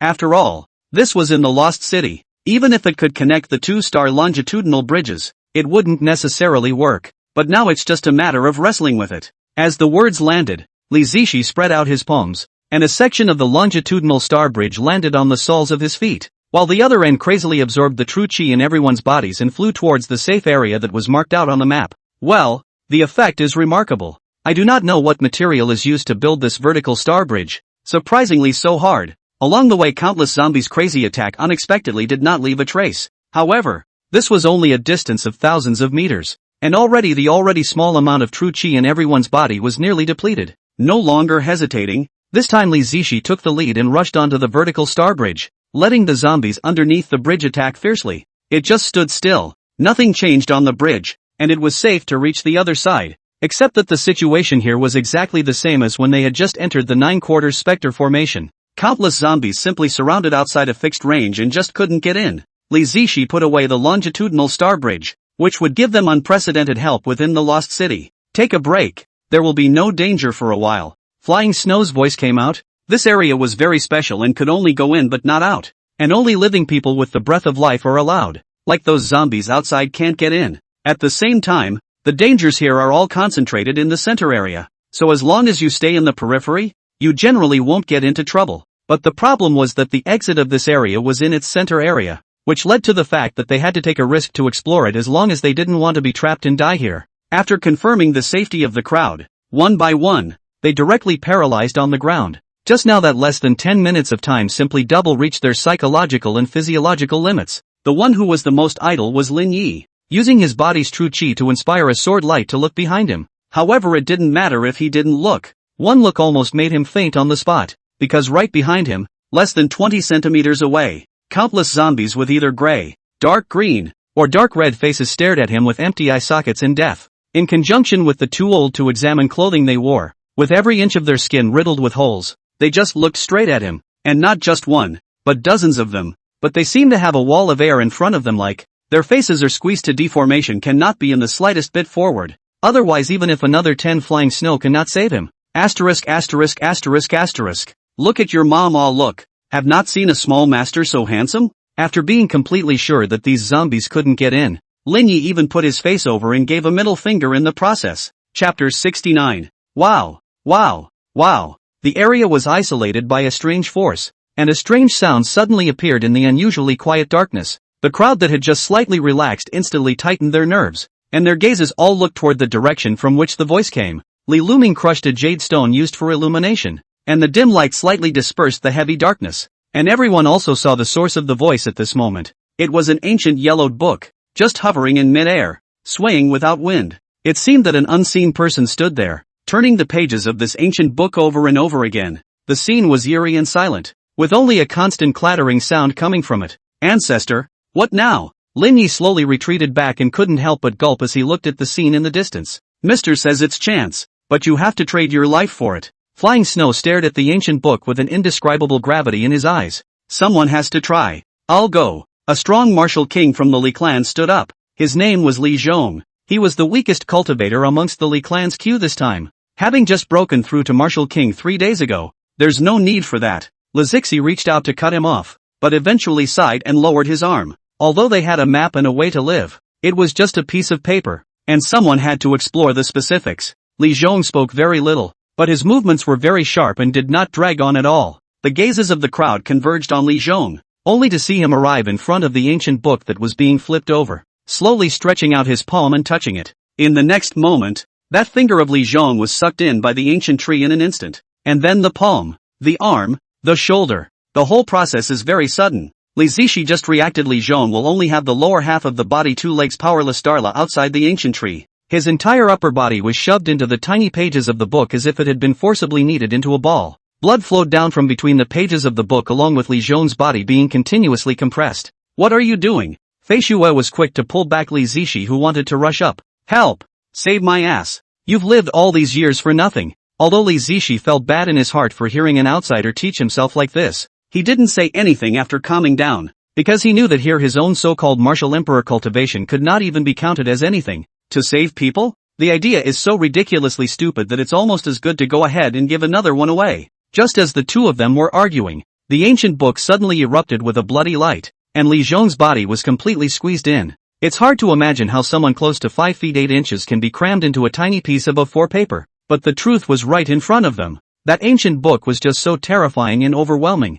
possessing an absolute mastery of space. I'll try. Morongshu took a deep breath as she transformed the space-time anchor point into a spatial form. A palm was then slapped out, and a palm print wrapped in a pure spatial force slammed into the ancient book. If it was about space, the space-time anchor point was an absolute authority, but Morongshu's strength was really limited. A Grand Master was just a Grand Master, and the spatial power he could exert was less than a billionth of a billionth of a billionth of a billionth of a billionth of a billionth of a billionth of a billionth of a billionth. The result wasn't much of a surprise, other than a slight tremor in this space. There were no other changes. Not at all. That ancient book even slowly moved towards the side of the crowd. The pages stopped turning, as if it was really angered by that palm just now. Fortunes come in 2s and 3s. Right at this moment, the mysterious force guarding this area suddenly disappeared, and the thousands of zombies surrounding the area pounced on the crowd like vicious wolves. That's the real desperation. Although the map instantly mapped out the path to life at this moment, that required too much speed, and only Fei Shui could barely reach it among their group. But that had to be based on this ancient book being willing to let them go. This space seemed to be frozen. Only Morong Shu was immune to the effects. But with her current cultivation and strength she couldn't do much at all. The crowd could only watch as the ancient book got closer and closer to them. And the zombies behind them were already close at hand. Now it's really called the sky is the limit and the earth is the limit. Old ancestor. Family master. Go! Just when one of the zombies at the front was about to bite Li Zixi neck, Li Zhong's faint voice suddenly came out from the ancient book. Then the space fluctuated. The crowd's figure disappeared in an instant. And those zombies also pounced again. With a trance before her eyes, Li Yuling realized that she had regained her mobility and was able to speak. The first thing she did was to take out Zhou Ming's map and realized that her group was actually a whole area away from the area where that ancient book was located. Too late to ponder what happened. Her body suddenly landed heavily on top of the ground, while the left side of her waist and abdomen was directly pierced by an unknown object. Moreover, Li Yuling was shocked to discover that the injured location was unable to heal no matter what, so she could only cover the bull-sized wound and force herself to stand up, taking another whole bottle of high-grade elixir to barely stop the bleeding. Her martial king's fleshly body was no different from tofu here, completely unable to provide any protection at all. Is this, like, a mountain? Li Yuling barely managed to treat her wounds before looking at the map once again. At the moment she was on a high ground, with uneven roads all beneath her. Boom! Just as she was trying to move to find her teammates, her feet suddenly became airborne and her body fell down again. It wasn't that she stepped out of the way. It was that something caved in under her feet. A long-lost sense of weightlessness wrapped around her in the air, as her true chi was also closed off and she couldn't catalyze a single ounce of it at all. One can only follow the fall into endless darkness. Finally, she landed again, this time with a bit more luck, and there was nothing odd about the landing spot to cause secondary damage. However, the map that floated down to the side became reddish in a blink of an eye. Puzzled, Li Yuling picked it up as she tried to figure out what was going on. Enduring the severe pain, the map was regained in her hands. However, just as she saw the reason why the map turned red, her heart instantly fell to the bottom. It wasn't so much a red color as it was a myriad of red dots that wrapped around her. This also means that the area where she fell down just now was not a mountainous area, but a mountain of corpses, a mountain piled up by mutated ancient corpses. The second time she descended, she should have directly accompanied a group of ancient corpses to fall into the center of this corpse mountain, which meant that there were now countless reviving zombies on all sides, in any direction. Chapter 70, The Anvil. ********** I'm not dead? Lin Yi, who had come back to his senses, groped his body with an incredulous expression. After all, that situation just now was just too desperate, with an ancient book that could spatially strangle in front of it, and countless zombies behind it. If not at the last moment, the already dead Li Zhong somehow came back to life. I'm afraid that none of the people present except Fei Shui could have survived. Tinker, tinker, tinker. Not far away in the darkness, a sound of gold and iron striking came. The sound wasn't crisp, nor was it dull, but that rhythm and rhyme was extremely arcane. Lin Yi looked at the map and realized that there were no zombies around, a situation that had been encountered many times. That is, there were things in this area that were even more terrifying than tens of thousands of zombies. Originally, it was fine. Their group was all gathered together and they could take care of each other. But now after being forcefully teleported away by Li Zhong, he was left alone. Everyone in their party was sporadically teleported to various different locations in the Lost City. So now he's on his own no matter what comes his way. At this time, the information on the map was also updated. And just like the ancient book before, this place was a place of great opportunity and great creation. Only the degree of its menace is in exact proportion to the chance that can be gained. Lin Yi wanted to go. Even if he faced a horde of corpses he could maneuver around for a while. But this thing across the street he felt was definitely not something his current self could deal with.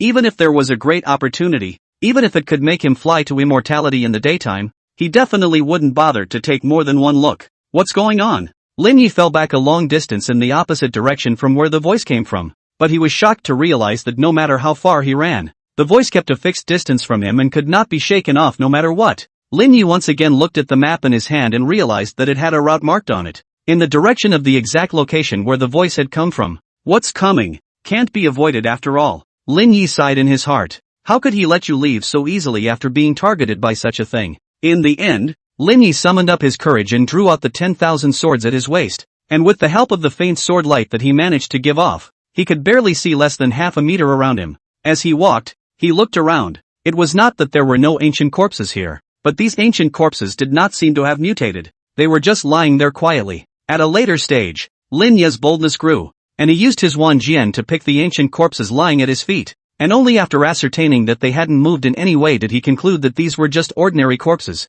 But even that didn't make him feel much better inside, because there were two kinds of wounds on these corpses. One was like the other ancient corpses, all covered in hornets' nests of unknown creatures, while the other seemed to have been crushed by a heavy object, or hammered. None of the ancient corpses here were intact. Their bodies were either twisted or dented, and some were even directly in pieces. And this second injury was obviously much newer than the first, meaning that these completely dead ancient corpses had been killed once more after mutating into zombies. Thinking about this, Lin Ye's mood became even heavier because these zombies couldn't even help Fei Shui, who was a late-stage martial saint. Just how terrifying a creature could kill so many of its zombies in a single blow. It won't be. Lin Yi stopped, staring deathly into the darkness in front of him, considering whether or not to continue walking, because the sound is very similar to the sound of iron striking, and these ancient corpses around here were killed by blunt instruments. It was hard not to let Lin Yi associate the two together with this coincidence, but after further hesitation, he decided to face his fears head-on.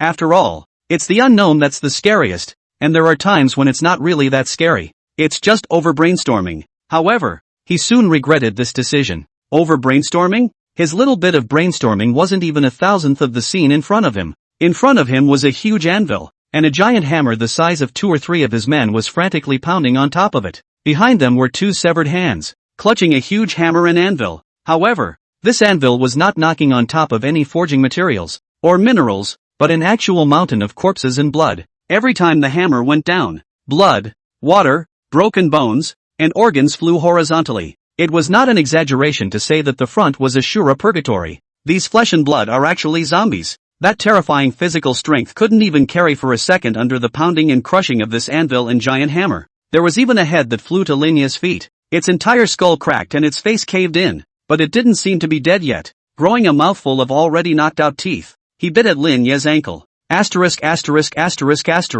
It's died twice. Can you be honest? This almost scared Lin Ye's soul out of his body, and thousands of sword rays raged out before barely nailing this head to death. If it hadn't already been knocked to pieces by the giant hammer, it would have been absolutely impossible for Lin Yi to do any damage to it. Now Lin Yi also completely understood that the zombies in this area had all gone, and were all knocked out by this anvil in front of him. That's not right. Why did it stop? Lin Yi raised his head in some confusion. After all, he had gotten used to the regularity of this tapping for such a long time, but now this pause had clearly exceeded the previous regularity. But in an instant, it became clear to him, as a prime hammer appeared above his head at an unknown time. The green stone floor under his feet had turned into an anvil dripping with blood and meat at some point. No? 0 frame starts? At this moment, Lin Yi was completely desperate. Just now he was still fighting with that zombie's head. Now he was directly pulled into this Shura purgatory. Moreover, the size of this giant hammer and iron really skyrocketed tens of millions of times in an instant.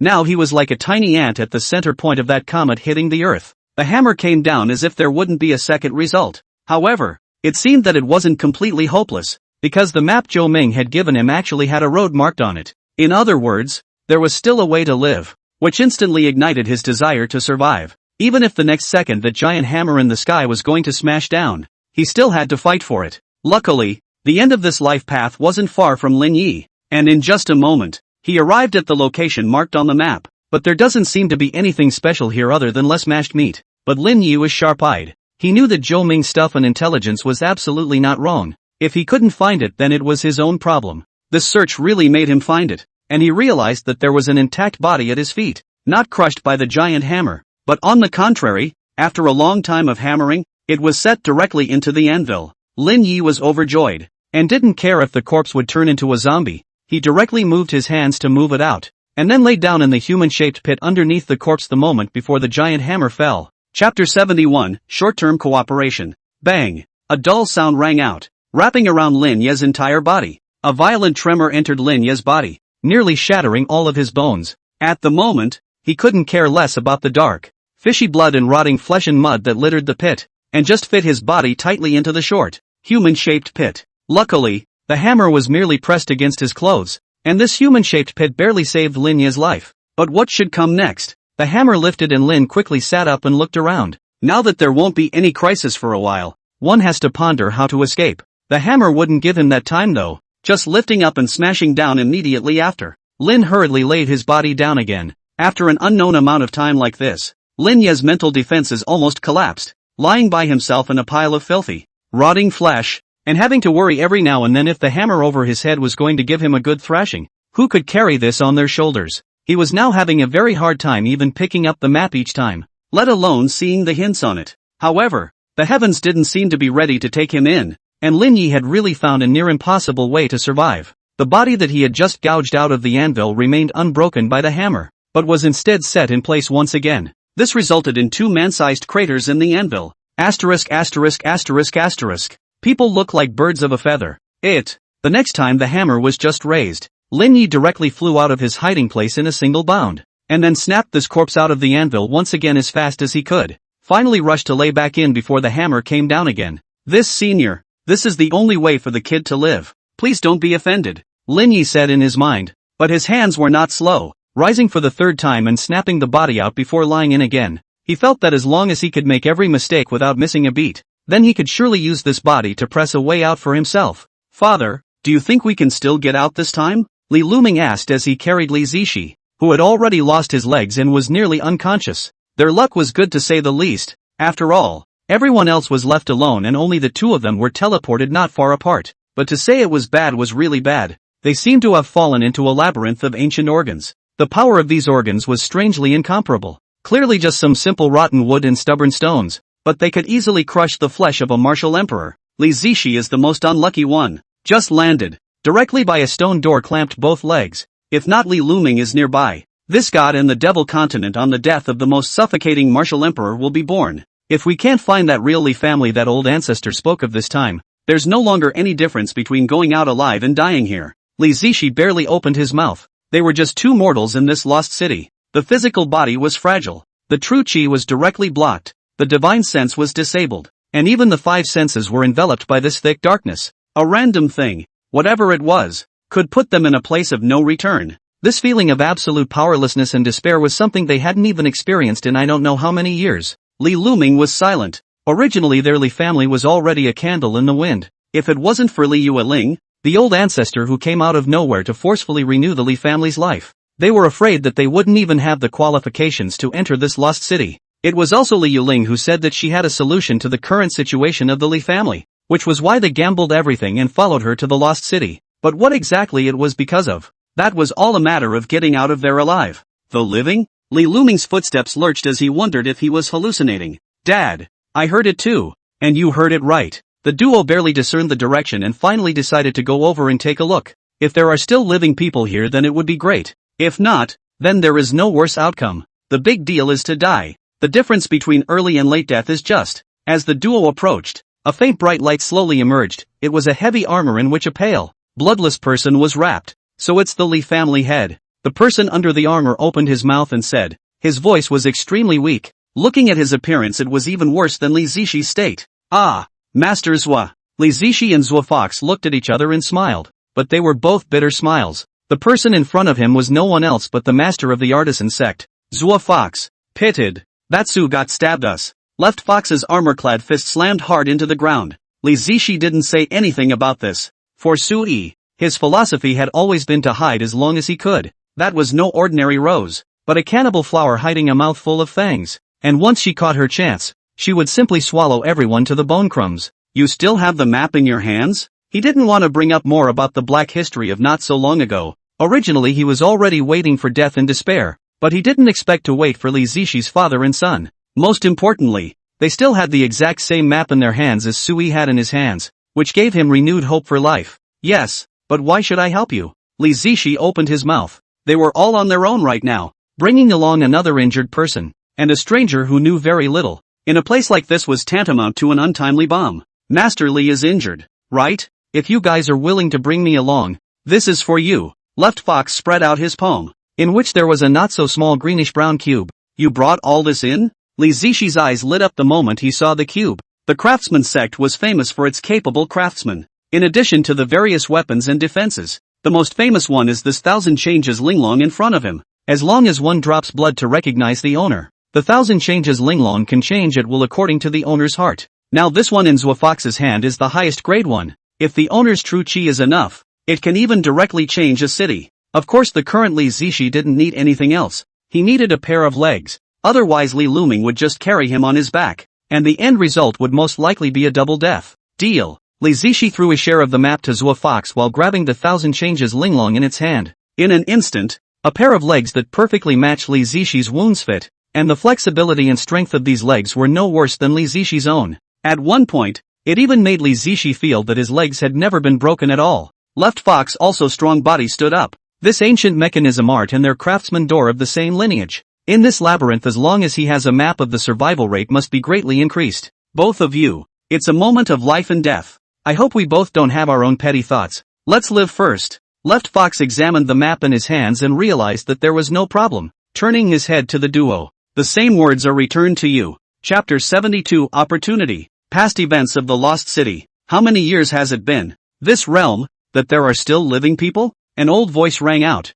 and Morong Shu, who was originally in a trance, instantly came to her senses and looked around blankly. It was surprisingly free of darkness, and a lantern gave off a faint glow. It's hard to imagine that this mundane item from a commoner's home could dispel the darkness in the lost city. Stop looking. This way. Morong Shu looked back and saw a stooped old woman with a worn-out walking stick sitting on a stone chair. In front of the old woman was a broken pot in which something was simmering. What are you afraid of? Come here. Can I still eat you? Wifey, the old woman waved at Morong Shu, her wrinkled face barely squeezing out a kind smile. The hunched spine made the old woman's body bend at nearly 90 degrees, and only by straining to straighten up could she barely see the broken pot on the table. Morong Shu stood frozen in place, not knowing what she should do. She hadn't forgotten that she was within the lost city, a place where every step was filled with killing. If the wife wanted to harm you, you'd still be standing there in full force, so hurry over here. The old woman looked up, and Morong Shu still didn't act, but quickly picked up the map that fell at her feet.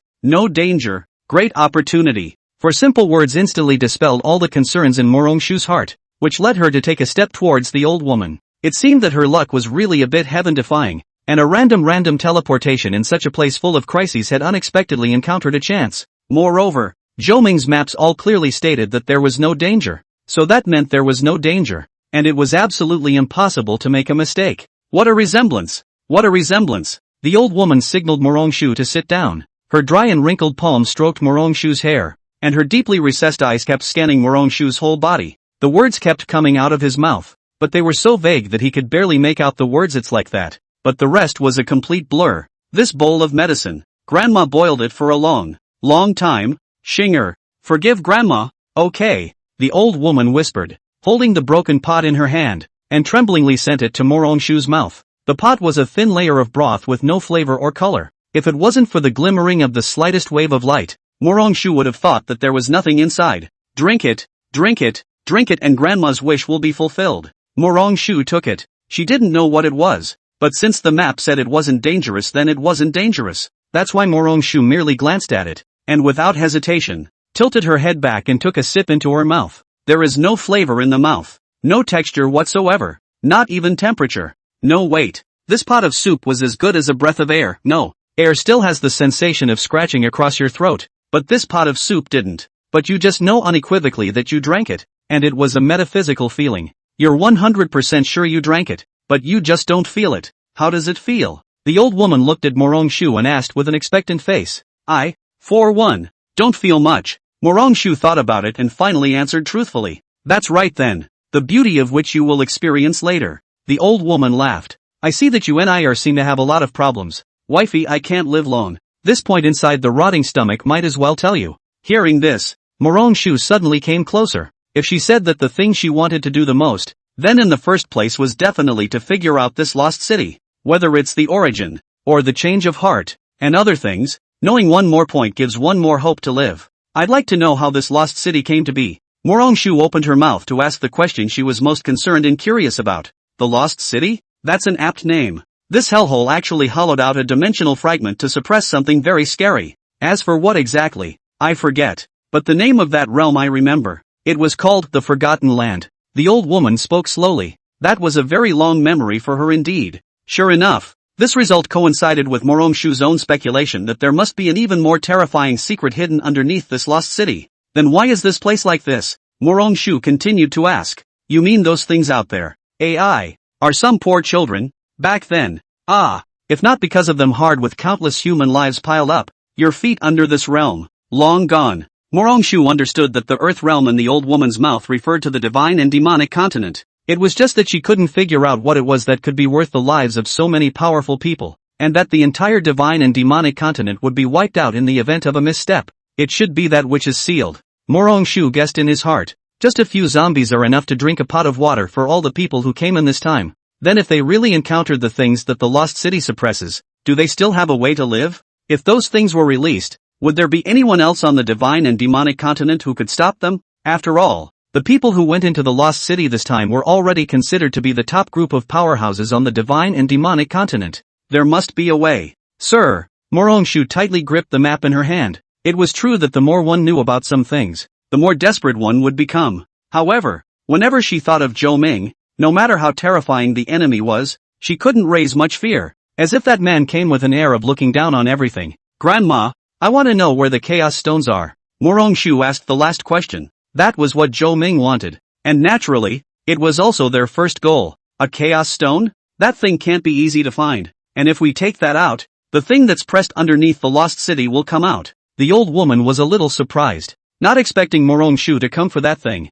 What does that mean? This time it was Morongshu's turn to be surprised. Although she knew that the chaos stones were valuable and important to Zhou Ming, she did not expect it to have such consequences. This is now the middle of the lost city, and the chaos stones are in the center of the lost city. That place is covered by 900 million heaven-level killing formations, and the chaos stone is precisely the eye of these killing formations, and only the chaos stone can resist the power of these killing formations. However, as the words landed, before Morongshu could fully receive this information, the entire lost city suddenly shook violently. The source of the shaking was precisely the center area, where a violent energy fluctuation came out from time to time, and even though it was a million miles away, Morongshu was still able to feel it clearly. Nico, looks like it won't wait for you. That thing's already been taken. Chapter 73, Flying Snow's Decision. Go back in time to when the crowd had just been teleported. Whatever. Put up a fight. Flying Snow was the first to awaken, probably just a trance before his eyes for the crowd. But Flying Snow regained his consciousness directly in the middle of the temporal teleportation.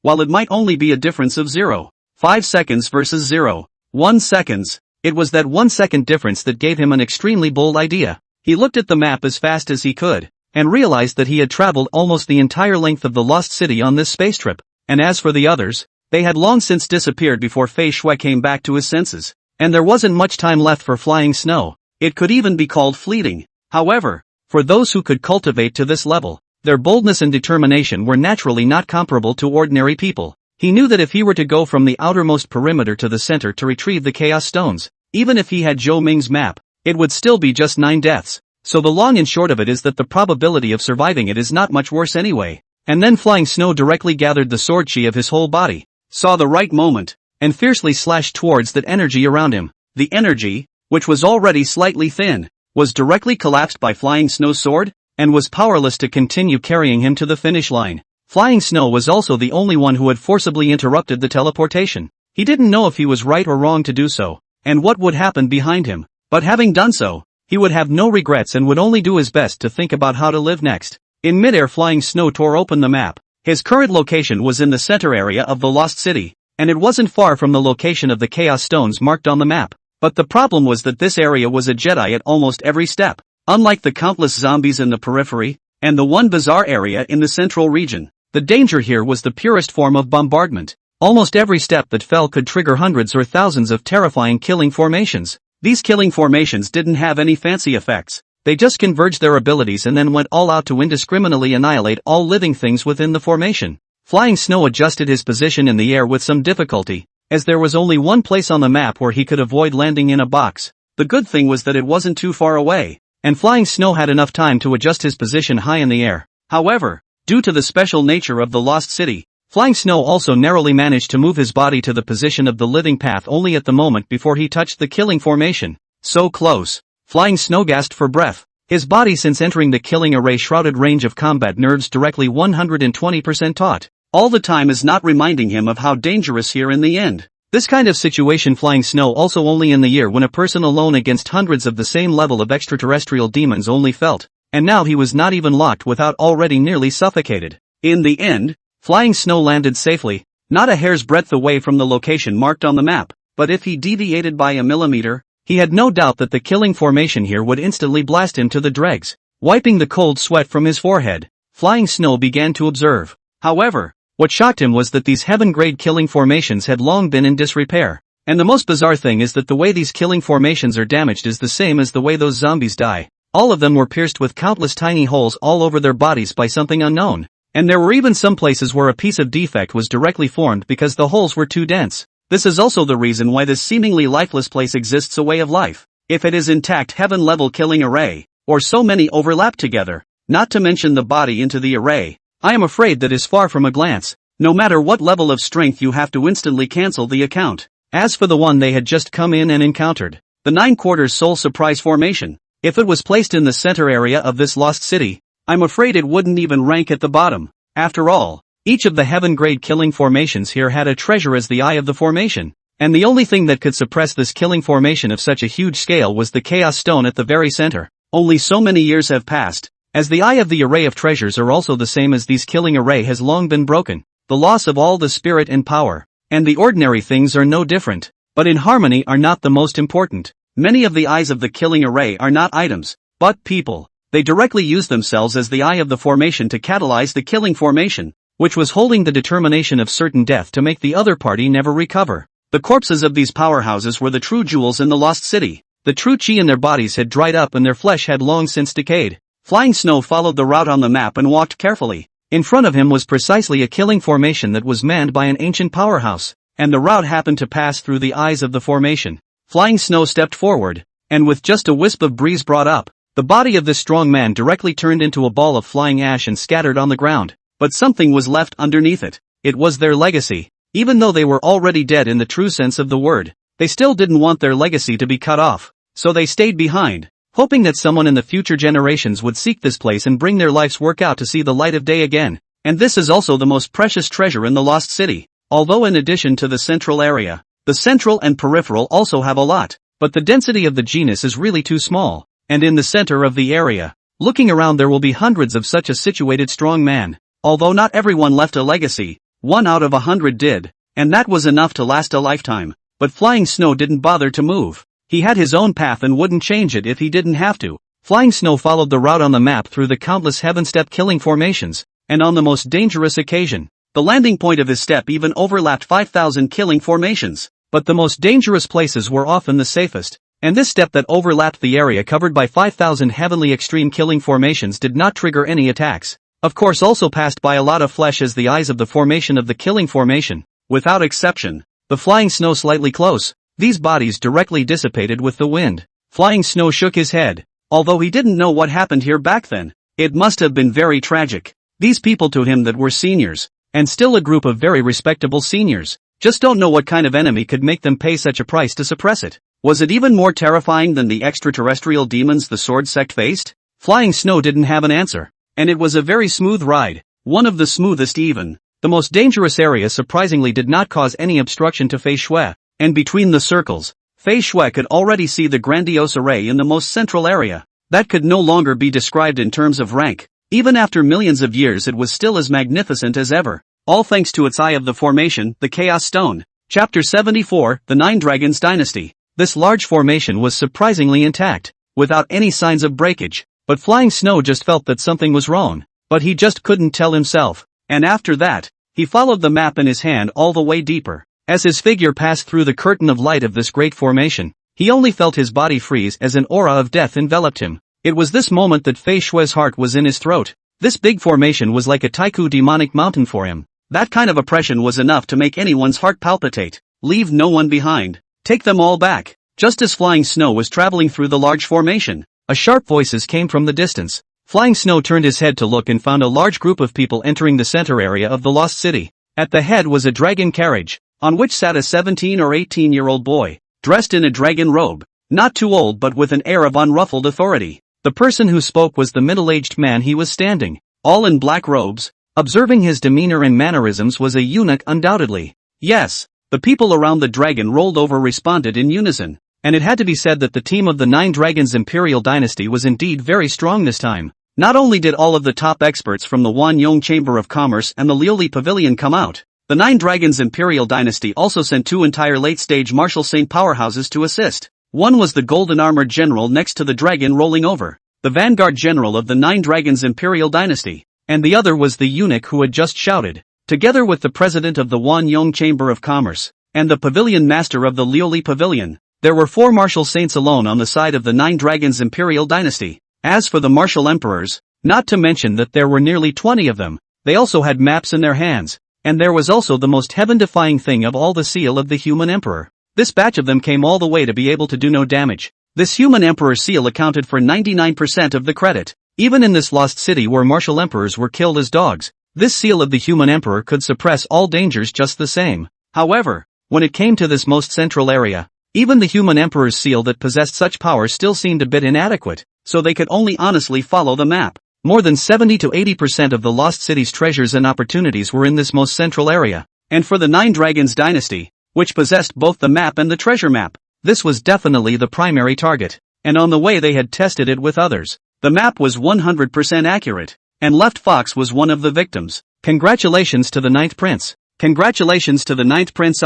In this lost city line, it will certainly be a fruitful harvest. At that time, the Nine Dragons Dynasty will certainly restore its former glory. And the Ninth Prince, your position as the Crown Prince will be worry-free. Even if Xianyuan Jingming was extremely deep in his city, when he heard the words of Eunuch's son beside him, his heart could not help but ripple a little. Thinking back to the time when the Nine Dragons Dynasty was at its peak, there was no one in the world who didn't claim to be a vassal. Whereas now, the group of males and the basis, although they are still respectful to them on the surface, but secretly no one is convinced. Of course, the most exciting thing for him was the position of the Crown Prince. If the Nine Dragons Dynasty could be restored to the old days, then the gold content of this Crown Prince was needless to say. If it wasn't for the fact that all 8 of his royal brothers were not oil-saving, he wouldn't have taken the risk of personally entering the lost city. But now it seemed that everything was worth it. As long as this trip could successfully bring out the chance in the lost city, then whoever it was would never be able to compete with him for the throne. While he was thinking about it, the others were already on the move, sweeping even, so to speak. Not an inch of grass was left wherever they went, and whatever they could take, whatever they could pack. But inadvertently, no one noticed that all the killing formations here were becoming faint, and even the initial tattered batch had quietly dissipated. All of this flying snow are in the eyes. Those chances of inheritance he does not move. The reason is actually the main reason is afraid to break the balance. After all, the lost city can be suppressed under the unimaginable things. Zhou Ming dared to move the chaos stones. That was which Zhou Ming had the confidence and strength to do so. No matter what kind of mess he caused, he was certain that he would be able to clean it up. But what about this Nine Dragons Dynasty? Fei Shui didn't know much about it, but he felt that this Nine Dragons Dynasty was unreliable, or at least it couldn't deal with what was pressed underneath the lost city. This friend of the Sword Sect, this Chaos Stone is wanted by our Imperial Prince. Please don't make things difficult for me. To Fei Shui's surprise, the golden armored general had rushed towards him, the Chaos Stone in front of him to be precise. I won't take anything else. I just want this. I think that's fair, don't you? Flying Snow does not want to do it. This is the main array in the center of the lost city. Once a slight error, consequences are unimaginable. I'm sorry for the offense, but imperial orders are hard to disobey. The golden armored general's tone was firm and non-negotiable. He didn't seem to care about his own life at all, and was only bent on accomplishing the task Xianyuan Jingming had given him. Then I'm sorry too. It's not negotiable. Fei Shui was only a dozen steps away from the Chaos Stone, while the golden armored general still had thousands of steps less. Fei Shui was confident that as long as he could get the Chaos Stone, then he could definitely get rid of these people. As for the rest of the people left in Chaos City, Fei Shui had no way and could do nothing about it, and her only hope was to have Zhou Ming make a move. Fei Shui increased his speed and came to the Chaos Stone. He had a very ominous feeling in his heart, coupled with the terrifying sense of oppression of this grand formation. It actually made him, a martial saint who had lived for millions of years, so panicked that his hands shook. What's going on? However, Fei Shui was dumbfounded when she came into contact with the Chaos Stone. The feeling was indescribable. Obviously in front of him was just a fist-sized stone, but it was as if it contained the weight of an entire star river, and Fei Shui couldn't shake it in the slightest no matter what. Just at the time of insisting, the golden armored general had already arrived not far behind Fei Shui. The double swords in his hands flashed its dazzling light, his true chi overflowed, and the breath of the late stage of the martial saint surged out wildly without reservation. Flying Snow didn't want to get involved in the battle, but this Chaos Stone had to be taken away, which left him completely out of options. So Flying Snow could only turn back to meet the enemy first. At least not to let the golden armored general's aura affect him. The safe area was that big, but if he overstepped the thunder pool by half a step, it would be the end of a pulverized body. Eunuch Sun, go help General Zhang and take it as soon as possible. Yes. Eunuch Sun respectfully withdrew from the dragon turbine and rushed towards the central formation as fast as he could, following the route General Zhang had just taken. Fei Shui at heart secretly said a bad news. Alone a General Zhang let him a little tired to cope with. Now another late-stage martial saint powerhouse that he absolutely did not have the power to fight back. Just when he was at a loss, the map in his hand suddenly emitted a warm energy. Fei Shui instantly understood Zhou Ming's meaning. Since he couldn't do it himself, then he would let Zhou Ming do it. Or rather let the thing Zhou Ming handed him do it. At this moment, Fei Shui also didn't care about the gradually approaching General Zhang behind him, and the murderous eunuch Sun not far away, and directly wrapped the map in his hand around the chaos stone on the ground. In an instant, the terrifying weight and oppressive feeling disappeared. Flying snow easily lifted the map wrapped with the chaos stone. The weight was just like a normal stone. However, as the chaos stone left the eye of the formation, the center formation collapsed in an instant. And the other heaven-level killing formations that could not be seen at a glance also disappeared one after another as if there was a chain reaction. At that moment, the unencumbered General Zhang and Eunuch Sun directly erupted with their full might. And in a few moments, they killed in front of Fei Shui. Chapter 75, Rough Escape. Ding! Accompanied by a crisp sound, the snow-treading sword collided with General Zhang's golden dual blades. Two late-stage martial saint supreme powerhouses were now clashing together. And the fluctuations that escaped could be described as a stone stirring up 1,000 waves. Countless dust was stirred up above the ground, and those martial emperor powerhouses in the distance who were searching for opportunities were directly sent flying out. This was the difference of a large realm, and the mere aftermath was enough to shock them half to death. If it wasn't for Wang Wanming, the president of the Wanyong Chamber of Commerce, who made a timely move to fend off the aftermath, I'm afraid that these martial emperors would have to die or be injured by a large margin. The two of them exchanged hands for a few moments and then divided. Did not give Fei Shui a chance to catch her breath. Eunuch Sun's killing moves will arrive. The two purple and gold flying daggers in his hand were instantly sent out, and in just a fraction of a millisecond they killed Fei Shui in front of him. One flying dagger was aimed at his heart, and the other was pointed straight at his brow.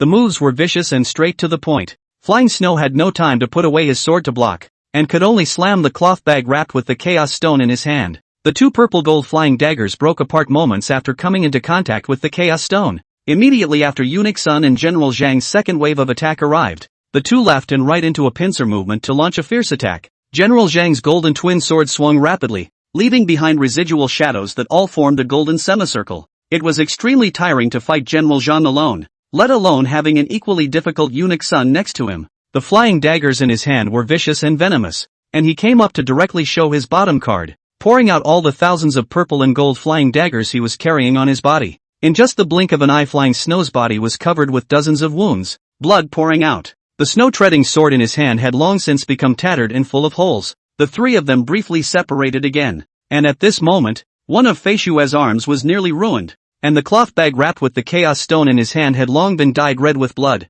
Anymore, he was only one person, and there was nothing he could do against two opponents not weaker than himself. Pavilion Master Jin, President Wang, do it together. Shenyuan Jingming stood up from above the dragon chair. He didn't allow any more variables to happen, so Fei Shui had to die here, and the Chaos Stone had to be left behind. As for the heavenly punishment deed, he didn't care. A few martial emperors were just a few martial emperors. If they died, which was not as valuable as a Chaos Stone. In the next moment, the seal of the human emperor steeply enlarged, like a mountain suppressing towards Fei Shui. That majestic breath. Fei Shui did not doubt for a second that he would be directly suppressed, but want to run is also unlikely. Southeast, northwest and north direction has been blocked by 4 martial arts saints. He now belongs to the real meaning of the wings cannot escape. The map wrapped with the chaos stone suddenly flickered again, and through the bloodstained Flying Snow could see a light flickering up vaguely in it. That's the way to live. It's amazing that there's a way to live in this situation.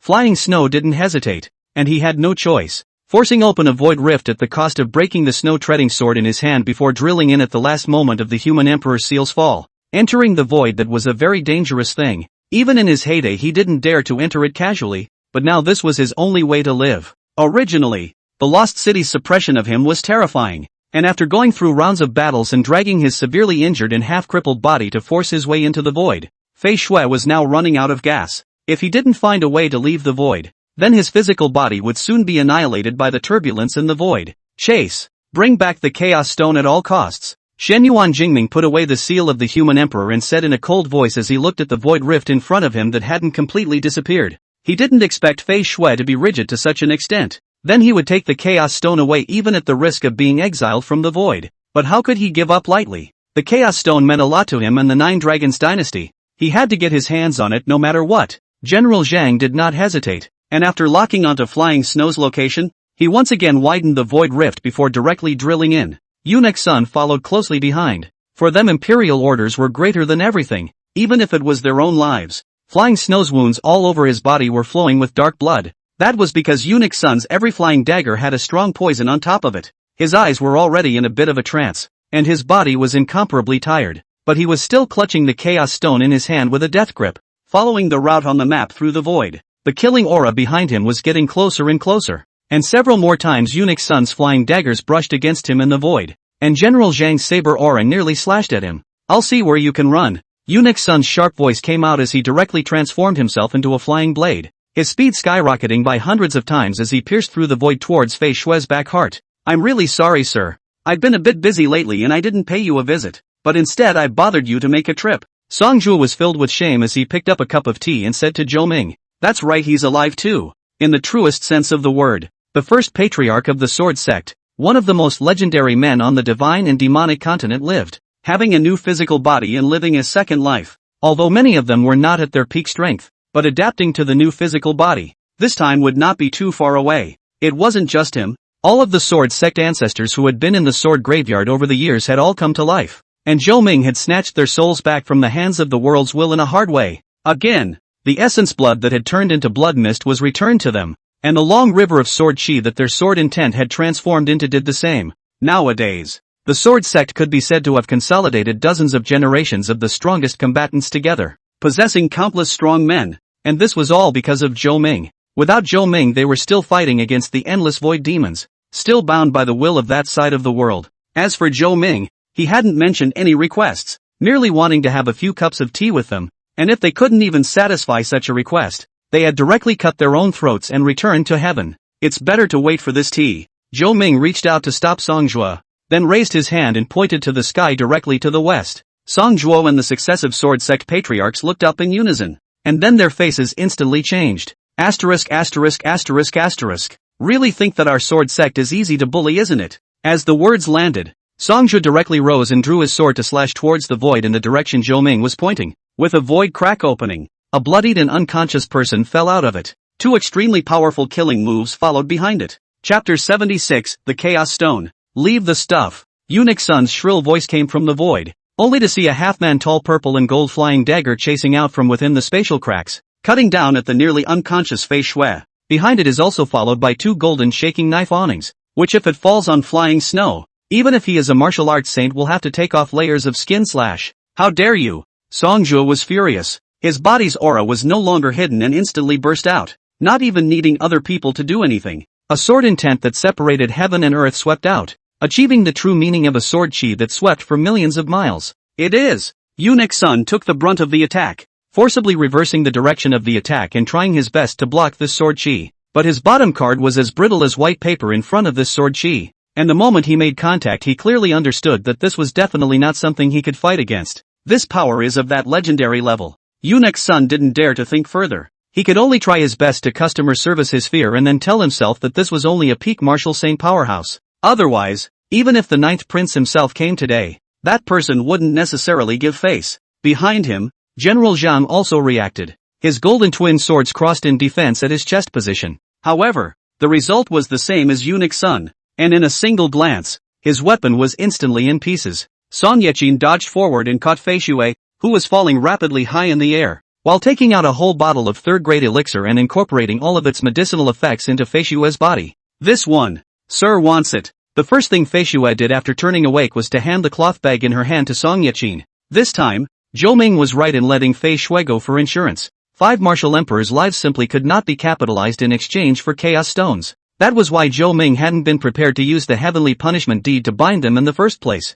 simply wanting to show off his strength so that this 9 Dragons imperial dynasty would know to retreat. But it doesn't seem to be working very well right now. I don't care who you're working for. Get the hell back and tell your master that if you don't give an account within 3 days, I'll just kill him. Songjia didn't care. He was now incomparably confident after reliving a new life. And with the insights from his 2 lives of cultivation, coupled with Zhou Ming's occasional pointers, he would definitely break through the limits of his previous life in a few more days. And now that the sword sect was free of worries, its comprehensive battle power had reached unprecedented heights, which was why he had this bottom line. Songjia left the 2 alive and didn't really slash them to death with a sword. To tell you that I have the ability, and to tell you that I don't want to kill the fish. Never taking the initiative to cause trouble and never being afraid of it, that's his style of doing things. But Flying Snow, this matter he will definitely want to give a statement. Said 3 days is 3 days. If the people of the 9 Dragons Imperial Dynasty did not come to give a statement, he will also definitely kill the past. Sir, this is what you asked old man Fei Shui to bring back.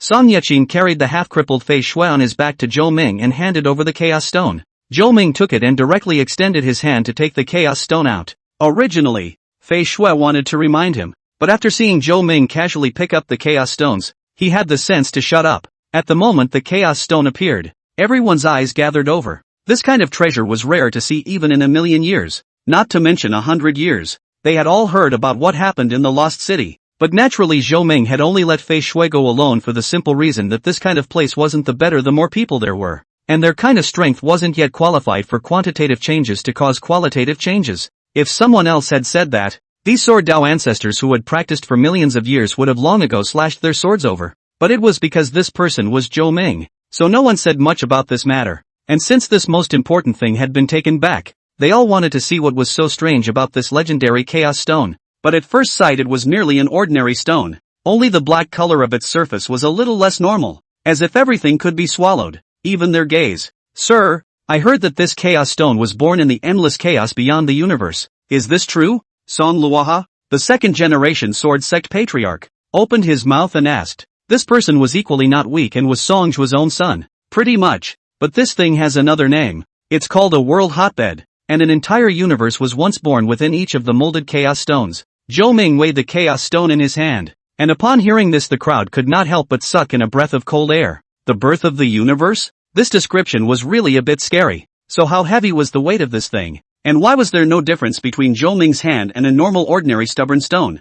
That's just it. So I'll show you. Zhou Ming's finger made a slight point, and a ray of true qi was poured into the Chaos Stone. In an instant a mirror image like a 3D projection appeared in front of the crowd, and in an infinite void, a stone covered in pitch black was alone. It was as if it had existed for an eternity. But the next moment, along with a bit of refined light flashing by, the scene in front of everyone's eyes changed drastically. A huge black sphere instantly expanded away with that stone as the center of the circle. That kind of terrifying expansion speed could only be done by the universe. If not for the fact that this was just an image, any strand of energy spilled from this would be enough to instantly wear out a galaxy. It was just that they didn't know which universe this Chaos Stone had been born into, whether it was the one they were in or not. This Chaos Stone is just a shell. It's a pity. If only it had a cosmic neutron. Zhou Ming sighed. The crowd didn't have much to say about that. Cosmic seed? Although they had never heard of this thing, they knew what it was by its name, so they can only say that they did not understand the world of the strong. By the way,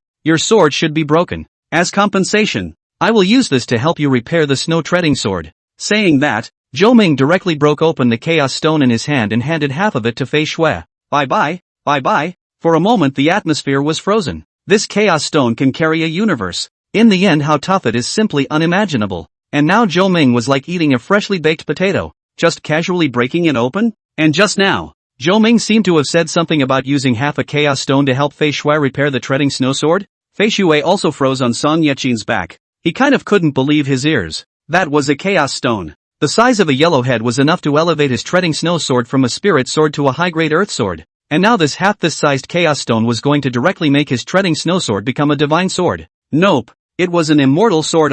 But Flying Snow didn't pick it up. If he did he might have been crushed straight through to the center of the earth by the whole person. With that, Zhou Ming also reacted and smiled somewhat awkwardly. Then with a casual move of his hand, the snow-treading sword that had shattered into several pieces flew out of Fei Shui's sleeve. I'll bring it back to you when it's over. So get some rest. Flying Snow nodded. Even with his heart it was a little hard to hide his excitement. Old ancestor, hasn't Lin Yi returned? At this time, Lin Changtian, who had been worried, came forward and asked. Lin Yi was none other than his grandson, who had entered the lost city with Fei Shui this time. Flying Snow shook his head and spoke. Honestly, I don't know where he is. You'll have to ask Sir about that. As the words landed, suddenly the ground shook violently, and the source of the shaking was none other than the southern domain demon sealing mountain. The entrance that had been closed up was actually hardened and propped open, and then the entire demon sealing mountain directly rose up out of the ground and came barreling through the air towards where the sword sect was located. Chapter 77, Demon Mountain.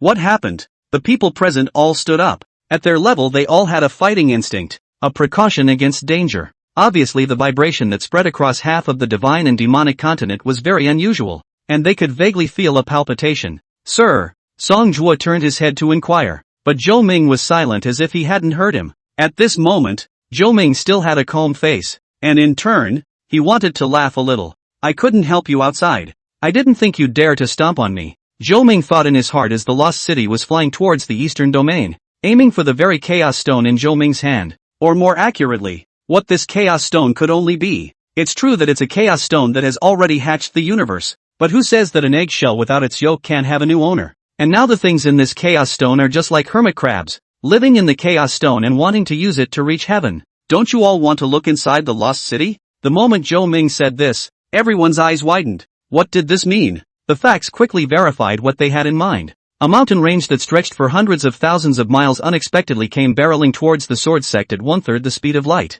That sense of oppression pressed the crowd of sword sect ancestors who couldn't catch their breath. If it was an ordinary mountain range, not to mention hundreds of thousands of miles, even 1,000,000 miles would be a matter of a sword for them. But this big mountain in front of them is definitely not ordinary. They have a hunch that if they don't do something the sword clan will definitely be destroyed today. Formation. Songjor reacted the fastest, holding an immortal sword and standing high in the air as the eye of the formation. This is the bottom card of the sword sect, the immortal sword formation. It is by relying on this formation that the sword sect has been able to fight against the endless void demons for such a long time. And now that Song Jua had directly offered his strongest killing move without saying a word, it was evident just how terrifying the demon sealing mountain was. All of them were old comrades who had accompanied and cooperated for more than 1,000,000 years, so this tacit understanding was naturally there. Moreover, they all possessed physical bodies now, and the power of the sword formation had naturally doubled by more than one notch. But even then Song Jua still didn't have the certainty to block the charge of the demon sealing mountain,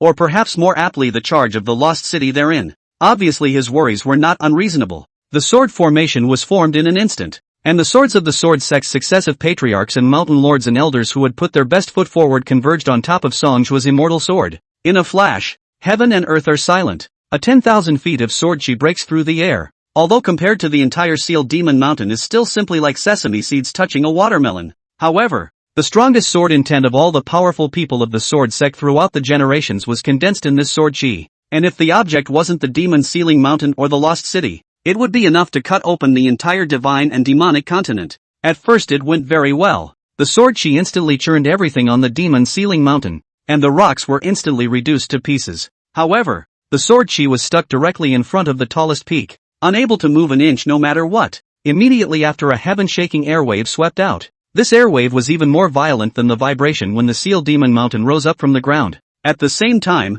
it completely triggered the entire central region. However, all the powerful people with a martial king cultivation were all rushing towards the eastern region sword sect in unison. If the powerhouses exploring the lost city were merely 1 or 2 out of 10 in the central domain, then the powerhouses rushing to the sword sect right now were 9 out of 10. Even the ancestors within the ancestral lands of many sects were directly awakened, and thus also joined this migration. The fluctuations created by these two counterblasts were simply too appalling, and even martial saints had to retreat. Blocked? Songjul looked at the stagnant sealed demon mountain, heart slightly relieved. This if smashed down, their sword clan even with the feet of this land will become history. However, Songjua had overthought it. The sword chi showed signs of collapsing after only half a minute of support, and the demon sealing mountain was once again smashing towards the sword sect. The distance was already very close, and the crowd could even clearly feel the oncoming pressure. This is my business. No need to drag you guys into it. Zhou Ming put down his teacup. The lost city was going to sink the sword sect by smashing it, and indeed the main reason was him. After all, the chaos stones were what he needed, and he was the one who asked Fei Shui to bring them back. But this was indeed something he had to do. Firstly, for the sake of upgrading the tea house, and secondly, naturally, to resolve what was within the chaos stone. No one noticed that when Zhou Ming broke open the chaos stone, he pinched an extremely tiny particle that was the size indistinguishable to the naked eye, and that pellet is what is subdued under the lost city, or the king of those things. So the chaos stones were taken away while the spell formations were destroyed as much as they could be. And these things wanted to snatch the chaos stones back even if they had to carry the entire demon sealing mountain. Sir, Songjua still wanted to say something, but the next moment a large hand that covered the sky reached out from the starry sky and directly pinched the sealed demon mountain that still had most of its remaining parts. This move Zhou Ming had once used in the sword graveyard to deal with a mountain of flesh formed by the merging of spiteful spirits. Only at that time, that great hand of true chi was only a few tens of thousands of feet. Now this one was directly thousands of times that of the last time. Tens of millions of feet of giant hands dropping down, directly holding the demon sealing mountain in one hand, and then forcibly stopping its tendency to smash down. The mountain rocks rustled down, and the appearance of the lost city was finally revealed. An irregular boulder with a pitch-black body. Although it didn't look big, the space within it was the size of half the eastern region. What the is this? The first batch of powerhouses to arrive didn't see the scene of the sword chi and the demon sealing mountain blasting against each other, but they did see this scene. They unanimously gulped, the inside of their mouths incomparably dry. What level of power is this? A martial saint? Don't kid yourself. The peak of martial saints would already be burning incense if they could match this one finger. Then the martial emperor? That legendary realm. The one that has become extinct on the divine demon continent? But never heard of that martial emperor being able to be so powerful. Onwards they had not dared to imagine. Or perhaps they simply did not know the realm onwards. Now they were at a loss for words. Only a deep wave of frustration and powerlessness. Their cultivation for so many years seemed like a joke. As if no matter how highly talented they were and how hard they cultivated, they would never be able to rush to be qualified to look up at the shadow of the owner of this large hand in front of them. This scene is really too shocking. All the four seas are shocked. As long as in the god and demon continent, no matter where you can more or less see a big hand that runs through the heavens quietly standing there, as if it is constant pressure for the ages. Chapter 78, suppressing with only one hand. Zhou Ming downed the tea in one gulp, and his figure instantly disappeared in place. And when he reappeared he had already arrived beside the lost city. It wasn't long before Songjua and the others managed to arrive, and the surrounding powerhouses were also gathering more and more, all staring at Zhou Ming in unison. They didn't know what had happened, but they could all guess that everything that had happened here must have something to do with the youth high in the sky. However, apart from the sword sect powerhouses no one dared to go forward, let alone approach the lost city. Southwest. What's that? I don't know who shouted this, but everyone's eyes were instantly attracted. Even Songjua was no exception, because for some reason a monstrous ghost fire suddenly sprang up in that direction, and the flame's ghostly green color dyed the dome of the sky in that area. It was like a descending demon god relentlessly venting its anger. In the next moment, a cloudy wind rose. Even the strongest martial king felt a penetrating coldness, a feeling as if they were soaking in the yellow springs under the nine hells. Before they could figure out what was happening, they only saw that the ghost fire that had rushed straight up to the nine heavens transformed into an ancient wargo, and a shadow slowly appeared behind it, standing proudly between heaven and earth. The figure of hundreds of thousands of feet was very oppressive, but no one knew what it was, except from its armor, which was that of an ancient general. Only that this general was wrapped in tattered armor, so he couldn't see his face, and naturally he couldn't tell his identity. How is that possible? One of the martial kings who had traveled to the demon sealing mountain that day but did not enter the lost city spoke with some trembling, nearly falling from midair in fear. If you know, say so. Don't possibly not. Say it. Seeing that someone knew the identity of that horrible figure, the people around them all urged up. That kind of fatal sense of crisis could not be faked. As long as they were being targeted then there would be no way to live. That's the soldier general who guards the lost city outside the sealed mountain. That martial king came back to his senses and quickly retold the scene of that day, when they heard that a martial emperor level puppet of martial puppet hall master Ling Huan had been directly hacked apart by this thing. Everyone's heart sank to the bottom, killing a martial emperor in a second with one move. This kind of strength was obviously not something that an ordinary martial saint could do, but looking at the appearance in front of him, that martial saint's dharma phase could reach as high as hundreds of thousands of feet in the sky. Not waiting for them to figure out what was going on, they only saw that the shadow's warhorse hissed, and the wargo wrapped in monstrous ghost fire from the southern region across an entire territory towards the lost city. Not an inch of grass could grow wherever the waves of icy cold ghost fire passed through, and all the beings caught in the waves of ghost fire were frozen into an ice sculpture in just an instant, and then shattered into countless tiny powders. This strike came in a voluminous manner, spanning hundreds of millions of miles, and many of the neighboring clans even directly sacrificed their bottom cards just to block the aftershocks of this attack. In the blink of an eye, the sky-covering ghost fire swept to the front. Everyone poured out all their means to protect themselves, but spare me, most of the martial kings also directly perished on the spot. Even the martial emperors were heavily injured by more than a dozen. Immediately afterward tens of millions of Yin soldiers came surging along the ghost fire, without the slightest emotion in their eyes, as if they were just robots carrying out orders. Formation. Songjul once again bellowed. He really couldn't figure out where so many weird and scary things came from on this god and demon continent. He had originally thought that the current sword sect was already counted as one of the top forces on the continent,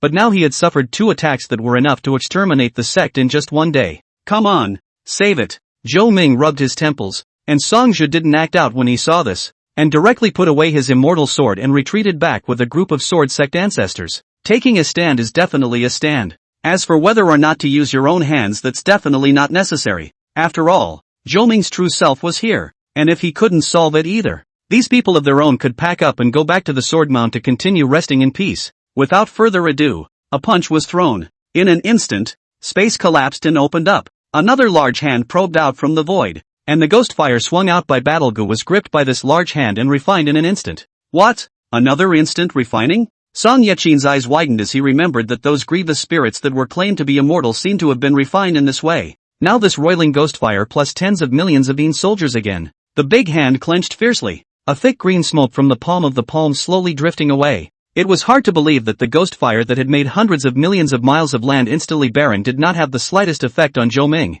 Silence, no sound other than the wind blowing by, shook everyone present. Just how strong was the person in front of them? They didn't know and couldn't guess. And even Zhou Ming's strength had already broken through the limits of their imagination. Everyone believed that after today, the entire central region, and the entire divine devil continent would usher in an unprecedented reshuffle. Such a strong person was strong enough to push out all the forces on the continent by himself. And whatever kind of heritage you had, how strong the clan's old man was, everything was floating clouds. Do you realize what the hell you're doing? The Yin soldier general suddenly opened his mouth, his hoarse voice speaking an ancient language from an unknown number of thousands of years ago, though through the mental fluctuations everyone could tell what it meant. This was the first time that this ghostly, godlike Yin soldier general opened his mouth and showed humanized emotions. It might have guessed that Zhou Ming would be very strong, but it did not expect it to be strong to such an extent. The full force strike gathered with the help of the power of all the Yin soldiers was even instantly dissolved by Zhou Ming. That kind of glibness, as if it was telling him that if he came back dozens of times, the result would not change. Of course I know. Without turning his head back, Zhou Ming opened his mouth to reply with one hand resting on top of the lost city's wall. The voice wasn't that loud, but everyone could hear it clearly, including the Yin soldier general who was in the southern region. You put the world at risk for your own selfish interests. Do you think you can escape in the end? The Yin soldier general hissed out. It was truly angry, but of course it was more of a fear. It knew what was in the lost city, so it didn't want a repeat of that year anyway. It would be called a disregard for the world if you kept abandoning it. Zhou Ming didn't explain anything too much, and squeezed a sesame-sized black orb dead center in both of his fingers. That's what's in the Chaos Stones, and that's why the lost city is so crazy. That Yin soldier general was completely frantic. He said that he couldn't let Zhou Ming open the lost city, or else he would have sacrificed an entire era for nothing. The war gorilla pulled up from the ground, and the Yin soldier general's figure rushed over like mad as he tried to stop Zhou Ming. But he forgets that organizations are built on the premise of having enough capital. And does he? Obviously not. The moment it entered the eastern domain, the large hand that had refined the monstrous ghost fire instantly held it down on the ground. The palm of the hand pinched its neck, and with a little force could instantly wring it off. I won't kill you because I know what's going on, and I also want to show you what the thing you feared all your life, the thing that nearly overthrew your time, is really nothing in front of me. Chapter 79, Sweeping the Lost City. You don't know anything, and you really want everyone to be buried with you. Zhou Ming no longer cared about his dead body. His large hand pressed down on his neck in death, and eventually that heavenly figure slowly shrunk down to the size of a normal person. With a slight force from his palm, the lost city was directly forced to open an entrance, and the sunlight shone in after a long time. Those scattered zombies on the outermost periphery twitched. Their grayish-white skin was full of densely packed holes, and the sunlight filtered through them like a sieve, turning them into fine specks that fell to the ground. Zhou Ming took a step in, and the true qi rippled out under his feet, and those zombies that were just about to climb up directly fell apart the moment they came into contact with this true qi. Li Yuling woke up with a jolt. At the moment she was in severe pain all over her body. The wound on her waist was still continuously flowing blood. Her state was poor to the extreme. She didn't know what happened. She only remembered that tens of thousands of zombies poured down like an open floodgate, burying her deep under the endless pile of corpses. She had no memory of it up to that point, and may have simply fainted or because of something else. But even with all the reasons she couldn't have survived that situation back then. And now her entire body was intact except for that wound. I'm not dead? Liu Ling was incomparably puzzled in her heart. That situation should be 10 deaths without a chance of survival. After all, even she herself could not imagine where there was a possibility of survival. Until now she had a feeling of unreality, but she froze when she fumbled with the map. Where's the map? Liu Ling forced herself to endure the pain and searched around. Although she didn't know what she had survived because of, but without the map her death was only a matter of time. Snap! As she was getting up, something fell off her body. Liu Ling picked it up and realized that it was a phonostone.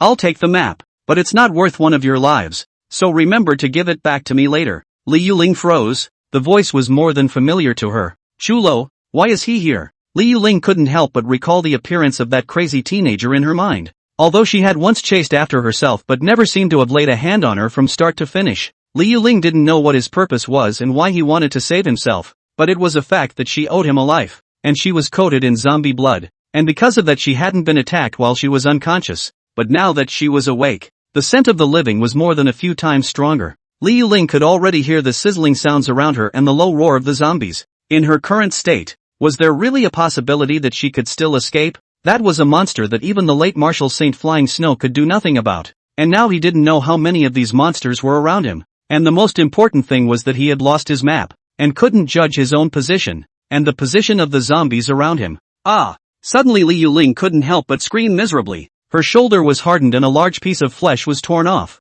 The white bones were exposed and blood gushed out like a column. This added to her already weak body, followed by calves, back, arms. She could clearly feel the pain coming from every place that was tearing her apart, but there was nothing she could do, and perhaps there would be one more skeleton of flesh and blood here before long. In a trance, Liu Ling seemed to see a dazzling light lit up in the distance. Was that the sun? She didn't know. She hoped it was. After all, she had been repressed long enough in this place. Middle domain had her windpipe snapped off with a single bite, and all that was in her eyes drained out. In the next instant, that light suddenly expanded, and that speed had even surpassed the speed of light itself. Before she died, she seemed to see that familiar figure. Sir? Liu Ling shouted in her mind, but her neck was already broken and she merely opened her mouth, saying nothing. The light enveloped her, the last breath of life that was about to fade hanging on for dear life. The zombies that surrounded her blinked into a cloud of flying ash, an unrivaled surge of true energy that washed over the darkness that was stuffed with endless despair. It was at this moment that she realized that she was alive once again,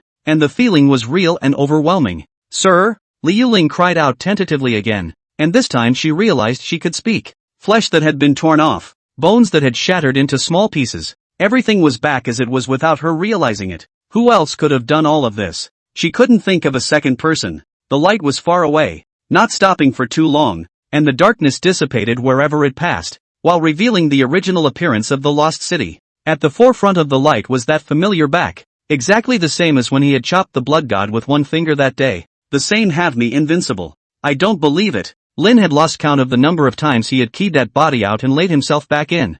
I don't know how many more human-shaped craters were on top of this anvil, and they were all from Lin Yi lying over one by one. He was now somewhat numb, covered in zombie carrion, and his clothes were soaked with fishy oozy plasma. Although so many times, this terrifying hammer hadn't hit him once, Lin Yi felt like the bones in his body had been pretty much shaken. Each impact of the hammer against the anvil was a great burden on his body. Even though there were countless zombies' flesh and blood as a buffer every time, it still didn't help. Lin Yi was already a little numb. His internal organs and bones all over his body were all the time in severe pain. Yet this situation is not only unrelieved, but continues to be endured. For the unknown number of times in the middle domain, Lin Yi had just propped himself up, wanting to lie down inside the next pit, when his entire body directly collapsed. That's because his bones were completely shattered into a puddle of powder. Muscles without skeletal support collapsed and went limp, clinging to the viscera above the. Blood continued to flow from Lin Yi's 7 orifices. His consciousness gradually blurred, and the sound of the sledgehammer striking on the anvil faded out of his ears. It wasn't that the hammer had stopped, it was that Lin was not far from death. Scenes from his birth flashed before his eyes, a walk in the park, where a person would look back on everything in this life as they were about to die. Is that, like, my body? Lin Yi froze, looking at his fledgling flesh underneath him. He realized that the flesh had died and his soul had left his body. Only this hammer seemed to not even want to let go of his soul. The giant hammer fell again, and Lin Yi's soul felt that threat of death and bitterly laughed. I still want to go home to Xia. The giant hammer fell, and Linya's soul closed its eyes and quietly waited for death. Yet after a while it didn't feel anything. Going home?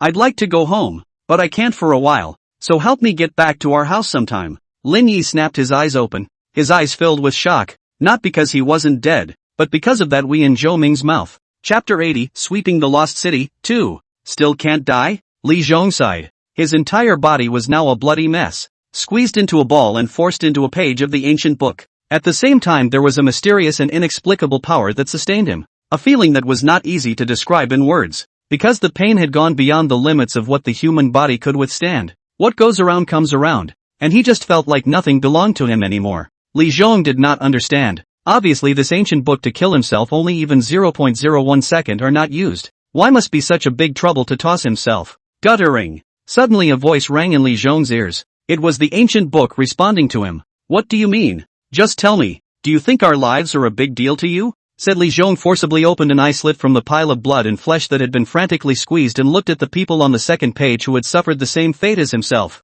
That person's name was Li Wenhua, another martial king powerhouse of the Li family, and at that time, when he forcefully manipulated the ancient book to send everyone away, he didn't succeed in sending her away as well, so they were sucked in together by this bizarre ancient book. Mosquito is also meat. This is how many years have not had some fresh blood. I'll let you tossed away. Honestly stay. Li Zhong was helpless. Through these days of contact, he knew that this was an evil book, and had already given birth to its own spirit, growing by absorbing karma. It was also when it had just awakened and was in complete chaos that it drilled itself a bit, only barely controlling it for a few seconds, and now that it had been fully revived, it was obviously a fool's errand to try to pull off another trick, and for some unknown reason, this evil book was sealed within this area and could not be transgressed by half a step. After waiting for millions of years, it was not easy to have a few living people, and let him stir up all of them. How can this ancient book let him off easily? Just even dragged Li Wenhua, originally can directly die, do not have to suffer this kind of suffering,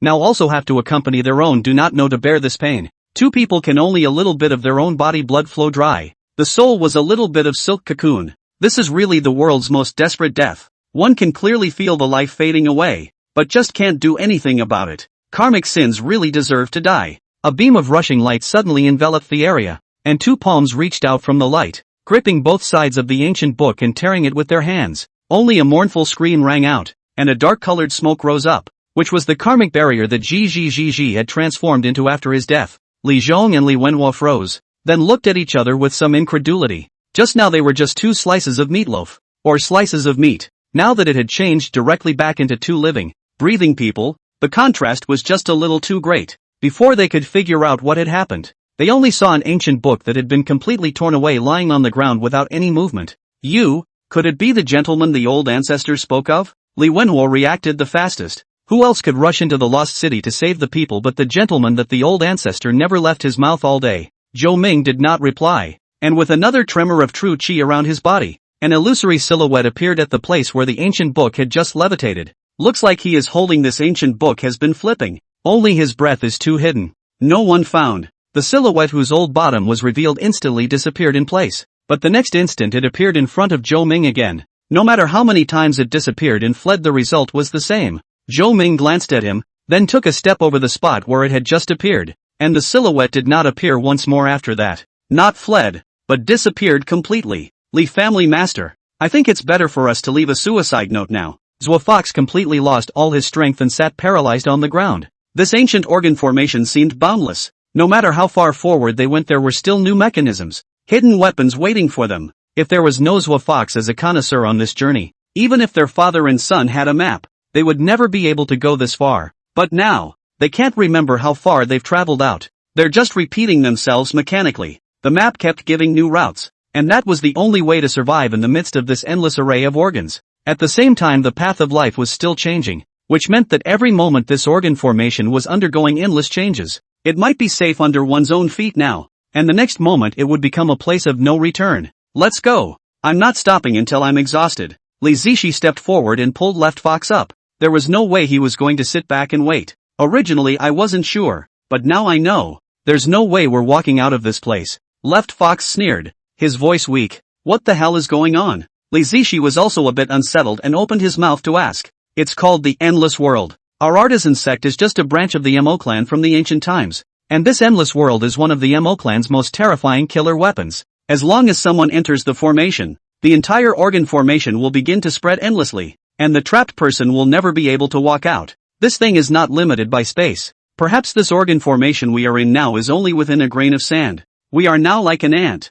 This organ formation is like a piece of rope, and we are limited to crawling half the distance of the rope within each time, so we can never get out unless we can reach the limit. The words of the left fox is easy to understand. If this is just a section of the rope that can only go halfway each time is okay, but here is a machine array that kills at every step. In other words, even if they could reach the plank length of this world, they would definitely be exhausted by the endless organs on the way. Unless someone was strong enough to shatter the infinitely spreading Manhwa organ formation with a single punch. Obviously that's impossible. How could anyone be that strong? Li Luming raised his head as he thought of someone. The gentleman mentioned by the old ancestor. But even if that gentleman can really come here, is there really a way to break out of this endless world? This one either crosses over the final plank length, or the one power. And it doesn't seem like either one is very realistic. Just as the three of them fell silent, the organ formation under their feet changed again. And this time they were very unlucky. Within a 100-meter radius were all Jedi. Under the three people is a huge pit covered with 1-meter-long spikes. According to this dense Chengdu, it is estimated that a moment will become meat paste. See you all in another life. Left Fox was very frank, put away his own armor, had given up resistance and let his naked body fall freely. When a person knows they are bound to die, that's probably how it will be. But instead of being greeted by a million arrows, they were greeted by thick ground and a strong and hopeful light. Chapter 81 Eating Yuan Worm. Wait here. I'll go get you something. The old woman patted Morong Suo's palm and turned around to walk towards the thatched hut behind her. In no time at all, a well-maintained long lifelock appeared in the old woman's hands. Morong Suo turned out to have a person imprinted on it, with two words written on the back, Shooting Star. It was obvious that the person on this long lifelock was none other than the star child that the old woman was talking about. Only what made Morong Shu not understand was that this person named Meteor was not at all like himself. Or even that he could not rely on the relationship at all, because it was a handsome teenager. I don't have anything to think about. It's good. Don't lose it. The old woman smiled again and opened her mouth,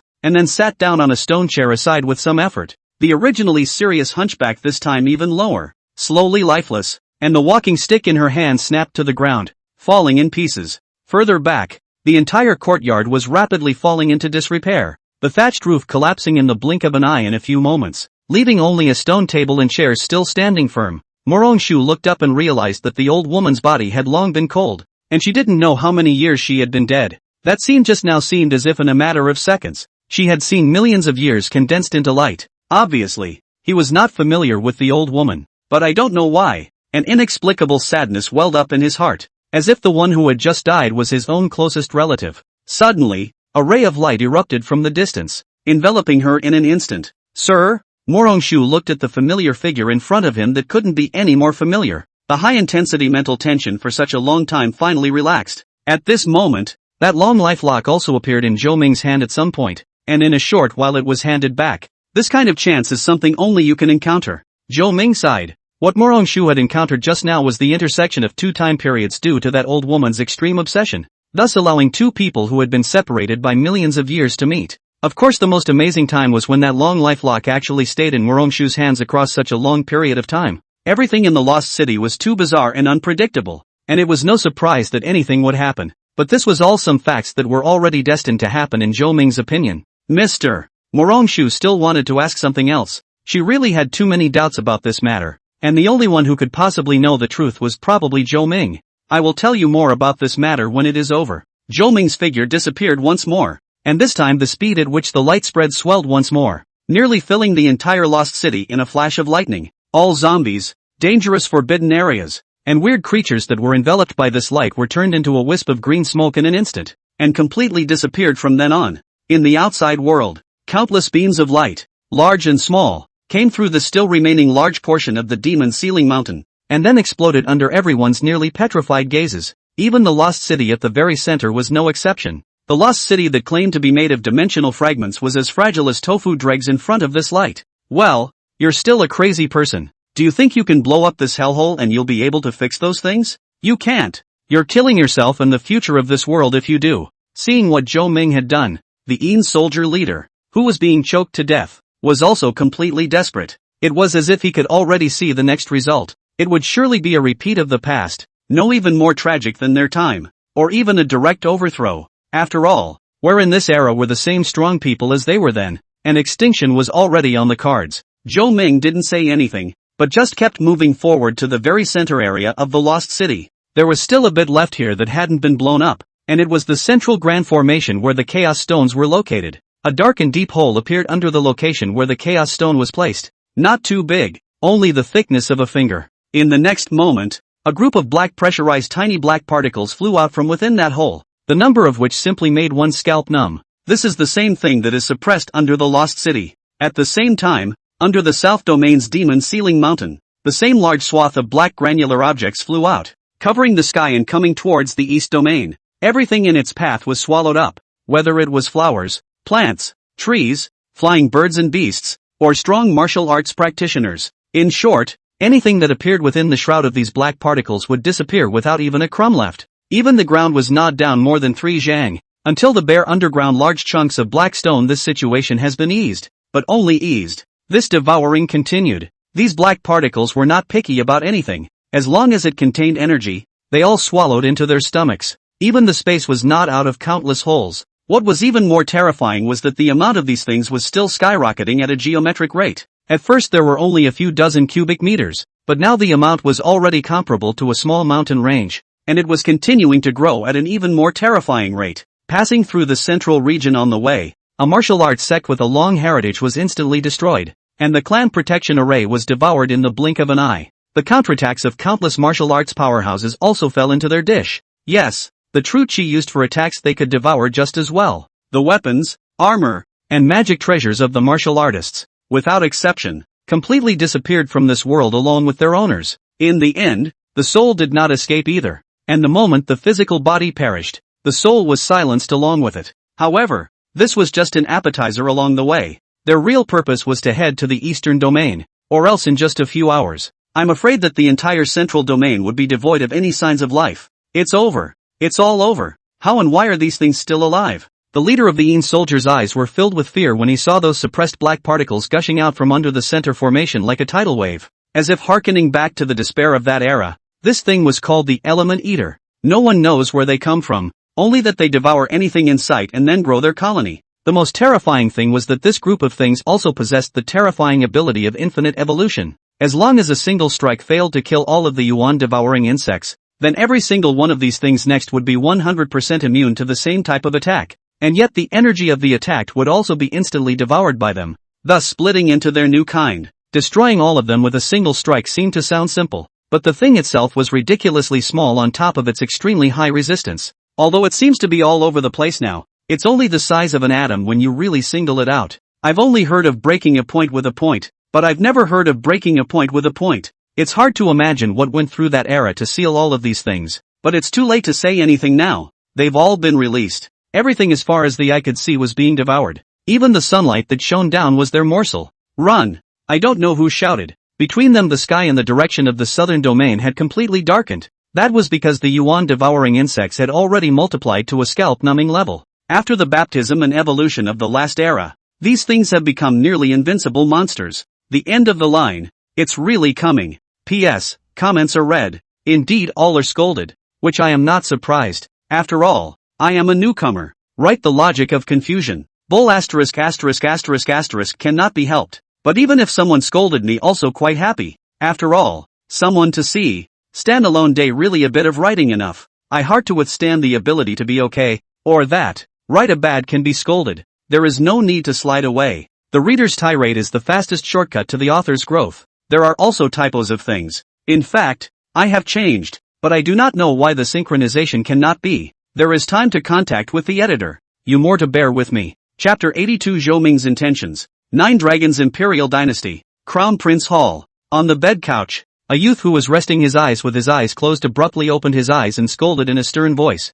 Who can tell me what's going on? A few golden lights flashed up in its eyes, and a hidden dragon aura rose up. A large number of people knelt and served outside the great hall. Yet everyone was silenced and no one dared to make a sound in response. It's actually that they don't know how to respond at all. The situation came up just too suddenly. Without warning, the border between the central and southern regions was flattened directly by an inexplicable creature. Nothing was left but a crumbling, barren wasteland. This situation continues to spread. According to this speed, I'm afraid that within 10 minutes the entire palace of the Nine Dragons dynasty will also be reduced to nothingness. Bunch of losers. Get out of here. All of you. The crown prince got up, kicked away a few eunuchs at the forefront, and headed towards the forbidden area at the back of the mountain in a hurry. The emperor of the Nine Dragons imperial dynasty was in seclusion. He, the crown prince, naturally had to supervise the country, and now this situation was no longer something he could handle. He had to go and wake up his father or even the supreme emperor. Shu Di, Sword Sect. As the junction of the eastern domain and the central domain, countless powerful people had gathered at this place today. However, these usually incomparably majestic supreme powerhouses were now frantically fleeing like a bereaved dog. It was only because of the yuan-devouring insects in mid-air whose numbers were insanely skyrocketing. At first, they didn't think anything of it, until a martial emperor went limp without resistance in front of them, and then instantly transformed into a human skin covered in holes. They realized how terrifying this thing really was. What are you afraid of? There are so many of us. Can't we all be wiped out by this ghost thing? Do it together. Of course there was also a considerable portion of people who didn't believe in evil, but of course more importantly didn't understand what this yuan-devouring worm was, and so created a false confidence in their own strength. In an instant, countless true chi attacks of varying brilliance rose up into the air, paving the way towards those yuan-devouring insects in mid-air that had just been released from under the central formation. The amount of true chi attacks even covered all the yuan-devouring insects at first, enveloping them all. Just when the crowd had relaxed and thought things were about right, the real despair had just set in. The light disappeared into thin air, and not only did these attacks not cause any casualties to the number of yuan-devouring insects in the group, but instead all of them became their sustenance. Every attack that landed amongst the swarm would be devoured in an instant, and then the yuan-devouring insects that had devoured the energy would continuously split into new individuals to continue devouring, and then splitting again, all while being able to evolve indefinitely. Frantically attacked for a while, a group of powerful people finally found something wrong. The original not much at all swarm, and now has been all over the mountains are. Everything around them is disappearing at a horrifying speed. Sir, this, Songjue came behind Zhou Ming, and practically everyone in the sword sect was not far from Zhou Ming. They were very experienced in this kind of situation, and as long as they followed Zhou Ming, absolutely nothing would happen. Right now, I can't do it. Zhou Ming sighed and squeezed the black sesame seed in his hand. In fact, this was not a sesame seed, but the mother insect of the yuan-devouring insects. The reason why these yuan-devouring insects were so frantically devouring and splitting was because they wanted to save the mother insect from Zhou Ming's hands. And the mother worm's idea was also very simple. Since it was suppressed by the Great Formation that used the Chaos Stone as the eye of the formation, it would devour the Chaos Stone as well, and then the entire swarm of worms would possess the characteristics of the Chaos Stone. If they really waited until the mother bugs had completely digested the Chaos Stones, then the lost city wouldn't be able to suppress them. So what Zhou Ming did this time wasn't just for his own sake, but was actually more of a consideration to completely resolve this hidden danger. After all, he didn't know that it was the range of his tea house that first covered the demon ceiling mountain, and that was when the mother insect of the element-devouring worm had finished advanced and broken through the seal. Only this time seems to greatly exceed the mother worm's expectations. Even after millions of years still did not fully evolve. And even the mother worm itself has swallowed too much chaos stone and fell into a deep sleep. Now that the vast majority of the yuan-devouring insects had not entered the eastern domain, if Zhou Ming were to make his move now, then the remaining ones would surely sense the crisis and never give up their mother insects for the sake of the survival of their race. At that time, even Zhou Ming would not be able to do anything, although he could keep the eastern domain unharmed. The other few domains on the Divine Devil continent would surely sink, with no one to stop them. Everything would be mercilessly devoured by the element-eating insects and then transformed into its own kind. If he wanted to kill, he would kill cleanly, not even one could be spared. So no matter if it was the mother worm that was the bait, or these rampant yuan-devouring insects in front of him, he couldn't move. At least not right now. You guys go ahead. These things are targeting me. Without looking back, Zhou Ming said to the crowd behind him. Songjue no longer said anything more after hearing this. He knew that staying in this situation now was just adding to Zhou Ming's troubles. Therefore, he was very sensible and directly led the entire clan to evacuate the battlefield at the fastest speed possible. No, why are you still carrying a dead man? Lin Changkong stared at Lin Yi, who had just been rescued by Zhou Ming from the lost city.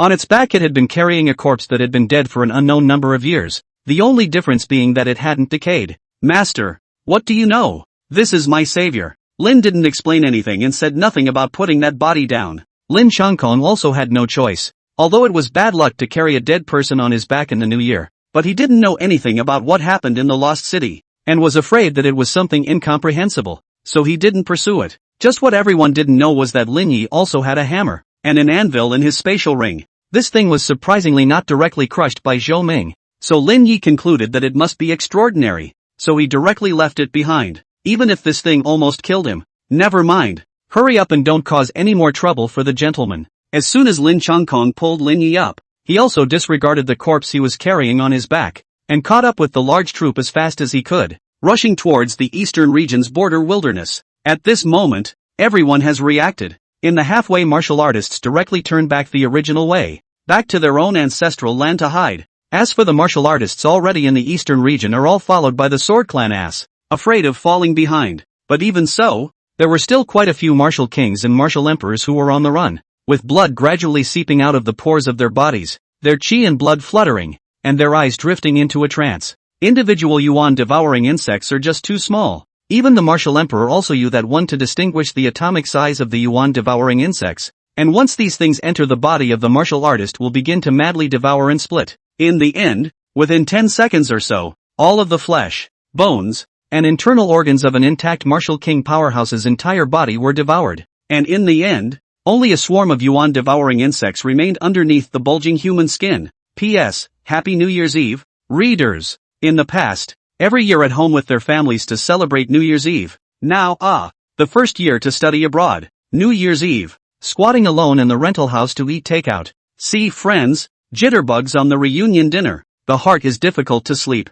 I can't help it. I'll get up and write something. I hope next year's vacation can catch up with New Year's Eve. I'll have to take time off even if I can't catch up. Chapter 83, There is Life in Despair. Now you tell me, what's your solution? The Een soldier commander had stopped struggling, as if giving up. Things have come to a point of no return, and there's no point in saying or doing anything anymore. Now he wanted to ask the brainless flunky in front of him properly what he was thinking and what gave him such confidence before his consciousness died completely. He admitted that without Zhou Ming, he probably wouldn't have found out when the mother worm had completely refined the chaos stones, and at that time it would have been just as devastating for the divine demon continent. But for him, a moment's peace was a moment's peace, rather than being like Zhou Ming, who had some strength and went wild to the point of no return, and eventually things became completely out of hand. I know what you're thinking. You think that after some more days of peace, a strong person who can suppress everything might appear. The Een soldier general didn't reply back. What Zhou Ming said was what he was really thinking inside.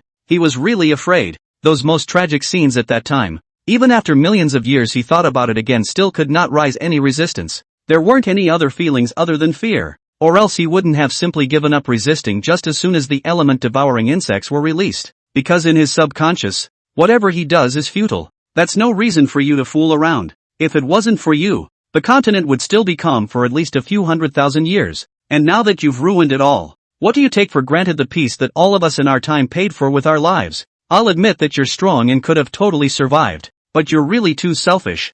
I know how ridiculous it is to insult someone with the word selfish in a world where the vast majority of people put their own interests first, but I tell you, we had it in our time. Every single person who died in the Lost City. Do you remember what you said before you did this? Don't you think it's funny in retrospect? You claimed that it was in your hands and that you could fix it? Now what? You do it instead. There was a long silence after the Een soldier general's angry roar, and he stared at the yuan-devouring insects in mid-air whose numbers were insanely skyrocketing without knowing what he was thinking. Regardless of how they evolved and how their numbers grew, they never seemed to come within 100 meters of Zhou Ming's circumference, and there was not a single sign of any breakthrough. Right now. Not yet. Zhou Ming calmly spat out 5 words, his mind having long since wandered to the borders of the eastern region and the limit of the tea house's coverage. And now another batch of yuan-devouring insects had only just entered the eastern domain, with a considerable portion remaining outside the range. So they couldn't make a move now. They could only wait. If it's barely possible, just go.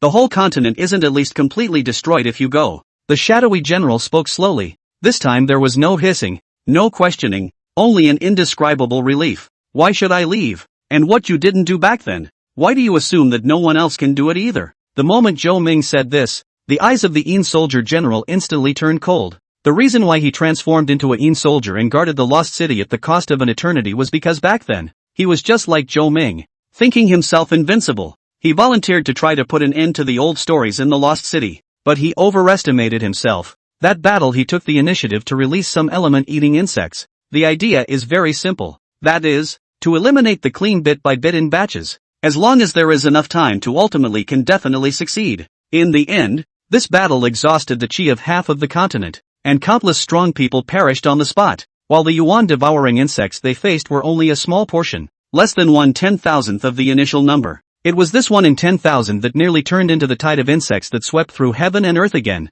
and in the end, he had no choice but to sacrifice himself and all the powerful people who came to deal with the yuan-devouring insects and the ancient forbidden arts before he was able to suppress that small portion of the yuan-devouring insects back into the lost city. But the price was that their souls and consciousnesses were forever imprisoned in the sealed mountain. Or more accurately, of course, the lost city. If these yuan-devouring insects hadn't gone crazy today and directly brought the lost city to Zhou Ming, it was afraid that it wouldn't have the chance to regain consciousness again until it dissipated on its own. Therefore, when he calmed down, he also gradually realized that Zhou Ming's thoughts were exactly the same as his own back then. He hadn't even been able to talk himself out of it back then, so how could he be qualified to talk down to someone else now, when in the end the one who was really being ridiculous had always been himself? This day was the darkest day in the eastern region since records began. Everything is disappearing at an appalling rate, and wherever people hide they despair of finding that the shelter they have come to rely on is just another addition to these monsters' repertoire. Blood is flowing. No,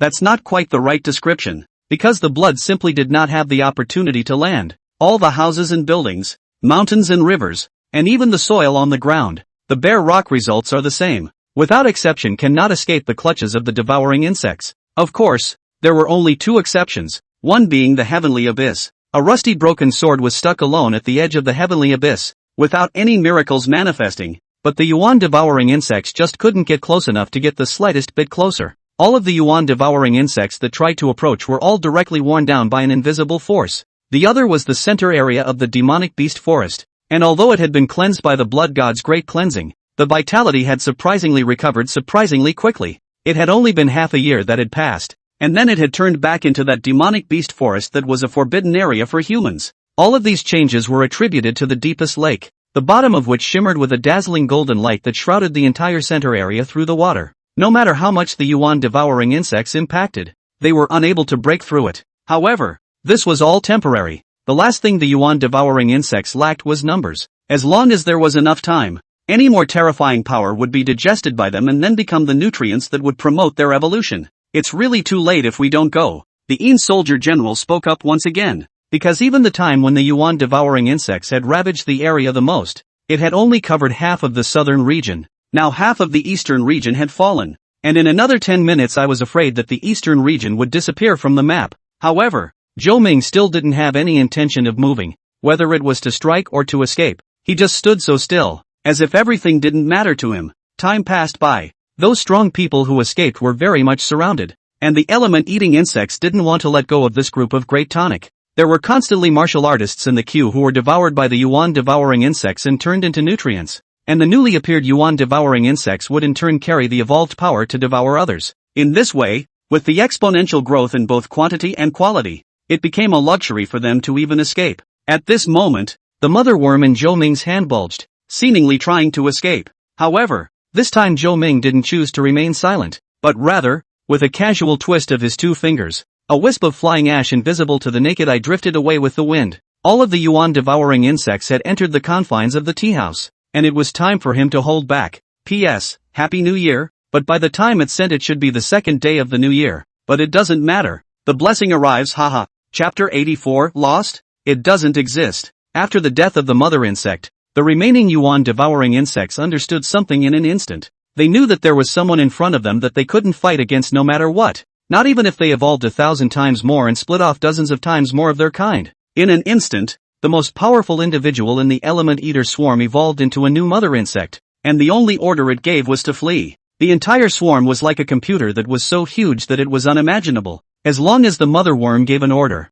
all of the yuan-devouring worms would unconditionally comply with it, without even a delay. It's hard to imagine what the people of that era had to do to seal them into the lost city in the face of such perversions. What did you do? The Yin soldier general suddenly raised his head and watched as the yuan-devouring insects that were originally frantically devouring everything suddenly all reversed their direction and faded away like a tidal wave. He didn't know what was happening, but as far as he could remember this seemed to be the first time he had ever seen an element-eater show such fear. In the past, they wouldn't hesitate to pounce no matter what, but now the behavior of these things was clearly fleeing.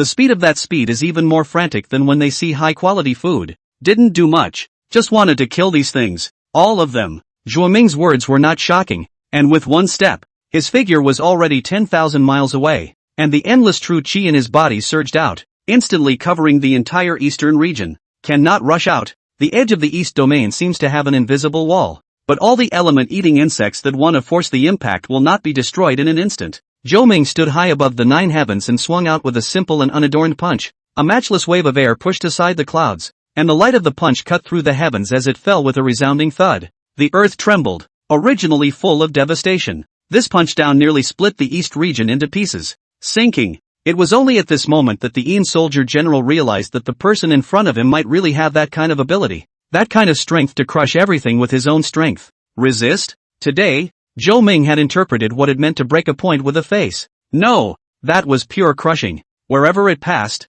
everything was directly crushed. So what if it was infinitely devoured and divided? What about infinite evolution over millions of years? Do it! After a short period of shock, the Yin soldier general came back to his senses. Although the power of this punch was terrifying, the effect was also obvious, but it didn't kill all of the yuan devouring insects in one hit. There were always a few that survived. And the most terrifying characteristic of the yuan devouring insects was that as long as a single strike could not exterminate the entire colony, then the next time it would become absolutely immune to the same type of attack. This is the most horrible thing about these things. 2 characteristics alone is a bug-like existence, and now 2 characteristics exist in a species at the same time. It is really Yin to the limit. In the Yin soldier general's opinion, that punch just now must have been the strongest strike that Zhou Ming had gambled everything on. If he didn't strike while the iron was hot, then he would have no chance at all. Those yuan devouring insects at the edge that had managed to survive had in turn evolved new female insects in an instant. And these yuan devouring insects also possessed extremely high IQs.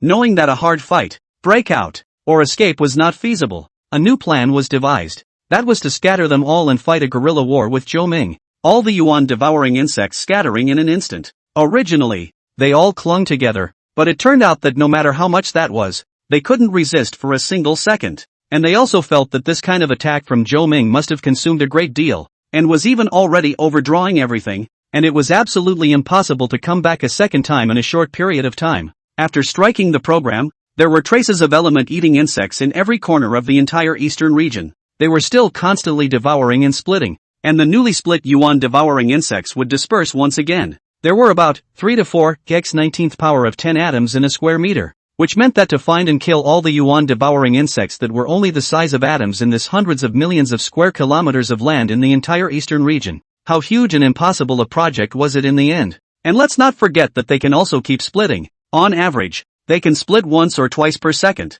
which means that if you do it even 1 second later, the total number of element-eating insects will double 2 to 4 times. At the same time, this is also the ideal situation, because only calculate the flat case. If the 3-dimensional to calculate, I am afraid it will be a prohibitively high astronomical figures. Seeing that Zhou Ming in midair was slow to make a move, the hope that the Yin soldier commander had just ignited was instantly extinguished. It seemed to be just as he thought. Zhou Ning's strike did have a high possibility of destroying all the yuan devouring insects in one fell swoop, but it still fell short. In his eyes, the current Zhou Ming might have run out of gas, or even be burning his life away, just returning to the last moment of light. Not to mention mending. Even mobilizing true qi is exceptionally difficult. But what's the point of saying that? A failure is a failure. Even if there was only one left, it would still end in a complete failure. And in less than a few minutes, the scale of the yuan devouring insects would return to its original size, or even grow even larger. And it would also possess the trait of being completely immune to Zhou Ming's full strength strike. At that time the entire god and demon continent above who can hit that kind of punch again. Even if it can it really kill all the yuan devouring insects with one punch? Obviously it was impossible. The overthrow of the divine and demonic continent was already an established fact that no one could change. I'm afraid that in an hour, not half an hour, the living beings on the entire god and demon continent, even with the feet of this land, will disappear, and after another half a day or a few hours' time this planet will no longer exist. At that time, the yuan devouring worm might already be able to swim in the sea of stars, and its next goal would be to devour galaxies. And then he did not dare to imagine. Really, to that point he could not see. In the end he is just a Yin spirit. Had he not been bound by the curse, he would have been a dead man millions of years ago. It's just that, to be able to do this, what else am I qualified to ask of people? The Yin soldier general sat powerlessly on the ground. laughing to himself in his heart. Back then he had taken the lives of tens of millions of martial artists, and now Zhou Ming was only alone.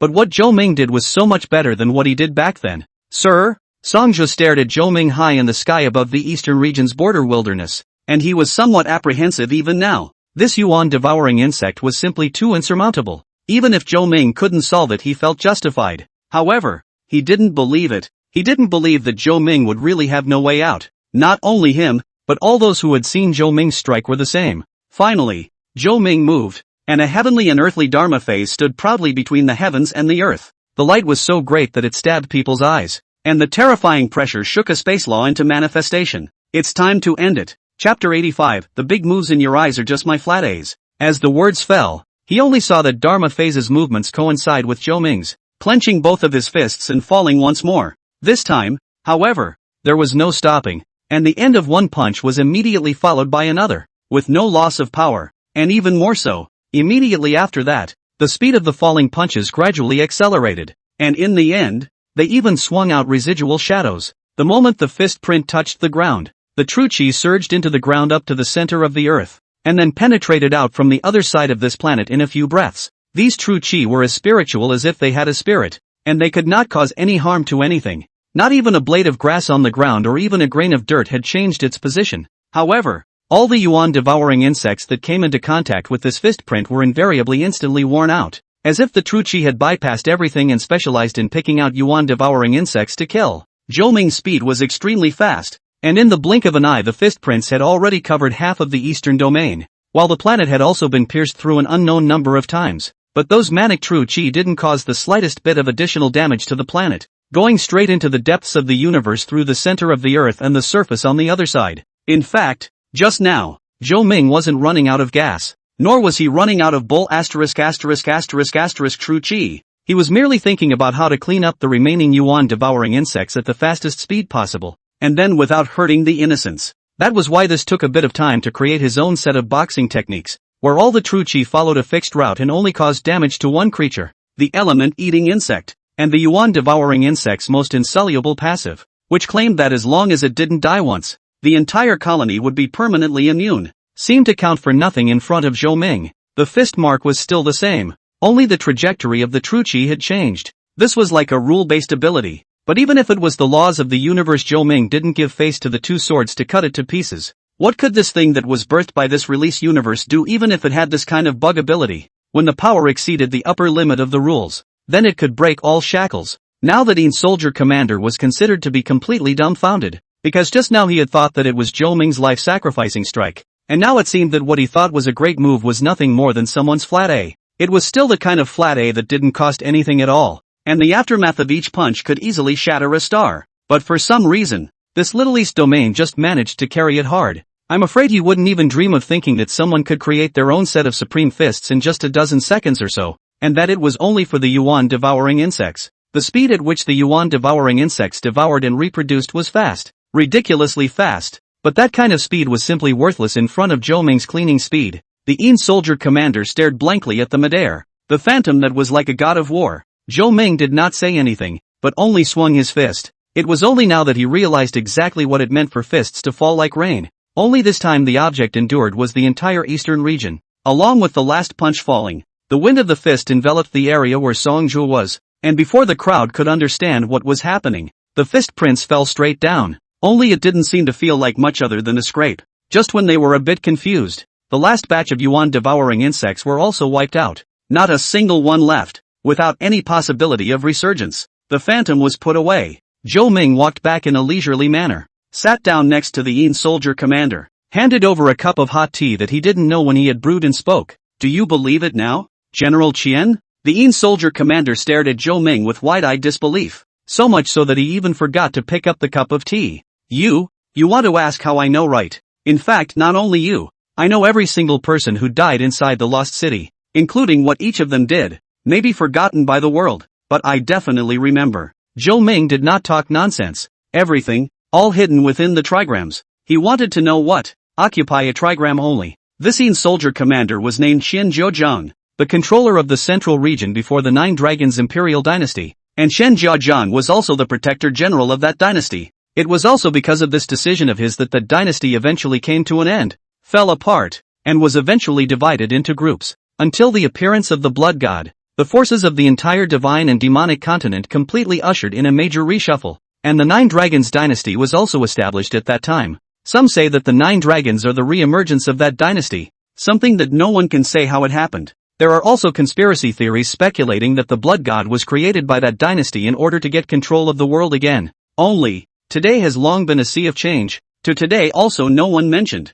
If not Zhou Ming, this section of history may never be mentioned again, completely annihilated in the river of years. No, sorry. Qian Jiuzhang lowered his head and apologized, realizing that it was his fault from the beginning. If it wasn't for Zhou Ming, he was still muddled and wandering around the demon ceiling mountain, waiting until hundreds of thousands of years later when the mother insect of the yuan devouring insects had completely refined the chaos stones. And at that time every single yuan devouring insect with a body strength as strong as that of the chaos stones had broken through the seals. I'm afraid that at that time, Zhou Ming's strikes again wouldn't necessarily be able to be the same as they are today. He blamed himself, but what he didn't know was that even if it really came to that, and these yuan devouring insects still dared to come to the eastern domain, their end would be no different from today. It's about time, and overall, thank you for helping me, a man who is already dead, fulfill the biggest regret of my life. So do you want to die? Zhou Ming opened his mouth and asked. Naturally, I don't want to, but let's talk about it in the next life. And by the way,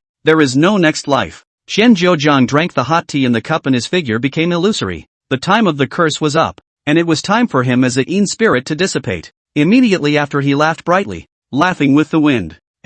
Not right Beg bean sacks and so on first. He's been laughing at this for 10 minutes now, so by all rights it should have died out completely How is this still? ********.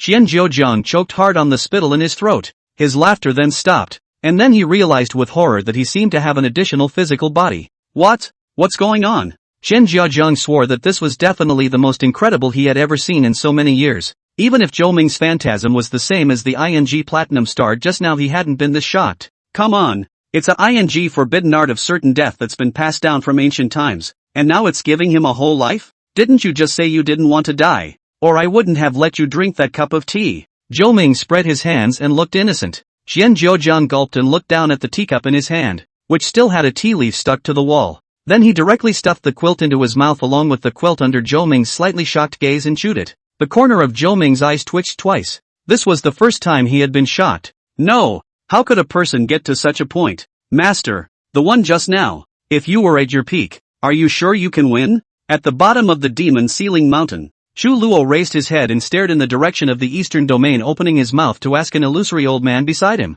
How would I know? I'm only afraid that there aren't people like me who have also arrived in this realm, only to recover some strength in advance. Chapter 86, New Year's Eve. The eastern region after the catastrophe was unusually cold, if not for the remote location of Chu and the Blood Triangle, which were located in the coastal area. It was estimated that it would already be a piece of yellow earth by now. But spare me this, the loss is still incalculable. Just took over the population of the 16 countries of Western Liang directly shrunk by 80%. Even less than 5% of the labor force is still intact. The lesser affected Chu itself was no better, with nearly half of its population killed in the incident, and buildings everywhere suffering unprecedented devastation. Of course, the closer to the middle part of the domain the more desolate and dismal it became. The land sunk thousands of feet deeper, and even the bottommost cornerstone of the continent was swallowed up a good bit. However, the Blood Triangle's losses were surprisingly small, and an earth-colored aura rose up from beneath the earth, rotting all of the yuan-devouring insects on the outside.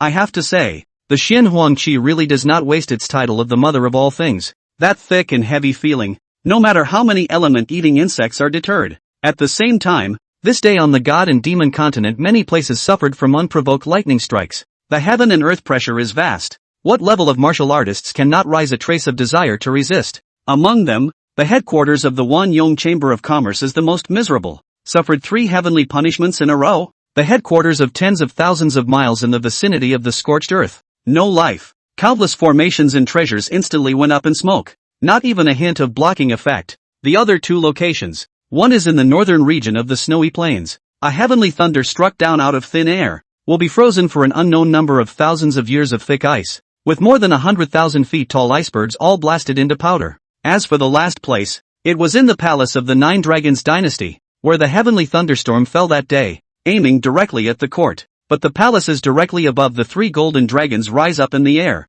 Will be the power of the heavenly tribulation weaken 90%, but even if the remaining 10%, but also the entire palace split only a big topic framework. All the powerhouses below the martial emperor realm died as much as they could, while a handful of people with protective magic treasures also survived. Originally, the ninth prince brought back the inheritance of countless former sages and great powers from the lost city, which is the great joy of the entire Nine Dragons dynasty. But because of this heavenly thunder, I'm afraid that the Nine Dragons dynasty will have to organize a funeral for 3 months in a row. When did you follow me in? Xianyuan Jingming climbed up from the ashes with great difficulty and stared dead at Chen Zhe, who was not far away. Because that heavenly thunder was directed at him just now, he knew the power of the heavenly punishment deed, but now that the Chaos Stone was not obtained, there was no way for anyone to save him, and even if he got it, he probably wouldn't trade the Chaos Stones for the lives of a few martial kings and martial emperors, so he had already made plans. Just bring the stuff back to the palace and let these old things at the Wanyong Chamber of Commerce fend for themselves. But Xianyuan Jingming couldn't figure out how in the world Chen Zhe, who had been personally stopped by the great inner guards, had come within the courtroom without anyone noticing. This was the place where the Nine Dragons Imperial Dynasty's dragon energy was rooted, and it wouldn't be an exaggeration to say that it was the safest place in the entire central region. So he had directly faked his death with a secret method and fooled everyone. Concealing all of his breath, he crouched in the void, wanting to use the dragon chi of this Nine Dragons Imperial Dynasty to escape. Now it seemed that he had succeeded, even though he was also badly injured, and he knew everything, so he reacted the fastest and offered up everything he had to save his life. Cough cough cough. Ninth Prince, I'm sorry, I want to live too, or else like those fools, I'd probably have been chopped into crumbs by now. Chen Zhe's state is not too bad. Exposed, he did not dare to stay for a long time. With the fastest speed disappeared out of the palace. As for where in the end to escape to, he himself does not know. He had only one thought, and that was to live. Although offending the Nine Dragons dynasty to death is no different from directly dying, but to live for a second, that's one more second. As for what 9 clans or say goodbye. Somebody, pass the order down. Use all means to catch that old Chen Zhe for me. I want to live. Xianyuan Jingming was completely mad. This loss was too much. Even a little more than those treasures he brought back. And even if all this had nothing to do with him, the other 8 brothers would surely put all the fault on him, which was something one didn't even have to think about. Before New Year's Eve, Songjue followed Zhou Ming's advice and moved the sword mound and the sword sect to the coastal area of the eastern region.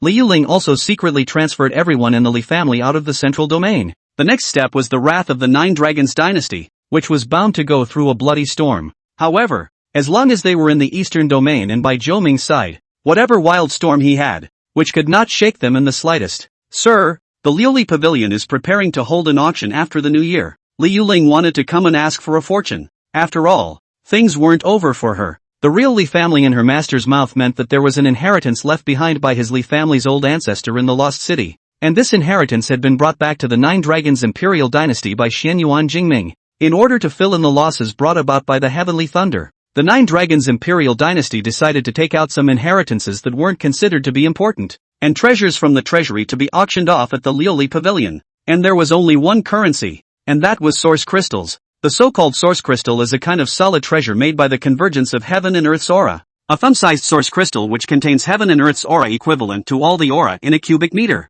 Therefore, whenever this source crystal is the common currency, and this time the damage of the Nine Dragons dynasty, it will need a huge amount of source crystal to create new strong people. Otherwise the status of the Nine Dragons dynasty is afraid to fall. That's the fundamental purpose of this auction. Zhou Ming swallowed the last of the beef ball dumplings and spoke. If it's after the new year, I'm also going to make a trip, so it's good to be together. Liu Ling froze, not knowing what Zhou Ming was thinking. Those things auctioned by the Liuli Pavilion, could there still be anything Zhou Ming could look at? It was nothing more than some ancient techniques, battle skills, Dan formulas, formation diagrams and the like. Although all of them were incomparably strong, those that could be taken out for auction by the Nine Dragons dynasty were definitely not considered too powerful, and the vast majority of them were even severely mutilated, including her Li family's inheritance as well. It was estimated that 1 out of 10 had long since disappeared, but she had a hunch that even if there was only one word left she would still have to buy it. It must contain something special, or else her own master would never have been so attached to it.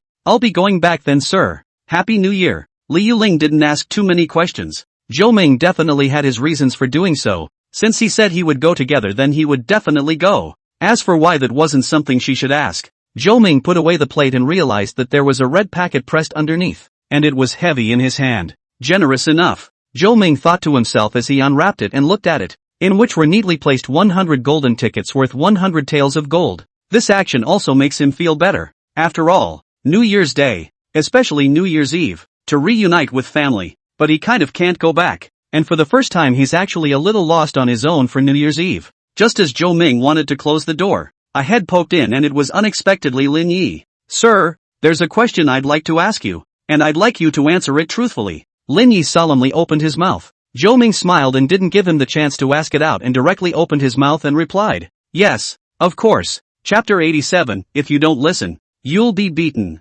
"Really?" Lin Yi spoke again to confirm. "Really?" Zhou Ming's answer remained the same. Spreading his hands, Lin Yi was silent. He was thinking about how exactly to explain this matter, and only after a long time did he reopen his mouth. Then, "Sir, can you?" But in the end he stammered and didn't say anything. It really wasn't that he didn't want to say anything, it was just that there was a special force that was preventing him from telling the truth. The Sword Saint system, that's what it's called, right? Zhou Ming stared at Lin Yi, who was stifling his face until it turned red, and spoke calmly. "How do you know this, sir?" That power instantly disappeared, and Lin Yi's eyes widened as he had a secret that no one had ever mentioned and an undercard that no one could understand. In fact, he was also an earthling, crossing over about 20 years ago. Lin Yi's luck was very good. Being born as the grandson of the Sword Sex Mountain Lord, his status was absolutely unparalleled, but his luck also seemed to be very bad, because as the grandson of the Sword Sex Mountain Lord he was unexpectedly unable to cultivate,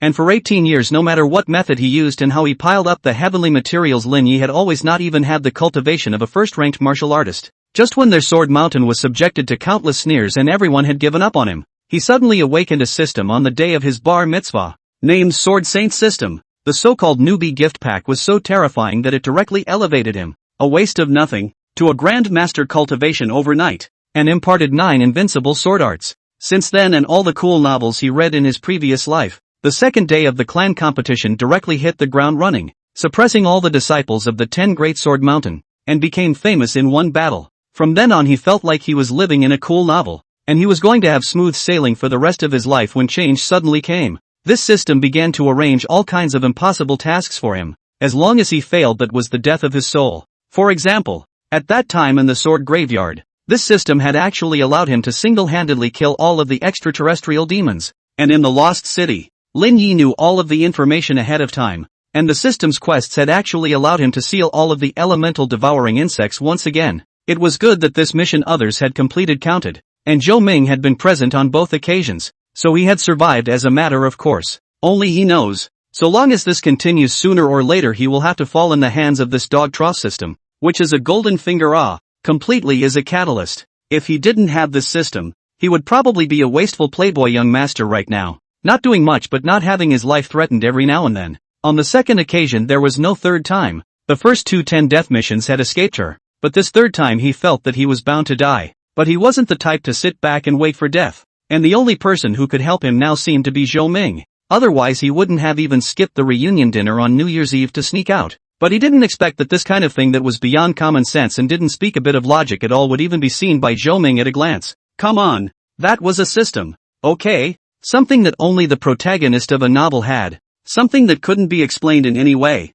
How could it be so rare here in Zhou Ming's place? Telling a fortune won't work. It's just a system. Can it still escape my trigrams? Zhou Ming shrugged his shoulders. This kind of thing that could thunder people to death in the end. How to say it with an indifferent face? So, could you do me a favor for old time's sake? Lin Ye's eyes instantly lit up. He felt that he was saved, because since the raucous system beeps that had been around Zhou Ming had all but disappeared, falling completely silent. Originally, I wanted to go look for you, but now it's fine. Let's deal with your business first, then go to the central region. Zhou Ming stared at Lin Ye's brow, where something seemed to be hidden. I tell you, the system is the same as a pet. Do not listen to I have to beat. Beat what all good. Zhou Ming grinned, stretching his muscles and grabbing towards the space in front of Lin Yi. Lin Yi, who was just about to close the system page, was shocked to find that the 10,000-year-old unchanging and projection-like system page was currently being grasped in the palm of Zhou Ming's hand like an ordinary piece of white paper, and then kneaded into a ball. It was at this moment that he steeply felt that something was missing in his body, a feeling that could not be described. It was strange. Obviously nothing was missing, but he just felt it clearly. No, sir, you can even see the pages of my system? Lin Yi stared incredulously at Zhou Ming's palm, where there was a wrinkled ball of something that, if it were in the past, he wouldn't have been able to believe that it was actually his system. Zhou Ming didn't answer. He just increased the force in his hands. Lin Yi looked at Zhou Ming with a stupefied expression. He seemed to vaguely hear some intermittent yet familiar voice. No.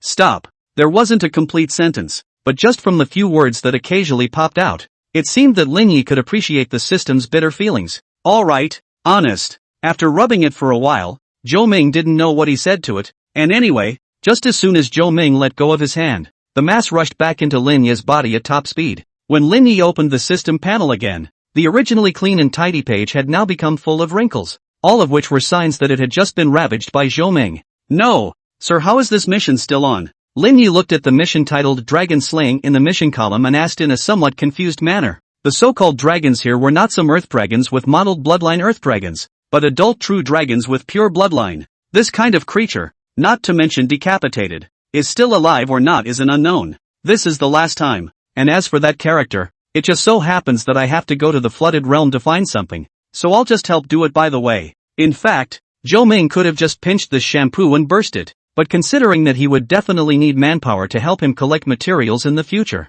just like this chaos stone, and now that he had given this system a clean bill of health, he had only one goal for the future, and that was to train Lin Yi to become a sword saint with the same name as it. Ha! Lin didn't respond to what he meant by doing it for him in passing. Literally, leaving in a couple days, don't want to move this New Year's Eve. Zhou Ming didn't explain anything too much. Due to the yuan devouring insects, the entrance to the flood realm in the most central area of the demon beast forest was forced to open early, and the dragon phoenix Linglong that Zhou Ming needed was among them. So wouldn't it be a piggyback thing for the Lord's speech to casually help Lin Yi cut down a dragon at that time? After Lin Yi left, Zhou Ming took out half a chaos stone, and the twin flowers on the other side. The tea house upgrade also has a new feature that allows you to upgrade in batches without waiting until all the materials are gathered. As the chaos stones and the two flowers of the other side fell into the tea house, an invisible aura rippled out, and the coverage area of the tea house skyrocketed once again. This time, the entire central region, as well as 1/3 of the southern and western regions were covered as well, and the range that was enhanced by just 2 materials was enough to match the range that was enhanced by the last upgrade. P.S. This should not be considered contrary to the title it. The system text. The protagonist has a system to count the system text. Right. The world is full of strange and unusual. The supporting role has a system of how it, in the hands of the protagonist and the same as the roadside is same as the manual head of the dog. Chapter 88, The Barbarian Realm. It was a year similar to the one on Earth. Red hot, with firecrackers going off for 3 days in a row. Until the 3rd day of the new year, Zhou Ming appeared directly in front of Lin Yi, and before he could react, he carried his sleeve and disappeared in place. As Lin Yi was in a trance, he only felt that the scenery in front of him changed rapidly, and in just a few blinks he arrived from his room in front of a vast primeval forest. Sir, this is? Lin Yi gulped, a little unsure. Came by to pick up a few things and cut down a dragon for you on the way. Zhou Ming still spoke in a flat tone, as if anything was so unruffled with him. Come on, that's a real dragon. Even in the ancient times that was a creature of legend. And now you're saying you're going to cut it down? Although Lin Yi didn't know how Zhou Ming was going to do this, but since the gentleman had said it, it wouldn't be for nothing. Lin Yi felt like he had never trusted someone so much, even beyond his own system. After all, this person in front of him was literally able to hold down his own system and beat it violently. It felt like a mayfly shaking the sky. Lin Yi followed behind Zhou Ming and entered the demonic beast forest, a realm that was recognized as one of the forbidden areas for humans in the entire divine demon continent, because the density of demonic beasts in it is really too great. While today's demonic beast forest is unusually cold, although it has regained some vitality, but it is still too far from the legend. At the same time a bizarre and terrifying atmosphere enveloped Lin Yi. He could see a few white bones every now and then, and many plants and trees crumbled at the slightest touch, as if they were piled up with sand. Lin Yi knew that this was the result of the flow of life source qi. The two of them didn't stay too long and went deeper all the way, and although Lin Yi could feel countless strong auras locking onto him on the way, they all disappeared without a trace in an instant, because an even more terrifying aura spread out inadvertently, which made all the demonic beasts within the demonic beast forest understand one thing: if they dared to have the slightest bit of heart, then they would definitely be killed in seconds without mercy. Unobstructed, he soon arrived at the lake in the very center, the bottom of which was still flickering with brilliant golden light at the moment. From time to time, there were some demonic beasts, dripping wet, crawling out from the bottom of the lake. And among them, there was no lack of some demon kings and demon emperors. These demonic beasts had long since opened up their minds and knew who they could afford to mess with and who they couldn't. So they disappeared from Zhou Ming's line of sight the moment they left the lake. Obviously this was why the demon beast forest was able to recover quickly after being cleansed by the blood god. The bottom of the lake was connected to another world which was called the Savage Realm. And like his name, there was hardly any civilization or order. There is only the absolute law of the weak and the law of the dark forest. Ah! Suddenly under the lake came an incomparable manic roar. The voice like a man but more like a beast. That kind of completely irrational voice let people listen to. The body cannot help but chill. There really are those who aren't afraid to die. Lin Yi thought so in his heart that he could already think of what happened next. The result was not what he expected. Blood dyed most of the lake red, and a demon emperor level white tiger violently sprang out from the bottom of the lake. Only this white tiger seems to be a bit unusual. There is no eye black in the eyes. All white. 90% of the hair on the whole body is lost. A dark blood vessel bulges on the surface of the skin. Even the head is missing half. The heart that was still beating was so bare. Yet this demon emperor level white tiger seemed to feel nothing. Nothing left but the most primitive killing instinct. Bang! The white tiger had just leapt out of the water less than half a meter away. And the tens of meters long tiger body directly exploded. And the foul-smelling blood spilled all over the lake. However, this lake is also very amazing. This white tiger's body and blood even slowly melted in it. Although this white tiger suffered some unprecedented changes. But that, how to say, is also a demon emperor level flesh. And now when the snow meets the boiling water is directly melted. For this lake to be in the deepest part of the demon beast forest, its unusualness could be imagined. Zhou Ming retracted his gaze. That's right, a demon emperor was directly glared to death by him. His gaze really could kill, and it was still the kind that killed in seconds. Sir, that system of yours is something. The information is correct. Let's go. Before Lin Yi could ask, Zhou Ming directly resumed. And at the same time, this caused Lin Yi's heart to become somewhat restless. It wasn't that he was afraid. After all, Zhou Ming was here. What did he have to fear? It was just that what the system had just described was really a bit hard for him to accept. Zhou Ming's figure slowly landed, and the bizarre lake seemed to have a consciousness of its own as the water automatically parted, directly revealing the ancient stone door at the bottom of the lake. The runes on it could no longer be traced back to what period of time it was from, and it was only known that it had existed at the time of the birth of the divine and demonic continent.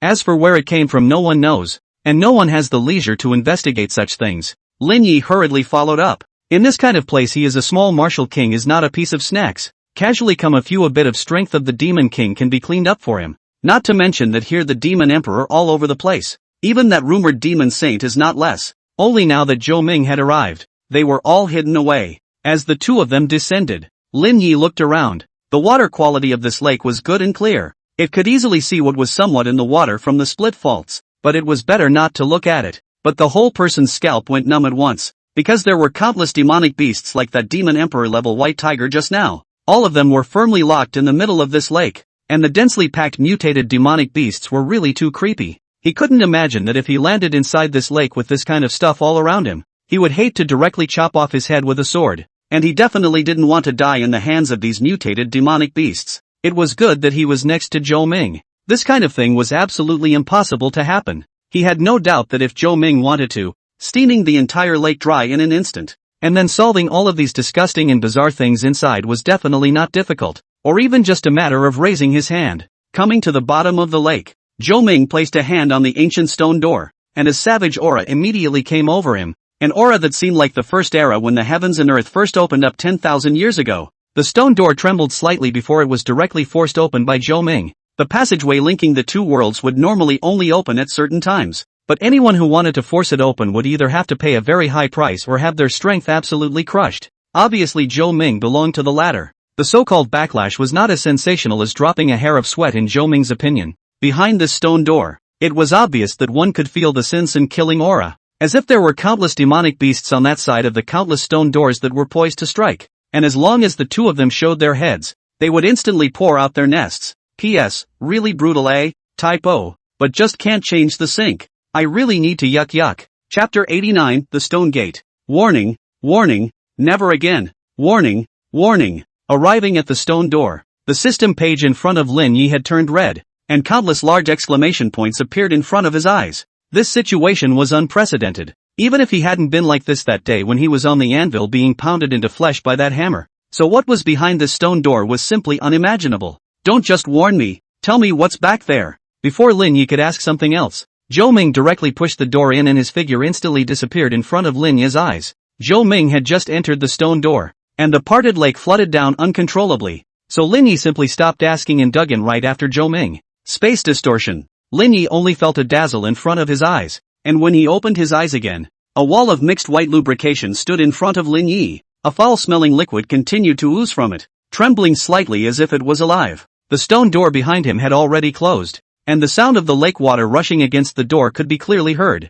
If he had taken a step later just now, he would definitely have been sealed in the lake water forever. Just when Lin Yi wanted to reach out and touch it to see what exactly this thing in front of him was, this wall Jiang ran slowly flew up into midair in his dismayed gaze, knowing that the original away from Lin Yi a few thousand meters before Lin Yi could see its full appearance, which was actually an eye. This demonic beast was so tall that it was unmeasurable. The diameter of one eye alone was thousands of meters. And just now, blocking in front of the stone door, Lin Yi thought it was really a wall. Sir? Sir? Lin Yi was completely flustered, and it was only at this moment that he finally understood the meaning of the system's sentence about being desperate. A demonic beast whose eyes could be thousands of feet in diameter. How big could its main body be? And what realm of demonic beast was it? However, there seemed to be more than one of these demonic beasts, and the layers of black shadows above the clouds all revealed a terrifying sense of oppression. Lin Yi looked around in fear, and finally saw Zhou Ming not far away, standing with his arms folded and looking up at the sky, his heart instantly settling down quite a bit.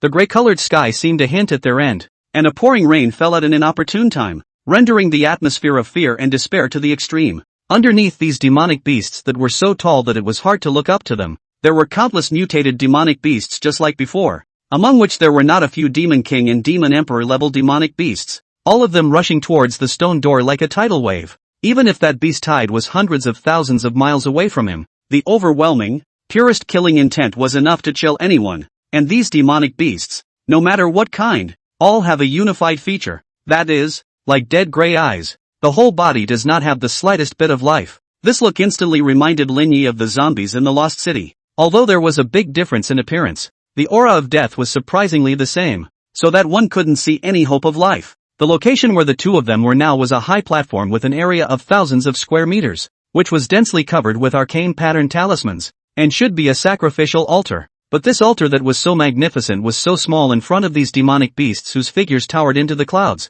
and it looked so unbearable in front of the mutant beasts that covered the entire horizon. At the next moment, Zhou Ming moved, his palm gently slashing from the void in a split second. The entire space in front of him seemed to be cut into countless pieces. Behind the spatial crack is the infinite void. Of course, in the range of mutant demonic beasts cannot escape. A flash of light. These Demon King Demon Emperor level mutant demonic beasts simply do not have any resistance. The body is also with the piece of space together with the instant cut. This kind of mega range AoE that enveloped all the beasts was not much of a differentiator at all. Even those terrifying demonic beasts whose figures towered into the clouds didn't escape. A body that looked like an ancient demonic mountain was turned into a pile of tiny pieces of meat in the blink of an eye. The monstrous killing intent and oppressive feeling instantly disappeared, and another true chi burst out from Zhou Ming's body. Instantly all the hazy gray fog around him disappeared, and the sky became clear again. Putrid blood spilled from the sky, and chunks of meat fell to the ground like a small mountain, smashing a crack in the ground. Lin Yi looked at the familiar scene in front of him. Sir hadn't changed. He was still the same Sir. No matter what kind of situation appeared, what kind of enemy, there was only one move. His cultivation and strength was so good that he would always crush all his enemies, and that feeling of never having a ceiling simply could not raise any desire to catch up. However, the system's warning still didn't stop, and was even more urgent, which meant that there was still danger. It just didn't appear right away. Zhou Ming stretched his neck and once again placed a palm on Lin Yi's back, leading him away from the altar and flying towards the distant place where earth and heaven met. This barren earth was yellow wherever one went, without any vegetation or any sign of demonic beasts living. I'm afraid that this is the case for millions of miles or even tens of millions of miles around. Only I don't know why those mutated demonic beasts would gather near the stone gate. A little farther away, the situation gradually improved a bit, and some dead grass and rotten wood appeared in sight. At least it wasn't a constant yellow sandy wasteland. The world is sick. A little bit sick.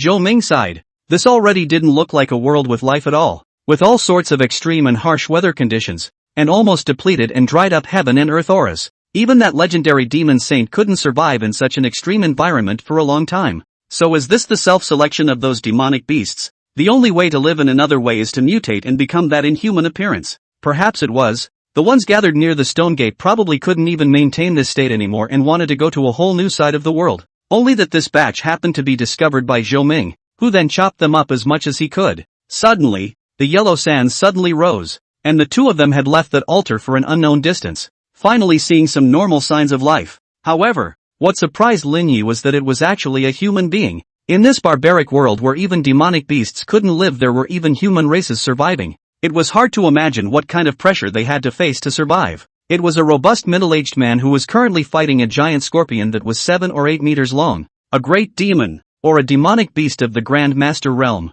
The man of his opponent was likewise a martial artist of this realm, only that he had not practiced any gongfu and had arrived at this realm simply by relying on the strength of his physical body. All the fighting skills and strength he possessed were exchanged for fighting demonic beasts over and over again in life and death battles, and hunting demonic beasts was presumably the only way for the human race in this world to survive. Soon enough, the middle-aged man cleanly punched into this scorpion's eye, his palm flying and stirring up in it before yanking out a brain that was still tainted with a ghostly green color. As Zhou Ming and Lin Yi stepped forward, the middle-aged man's eyes instantly sharpened, and without regard for the wounds caused by the fight he had just fought and the toxins left in his body, he assumed a fighting stance. But after a long time, he actually slowly relaxed, gibbered a few words that you couldn't understand, and then leaned down and broke off a scorpion leg and threw it straight towards the two of them. Chapter 90 Ari. There are still such people. Lin Yi was a bit stunned. Through the system's translation he knew what the man in front of him was saying. As soon as he received the scorpion leg that was tall enough for his body,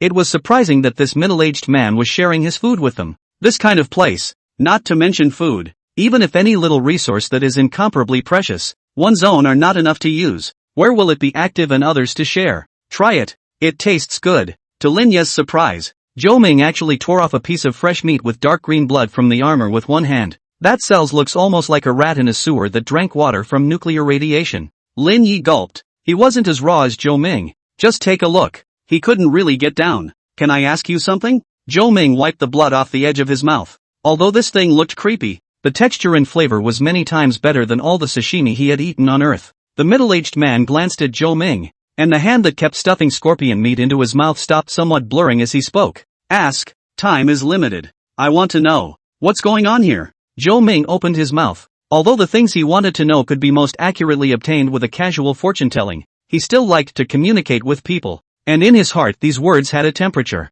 Yes, he was strong, but he was still a normal person at heart anyway, and didn't have that kind of loner or rejectionist attitude. Oh Outlanders, whatever you are doing here, I advise you to hurry back or you won't make it back. The so-called Outlanders are those who do not belong to this world, who were not born in this world, and are collectively called Outlanders. After that, the man briefly said some things, including introducing himself and what he had heard from the elders of his clan about what had happened in this world. This world was originally extremely exuberant life, and the foot of this desert was originally an incomparably lush primitive forest, in which the root of the large ancient trees are 1,000 feet tall, need hundreds of people to embrace. Only one day in ancient times, a gray light descended, and since then the whole world has changed. Any creature infected by that gray light would see its strength skyrocket, but its sanity would slowly disappear while becoming extremely bloodthirsty. They could raise their strength by devouring all life, and this speed was so fast that it directly crushed all the original cultivation methods in this world. However, this approach has a drawback that cannot be ignored, and that is the inability to devour their own kind, which is an insoluble poison for them. So some beings actively chose to mutate in order to become stronger, and some beings chose to live without being devoured. And the beings that had not been infected by the gray light since then called these already mutated beings morning beasts. Of course, more morning beasts appeared because of infection. The energy in this gray light was like a horrible contagious disease. As long as their blood entered the body of normal beings, then those normal men or beasts would be completely assimilated within 3 minutes. The beasts also need energy to maintain their own survival. But a world of life essence is only those. There will be a time of exhaustion. Obviously now that it had arrived, the entire world was like a desert. Only a few kinds of demonic beasts could survive, and the giant scorpion that this man had just hunted was one of them. The man then talked about a few things about himself, such as his name was R, a very common name. His tribe was called Hell, which was some distance away from here, and according to him he had been wandering for almost 100 days in order to find a living demonic beast in this area. And this demonic beast scorpion was the only thing he had harvested in such a long time, and probably the only ration their entire tribe had had for some time. As for the hostility he showed just now, it was because he felt that the two of them were dressed strangely and feared that they had been transformed into morning beasts. However, the morning beasts were unable to replicate a human scent, and he was able to identify the duo. Shouldn't you keep this for yourself when the resources here are so barren? Zhou Ming pointed to the scorpion leg in his hand, the blood in it gurgling out and seeping into the yellow sand at his feet. Uncle Tian always told us that no one can be trusted except our kind, so you can't guarantee that the kind you helped will not save your life in the future. Zhou Ming froze. This answer was something they had thought of. Only this idea that sounded so naive and childish was somewhat reasonable in this dystopian world. Then you haven't thought about either. No, everyone here doesn't. Aries' eyes sharpened. He knew what Zhou Ming wanted to say and directly interrupted. As to why, he couldn't say, but it seemed as if everyone born in this side of the world thought so at heart. Incredible but true. The reason for this phenomenon is actually quite simple: natural evolution. When the survival of a race is in unprecedented crisis, the genes must have evolved themselves over a long period of time, like higher physical fitness and smarter minds. And of course trust between kindred spirits can evolve. It's like a mandatory order that all must obey from the bottom of their hearts, and if they disobey that only ends in death. The genes imprinted that thought on the hearts of all the races of this world. So, what exactly are you guys doing here? Aries stood up and fought the tail of the giant scorpion against his shoulder. He couldn't stay long. The smell of blood would attract the funereal beasts at any moment. Came to pick up a few things and cut down a dragon on the way.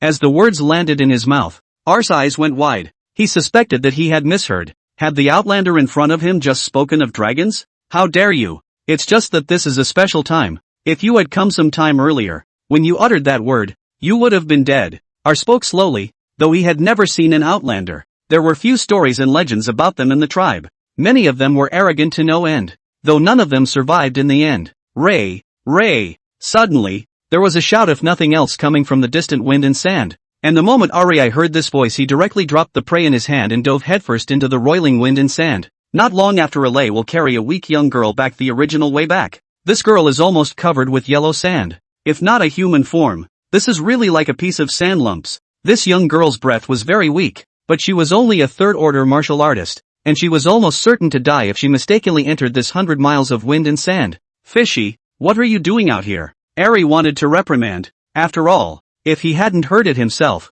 the consequences would have been unimaginable. But he eventually lowered his voice and opened his mouth softly to ask. Missy has contracted the gray poison. The woman known as Fish opened her mouth weakly on Ar's back, coughing up grains of sand in her throat from time to time. What did you say? Ari's mind instantly went blank, and he was a little incredulous, suspecting that he had heard wrong. His gaze froze when he heard the little fish's words of confirmation again. Gray poison, as the name suggests, is the toxin left behind by that gray light, which can make people mutate into funereal beasts. And it's no wonder that Ar is like that. After all, the gray poison for the people in this world that's insurmountable. Uncle Tian chopped off the arm that Missy was poisoned with, and although the mutation was stopped, Missy's time is running out. The small fish spoke again. This time finally let Alay calm a little, but the situation is still not optimistic. If you cannot find the elixir, then Missy is still difficult to escape death. But at the moment this look where there is a spiritual medicine. I'm afraid that the whole world is only the Sky City has, but how can I take it?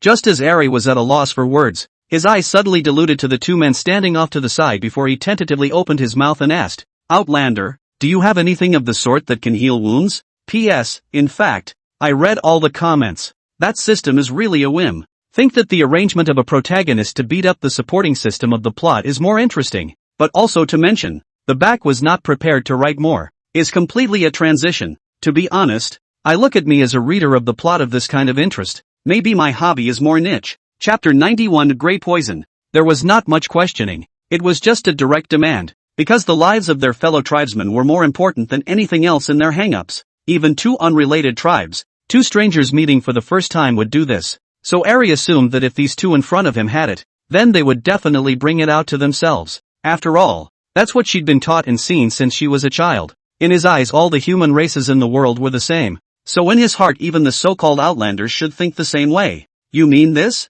Lin Yi took out a bottle of elixir from his spatial magic artifact, and the rich fragrance of the medicine instantly escaped, although Alay had only seen the elixir once, and that was when he had a high fever as a child, and it lasted for 7 whole days. The elders of the clan didn't know what they fed him, and he was cured that night, and since then he's gotten better and better. He didn't realize until he was an adult that it was the last remaining elixir in the tribe at the time. The medicine bottle that Lin Yu was now holding in his hand was a different type of elixir than the one that Alay had eaten when he was a child, but he could clearly feel his body becoming active. so he knew that he was the thing that could save Missy. Lin didn't say much, and after seeing Ari's solemn nod, he just threw it over. The stuff was like an unusual bottle of jelly beans to him, and he definitely wouldn't skimp on it, given his personality. Ari handed the medicine bottle to Fish and instructed her to keep it safe, then dragged Fish's frail body with one hand while lifting the broken giant scorpion with the other. Come on, Outlander. You'll be the most honored guest of our Hell tribe. There's a sandstorm coming soon. We need to hurry.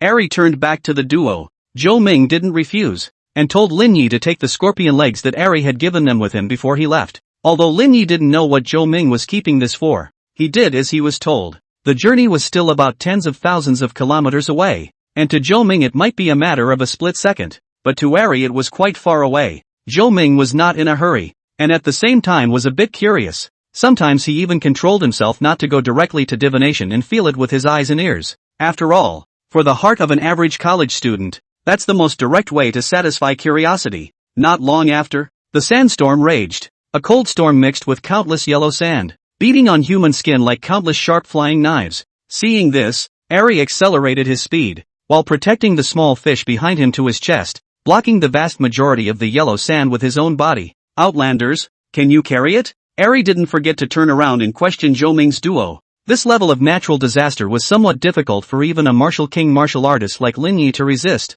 unable to keep his eyes open. But on the contrary, Lei, a grandmaster realm at best, was actually performing with ease in the middle of a sandstorm, and it was obvious that it wasn't the first time he had experienced it. As for Zhou Ming, is this a thing for him? You guys are kind of unlucky. This is literally the biggest sandstorm in 100 years. Lei at this moment even turned back. See the two people safe and sound before continuing to rush. At the same time the words have become a lot more. A large part of this should all be because of Lin Yi's bottle of elixir. Then this sandstorm is a bit unlucky. Lin Yi opened his mouth somewhat reluctantly as he saw that Zhou Ming had already raised his palm. Ari was a little unresponsive for a moment. What do you mean this sandstorm is unlucky? However, the next moment he understood. Zhou Ming's raised arm casually flapped, and in a flash a wave of true qi surged out from Zhou Ming's body. This supergiant sandstorm that had covered thousands of miles around was instantly dispersed by this true qi. Just now also yellow sand sheltered the weather at the moment is already clear sky. Ar touched a hand embedded in the pores of the yellow sand.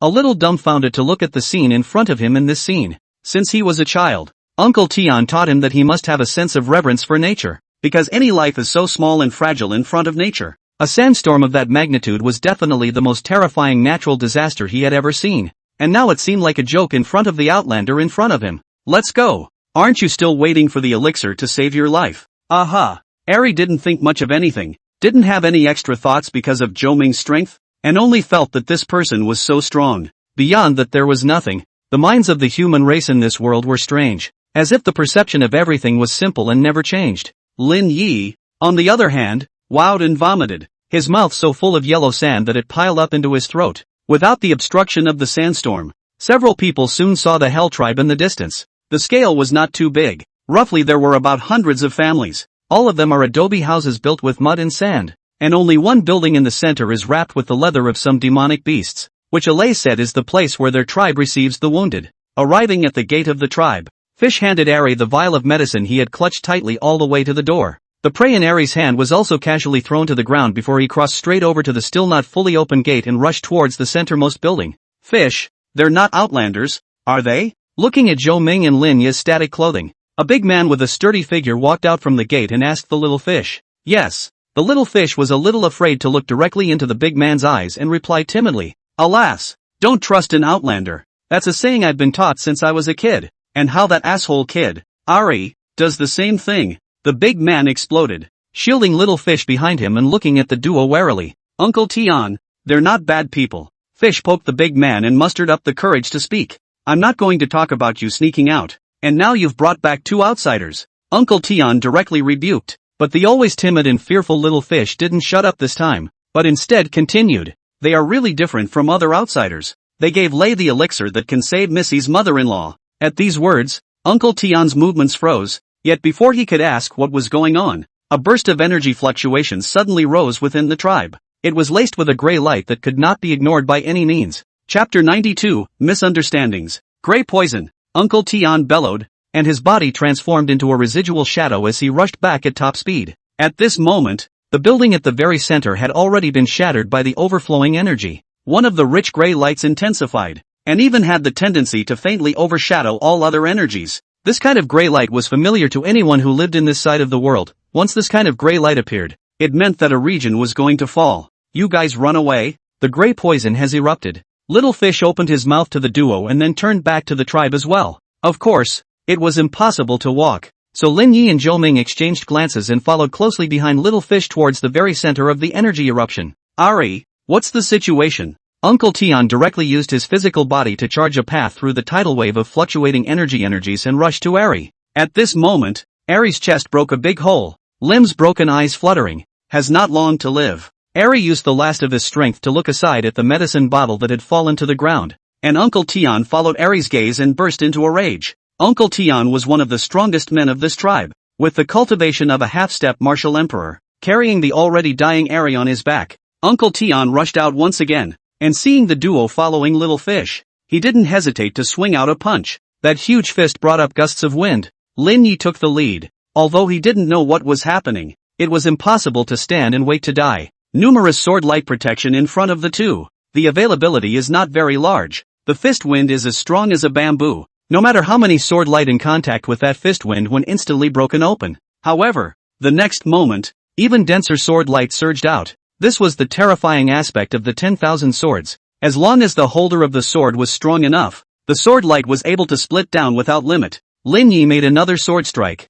Only all of the sword light avoided Uncle Tian's vitals, merely restricting his movements to the greatest extent possible. What are you doing? Little Fish stopped in the middle of Lin Yi and Uncle Tian. The wind of the fist and the blade of the sword stopped narrowly beside Little Fish. If it was half a second later, there would have been one more fragmented body on the ground. How should I know? This old Biden comes in and does it. Lin Yi put away his 10,000 swords and stared at Uncle Tian with some uncertainty. I shucks. You still don't know? You gave this to Lei, didn't you? Uncle Tian threw a pill bottle at Lin Yi's feet, and Lin Yi glanced at it without hiding it and directly admitted it. Ari told me it was because of this that the gray poison broke out. Uncle Tian's muscles trembled, and the thousands of sword lights that had imprisoned his form fell apart. Uncle Tian didn't want to explain anything too much. All he wanted to do now was to dismantle these two scheming outsiders. Are you out of your mind? Sure I've never even seen what gray poison is. Lin Yi was completely infuriated. Originally sending a bottle of life-saving elixir with good intentions.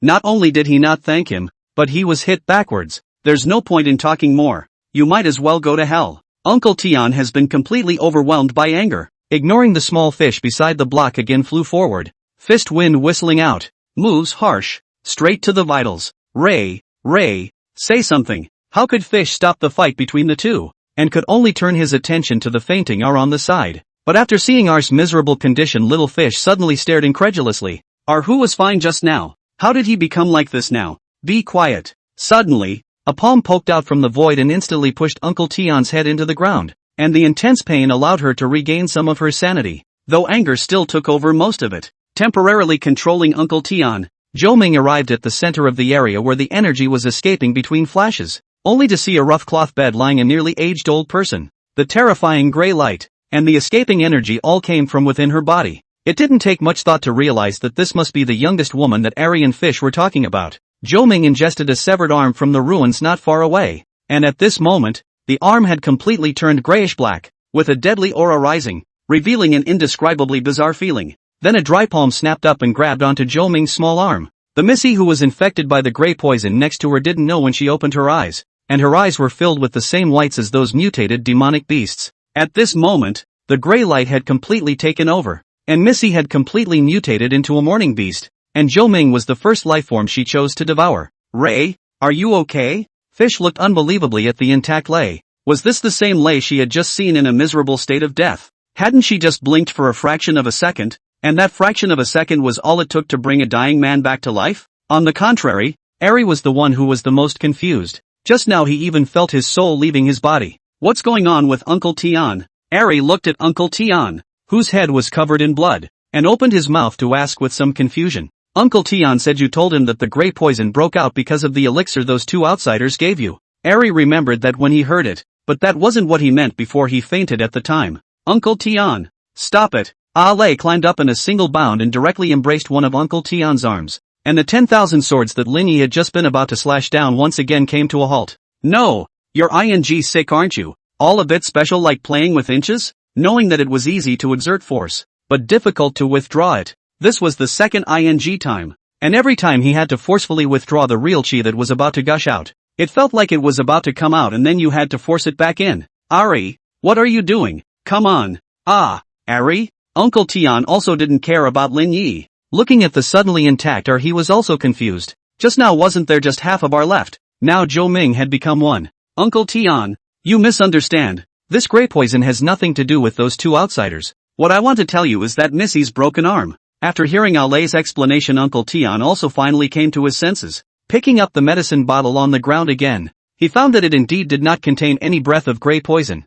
Still fighting? Lin Yi retrieved the 10,000 swords back into its scabbard. Originally he thought that Zhou Ming's slap would make Uncle Tian quiet for a while, but he didn't expect to recover in 10 seconds or so. Uncle Tian was a little embarrassed and wiped the blood. This is really his fault. People are kind enough to send the elixir, but the result is to give people a beating first at the doorstep. This whole thing is my problem. But now we have to move on with the clan. The gray poison is out of control. Yeah, gray poison. That's what matters. Wait, where's the gray poison? It was at this time that Uncle Tian suddenly realized that the monstrous gray light behind him had long disappeared at some point. You guys are scared of a stick when you have a mister. Lin Yi wasn't surprised at all. If Zhou Ming couldn't even solve this thing, then it really was insurmountable. Chapter 93 History. Cough cough. An old voice rang out from the ruins. All the clansmen of the Hell Tribe all looked over. The terrifying aura that had just erupted from the gray poison made them all want to just give up at one point and just run away. Missy? Alei was the first to see the figure of Missy from the dust of the ruins,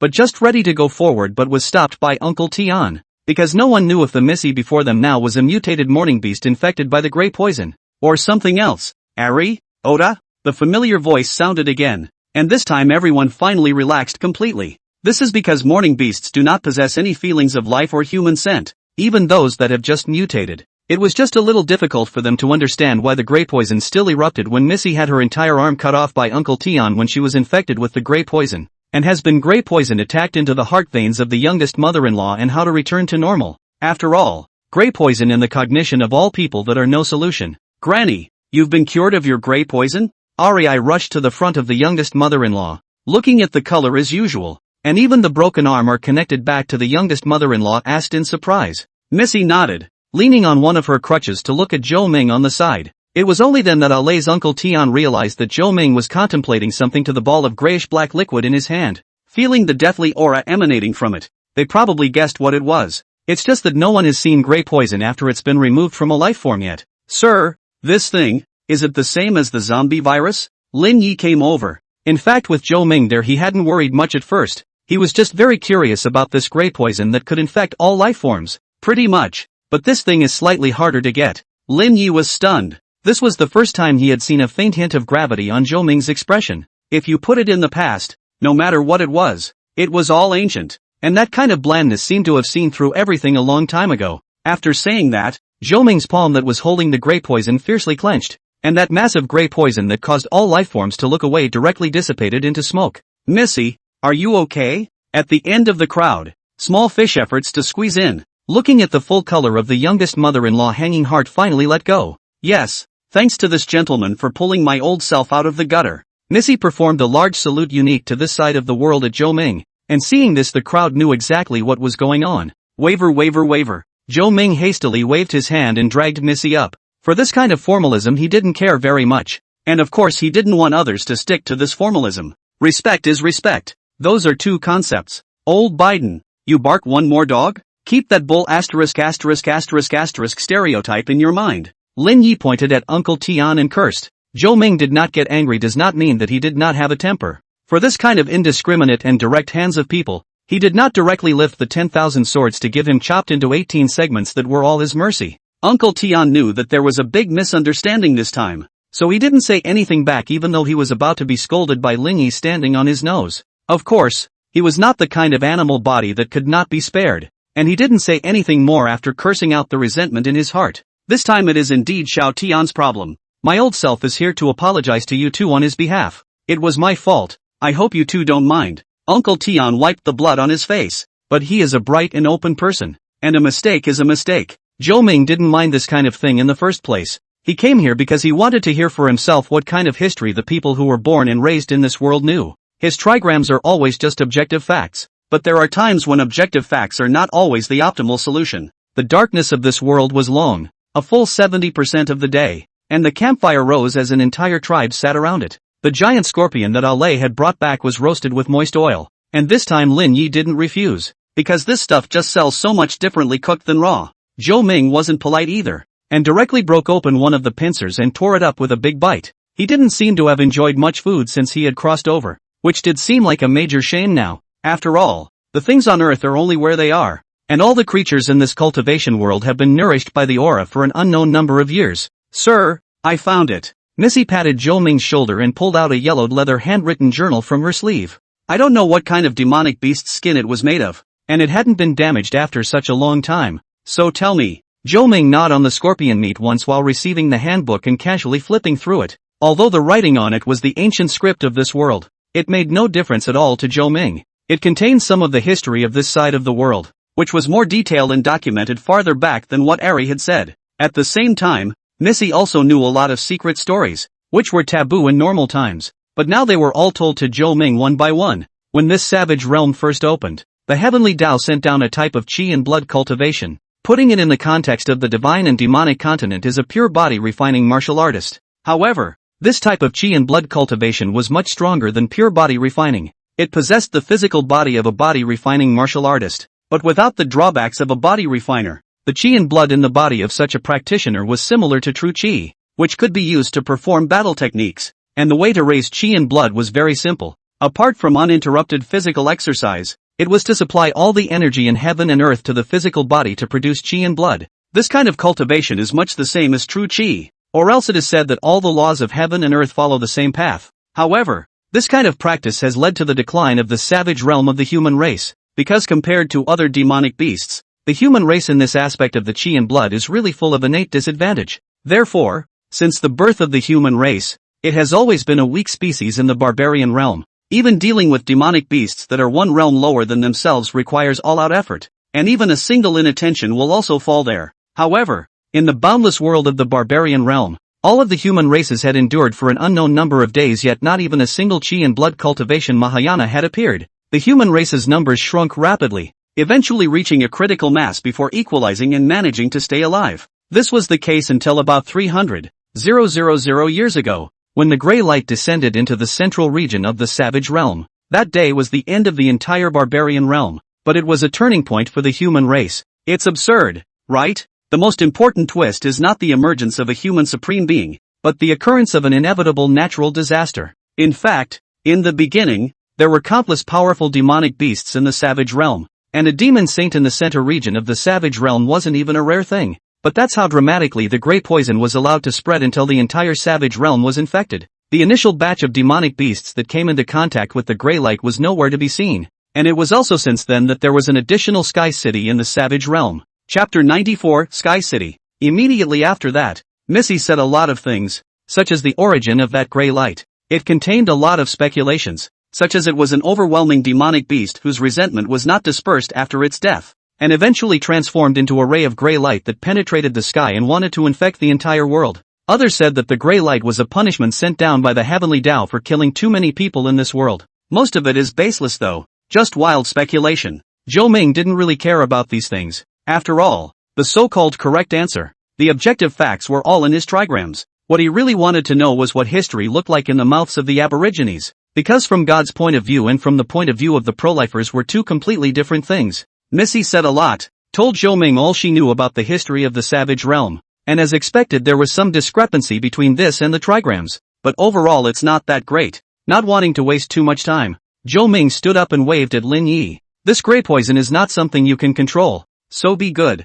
Zhou Ming left with Lin Yi, leaving behind a cultivation technique exclusive to the human race on the divine demon continent before he left, and at the same time somewhat meaningfully admonished Missy. The reason why she got infected was because she wanted to try to control the gray poison and ended up being invaded by it instead. Even if Uncle Tian had cut off the invasion of the gray poison in the first place, Missy's sanity would have been affected long ago. A strong survival instinct drove her to actively accept the gray poison, so even if the severed arm was chopped off, the qi and blood in Missy's body was able to ingest the gray poison through the air. It's subconscious. She can't help herself. When she came back to her senses, She was in a bit of a trance as she held the gongfu Zhou Ming had left behind. She hadn't expected her secret to be obvious to this outlander. After all, controlling the grey poison was something she did do and had never mentioned to anyone. But there was no way around it. After all, if things went on like this, sooner or later the resources would be depleted one day. The cycle of heaven and earth had been completely broken, and the number of morning beasts had taken up 9 out of 10 of the entire savage realm.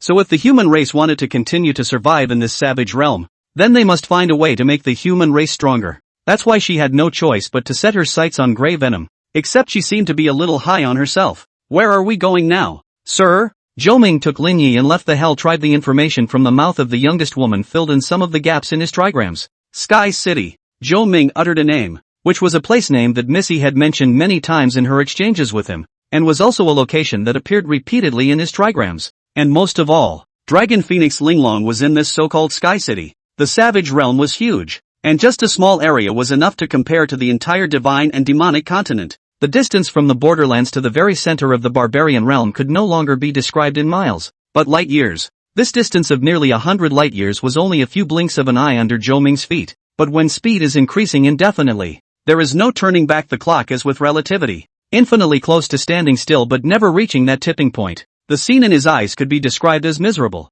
and the closer he got to the center, the sicker everything became. Gray and black became the main theme of this world. And no one would have thought that before the grey poison descended. This barbarian realm would be a world with an extremely vigorous life force. It wouldn't be too much of a stretch to call this place a dead zone now. There was no sign of life, not even a single funereal beast, and no movement other than the whistling wind. Also, this is the most amazing part of the tea house setting, as in its coverage is surprisingly not a fixed range in other worlds. As long as the entrance to this world is within the coverage area, then the whole world is also within the fixed range. This was the case in the Sword Graveyard at that time, only that it belonged to another world after arriving at the Void Rift, so Zhou Ming was unable to enter the void behind the rift. It was the same now in the Savage Realm. Even though he had left the entrance for more than 120 light years, he was still within the coverage area of the tea house. After another short while, a mountain peak that towered straight into the 9 heavens beyond appeared in front of the duo's eyes. This mountain was called Tong Tian Xiao, the only passageway into Sky City,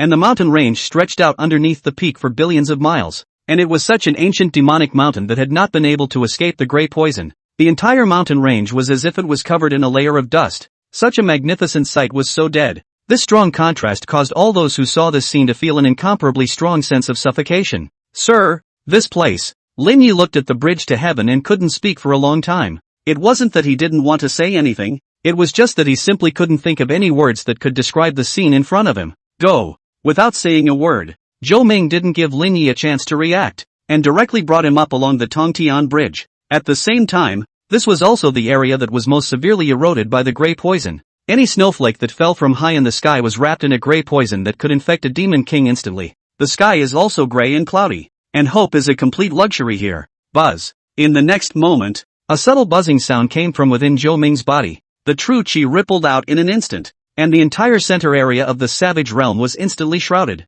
while all the grey poison visible to the naked eye was instantly swept away. It would be a very dry abrasion. Nothing fancy, erasing from the root. In this instant, the sky for tens of millions of miles around regained its long-lost azure color. Sky City. Boss. Grey poison. Grey poison. A youth whose skin surface was covered with emerald green scales rushed into an opulent palace and prostrated himself in the center of the main hall and anxiously opened his mouth. What happened to the grey poison? Say, beside the throne, a raven-like bird of prey opened its mouth and urged. The entire area around the Tongtian Bridge has been cleared of grey poison. As the youth's words landed, the great hall was quiet for a moment, and then an unprecedented bickering erupted. All the ones in the palace were humanoid creatures, but they were only humanoid, and every one of them carried some demonic beast characteristics more or less, and it was obvious that they were all demonic beasts in disguise. And instead of feeling any bit of joy that the grey poison had been cleaned up, these people were worried. One can even hear the sound of another wave of new grey toxins being introduced.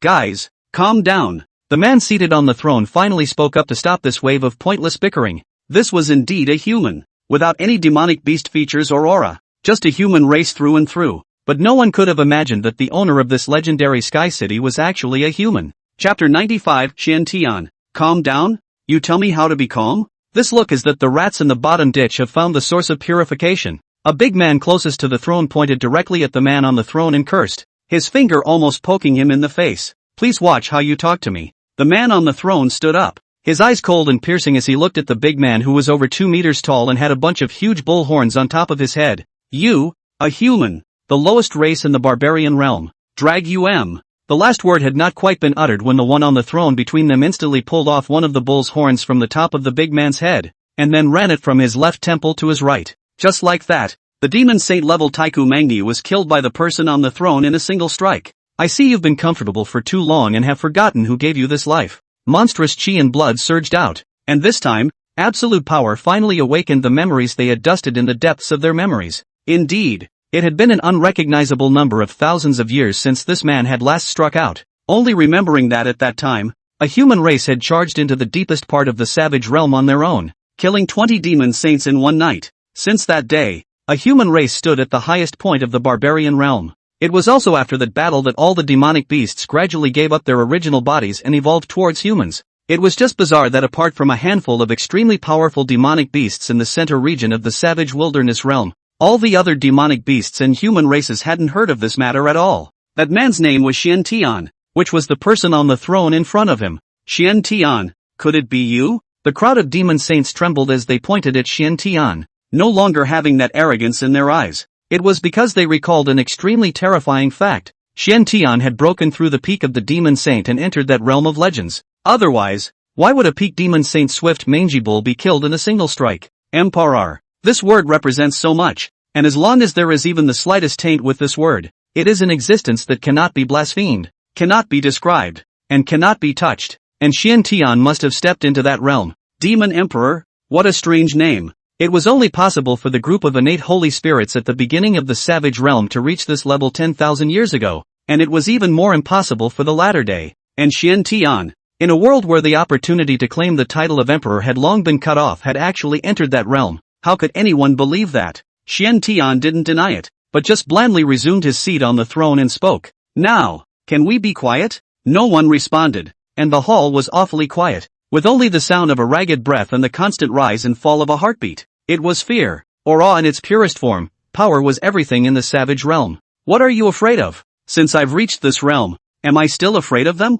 Xian Tian laughed coldly, knowing that there had always been a force in Sky City that wanted to completely erase Grey Poison and overthrow his rule. And, of course, there is indeed that thing called the source of purification. If the Grey Poison had been removed before Xian Tian became an emperor, he might have had a few moments of panic, but now it was all too late. He was the strongest existence in the barbarian realm, so strong that one person could push across the entire world at will. He didn't need the Grey Poison anymore now that no one could challenge his authority. The Grey Poison is removed. One group made it. We're up next. 500,000 miles below the palace, a dozen or so demon saint level powerhouses looked at the news coming back from the outside world with excitement. They knew that their 100,000 years of scheming had not been in vain. The Grey Poison had been completely removed, and Xian Tian's reign had come to an end. Just do it. The leader of the group, a demon saint named Battle Sky, had already achieved the cultivation of a half-emperor 500 years ago, but no matter what, he was unable to inch forward any further.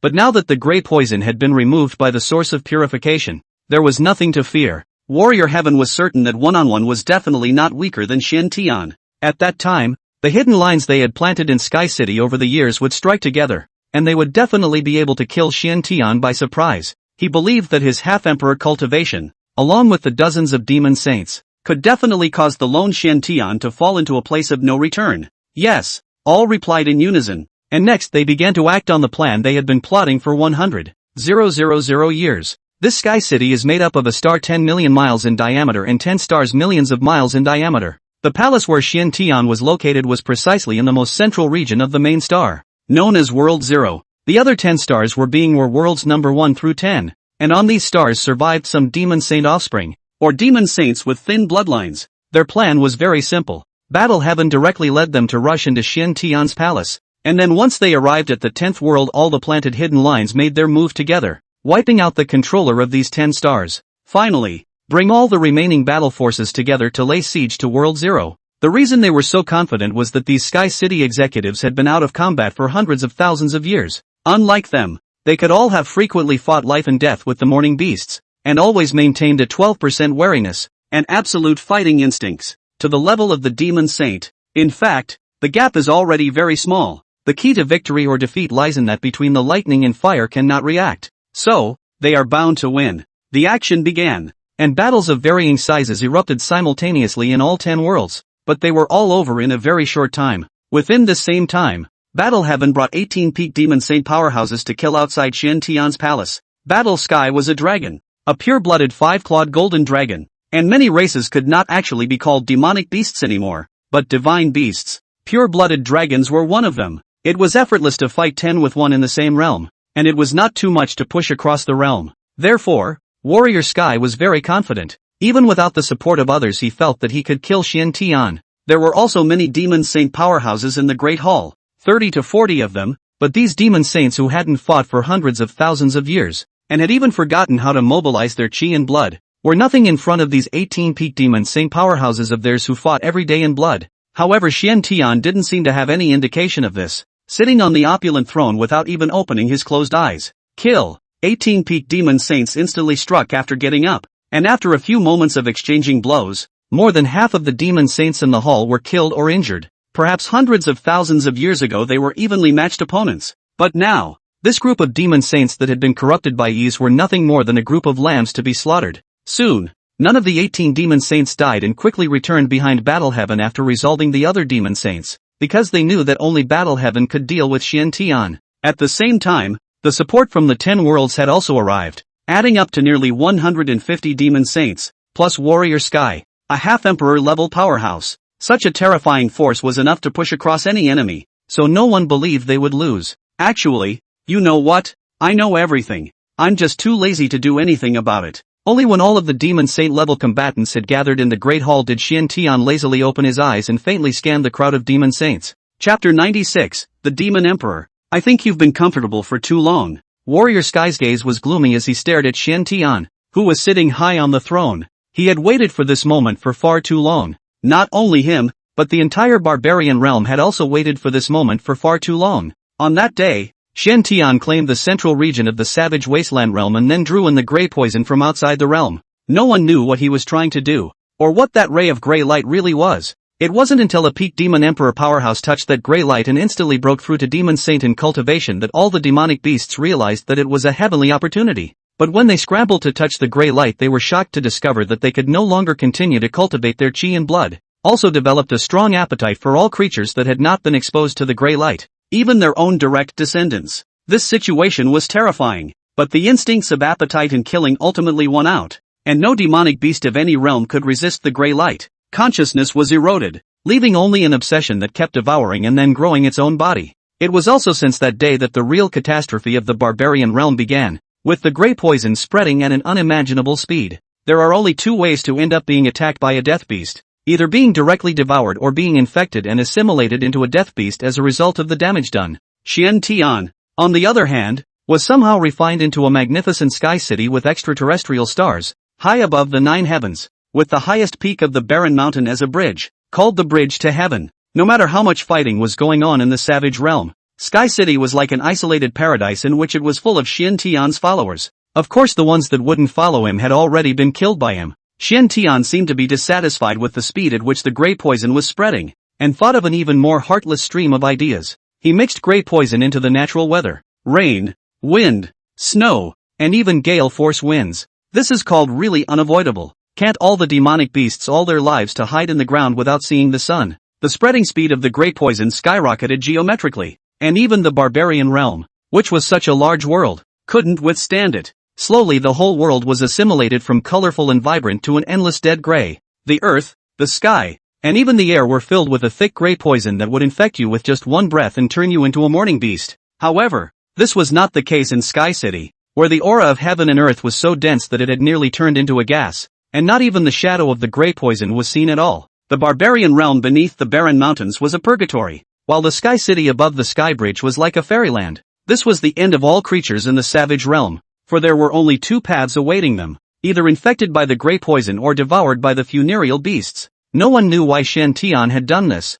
but there was a group of demon saints who weren't willing to be like this, so they mixed into the Sky City by following the Sky Bridge and spent 100,000 years plotting this rebellion, to completely remove the gray poison and bring back this sick world. Comfortable? Interesting description. Maybe. Tian slowly opened his mouth, staring at the more than 100 demon saints within the Great Hall, along with Battle Sky, a half-emperor powerhouse whose face did not change in the slightest. Seeing Tian with such a demeanor, the hearts of all the people sank, now that Worlds 1 through 10 were under their complete control, and World 0 had been advanced by a large portion of them. The plan went too much smoother than they had imagined. The battle line was nearly flat, and when the remaining 50 or so demon saints on the four sides of the battlefield converged, that would be their ultimate battle. But Tian didn't seem to care. That expression was as if it didn't matter. It doesn't matter even if you guys blow up Sky City. Could it be that Tian still had an undercurrent that they didn't know about? But just what kind of undercard was enough for Tian to reverse the current situation? They couldn't think of anything, but it was just uneasy in their hearts, and at their level premonitions were very accurate. Time passed minute by minute. Both sides were facing each other like this, and slowly, the four battle fronts of East, West, South, North, and South were all flattened by the Demon Saints on Battle Sky's side. Demon Saint powerhouses alone have gathered more than 200 behind Battle Heaven, and the Demon Kings and Demon Emperors are even more numerous. While on the contrary, Tian, he was now left on his own. Could he alone resist so many powerful people? Their answer was impossible. If that was the case, Tian's cultivation had already broken through to the Demon Emperor. But Tian's current breath. No, where is Tian's aura? The many Demon Saints seem to have discovered this blind spot at the same time. As strong as Battle Heaven, they could more or less sense a hint of breath. However, Tian on the throne was like an uncultivated mortal, not emitting a single breath from his body. How could Tian be immortal? Then there was only one answer left.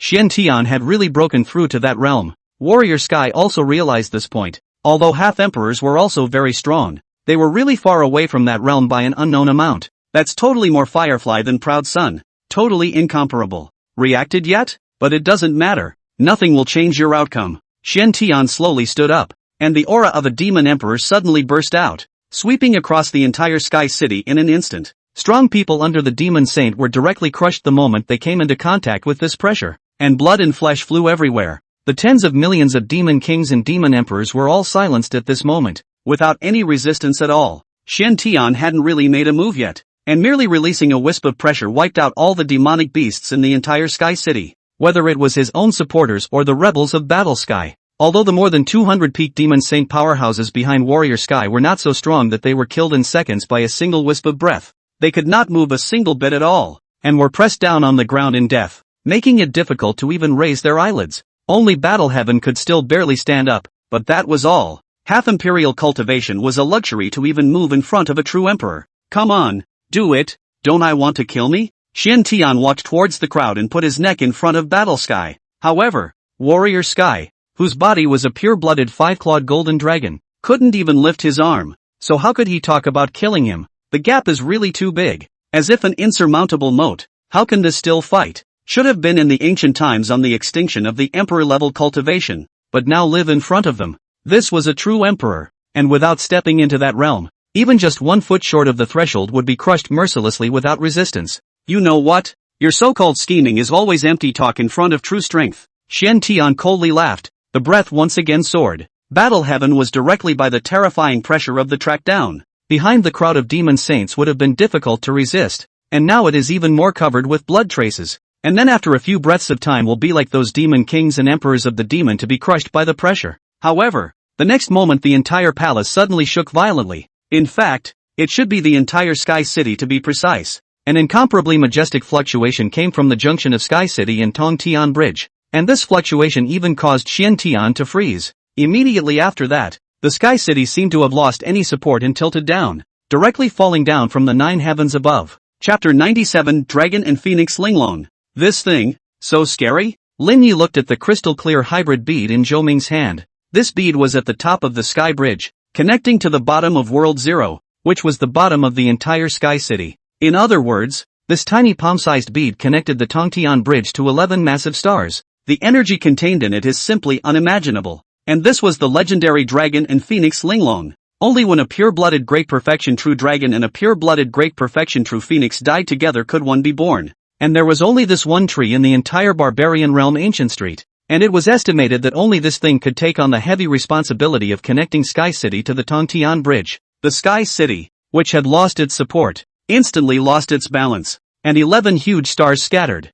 falling towards the ground at an extremely fast speed. It was okay, it didn't disappoint. Zhou Ming tossed the dragon phoenix Linglong in his hand and put it away. The next task was to help Lin Yi find a random dragon out and just chop it up. Just a little something to fix before that happens. The Sky City collapsed, and Xian Tian's pressure receded like a tidal wave. He was a bit surprised because there was only one way to shake Sky City, and that was to attack Dragon Phoenix Linglong with the source of purification. But Xian Tian would definitely not allow them to do so. There could be a part of his soul in the Dragon Phoenix Linglong. If it was really destroyed by the source of purification, then even if he was a demon emperor he would still be traumatized. Therefore, he decisively gave up on Battle Sky and the other bunch of demon saints. After all, as long as he wanted to, the life and death of these demon saints, including Battle Sky, a half-emperor, was just a matter of him moving his finger. Xian Tian's figure disappeared into thin air, and Battle Heaven as well as the group of demon saints behind him finally had a chance to catch their breath. That pressure just now was too despairing.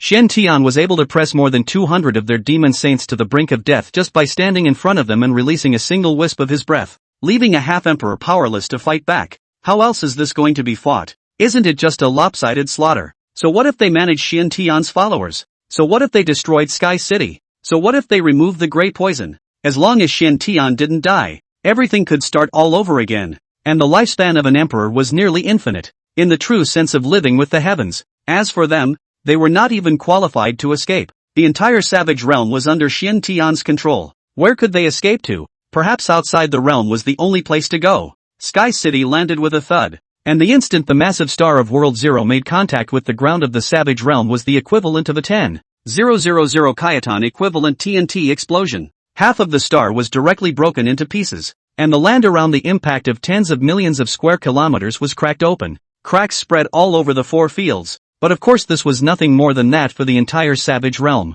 Boss, are you okay? What's the situation? Where's Xian Tian? In the ruins, a woman's figure came before Xian Tian. And this person was none other than the leader of the rebel group 1. The mission was to find the source of purification, remove the grey poison from the middle of the savage realm, and detonate the Dragon Phoenix Linglong at the last moment. You guys set off the Dragon and Phoenix lingerie, so I guess it went to resuscitation. Warrior Sky sat helplessly on the ground. At this moment he couldn't raise any thoughts of resistance. It wouldn't take Xian Tian long to mend the Dragon Phoenix Linglong, and this amount of time was simply not enough for them to escape from the savage realm. So give it up. He's tired after 100,000 years of planning, and he lost by one move. They had thought of all the possibilities, except for the fact that Xian Tian would step into the Demon Emperor realm. Boss, what are you talking about? We just got the source of purification. The woman took out a bottle of clear liquid from her sleeve, in which was the most precious thing in the heart of the barbarian realm. The source of purification,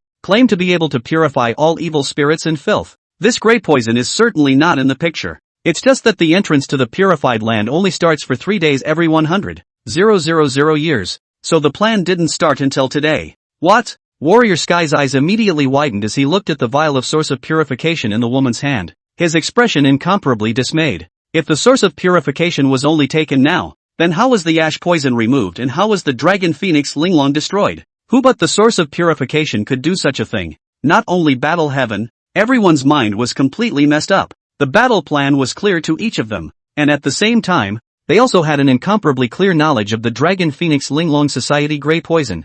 One wrong step and this is all but doomed. And now that the most important step has not been taken, how does what happens next happen? They couldn't figure it out. Were in a state of disbelief? All of this was completely beyond their knowledge. A bit of skill. Not only did you remove the grey poison, but you also broke my boundary. Xian Tian was very angry at this moment, his figure coming to the top of the Tongtian bridge in a flash, looking at Zhou Ming who had just put something away and opened his mouth. Brother, who are you? Lin Yi looked at the person in front of him, and from the aura emanating from his body, it wasn't hard to tell that this was an overwhelmingly strong person. WC, Demon Emperor. However, the next moment he saw the system prompt he directly shut up, because what was in front of him was actually a genuine Demon Emperor. The so-called emperors, only Songzhuo's peak battle power in his first life had the cultivation of a martial emperor, but that was how many tens of thousands of years ago. The one standing in front of him now was a living demon emperor. Me? Xian Tian was directly exasperated and laughed, his breath gushing out like a flood. This time he didn't hold back, he was directly on fire. The sky and earth suddenly changed color. The emperors might even the great way to avoid the sharpness. Space and time also under this horrible pressure inch by inch collapse. as if everything is unstoppable in front of the person. This was what was called true God blocking God, Buddha blocking Buddha, breaking through all shackles. Nothing could bind him. This time he was angry. For the first time in hundreds of thousands of years, he wanted to completely crush these two people in front of him who didn't know how to die. He didn't want to say any more nonsense. He was the emperor, the supreme one above all things. As long as he wanted to do something, then he would do it without a reason. Dude, I'd advise you to run now. Lin Yi hid behind Zhou Ming and spoke in a serious tone. He too did not understand how so many people liked to send themselves to their deaths. Xian Tian was directly exasperated and laughed. He was a demon emperor. How could someone tell a demon emperor to hurry up and escape? Isn't that a big joke? In his eyes, the person in front of him was, at best, a half-emperor of the same cultivation level as Warrior Sky,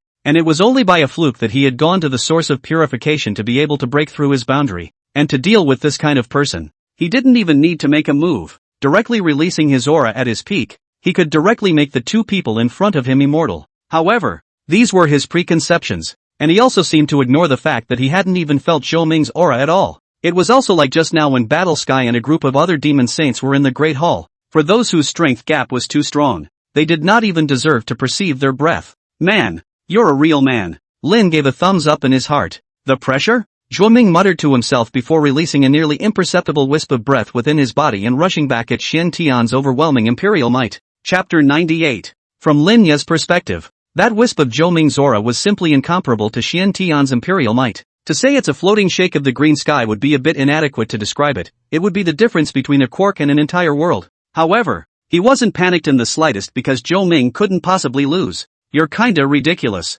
As Xian Tian looked at Zhou Ming's thin wisp of breath, his genius was a bit taut. It was hard to imagine that Zhou Ming would use something like this against his fiery emperor Wei. However, it was this gap that didn't seem to have any suspense. And the moment the two breaths came into contact, Xian Tian's imperial might crumbled apart inch by inch. That was a terrifying pressure that had enveloped half of the savage realm, but it was actually blocked by such a weak strand of Zhou Ming's breath. Xian Tian was slightly stunned, and before he could react, the wisp of aura that was so weak in his eyes that it was nearly equal to zero instantly penetrated his emperor's might. It felt as if an entire river of stars was pressing down on him, and just such a subtle wisp of breath made him understand what true strength meant. His demon emperor's cultivation seemed like a joke, an emperor being suppressed by a wisp of breath and unable to move. Who could believe this when it was said? Yet this scene is just living and breathing itself. In just the moment of contact he understood the gap between him and Zhou Ming. That was insurmountable and even unapproachable. But it was all too late. He couldn't even open his mouth to beg for forgiveness.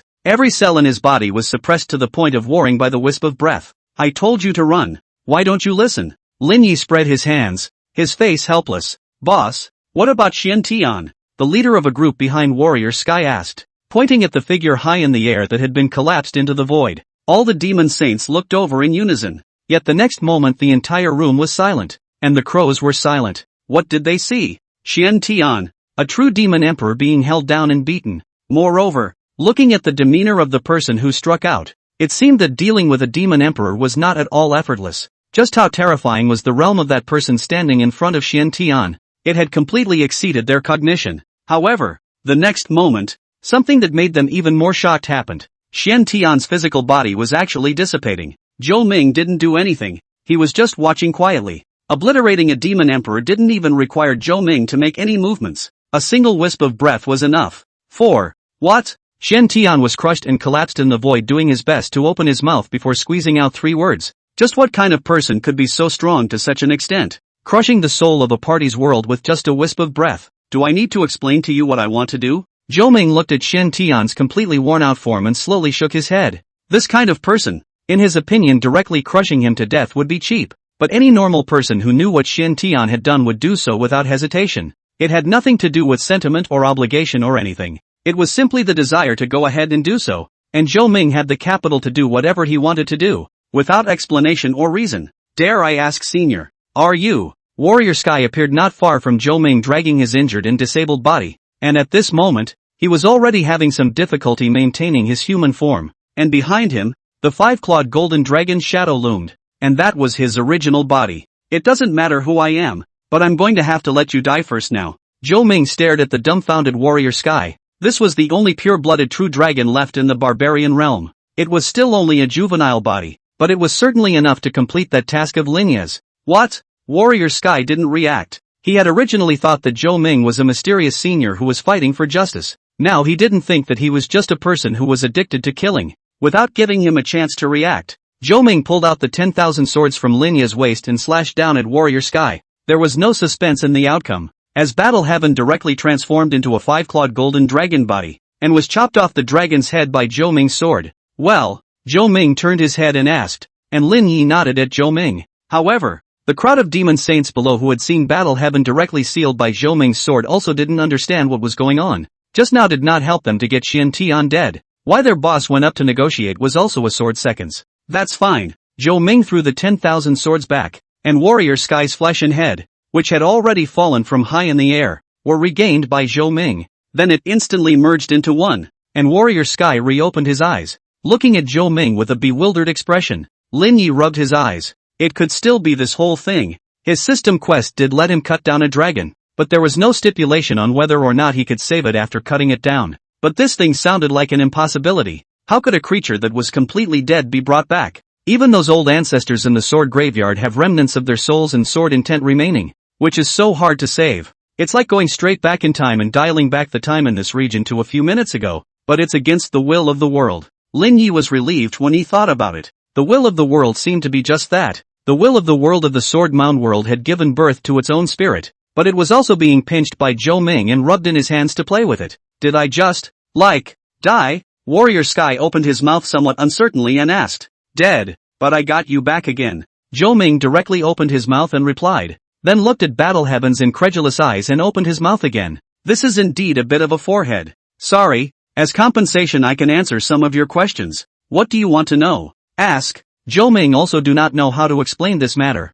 Come up to see the first face to give people hacked to death once, and there is no injustice. Although saved it, but this thing is really unkind. So Zhou Ming felt that it was indeed a bit too much. After all, he wasn't really an old monster who had practiced for hundreds of thousands of millions of years. It was impossible to be that shameless. No matter what he did, he had to have a peace of mind in the first place, even if there is an invincible battle power. In fact, it is not a problem for him to give the entire savage world a slap, but he does not want to do so, just because he is a person, not a person. Ha! Warrior Sky froze for a moment. Just now he really felt that he did die. That feeling was very real. That is, the consciousness and memory were all interrupted in an instant. But now that he had appeared in front of these two men intact, could it be that even his soul had been chopped up and he had been brought back to life? This is not to say that other people do not believe. Even he himself does not believe.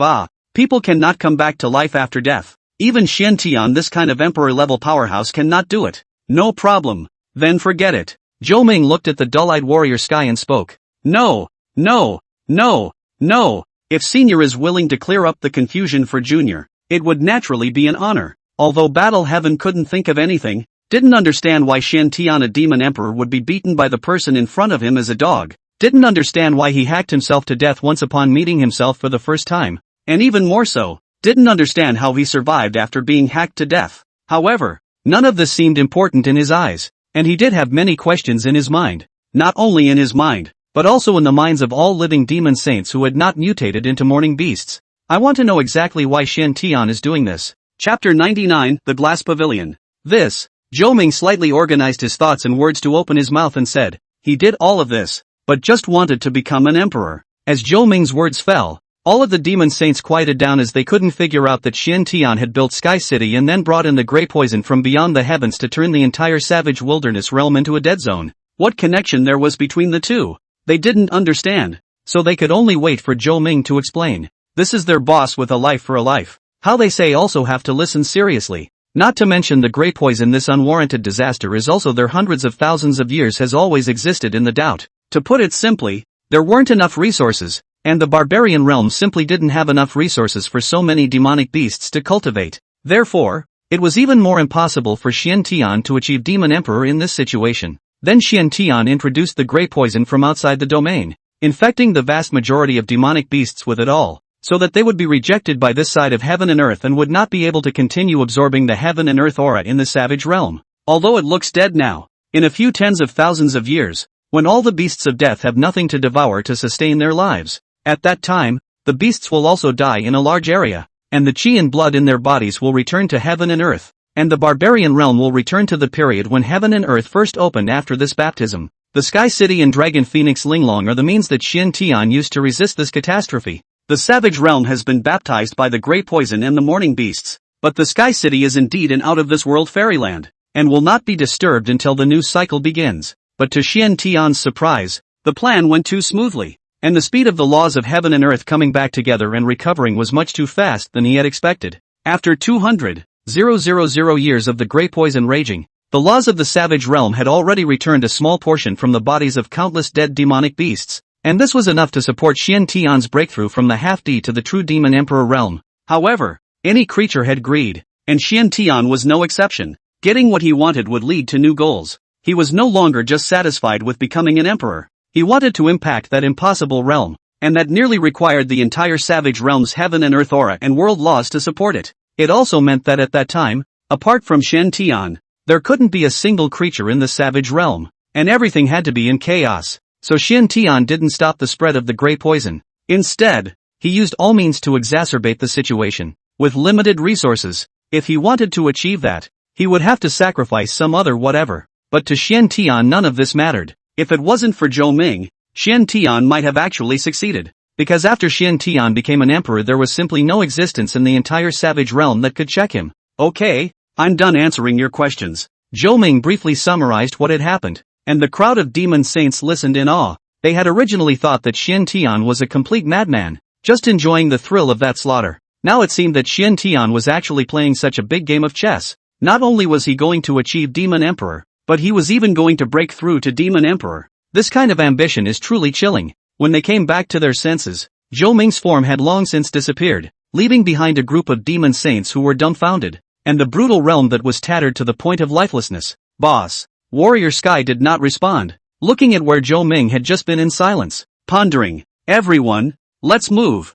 The barbarian realm still needs us to rebuild. After a long time, Battle Heaven exhaled deeply, as if he had made some sort of determination. He too wanted to become an emperor, but his path was completely different from Xian Tian's. They had the source of purification in their hands, and at the same time, the worst areas of the ash poison had already been cleared out by Zhou Ming, and what was left was merely some of the edges. So it was believed that it wouldn't take too long to completely purge the ash poison. Solved? Just like that? After returning to the tea house, Lin Yi was still a bit incredulous that this task that the system had used to surely screw him over had directly allowed Zhou Ming to solve it. It makes sense that this would happen, but it's so unexpected how smoothly it went. This time, he had a new understanding of Zhou Ming's strength once again. It was a strong crowd that did not make any sense or logic. As long as Zhou Ming wanted to do it, then he could definitely do it, without planning or preparation. Zhou Ming casually threw the Dragon Phoenix Linglong inside the tea house, and now only the last material, Yin Yang Hun Iron, was missing from the next upgrade.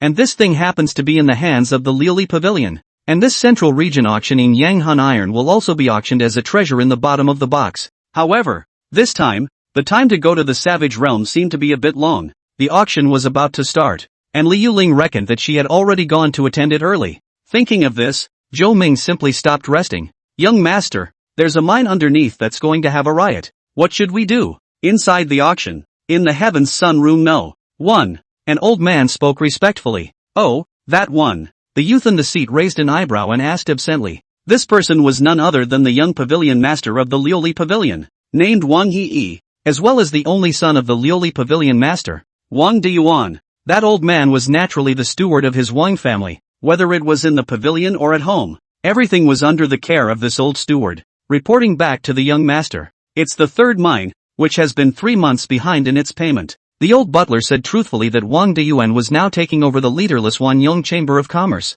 so he had temporarily handed over all the affairs of the Liuli Pavilion and this auction to his own son, and at the same time sharpened his only son. How's the mining of source crystals in the No. 3 mine going? Wang Yi's words changed and asked on top of another topic. The old butler opened his mouth after a moment of slight contemplation and said, back to young master. The old slave estimates that the source crystals in the third mine will be completely depleted in a few more days. Oh, then bury them all in 3 days. Wang Yi said full of unconcern, as if so many human lives were nothing in his eyes. Young master, what are you? The old housekeeper thought he had heard wrong. There are tens of thousands of low-ranking martial arts miners in the No. 3 mine, which is tens of thousands of lives, but he didn't realize that his young master would bury all of them without even thinking about it? Just because you don't want to be paid for 3 months of work? But this amount of money is not even a drop in the bucket for the Liuli Pavilion. So why is this necessary? Although it was said that the lives of low-ranked martial artists were not worth mentioning at all to high-ranked martial artists like them, the power of public opinion was still terrifying. Pitting and killing so many martial artists like this without a reason would inevitably wash the Liuli Pavilion into the limelight. Am I not clear? Not only the no. 3 mine. Every mine in the future will be like this. When the minerals are depleted, just bury them all directly. Wang Yi tone cold down. The old housekeepers see this also dare not talk too much, just trembling and asked again. Then if their families unite to make trouble, together then. Wang Yi directly interrupted the old housekeeper's words. In his eyes these civilians of the central region were not human at all. They were just a cow or horse that looked like a human. How dare a domestic animal resist its master? Then just kill it. As for public opinion, just kill all the opinion makers and we'll be done with it. Chapter 100 Vermilion Bird City. But the old butler still wanted to open his mouth to persuade him. However, the next moment he was directly pierced through his brow by Wang Yi's finger and nailed to the wall. This old housekeeper, who had watched him grow up since he was a child anyways, was now directly killed without hesitation just because of 2 words. On the contrary, Wang Yi's face was bland, as if what he had killed with his own hands just now was not an old housekeeper who had accompanied him since he was a child who had done nothing for him, but just an unimportant stranger. Throw them all together in mine number 3 and bury them. Wang Yi waved his hand, and the guards behind him immediately stepped forward and cleaned up the old housekeeper's body. Then without asking a single question, he directly acted according to Wang Yi's instructions. Although there were still a few days left before the 3rd mine would be completely mined out, according to Wang Yi's idea it was now possible to start making preparations. Meanwhile, the no. 1 and no. 2 mines have been mined out, but the wages are dragging on as they can't, except that the miners in the mines that are finished have no way to resist with strikes and riots. However, there were still miners who marched through the mines and the Liuli Pavilion branch every day. But this was no different for the huge central region where this behavior was no different from being directly ignored. No one would care about the death or life of a group of low-ranked martial artists, even the miners from the other mines, as long as it wasn't their turn, who would mind their own business. But there are also many people who don't understand that after the fall of the Wanyong Chamber of Commerce, the Liuli Pavilion is the veritable richest power in the entire central region, and how much these workers are paid each month. I'm afraid that the salary of an entire mine's miners combined is no match for a random steward in the Liuli Pavilion. But this point for the Liuli Pavilion is nothing money, but is dead delayed not to give. Because of this little bit of silver to spoil the reputation that Liuli Pavilion has accumulated for such a long time, it is really not worth it. It's just that they couldn't figure out why the Liuli Pavilion had to go through with this reasoning that was clear to all 3-year-olds, which was completely more than it was worth. Asterisk asterisk asterisk asterisk. 3 months without paying wages. My whole family is starving to death. If it is not paid today, these source crystals you do not want. Inside the 3rd mining cave, a burly man of only 50 years old opened his mouth to curse, and behind him stood thousands of miners of similar size to him. They were all 3rd to 5th ranked martial artists, belonging to the lowest group in the middle domain, and only this kind of lowliest manual labor would recruit them, although the wages are pitifully low, and also need to work in this extremely dangerous, while leaving serious after effects of the place function. But in order to make a living, in order to survive, this is the compulsion. Right. If you don't send me in these hundreds of cars of source crystals to explode together. Anyway, the old man's cheap life is not worth even a piece of source crystal. Mining caves suddenly group anger up. Originally the steward promised them, as long as the last bit of source crystal mining finished will be sent together 3 months of salary plus 1 more month of reward money. But this is exactly the same tactic that was used the first 2 months when the workers were owed money. So even the dumbest of people reacted to it. This is a deduction of even the little bit of their wages that is just enough to survive. Anyway, for them, can't get the money is also the same as starving to death. Either way is a death. So a combination of the Liuli Pavilion source crystals directly deducted. Do not pay the money is not possible to let the Liuli Pavilion's people take the source crystals away. The steward was also in 2 heads right now. Although he was at the cultivation level of a zongsher, it was a complete fool's errand to deal with a few thousand low-level martial artists. Moreover, the value of this batch of source crystals was very high, and there was absolutely no room for any slip-ups. But the order from above had been passed down. The wages could not be paid. This could not pay out of his own pocket, so he could only leave the mine again to ask for instructions from above. Got it. Wang Yi put away the teleportation token. A trace of ruthlessness flashed in his eyes. This kind of look god is strange like a nameless fire. He obviously has no grudge with these miners, and it is still him who is at a disadvantage. It's very inexplicable, and it seems to feel like these lowlifes are sick of even getting paid for the work he sends out. It wasn't condescension anymore. It was already paranoia. As if people of lesser status than him deserved to die for even looking at him. In his mind, it was a great gift for these low-ranked martial artists to be able to do work for them in the Lioli Pavilion. And to dare to ask for payment for their work was simply a way to take death. Very ridiculous, right? But Wang Yi heart is so. From birth to now every day of life is superior to a terrible point. Called the real meaning of smooth sailing, did not eat any suffering, since he was an only child. His parents were obedient to him, and even his cultivation level was directly piled up with countless pills. So that created his terribly high sense of superiority early on. There you go. Wang Yi said to a black-robed guard on his right-hand side. This was a peak martial king powerhouse. Dealing with a group of low-ranked martial artists was just a matter of 10 minutes. Pay attention. Don't break the source crystal, or take your head for the debt. This peak martial king powerhouse trembled. If Wang Yi could say it, that meant he could definitely do it. After all, in the current central domain, other than the royal clansmen of the Nine Dragons imperial dynasty, Wang Yi was the group of people with the highest status. He could do whatever he wanted. Even if he had nothing to do but chop up a few martial kings for fun, there was nothing wrong with that. So his life, which was still not called a life in the eyes of Wang Hui, was only slightly more valuable than those low-ranked martial artists. How come I didn't notice this place was so posh before? Zhou Ming arrived at the gates of a giant city, and this was the first time he had observed one of the central region's most magnificent cities from a mortal's perspective. This city was called Vermilion Bird City, covering an area of 53 million square kilometers. With a city wall that was 1,000 feet high, resembling an ancient mountain range that stretched across. Every brick on the city wall was engraved with arcane inscriptions while emitting an eerie glow. These inscriptions were strung together, and eventually Huawei was a heavenly and earthly city protection array. At the same time, this Vermilion Bird City was also where the Lioli Pavilion was headquartered. So entering and exiting the Vermilion Bird City didn't require any inventory at all, because no one dared to make trouble under the eyes of the Lioli Pavilion. This was already the consensus of everyone. Zhou Ming entered the city gates with a merchant caravan. The overhead bridge built over the moat was enough to accommodate tens of thousands of people to pass through at the same time. And while there was a city gate like this one every 1,000 miles, the one Zhou Ming was walking through today was the main city gate in the center,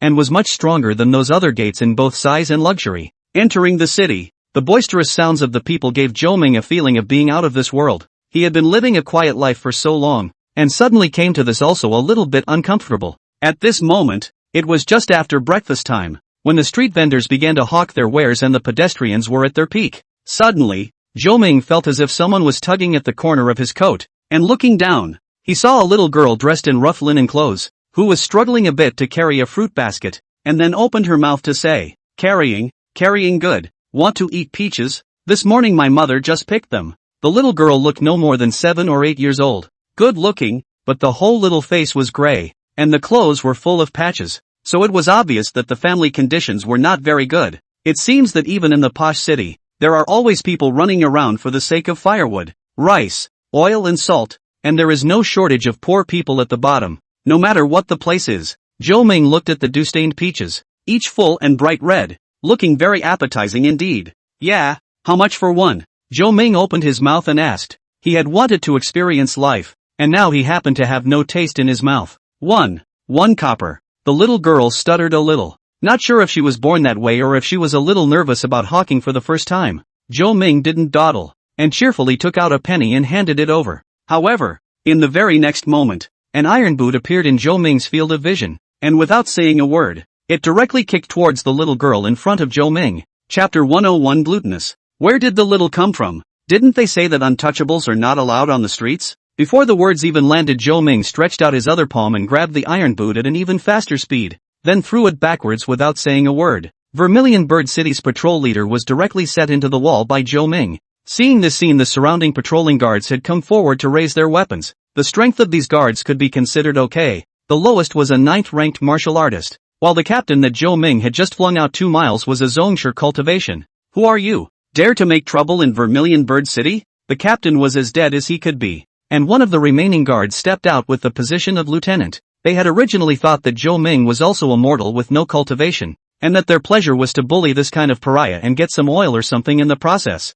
Now it seemed like they had messed with the wrong person. Killing a Zongshi martial artist with a single strike with their hands was by no means idle. Their cultivation was at least at the peak of Zongshi, so they couldn't afford to not pay attention to it. However, importance was attached to it. This was Vermilion Bird City. the main camp of the Lioli Pavilion. If even the strongest person dared to cause trouble here, there would always be someone who could be cured. The little girl saw this scene in front of her, was immediately frozen in place. The hands of the fruit basket inattentively also all dumped on the ground. 5 or 6 full fresh peaches tumbled to the ground and were suddenly covered in dust. Reacting, the little girl hurriedly bent down and tried to reach for it, but the farthest one rolled to the feet of one of the guards, and the little girl didn't dare to go over. What happened? A middle-aged man leapt down from the city gates, clad in heavy armor that encased his entire body. Great Captain, this is the man that killed our captain. The lieutenant came to the first captain's side and pointed to the man on the wall whose body had been smashed into a meat cake from the violent impact. When the captain heard this, his eyes instantly went cold. In the area under his jurisdiction, killing a captain of the guards under his direct authority. If this matter spreads out, then he can no longer mix in Vermilion Bird City. Did you move? The first captain opened his mouth and asked, while the aura of a peak grandmaster was on display. The passers-by around them who had originally wanted to see the action suddenly dispersed. For ordinary people, this level of pressure was already enough to crush their bodies. Instantly, the street that was crowded with people just a moment ago had cleared out a large area of empty space, and even the vendors hawking on the side of the road closed up their stalls as fast as they could and then quickly moved away. This is obviously going to be really dry up. In the occasion, a moment to spread to their own do not know where to reason to go. Well, don't be afraid, I bought all these peaches. Zhou Ming reached out to stop the little girl while taking out another 5 or 6 copper coins and placing them in her hands, completely ignoring this great captain who had jurisdiction over dozens of patrols. Seeing this scene, the first captain instantly became furious. In this Vermilion Bird City, there really weren't many people who dared to ignore him like this. By the way, what's your name? Where's your home so I can take you back? As soon as Zhou Ming picked up the little girl and blocked her line of sight in the process, the next moment, the bodies of all the guards present exploded with the same hand, scattering blood all over the entire street. My name is Gnome. Nua contentedly held a handful of copper coins and pointed Zhou Ming in the right direction. In fact, Zhou Ming's expression was a little trance-like the moment he saw Nua, because Nua really looked too much like that sister of his on Earth. Not only did he look alike, he was even exactly the same age, and if there was one thing he couldn't do, it would be to go back and meet his loved ones. Nua's home was a bit far away, leaving the main street where he had just been and making his way deeper and deeper into the alleys, making 7 turns and getting more and more remote in its location, eventually stopping in front of a row of thatched huts, a veritable pariah district. The poverty and coldness of the place contrasted with the bustle and noise outside. It's hard to imagine these two areas in the same city. Nua, who is this man? Just as she entered the courtyard, a middle-aged woman washing clothes by the water well got up and came forward, her eyes staring warily at Zhou Ming. This big brother is a good man, and bought all of Nua's peaches, said Nua spread out her palms and handed the middle-aged woman a few copper coins clenched in sweat. Looking at the copper coins in Nua's hand, the middle-aged woman was also stunned, but her vigilance was still not put down. Zhou Ming put Nu down, finally freeing his hands, patted the dusty peach, and didn't mind directly biting into it with a big mouthful. I have to say, it did taste okay, better than all the fruit he remembered. Thank you for bringing Nua back. Come in and have a drink. Seeing that Zhou Ming really didn't mean anything else and bought all her peaches in one go, the middle-aged woman was embarrassed to let Zhou Ming stand at the door all the time. Mother, do you know? Big brother is awesome. Just now the group of bad guys in iron pimples tried to bully me, but they were all fought off by Big Brother alone. Nua gathered around the middle-aged woman and recounted what had just happened, though all the gory images were missing. In Nua's impression, it was a big foot kicking over and then being slapped away by Zhou Ming. However, the middle-aged woman's face changed when she heard this. Nua didn't know what this meant, didn't she? Young warrior, I'm really sorry. Nua his father has not come back for 3 months. I'm a mom who really can't watch this only one child have an accident. So, the middle-aged woman didn't make her words clear, but Zhou Ming knew everything. Actually, she was not to blame. She had just given a big captain plus an entire patrol a clean kill. How could she not involve Nua's mother and daughter? Don't worry, it won't involve you. Zhou Ming got up. He hadn't wanted to cause trouble for the ordinary people. He simply felt that Nua was too much like his sister on Earth, so he wanted to spend more time with her. The matter of fate was just very strange. Even if Zhou Ming divined the heavens and the earth, it was still hard to calculate the fate, especially if it was related to himself. Back on the main street, the place where the crime had just occurred had been heavily surrounded, and in just a few moments 5 brigadiers had come, while hundreds of patrols had gathered. Such a tragic scene was still the first time in Vermilion Bird City in 1,000 years, and if this matter was not handled well, then the reputation of Vermilion Bird City would be ruined. so it wasn't just the various regional captains. This had even been reported to the city lord's side, and the Vermilion Bird City's city lord had personally ordered a thorough investigation, bound to catch the murderer. As for Zhou Ming, he was naturally too lazy to care about this kind of thing, and went straight to the most luxurious restaurant in Vermilion Bird City, ordering all the top luxury dishes. Zhou Ming felt that he had lived a waste of time before. So many things to enjoy life he hadn't even thought of. And naturally, for him, eating is at the top of the list, as food always brings pleasure and makes people secrete more dopamine. However, the dishes had just been served, but Zhou Ming frowned and put down the chopsticks in his hands. The next moment, a figure outside the window wrapped in a black robe fell heavily in front of Zhou Ming. What's the rush? Chapter 102, Kill as many as come. The man in black looked like he had been thrown into a daze and didn't react at all, just staring straight at Zhou Ming. At this moment, he had thought of 10,000 possibilities in his mind and had guessed the identity of the person in front of him countless times. He himself had just left from the Heavenly Gold Pavilion and was heading to the No. 3 mining cave in the southern suburb, but he was directly yanked down in the sky by someone coldly. He should know that he was a strong martial king realm practitioner, and the one who could do this was at least a martial emperor, which meant that the other party wanted to get himself killed with just a lift of his hand. Dare to ask Senior, who are you? If there is anything that I have done wrong, I will first make amends to Senior on behalf of the Lioli Pavilion. In the end, this black-clothed man did not get angry, because the person in front of him was most likely an old ancestor of a certain power who came to participate in the auction, and he couldn't afford to offend a small martial king. At the same time, he also bit the word Lioli Pavilion very heavily, indicating that his relationship with the Lioli Pavilion was not ordinary, so that even if the person in front of him was powerful, he would have to weigh the Lioli Pavilion behind him. I asked you what you were doing. Zhou Ming didn't say much, just repeated his question. That black-clothed man was in a cold sweat. This kind of thing was already dishonorable. How could he possibly say it? It is something that my young master commanded. It is really inconvenient to disclose it to the seniors. My young master is in the Tianjin Pavilion's Tianjin No. 1 room. Such as if the seniors. Before the man in black could finish his sentence, he was directly grabbed by Zhou Ming and then thrown out again along the window. In an instant, a black shadow crossed from mid-air, then smashed into the Heavenly Gold Pavilion's Heavenly Character Room No. 1. Wang Yi looked at the black-clothed man who came back in such an image. The expression on his face suddenly changed, and the veins on top of his forehead rippled. What does that mean? Naked provocation? In his territory, throwing his personal guards back like dead dogs. How is it all different from riding his neck and ting on him? This was the first time since he was born that Wang Yi felt violently angry, because no one had ever dared to treat him like this. Young lord. The man in black lifted his head and stretched out his already twisted arm, pointing in the direction where Zhou Ming was just now. I'm not blind. Wang Yi stepped on this black-clothed man's head and did not hesitate to directly stomp on it. How could he leave behind this kind of thing that disgraced him? Following the gap that had been smashed out by the body of the man in black, he came to the roof of the Heavenly Gold Pavilion, his eyes looking sinisterly in the direction where Zhou Ming was. I don't care who you are. If you go against me, you can only wait for death. Wang Yi laughed coldly in his heart and waved his hand behind him, while 7 or 8 peak martial king powerhouses then moved together, heading towards the southern suburbs. He didn't know what the other party meant, but if he really wanted to go against the Lioli Pavilion, then he hadn't been afraid of anyone. However, in no time he was dumbfounded as those peak martial king powerhouses were thrown back one after another, smashing heavily on the Heavenly Gold Pavilion. This time, he didn't even need to do it himself. These martial kings had already snapped, and the force was so great that the entire Heavenly Gold Pavilion shook, its foundation nearly broken. And by now, nearly all of his close guards had been killed in seconds, but he didn't even know who had struck.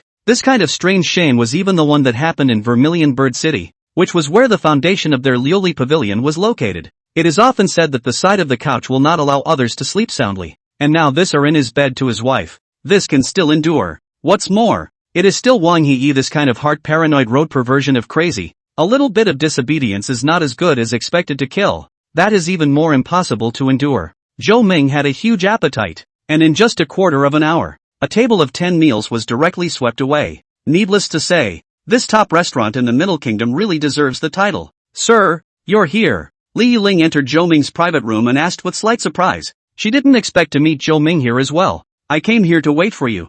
Zhou Ming ate and drank his fill and stretched out. Li Yuling's whereabouts Zhou Ming could of course figure it out. It was nothing unusual. Sir, just now, Li Yuling asked in a low voice. As one of the most important figures of the Li family, intelligence was definitely first-hand. Not to mention the Tianjin Pavilion. Such an iconic building in Vermilion Bird City was nearly smashed by someone directly on the waist, and according to the gossip, those black shadows embedded in Tianjin Pavilion were the personal guards of the young master of Liuli Pavilion. All of them are peak Martial King powerhouses, although this matter was quickly suppressed, but after all, the incident was too obvious. Even some ordinary people have heard a little. How could it be possible to escape the eyes of some big forces?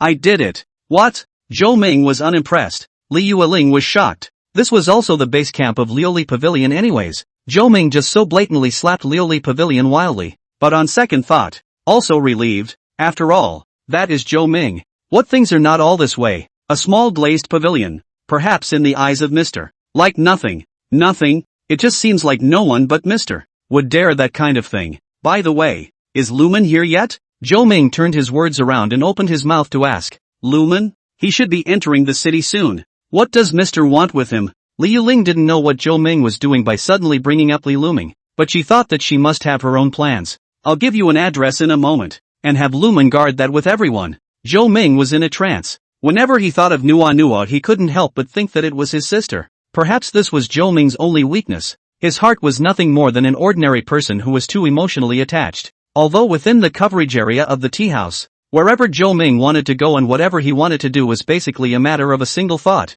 But that was what he wanted to do, and it seemed as if this was the only way to put her mind at ease. Also, no matter who it is, if you want to make a move then kill without mercy, don't have any scruples, everything is with me. Zhou Ming's tone was very serious, and this was the first time Li Yuling had seen such a Zhou Ming, and her heart couldn't help but chill. But since Zhou Ming had said so, then she would do as requested. So she immediately contacted Li Luming and placed all of the Li family's strongest members who were traveling to the Vermilion Bird City this time in the vicinity of the Nua family. Sir, I've received a notice that Tianjin Pavilion has temporarily changed the auction to the Liulige Pavilion's headquarters due to maintenance reasons. Zhou Ming nodded. This was something he had already known. If you weren't for the fact that the Yin Yang Hun iron wasn't even in the central region right now, nor was it in the tea house's coverage area, Zhou Ming would have long ago made his move directly. Yin Yang Hun iron is a very special material, so it requires some special means. As for what exactly will be revealed at the last moment of the auction, Zhou Ming had no choice but to be patient and head to the glazed pavilion headquarters.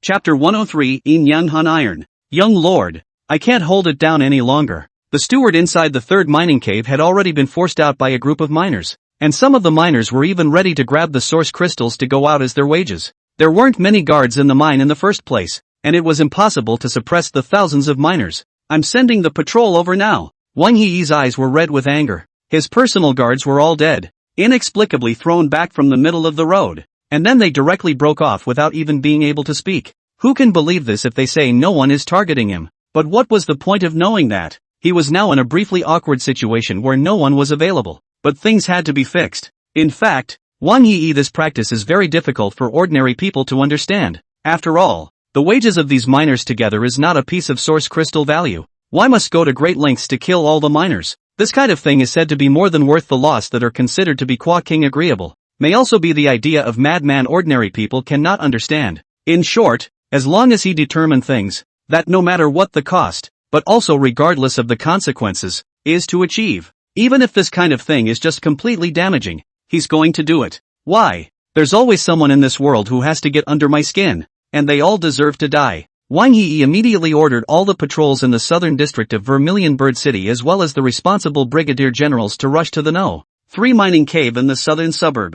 90% of the strongest men in the Liuli Pavilion were guarding the auction items in this auction, and those personal guards of his were already the last batch of high-end combat power that could be utilized in the Liuli Pavilion. However, all of these battle forces were thrown back by Zhou Ming, and it was only because he really had no choice that he deployed half of his patrols to the No. 3 mining cave at the cost of abandoning law and order. Young master, Miss Su asked me to invite you over. A woman entered the middle of Wang Yi's room. Her name was Fong Nanan. This person was the one who had gone to Zhou Ming's tea house at that time to purchase information about the blood god's head, and then was thrown out directly by Zhao Tiangang. Surprisingly, her status in the Liuli Pavilion didn't seem to be low, and even Wang Yi didn't get mad in front of her. Got it. Wang Hai, with a flutter of his sleeves, exited the Heavenly Gold Pavilion and returned to the Liuli Pavilion headquarters. Sui was waiting for him at the gate. Once he saw Wang Yi come in, his face instantly collapsed and said, "Are you crazy? Do you have to make things happen at this juncture? Who are you? How can you talk to me like this? What do you care what I do? Who knew that Wang Yi didn't give this Liuli Pavilion's deputy pavilion master the slightest bit of face, and opened his mouth as a pinpoint. Who am I? I'm your mom. Can't a mom control her son? Sui was also directly exasperated and laughed. If it was not for the auction looming, she really did not want to care about Wang Yi, who is the same as him. Originally, Tianjin Pavilion had everything set up, and did not know what big brother Wang Hai messed with outside. Directly killed to the Vermilion Bird City, but also in front of so many people to the face of the Tianjin Pavilion smashed. Otherwise, how could she be so busy right now with this kind of anxiety? Shifting the auction items again and rearranging everything? It was a good thing that this was in Vermilion Bird City, or else in other places. One would not know how many pairs of eyes were staring at these auction items. You're just a ing vixen raised by my father, and you're still my mom? I'm telling you, when my father dies, your Tias won't want to live either. Wang Yi's voice was extremely loud and clear. Suyi's face was instantly gloomy to the extreme. It wasn't true that he was Wang Yi's stepmother, but he was also a genuine peak martial emperor powerhouse. To be verbally abused by a junior pointing at her nose, even with her excellent culmination she was close to making a direct move. What's more, it was still inside the Liuli Pavilion. More than 90% of the core people were there. Wang Yi's words were definitely heard by them. Originally, Sui wanted Wang Yi to stop messing around before the auction, but she didn't expect that not only did she not appreciate it, but also insulted her like this in public. Don't talk to the juniors. The guests have all entered. One person reached out his hand to stop Sui, fearing that she wouldn't be able to hold her hand and directly slap the Wang family's only son to death. However, in front of so many people, calling a peak martial emperor powerhouse a vixen, the Tai Wang Yi was definitely the first person to do so. Get lost. Wang Yi looked at Suyi's back as he left still unforgiving, and viciously spat on the ground. Sui simply went straight out of sight and out of mind. For the sake of the greater good, she must endure, but this is something she made a note of. Ms. Su, all the patrols in the southern district have been killed. Fananan slowly walked over to Sui and softly told him what had just happened. What did you say? Sui completely couldn't help it this time. The patrol team could be the backbone of Liuli Pavilion in Vermilion Bird City, and this directly lost half of them at once. This matter with the ass think all know. Absolutely is Wang Yi caused. Just Sui cannot think out. In the end who, risking the risk of being pursued by the Liuli Pavilion also want to target them at this juncture. First, a whole patrol was killed on the street in front of the main city gate, followed by all the martial king powerhouses in the Heavenly Gold Pavilion. Even the Heavenly Gold Pavilion was shaken. And now even more so. That's thousands of 9th-ranked martial artists, hundreds of grandmasters and dozens of great grandmasters. This kind of lineup was even wiped out directly in Vermilion Bird City by someone without a word. It was hard to imagine how horrible the strength of the person who made the move was, and how big is the mess that Wang Yi has caused. Sui has already made up his mind. This time the end of the matter to say anything to let Wang Diyuan to properly lock up his son who was the same as the son of the son of the son of the son of the son of the son of the son of the son of the son of the son of the son of the son. Otherwise, even with the Liuli Pavilion as a background, sooner or later one day he would have to lose all his family's money. Leave it for now. Don't make any other moves. And wait for the auction to end before we think long and hard about everything. Sui tried his best to calm his mind. No matter what happened, the auction must come first. After all, it was hand-picked by the Nine Dragon Dynasty. If this matter is not done well, then the entire Liuli Pavilion up and down the head all have to move. So even if something heavenly happened, the auction had to be finished first. Sir, why did you have to come in person? In the VIP room, Li Yuling opened her mouth to ask with some doubt. After all, Zhou Ming only needed to speak to her about what he wanted, and the entirely family would pour out everything to buy it.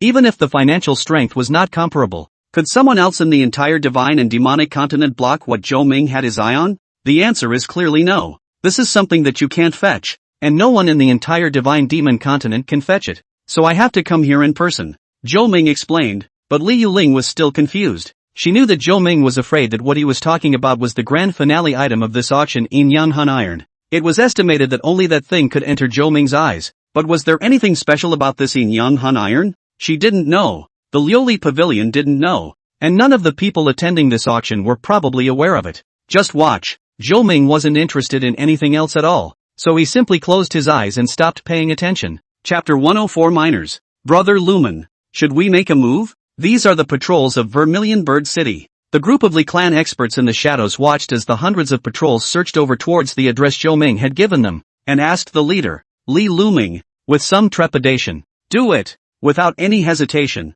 Li Luming directly ordered. His father had said that Li Yuling had the highest status and authority in the Li family. and in Li Yuling's heart, Zhou Ming's words were again the most important. So even if they were to be pitted against the entire Liuli Pavilion, Li Luming would not hesitate to do so. For Li Luming, a peak martial king powerhouse, these patrols just weren't enough to look at, and even though there were a few Grand Master level captains, they were still instantly wiped clean by Li Luming. The bodies were also disposed of quickly, but of course trying to leave no clues was impossible. This also meant that after this time their Li family and the Liuli Pavilion's beam was completely knotted. Sticky. Suddenly, a rough voice rang out from outside the courtyard. Li Luming was just about to make his move but he saw a little girl in the room running out quickly, and then jumped into the arms of the visitor. Even though the man was pitch black and his clothes were covered with unknown substances and dust from the mine, Nua still didn't dislike it and directly buried her face in the man's clothes. "Dad, what took you so long to get back?" Nua was aggravated and wanted to cry a little.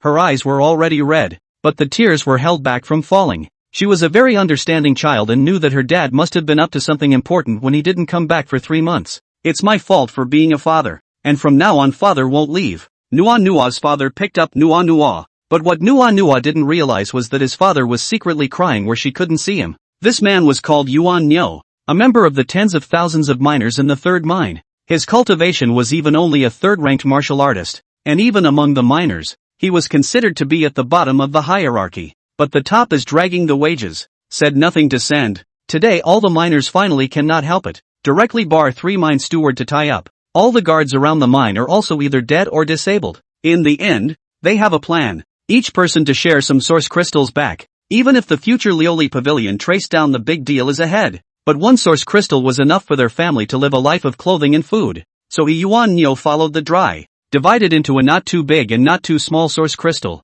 If taken out to sell, enough worth on 100 taels of gold. That is, 10,000 copper coins, which is equivalent to an ordinary family 10 years all the income. But Yuan Nyo knows, he took this source crystal will not be able to run away. Liuli Pavilion for this kind of thing is certainly to break the pot to the end. Estimated that none of these miners who robbed the source crystal can live to leave Vermilion Bird City. Nua, take this back to your mother, and father will go out and buy you some pastries. Yuan Nyo put Nua lying down and carefully removed a piece of cloth bag from his waist and stuffed it into Nua's arms. Nua opened a crack and instantly said in surprise, "It's so beautiful, father. Is this the jewelry you gave to mother?" Seeing this, Yuan Nyo hurriedly covered Nua's mouth and signaled Nua to keep her voice down. Nua nodded and ran back to the house with small steps. Yuan Nyo saw Nua leave and slapped himself twice before turning around with determination and heading towards the center of the city. They agreed not to involve their families, to send back the settlement money they had come to, and then go back together to take things down. I don't know if this would help, but at least it would greatly reduce the likelihood of family members being implicated. In fact, they don't want to do it any more than anyone else, if at all possible. But there was no way around it. They were having trouble even surviving at the most basic level, and the family's food stocks were about to bottom out, and the glazed pavilion had no intention of paying for the work, which meant that they had no time to find a new job, one that would be enough for them to support their families. Either the family starves to death together, or trade their own lives for the lives of their wives and children. How to choose we all know very well. In this world where people are worse than pigs and dogs and sheep, the bottom feeders have to take their lives if they want to survive. Yuan Nyo left the pariah area, and his image contrasted extremely sharply with the busy, bustling street. When the pedestrians on the road saw Yuan Nyo dressed like this, they all stayed away from him, while the smell emanating from Yuan Nyo's body was disgusting. If it was normal, if a pariah like him walked down the main street of Vermilion Bird City, he would have been arrested by the patrols in minutes and severely beaten up, then thrown back. But today, I don't know what happened, but he was almost at the entrance of the Heavenly Gold Pavilion, and he didn't see a single patrol. At this moment, a lot of people had already gathered around the Tianji Pavilion. All of them were miners like him, and there was no fear in everyone's eyes, only relief. After all, they were content to let their families live with food and clothing. Next they would have to make a claim with the Liuli Pavilion, and of course to give themselves a decent death. Instead of waiting for the Liuli Pavilion to kill them one by one, they should strike first and maybe replace 1 or 2 of them. After all, in their minds, a cheap life like theirs, even if 1,000 of them could be exchanged for a top level of the Liuli Pavilion, that would be blood money. Brother Lumen, if you don't feel comfortable, go along. We'll be here. Li Luming nodded. Yuan Nyo was obviously Nua's father, and since Zhou Ming had asked them to protect the safety of Nua and her family, that would naturally include her father. You guys go and buy that source crystal just now. Be smart and don't be too deliberate.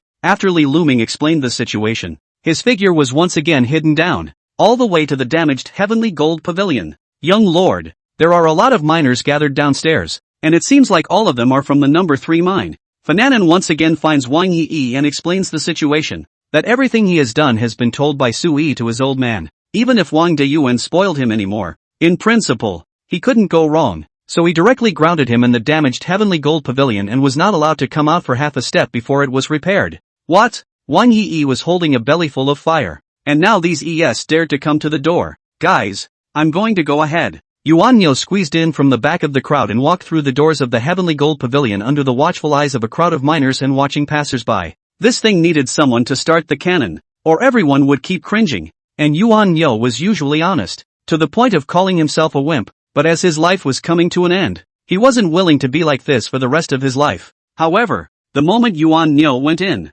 he was directly held down on the ground, with his knees pressed down on the back of Yuan Yo's neck in a deadly manner, his face pressed against the ground, and he could only barely breathe. Sometimes, I have to admire you guys. You are indeed quite bold, even daring to take my Lioli Pavilion's source crystals. Wang Yi sat on a comfortable chair and closed his eyes. He didn't avoid it. It was just this naked and exposed to everyone. The crowd is also the first time to see the young pavilion master of this Lioli Pavilion, but they did not expect that the rumor of that no evil is actually looking this elegant. Completely and a playboy to the extreme of the bullies do not get on the half of the relationship. Ahem. Can't be helped. After all, you're the big man. You don't have to care about anything, but we have to live. Yuan Yo coughed out 2 mouthfuls of blood and sneered. After all, any piece of jewelry on Wang Yi's body would be the lifetime wages of tens of thousands of miners. How can such people, who have had everything going their way since they were born, understand those of them who are struggling to survive at the bottom? Live? Ha ha ha ha ha ha ha.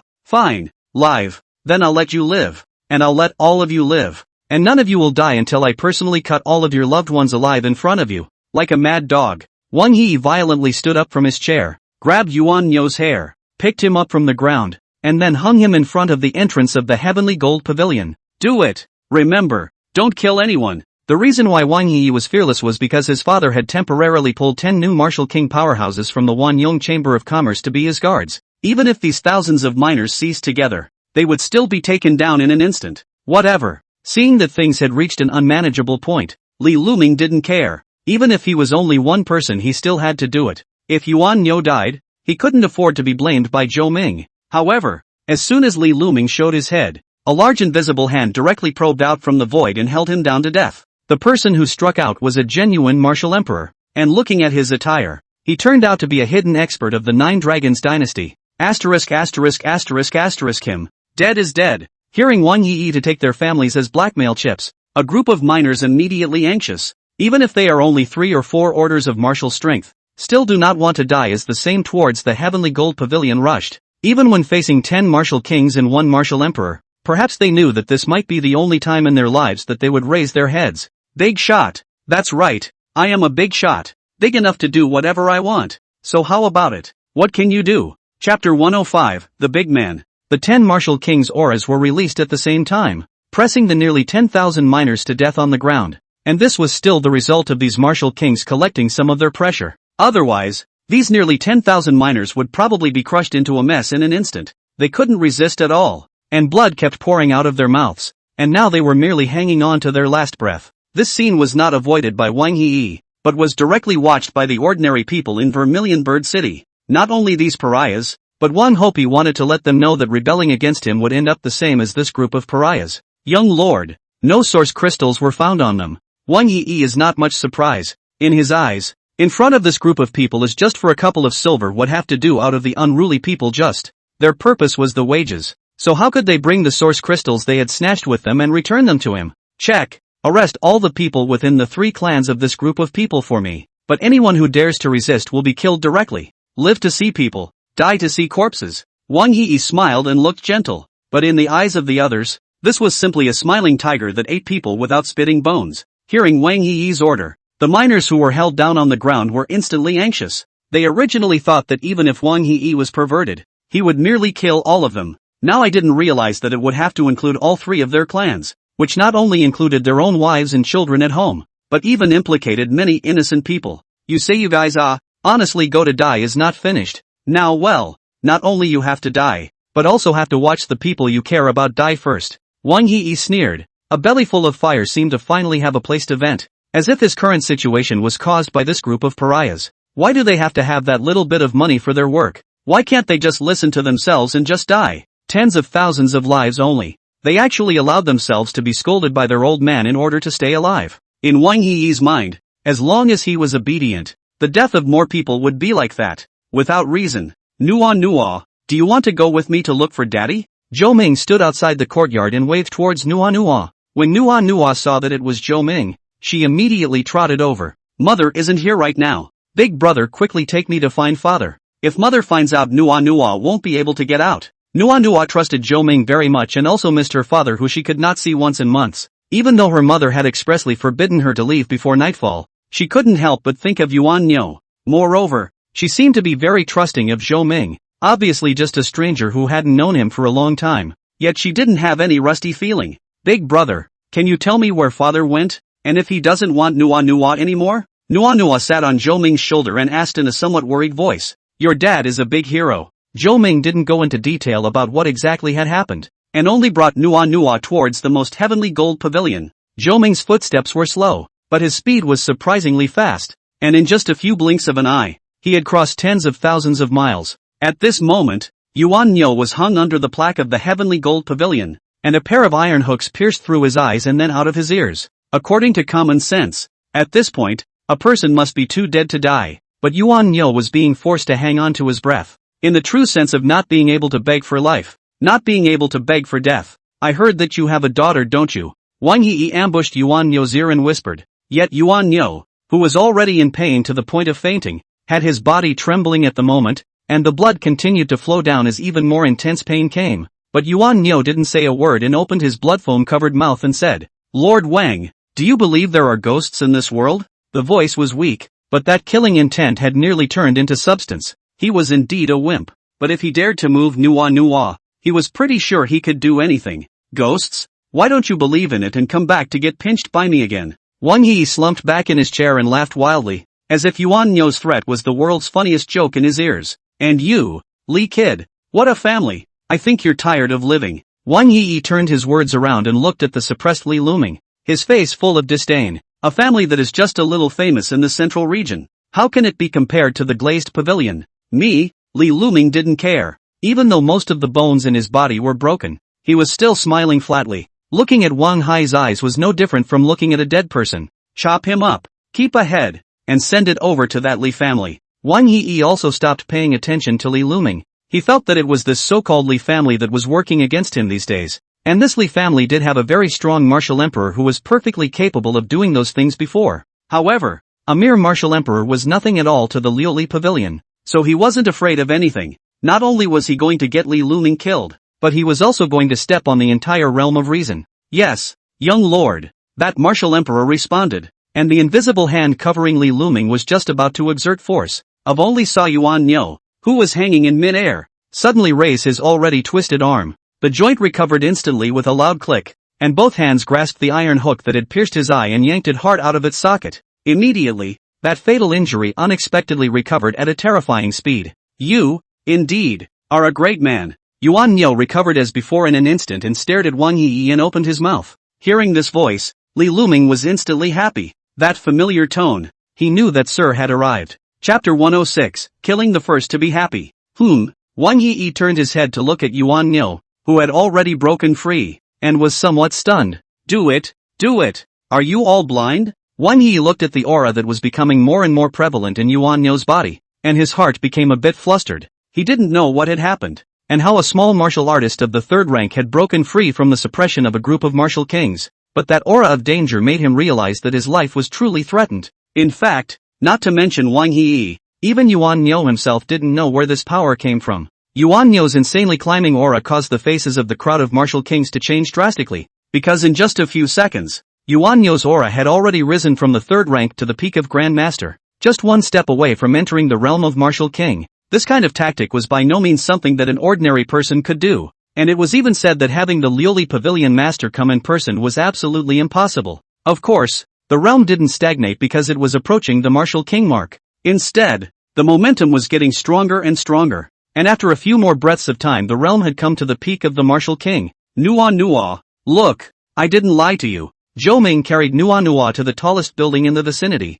where he could clearly see what was happening in the heavenly gold pavilion. Only Yuan Nyo grabbed a martial king's calf as he swung his large arm round to frantically slam it towards the ground. He wouldn't have any battle skills or any combat techniques, but the most primitive power would suffice. This group of martial kings that had been temporarily transferred from the Wanyong Chamber of Commerce were defenseless under the current Yuan Nyo, and could be said to be chased and killed. The miners outside the heavenly gold pavilion and the crowd of people watching also all froze in place. Was this still the pariah in their perception? Well, Big Brother didn't lie to me. Nua looked at the familiar figure and was overjoyed. It's not that her father doesn't want her anymore. He's just gone to teach the wicked a lesson. Yuan Nyo mechanically swung his fist. 1 punch, 2 punches, 3 punches, fist to fist. It seemed to be venting the suffocation and indignation of so many years. Brothers, him, the miners, who had lost their suppression, all rioted, originally holding a bellyful of fire. And now how could they let go of this once-in-a-lifetime opportunity?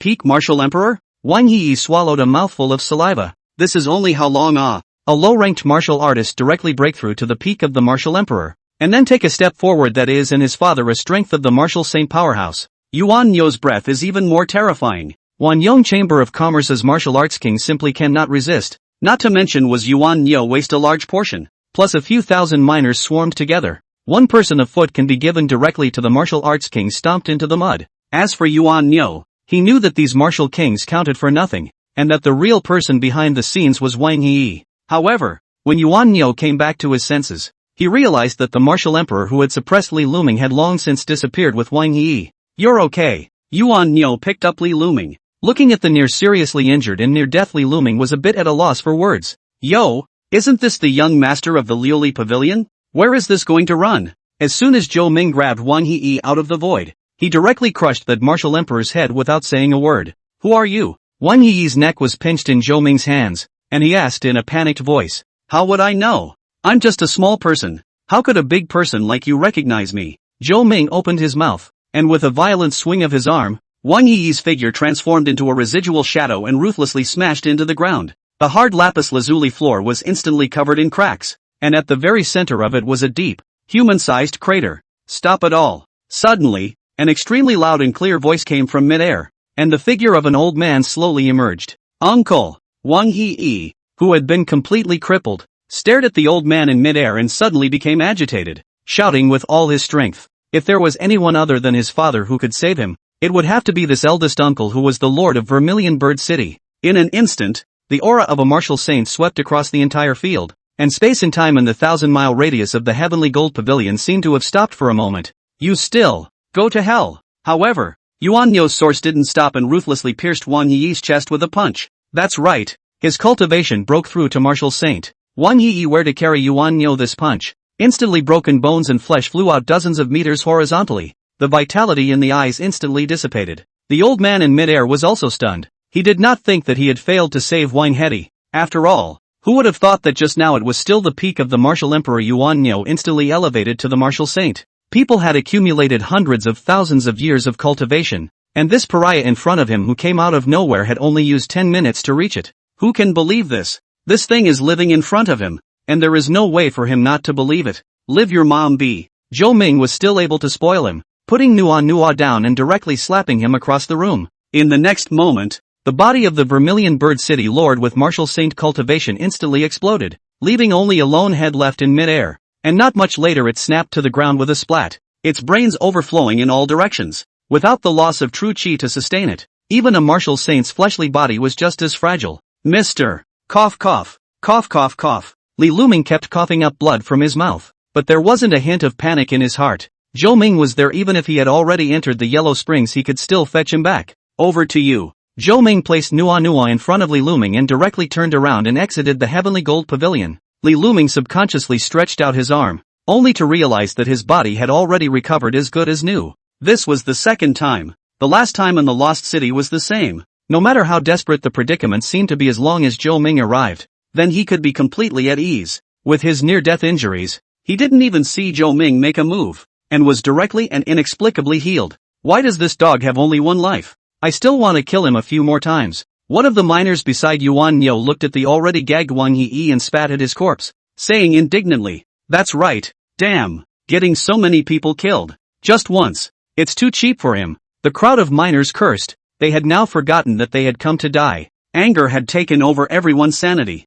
Why should these high and mighty officials be able to decide whether they live or die with a word or two? And why should the lifeblood of a city's people be pinched in the hands of a few people? It does seem a bit cheap to die once. Zhou Ming walked out of the heavenly gold pavilion and nodded slightly. Afterward, Wang Yi on the ground abruptly opened his eyes and stared incredulously at the crowd in front of him. He remembered clearly that he died, blown to death by Yuan Nyo's punch, and the pain that went straight to the depths of his soul was still fresh in his mind. But how did one come back to life? It was completely out of character. Guys, watch the kills. Every one of them gets a good kill and he's dead. Zhou Ming waved his hand. However, Wang Yi did almost turn his back when he heard this. Together with the fact that the meaning of his life right now was to once use his life to vent his anger to this group of pariahs. Yuan Nyo was the first to react and blasted out another punch, directly blowing out Wang Yi's head. Sharp pain swept through his soul once more, and he wanted to die. Yet he couldn't. A few moments later King Hopi came back to life and then was swung to his death with another punch. The most important thing was that the pain he felt each time he died would be remembered by him, a feeling that could not be described in words. This nearly 10,000 miners that is not to Wang Yi hate to the bone. I'm afraid that everyone does not kill Wang Yi a few hundred times is not going to stop. However, this matter would have nothing to do with Zhou Ming. With Yuan Nyo around, there was no existence in Vermilion Bird City that could threaten them. "Sir, you're back?" Li Yuling looked at Zhou Ming, who pushed the door in, and said with a somewhat ugly face, "I know all about it. Just leave it to me." Chapter 107 Specialization. Hearing Zhou Ming's words, Li Yuling was relieved. Otherwise, whether it was compared to financial power or should strength, her Li family would definitely not be able to compete with Mount Sumeru. That's right. What everyone didn't expect was that it was the monks of Mount Sumeru who bought the most aggressively at this auction. This is totally inconsistent with the Buddhist idea of looking down on everything, being indifferent to fame and fortune, and not competing with the world. This time, the Sumeru mountain was as crazy as it was crazy, and sent a full 8 rowan, and 2 bodhisattvas, and no matter what price the others offered, it would end up being lifted to an unacceptable price by the Sumeru mountain, even if that's beyond the price of the item itself. That was why Li Yuling was worried that her Li clan's inheritance would also be slapped away by Mount Sumeru, but now that she had Zhou Ming to pack her bags, then it could be said that she didn't need to worry at all. By the way, sir, you really don't know what's going on in Mount Sumeru, do you? Putting her heart down, Li Yuling opened her mouth to ask, as she was truly very curious. Usually Buddhist disciples do not say so wantonly squander money, even down the mountain show very little. The vast majority of Mount Sumeru on the purification of asceticism, chopped off the 7 feelings and 6 desires, completely unlike a person. And now this contrast is too great. Even Sui was shocked. After all, the higher the cultivation level, the more one knows about Buddhism, and the more you realize how scary this power is. If you say that in the central region can be completely unafraid of the forces of the 9 Dragons dynasty, fingers are counted, which dares to go against the 9 Dragons dynasty in the open when it comes to Taoism and Buddhism. Of course, said are the 2 sects of the full body. For example, Taoism is now divided into Longhu Mountain and Crane Mountain 2 forces. As long as not out of the sect's demise of the crisis is basically impossible to remerge. However, Buddhism is even more horrible. Since the beginning, there is only Mount Sumeru, a holy place. It is said that until today Mount Sumeru Buddha is still preaching day after day. Mount Sumeru, surrounded by tens of millions of miles of Buddha's light, shines brightly. There is no demonic creatures haunted. And now Mount Sumeru's demeanor was not at all like a transcendent and overwhelming power, but rather like a thug who had a grudge against his own money. However, Zhou Ming was aware of the reason for this. Buddhism is also divided into 2 parts at an unknown time. The first one is naturally Mount Sumeru in the territory of the central region. The holy land of Buddhism has nothing to say. But the second one is in that western region, calling itself the Buddha Kingdom of the Western Heaven. In fact, in the perception of many people, these 2 forces should belong to the same lineage. But in fact, the 2 sides are now incompatible, and have begun to prepare for the arms race. Therefore, even with that transcendental Buddhist concept of cultivation, it is not inevitable that one must enter the red world and begin to fight. After all, this is a war to the death, and even the most supercilious have to keep themselves alive. Legend has it that the so-called cut flesh to feed the eagle, to feed the tiger with the body to listen to a fun is also good. Everyone in the world to do everything is selfish, also must be for their own starting point. That's why no one is selfless in the true sense of the word, not even Buddha. Soon after, the Li family legacy was sent to the auction stage, and even though it was extremely damaged, Mount Sumeru still didn't let it go and directly offered a high price of 10,000 source crystals. In reality, it's probably not even worth a copper coin, because as long as you don't get the legacy, everything is zero. But even so, Sumeru Mountain still not let go. That posture as if all the things in this auction today all take general. A few of you. I'll take this. If you don't agree, I don't mind beating a few of you to death. Zhou Ming's voice came out at a low volume, but the entire room could hear it clearly. In an instant, the entire auction was quiet. They wondered if they had heard wrong. If they remembered correctly, the one who made the bid should be someone from Mount Sumeru. There is still someone who dares to talk to them like this? Now the Sumeru Mountain can be different from the past, but anyone who messes with them really may be directly chased to the end of the world. However, to their surprise, Mount Sumeru really didn't raise the price. And even the two martial saint level bodhisattvas didn't make a sound. It was only after a long time that Zhou Ming's voice sounded again. 10,001. As the words fell, there was another moment of silence. And with the fall of 3 hammers, the Li family inheritance was successfully sold. And during this period of time, not even the slightest movement was emitted from the private room of Mount Sumeru. That is to say that the person who spoke just now really had the ability to take down all the people who came from Mount Sumeru this time. Zhou Ming did not make a sound next, and the tempo of the arena returned to the hands of Mount Sumeru. Without Zhou Ming's suppression, Sumeru Mountain was still bold, throwing down prices that far exceeded each lot by several times,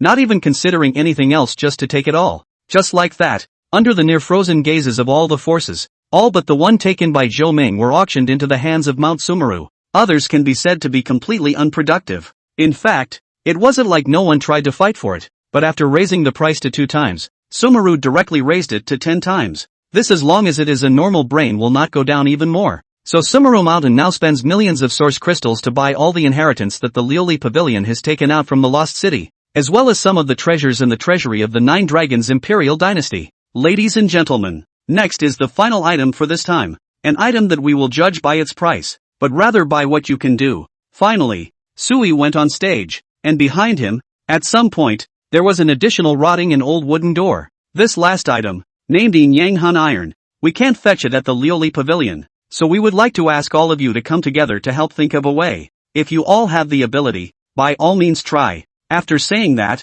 Sui dropped his palm on the handle of that wooden door, and along with a click, the wooden door was pushed open. A strange aura swept across the entire scene, as if one was simultaneously in the depths of the Yellow River beneath the 9 hells, and the center of the blazing sun above the 9 heavens. Chapter 108, Cathode. Young. This aura instantly caused everyone's breath to stutter, and the extreme yin and yang aura was enough to tear everything apart. All of the strongest martial artists present above the martial emperor made their move at the same time. A majestic true chi pouring out. Otherwise none of the martial artists below the martial emperor would be able to survive the tearing of this yin and yang chi. Gentlemen, as you can see, merely opening a passageway to the land of yin and yang is so difficult. If you have an idea, you can try as much as you like. Sui let go of his body, completely exposing the world behind the wooden door. It was a huge basin tens of millions of miles in diameter, and 2 completely opposing auras were madly mediating in it. Extreme yin and yang chi. Between the entanglement of the 2 auras even distorted the terrain. A huge yin and yang pattern as if it had been imprinted by the heavenly god on this land. In the middle of this basin, 2 yin and yang fish eyes still exist. The yang iron is in the yin fish eye, and the yin iron is in the yang fish eye. Not to mention the need to carry the rampant yin and yang chi in the basin through tens of millions of miles. This is not to mention the martial emperor. Even if it is a martial saint to go in, it is also a 10 deaths. I'll try. A majestic voice came out from the private room next to the Sumeru, which was the location of the Dragon Tiger Mountain. My Taoist sect is deeply practiced in the ways of yin and yang. This thing can't hurt me. Saying that, a figure dressed in Taoist robes appeared in a straight line at the wooden door, and his arms swung between them to make a metaphysical trajectory in mid-air. Shockingly, the chi of yin and yang actually ran along the trajectory of the man's arm, and suddenly the pressure in the field was much less. In the end, all of the escaping yin and yang chi was gathered and accompanied by a push from the arms of the Dragon Tiger Mountain powerhouse, sending all of it back into the basin. At this moment, someone also finally recognized his identity, an old ancestor of Longhu Mountain. His cultivation had long reached the peak of martial saint, and he was only a foot away from that realm in the legend. This cultivation level that nearly crushed everyone present, with the understanding of the yin-yang way, was indeed the most hopeful in the room to obtain the yin-yang han iron. But on the contrary, the much more powerful Mount Sumeru didn't have the slightest idea, and just stayed so quiet, even so quiet that it made people think that they had already left. Bodhisattva. We. A golden-bodied Rowan inside the box spoke with some uncertainty. Ba Buddha. Gentlemen, we'd better move back. One of the bodhisattvas didn't say anything more, mouthed the Buddha's name and directly led the way. Wendell Bodhisattva is right. We don't stand a chance with that one. That Taoist master down there just hasn't experienced the oppressive feeling of that one. Otherwise he would have made the same choice as us. The other bodhisattva also spoke, glancing back at the passageway leading to the Yin Yang Han Iron, and left directly without hesitation. A few golden-bodied Luohans looked at each other with some reluctance, but since the two bodhisattvas had said so, they naturally wouldn't stay too long. Zhou Ming stood up. He didn't have time to wait for these people to die one by one. In this place, except for the Taoist sect's founding Taoist ancestor, it was estimated that no one could survive, and the Taoist ancestor was only surviving. Trying to get close to the Yin Iron or Yang Iron would be looking for death. As for this peak martial Saint Tao sect ancestor, stepping out of that wooden door half a step instantly killed his soul. It was a good thing that this was two worlds, and that this wooden door was also a terrifying magic weapon. Otherwise, not to mention the Liuli Pavilion's headquarters, the entire Vermilion Bird City would have been instantly razed to the ground. Everyone, I've come to scout the way. If I can't even get through, you all shouldn't come and get killed. The words landed on the ground, and that Tao sect ancestor took out a duster from his sleeve. Although this was said in a wild manner, people had that capital. Not only do they have extremely high attainments in the yin-yang way, but their cultivation has also reached the apex. So if this one can't do anything about it, then whatever they say is just a way to send them to their deaths. Asterisk asterisk asterisk asterisk off and don't waste your time. In the next moment, a palm pressed down on the face of the Dragon Tiger Mountain ancestor from the depths of the side. This peak martial Saint powerhouse didn't have the slightest resistance at all, and ejected like a cannonball, deeply embedded into the wall next to him. The entire room was silent. That was a peerless powerhouse at the peak of martial saint, and was also a Taoist sect ancestor level figure. And now he was slapped into the wall? The closest Su Yi's whole body instantly tensed up. If that palm wind had slapped her face just now, then there was no guarantee that something would happen to her head. In fact, to be precise, this Yin Yang Han Iron was not in another world, but on another continent, and there were many other continents on this planet besides the divine and demonic continent. And this Yin Yang Han Iron is exactly the product of the original continent. Without hesitation, Zhou Ming took a step into the wooden door under everyone's gaze, and instantly the raging Yin Yang Qi wrapped around him. I thought how strong. It turns out, before the mockery of the people under the stage could be uttered, Zhou Ming was seen slowly pointing out a finger, and in an instant, the Yin and Yang Qi within the basin for a radius of 10 million miles all calmed down. The crowd watched this scene with jaws agape. This completely unleashed terrifying energy that was enough to destroy the entire divine and demonic continent was surprisingly a matter of a finger in front of Zhou Ming. This is simply their three views are shattered, and the divine and demonic continent when appeared this one character. This kind of strength I am afraid is the various forces of the first generation of the old man are far less than. It had already gone straight after those ancient great powers in the legends. Zhou Ming's figure was far away, and in the blink of an eye, he was 10 million miles away, standing at the junction of the yin and yang fish on the Taiji diagram. Two palms spread out, an invisible force gushed out, entangling the two pieces of yin iron and yang iron in the fish eye. The only way to get the real yin yang han iron is to fuse the yin iron, which represents the extreme yin and the yin iron, with the yang iron, which represents the extreme yang. Yet how easy could it be? Two extremes of matter colliding, either breaking through or destroying. But in Zhou Ming's hands, there was simply no second possibility, and the so-called bipolar contrast was nothing more than that. Zhou Ming directly touched it with his physical body, and the temperature of the yin iron reached the highest in the world, which was the moment the cosmic singularity erupted, and everything around it was dissolved away. Even the emptiness after the shattering of space was like this, leaving behind nothing but infinite nothingness. It is difficult to explain that state, which is a state in which gods and demons do not exist, and is called nothing. As for the yin iron, the same is true. The temperature is this side of the universe to the lowest point, reached absolute zero. Any close to it everything will be instantly frozen, and then solidified. Space in the world is also the same. Nothing will ever change around shady iron. It's eternity. However, these two substances were directly grasped in Zhou Ming's hands. The yin iron yang iron that could burn through the void, and the yin iron yang iron that could stagnate everything was like a child's toy in Zhou Ming's hands. Then violently, the two palms merged together, blending the two together. Chapter 109, The Royal Family. The entire primordial continent was shaken as an unparalleled energy fluctuation swept out. In an instant, the ground beneath Zhou Ming's feet burst open, and the entire basin instantly sank into the sea. Turning back, an irregular lump of iron had appeared in Zhou Ming's hand. just like a useless piece of scrap iron. However, everyone knew that it was precisely the yin yang hun iron that could contemptuously destroy an entire continent. Only when the chi of yin and yang are perfectly fused, the real yin and yang muddy iron will be manifested in the world. But not to mention the fusion. The average person even close to this basin is a delusion. Other people might not know, but Sui was absolutely aware of it. Since the discovery of this wooden door that could be the same place of yin and yang, the entire Nine Dragons imperial dynasty had sent an unknown number of strong men before and after, but without exception, there was no sign of any survivors. Otherwise, no one would have taken this kind of thing directly to auction. No, I should say that it was directly given to another power as a personal favor. Pavilion Master, you come back soon. Sui told Wang Deyuan what had happened. And over there, when he heard that someone had gotten the yin yang hun iron, was silent for a moment, and then spoke. Inform the Crown Prince, I'll rush back immediately. On the contrary, Zhou Ming's side had already brought yin yang hun iron back from the middle of the wooden door. The lump of iron in his hand instantly attracted everyone's attention. This legendary top-notch forging material was not expected to just appear in front of them. Of course, it would be a lie to say that no one has a crooked mind, but you have to weigh your own strength before you have a crooked mind. Not only did this one in front of him give Mount Sumeru a voice to drink back, he also slapped a peak martial saint ancestor of Longhu Mountain into the wall with a slap.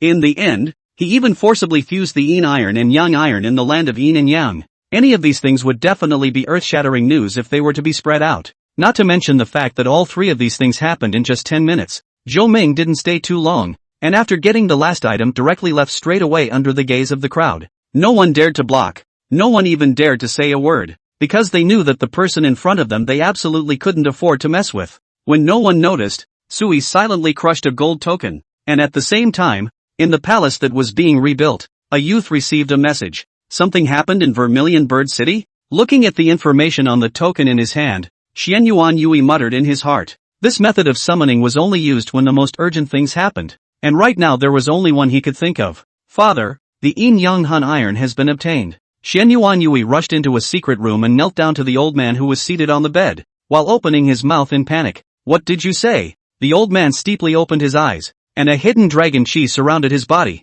as if it was about to revive the next moment, transforming into a true dragon and rushing up to the sky. It's true. News has come from the Vermilion Bird City that the yin yang hun iron has been forcibly fused? Xian Yuan Yui said solemnly. However, the old man who confirmed the news froze on the spot, and only after a long time did he open his mouth and said, remember that person's appearance. Yes, my son will place a hunting order. However, before Xian Yuan Yue finished her words, she was directly slapped into the jade on the ground by the old man. Stupid. I am telling you all to hide. Pass down the order that all the powerhouses of that level are not something the current Nine Dragons dynasty can afford to mess with. The old man hated the iron is not steel scolded. If there is not so long not to establish the rules of the virtuous, he would like to give Xian Yuan Yu Fantasy a slap dead. Such a stupid thing. He really do not know how to take over this huge Nine Dragons dynasty in the future. The dynasty that was already weak and on the verge of extinction. If they didn't choose a better successor, then I'm afraid that it would really be completely buried. Yes. Father is educated. My son will go and do it now. Although Xian Yuan Yui was knocked to the ground and bleeding, he did not dare to slow down in the slightest, pulled his head out of the ground and knocked a few more times before staggering away. Other people might not know much about the land of yin and yang in the distant continent, but this emperor of the Nine Dragons imperial dynasty could know too much. His name was Xian Yuan Guangji, and he was the only martial artist to come out alive after entering the land of yin and yang. Whatever else, once it crossed the life and death line of the wooden door, it was directly crushed into nothingness by the boundless and endless yin and yang qi, and the tens of thousands of years he spent in seclusion were paying off the debt for the trauma left by that impulse. He wasn't a martial saint, but a true martial emperor. A genuine martial emperor wouldn't even last a quarter of an hour in the land of yin and yang. Now he was told that a mysterious strongman had directly forced out the yin and yang iron in the eye of the yin and yang fish, and then against the energy generated by dozens of black holes exploding at the same time had forcibly fused them together. He could no longer imagine what level of powerhouse that was. Martial emperor is already the end of this world. As an emperor, this is the time he felt deeply powerless. If there was someone stronger than him, it would only be the ones who survived the ancient era. Because the path after the martial emperor was broken in the ancient era, any powerhouse beyond this level must have survived from that era. However, he couldn't figure out, wasn't it true that the powerhouses of that era couldn't easily make a move? So why would they show up in the world in such a high-profile manner? Shen Yuan Guangji sat on the bed in the secret room and thought for a long time, but still could not get a definite answer. Hey, It's better to take a trip to the imperial tomb. In the end, Xianyuan Guangji ended his seclusion, as the situation at hand was no longer his turn to make the call, and he had to invite someone at the same level to deal with it. After all, it wasn't like they didn't have super powerhouses that had survived from the ancient times amongst the Nine Dragons imperial dynasty. Back on the Vermilion Bird City side, Zhou Ming had already left with Li Yuling. It was a long time before anyone dared to take a big breath, and although Zhou Ming hadn't released any of his aura within the auction house, everyone had seen what had happened behind the wooden door. Gentlemen, I suddenly remembered something urgent, so excuse me for a moment. Immediately after that, one after another, many martial artists from different forces stood up and left in a panic. The power that Zhou Ming had displayed was enough to push across the entire central state right now, but all of the forces that had some substance had their own guesses, so go back and prepare early. Thank you, sir. Before Zhou Ming returned to the Heavenly Gold Pavilion, none of the group of miners had left, and they all stayed in line under the hot sun. No one knew how many times Wang Yi had died anymore, and certainly no one cared. Now it seemed as if only Yuan Niu had dispelled his anger, and seeing Zhou Ming appear again, he directly stepped forward and flung himself onto his knees. There's no need. Zhou Ming helped him up. In fact, he didn't do these things just because Nua looked like his sister. It was just that he felt that if he didn't do some things himself, then no one would ever do them. Not to mention that he has this ability. For a normal person, but anyone who understands what's going on can't be unfeeling.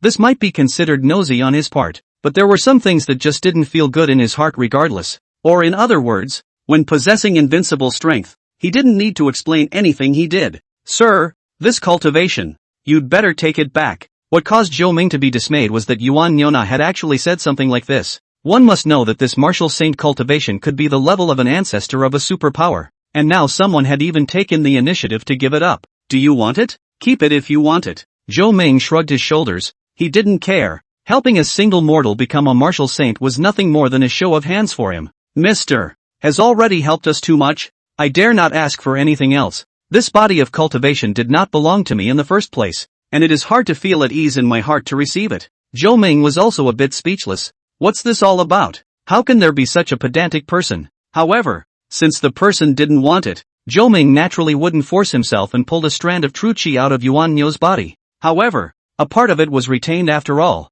allowing the Yuan Niu to stop at the sovereign realm. Protect Nua Nua. Zhou Ming patted Yuan Niu's shoulder, and upon hearing glutinous Yuan Niu no longer pushed back. After all, he did have a family. Hoppy, my son. Suddenly, a roar that resounded through the sky came from the distant sky, and it was none other than Wang Deyuan who had rushed back from Xuanwu City. However, his divine sense had just covered Vermilion Bird City when he saw his son being kicked in the head. Chapter 110, another upgrade. Against, all against. Where are the people? Wang Jioli, where are you? Wang Deyuan is going crazy. He has lived for such a long time, just this one child. Baby. Even when he killed so many martial king powerhouses in the Liuli Pavilion, Wang Deyuan didn't say anything, and at most, he only asked him to go into seclusion and reflect. Ever since he was a child, Wang Yi's requests would be met as long as they didn't touch the principles of the royal family. It's a guy like him who would literally break down watching his own son die in front of him. Seeing this scene, he has long since thrown Xianyuan Yui's order to the back of his mind. What portraits? What high people cannot be remembered? All he wanted to do now was to rush into Vermilion Bird City and break into pieces all those who touched his son. At the same time, Sui also felt this aura, and at the same time the berserk emotion in it was incomparably obvious. Sui didn't know what was happening, but what she did know was that she absolutely couldn't allow Wang Deyuan to enter the city in this way, or else once the strong man who had just been angered, he would surely die. What? Is it going to be like that? Just as Sui wanted to remind Wang Deyuan, he suddenly understood why Wang Deyuan had lost his mind, because he had seen Wang Yi's death. Although he was only Wang Yi's stepmother and had little affection for this animal-like son, but she knew what Wang Yi meant to Wang Deyuan. The current Wang Deyuan would not stop even if the emperor of the Nine Dragons imperial dynasty, Xianyuan Guangji, stood in front of him, but even so, she had to do something. If Wang Deyuan died as well, then it wouldn't be the Liuli Pavilion taking over the Wanyong Chamber of Commerce, it would be the Wanyong Chamber of Commerce taking over Liuli Pavilion in turn. After all, although the top management of the Wanyong Chamber of Commerce were all dead, the president could still be alive. Can someone tell me what's going on? Wang Deyuan hissed frantically as Vermilion Bird City Lord Wang Jioli was left with only a broken head. Whether it was the patrols or the guards in the entire Vermilion Bird City, the vast majority of them had disappeared, were directly vaporized. Moreover, The experts that he had transferred from the Wanyong Chamber of Commerce and that one of the royal's great inner guards had unexpectedly died as well. He couldn't imagine what had happened in his absence. Tell me, what happened? Wang Deyuan rushed in front of Sui, and now among those remaining, Sui was the only one he was a bit familiar with. I don't know. Sui's entire head was in a daze. She had been preparing and hosting the auction. Outside the Vermilion Bird City are turning over, but she did not receive any news. She felt that everything was stuck and the Heavenly Gold Pavilion was destroyed. Yes, the Celestial Gold Court. Sui seemed to have strung everything together in an instant. From the very beginning when a patrol under the main city gate was massacred in the street, to now, when the miners rioted and Wang He died tragically. Everything that happened in between should have been done by that one. If Zhou Ming's strength was anything to go by, it simply wouldn't be too easy to make all these sorts of things. Moreover, with Wang Yi's kind of character, offending no one was too much. If he really offended that person, the current situation was already a blessing in disguise. Otherwise, judging by Zhou Ming's performance in the land of Yin and Yang again, it would be considered an absolute great benefactor if he didn't flatten the entire Vermilion Bird City while not leaving any survivors. Pavilion Master, listen to me first. Sui hurriedly pulled back the furious Wang Deyuan. Sui knew that his guess was absolutely 8 or 9. Even if it wasn't the one himself, he definitely couldn't get away with it. First you tell me who did this. However, Wang Deyuan didn't even want to hear the rest. He just wanted to know who the murderer was. No matter who it was, he would fight to the death even if he gave everything he had. Don't just stand there. Talk. Wang Deyuan looked at Sui's dumbfounded eyes, and was even more angry. The more anxious he was, the more moths there were. However, there was only fear, deep fear, in Sui's eyes as he stared straight behind Wang Deyuan. Who? Wang Deyuan instantly broke out in a cold sweat and followed Sui's gaze. However, no one answered him, and Zhou Ming silently turned around with an extra head in his hand. Wang Deyuan's body fell to the ground with a snap. A Martial Saint powerhouse did not have any power to fight back and had his head directly removed. You are indeed a good father, but that's as far as it goes. Of course, it's true that you can do whatever you want with strength, but when you meet someone stronger than you, don't complain that the other person is using the same tactics you used on the weaker person. On you. Zhou Ming threw Wang Deyuan's dead head back and smashed it on Sui's small abdomen. Thick blood splattered all over Sui, yet she didn't dare to move. Even if the person in front of her did not release any breath, it still made her feel the suffocating sensation of death. When her eyes refocused, she realized that Zhou Ming had long since left, and the original Liuli Pavilion that had controlled everything was now basically slaughtered up and down. Of course, there was also Wang Yi who had been screaming miserably at the entrance of the Heavenly Gold Pavilion. Sui simply couldn't figure out just how strong a person had to be in order to resurrect another person over and over again, just to give someone else to kill to vent their anger. For Wang Yi, death is a gift. Not only these miners, but also all the pariahs and even the general public who have been squeezed by the Liuli Pavilion will not let go of this opportunity. So, then, let's go ahead and trouble Wang Yi to die for a few months. Uninterruptedly, of course. No one dared to care. Sui even directly ordered that all the people of Liuli Pavilion were not allowed to approach the 10,000 mile radius of the Heavenly Gold Pavilion. At the same time, Zhou Ming's portrait spread within the Nine Dragons dynasty, and everyone knew that a supreme powerhouse had been born. The same was true for all the major powers in the central domain. Everyone knew that there was one more existence in the world that they absolutely could not mess with. As for Zhou Ming, he didn't care about these things at all. Pushing open the door of the tea house and incorporating the last material into it. Chapter 111, Changes in the Buddhist Family. An invisible fluctuation rippled out as the last ingredient was incorporated into the tea house. It was even more majestic than the one above. While the look of the tea house had changed a lot, very delicate yet unpretentious, it had been completely unrecognizable from the old wooden house at the very beginning, rather like some rich kid's mountain village estate. Asterisk. You want source crystals for the next upgrade? Zhou Ming rubbed his face, together with the fact that gold was no longer enough to satisfy this tea shop. He wanted him to price his tea with source crystals, although an ordinary source crystal only cost 100 taels of gold, but that was all in short supply. This kind of cultivation resource was the rarest no matter where it was placed. What's more, this tea house came up and asked him for 100,000 source crystals, and more than that, it also required 1 million merits. Turns out it's all about what materials and such, and where to find this meritocracy. And this so-called merit is also extremely demanding. Someone must be sincere in their worship. For example, if Zhou Ming had a temple that required a mortal to willingly worship for a whole day in order to get a little bit of merit, but headaches are headaches, and they're not particularly troublesome to solve. The range of the upgraded tea house fully covered the entire divine and demonic continent. and even extended out a few million nautical miles. Zhou Ming estimated that the coverage of a level 4 tea house would be able to reach the entire planet, and if it grew at this rate, I'm afraid that it wouldn't be too far away from the time when he would return home.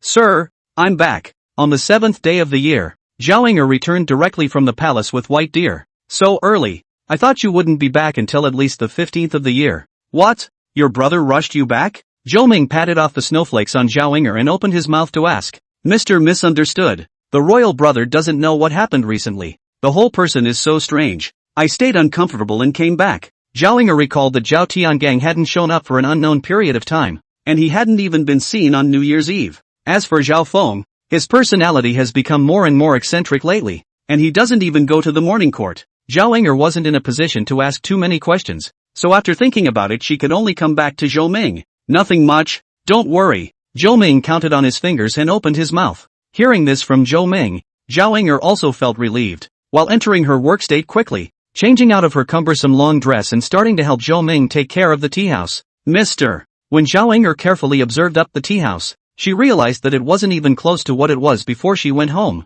Had it redecorated when I had the money. With Zhao Ying'er back to help, Zhou Ming was able to relax quite a bit and continued to return to his previous state of leisurely life. After a few more days, Morong Shu also returned, and Zhou Ming became a complete shirker. Amit Ba Buddha. May I ask if the monk can give the young monk a cup of coarse tea? The snow had just stopped, and an ascetic monk in tattered clothes appeared in front of the tea house, palms together, asking reverently. No problem. A cup of steaming dragon well instantly appeared in Zhou Ming's hand. Amit Ba Buddha. The young monk only asks for a cup of coarse tea. The ascetic has no precepts and recites the truth orally in the face of the steaming tea. Is this what the Buddhists call asceticism? Zhou Ming was pondering in his heart. For ordinary monks, asceticism was the only path to penetrate the Dharma. There must not be any distractions or desires on the path of asceticism, not even just a nice cup of tea, which would disrupt the Buddha's mind. But there are too few of these real ascetics, and more of them are cheating this and that under the banner of cultivation to sap the faith of ordinary people in Buddhism. Zhou Ming expressed his understanding and drained the cup of tea in one go before replacing it with a cup of crude tea made from the dregs of tea leaves. This tea is only bitter and has a taste similar to that of Chinese medicine, and the flavor is not even comparable to that of fresh water. The ascetic took it and drank it down in one very dry gulp, the bitter tea cutting across his throat and quenching his thirst, but the taste would last a long time. Amit Ba Buddha. Many thanks to you. The young monk will definitely chant sutras and pray for your blessings day after day. Zhou Ming stared at the ascetic's distant figure and had some thoughts in his mind. After a few more days, the popularity of the tea house came alive. But amidst the crowd of notorious jungle villains, there were more than a few misfits. It was a woman dressed in plain clothes, holding a vase, just sitting there quietly. Yet it was such a seemingly weak woman that none of these murderous lords dared to approach, simply because that vase is decorated with a bodhi tree, the symbol of Mount Sumeru. It also means that the person in front of you is a bodhisattva of Mount Sumeru, a genuine martial arts saint, but wherever there is no problem in the brain have to hide far away. And please, sir, give us your fortune. Zhou Ming had just brought a pot of tea to the woman, when she was directly pulled back, her eyes full of pleading. Good deal. 10,000 source crystals, delivered to the door of business. Zhou Ming naturally would not refuse, immediately sat down, took out the compass, quietly waiting for the woman to pay. Sir, I wonder if I could pledge this vase then. The sound of the duo talking was not loud, but everyone could hear them clearly, and the tea house had long been quiet. After all, no one wanted to miss the words of a martial saint. As for the shopkeeper, he was even more terrifying. Every time he came to him for tea and fortune-telling, the people were more outrageous than one another. So in their eyes, Zhou Ming was even a little more terrifying than this bodhisattva from Mount Sumeru in front of them. Could it be that a huge Mount Sumeru can't even take out 10,000 source crystals? Zhou Ming rolled his eyes. Although the value of this precious bottle definitely far exceeded 10,000 source crystals, he really didn't have much use for bringing it. Mr. is joking.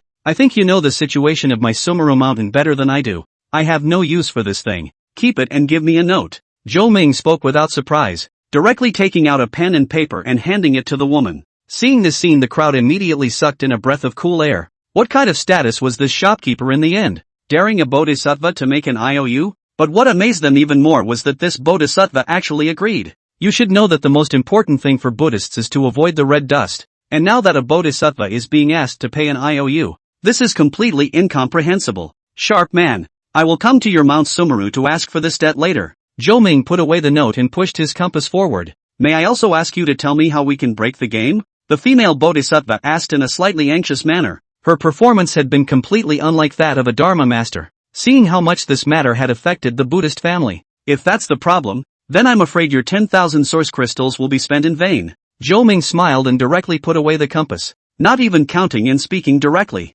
What is the meaning of this, sir? Literally, you Sumeru can't break it, Zhou Ming said firmly, without the slightest hesitation. Hearing this, the female bodhisattva sitting opposite her face suddenly changed, slowly stood up and spoke again with some loss. Don't you have any solution, sir? Yes, it's just that your Sumeru mountain doesn't have it. Zhou Ming shrugged his shoulders and said innocently,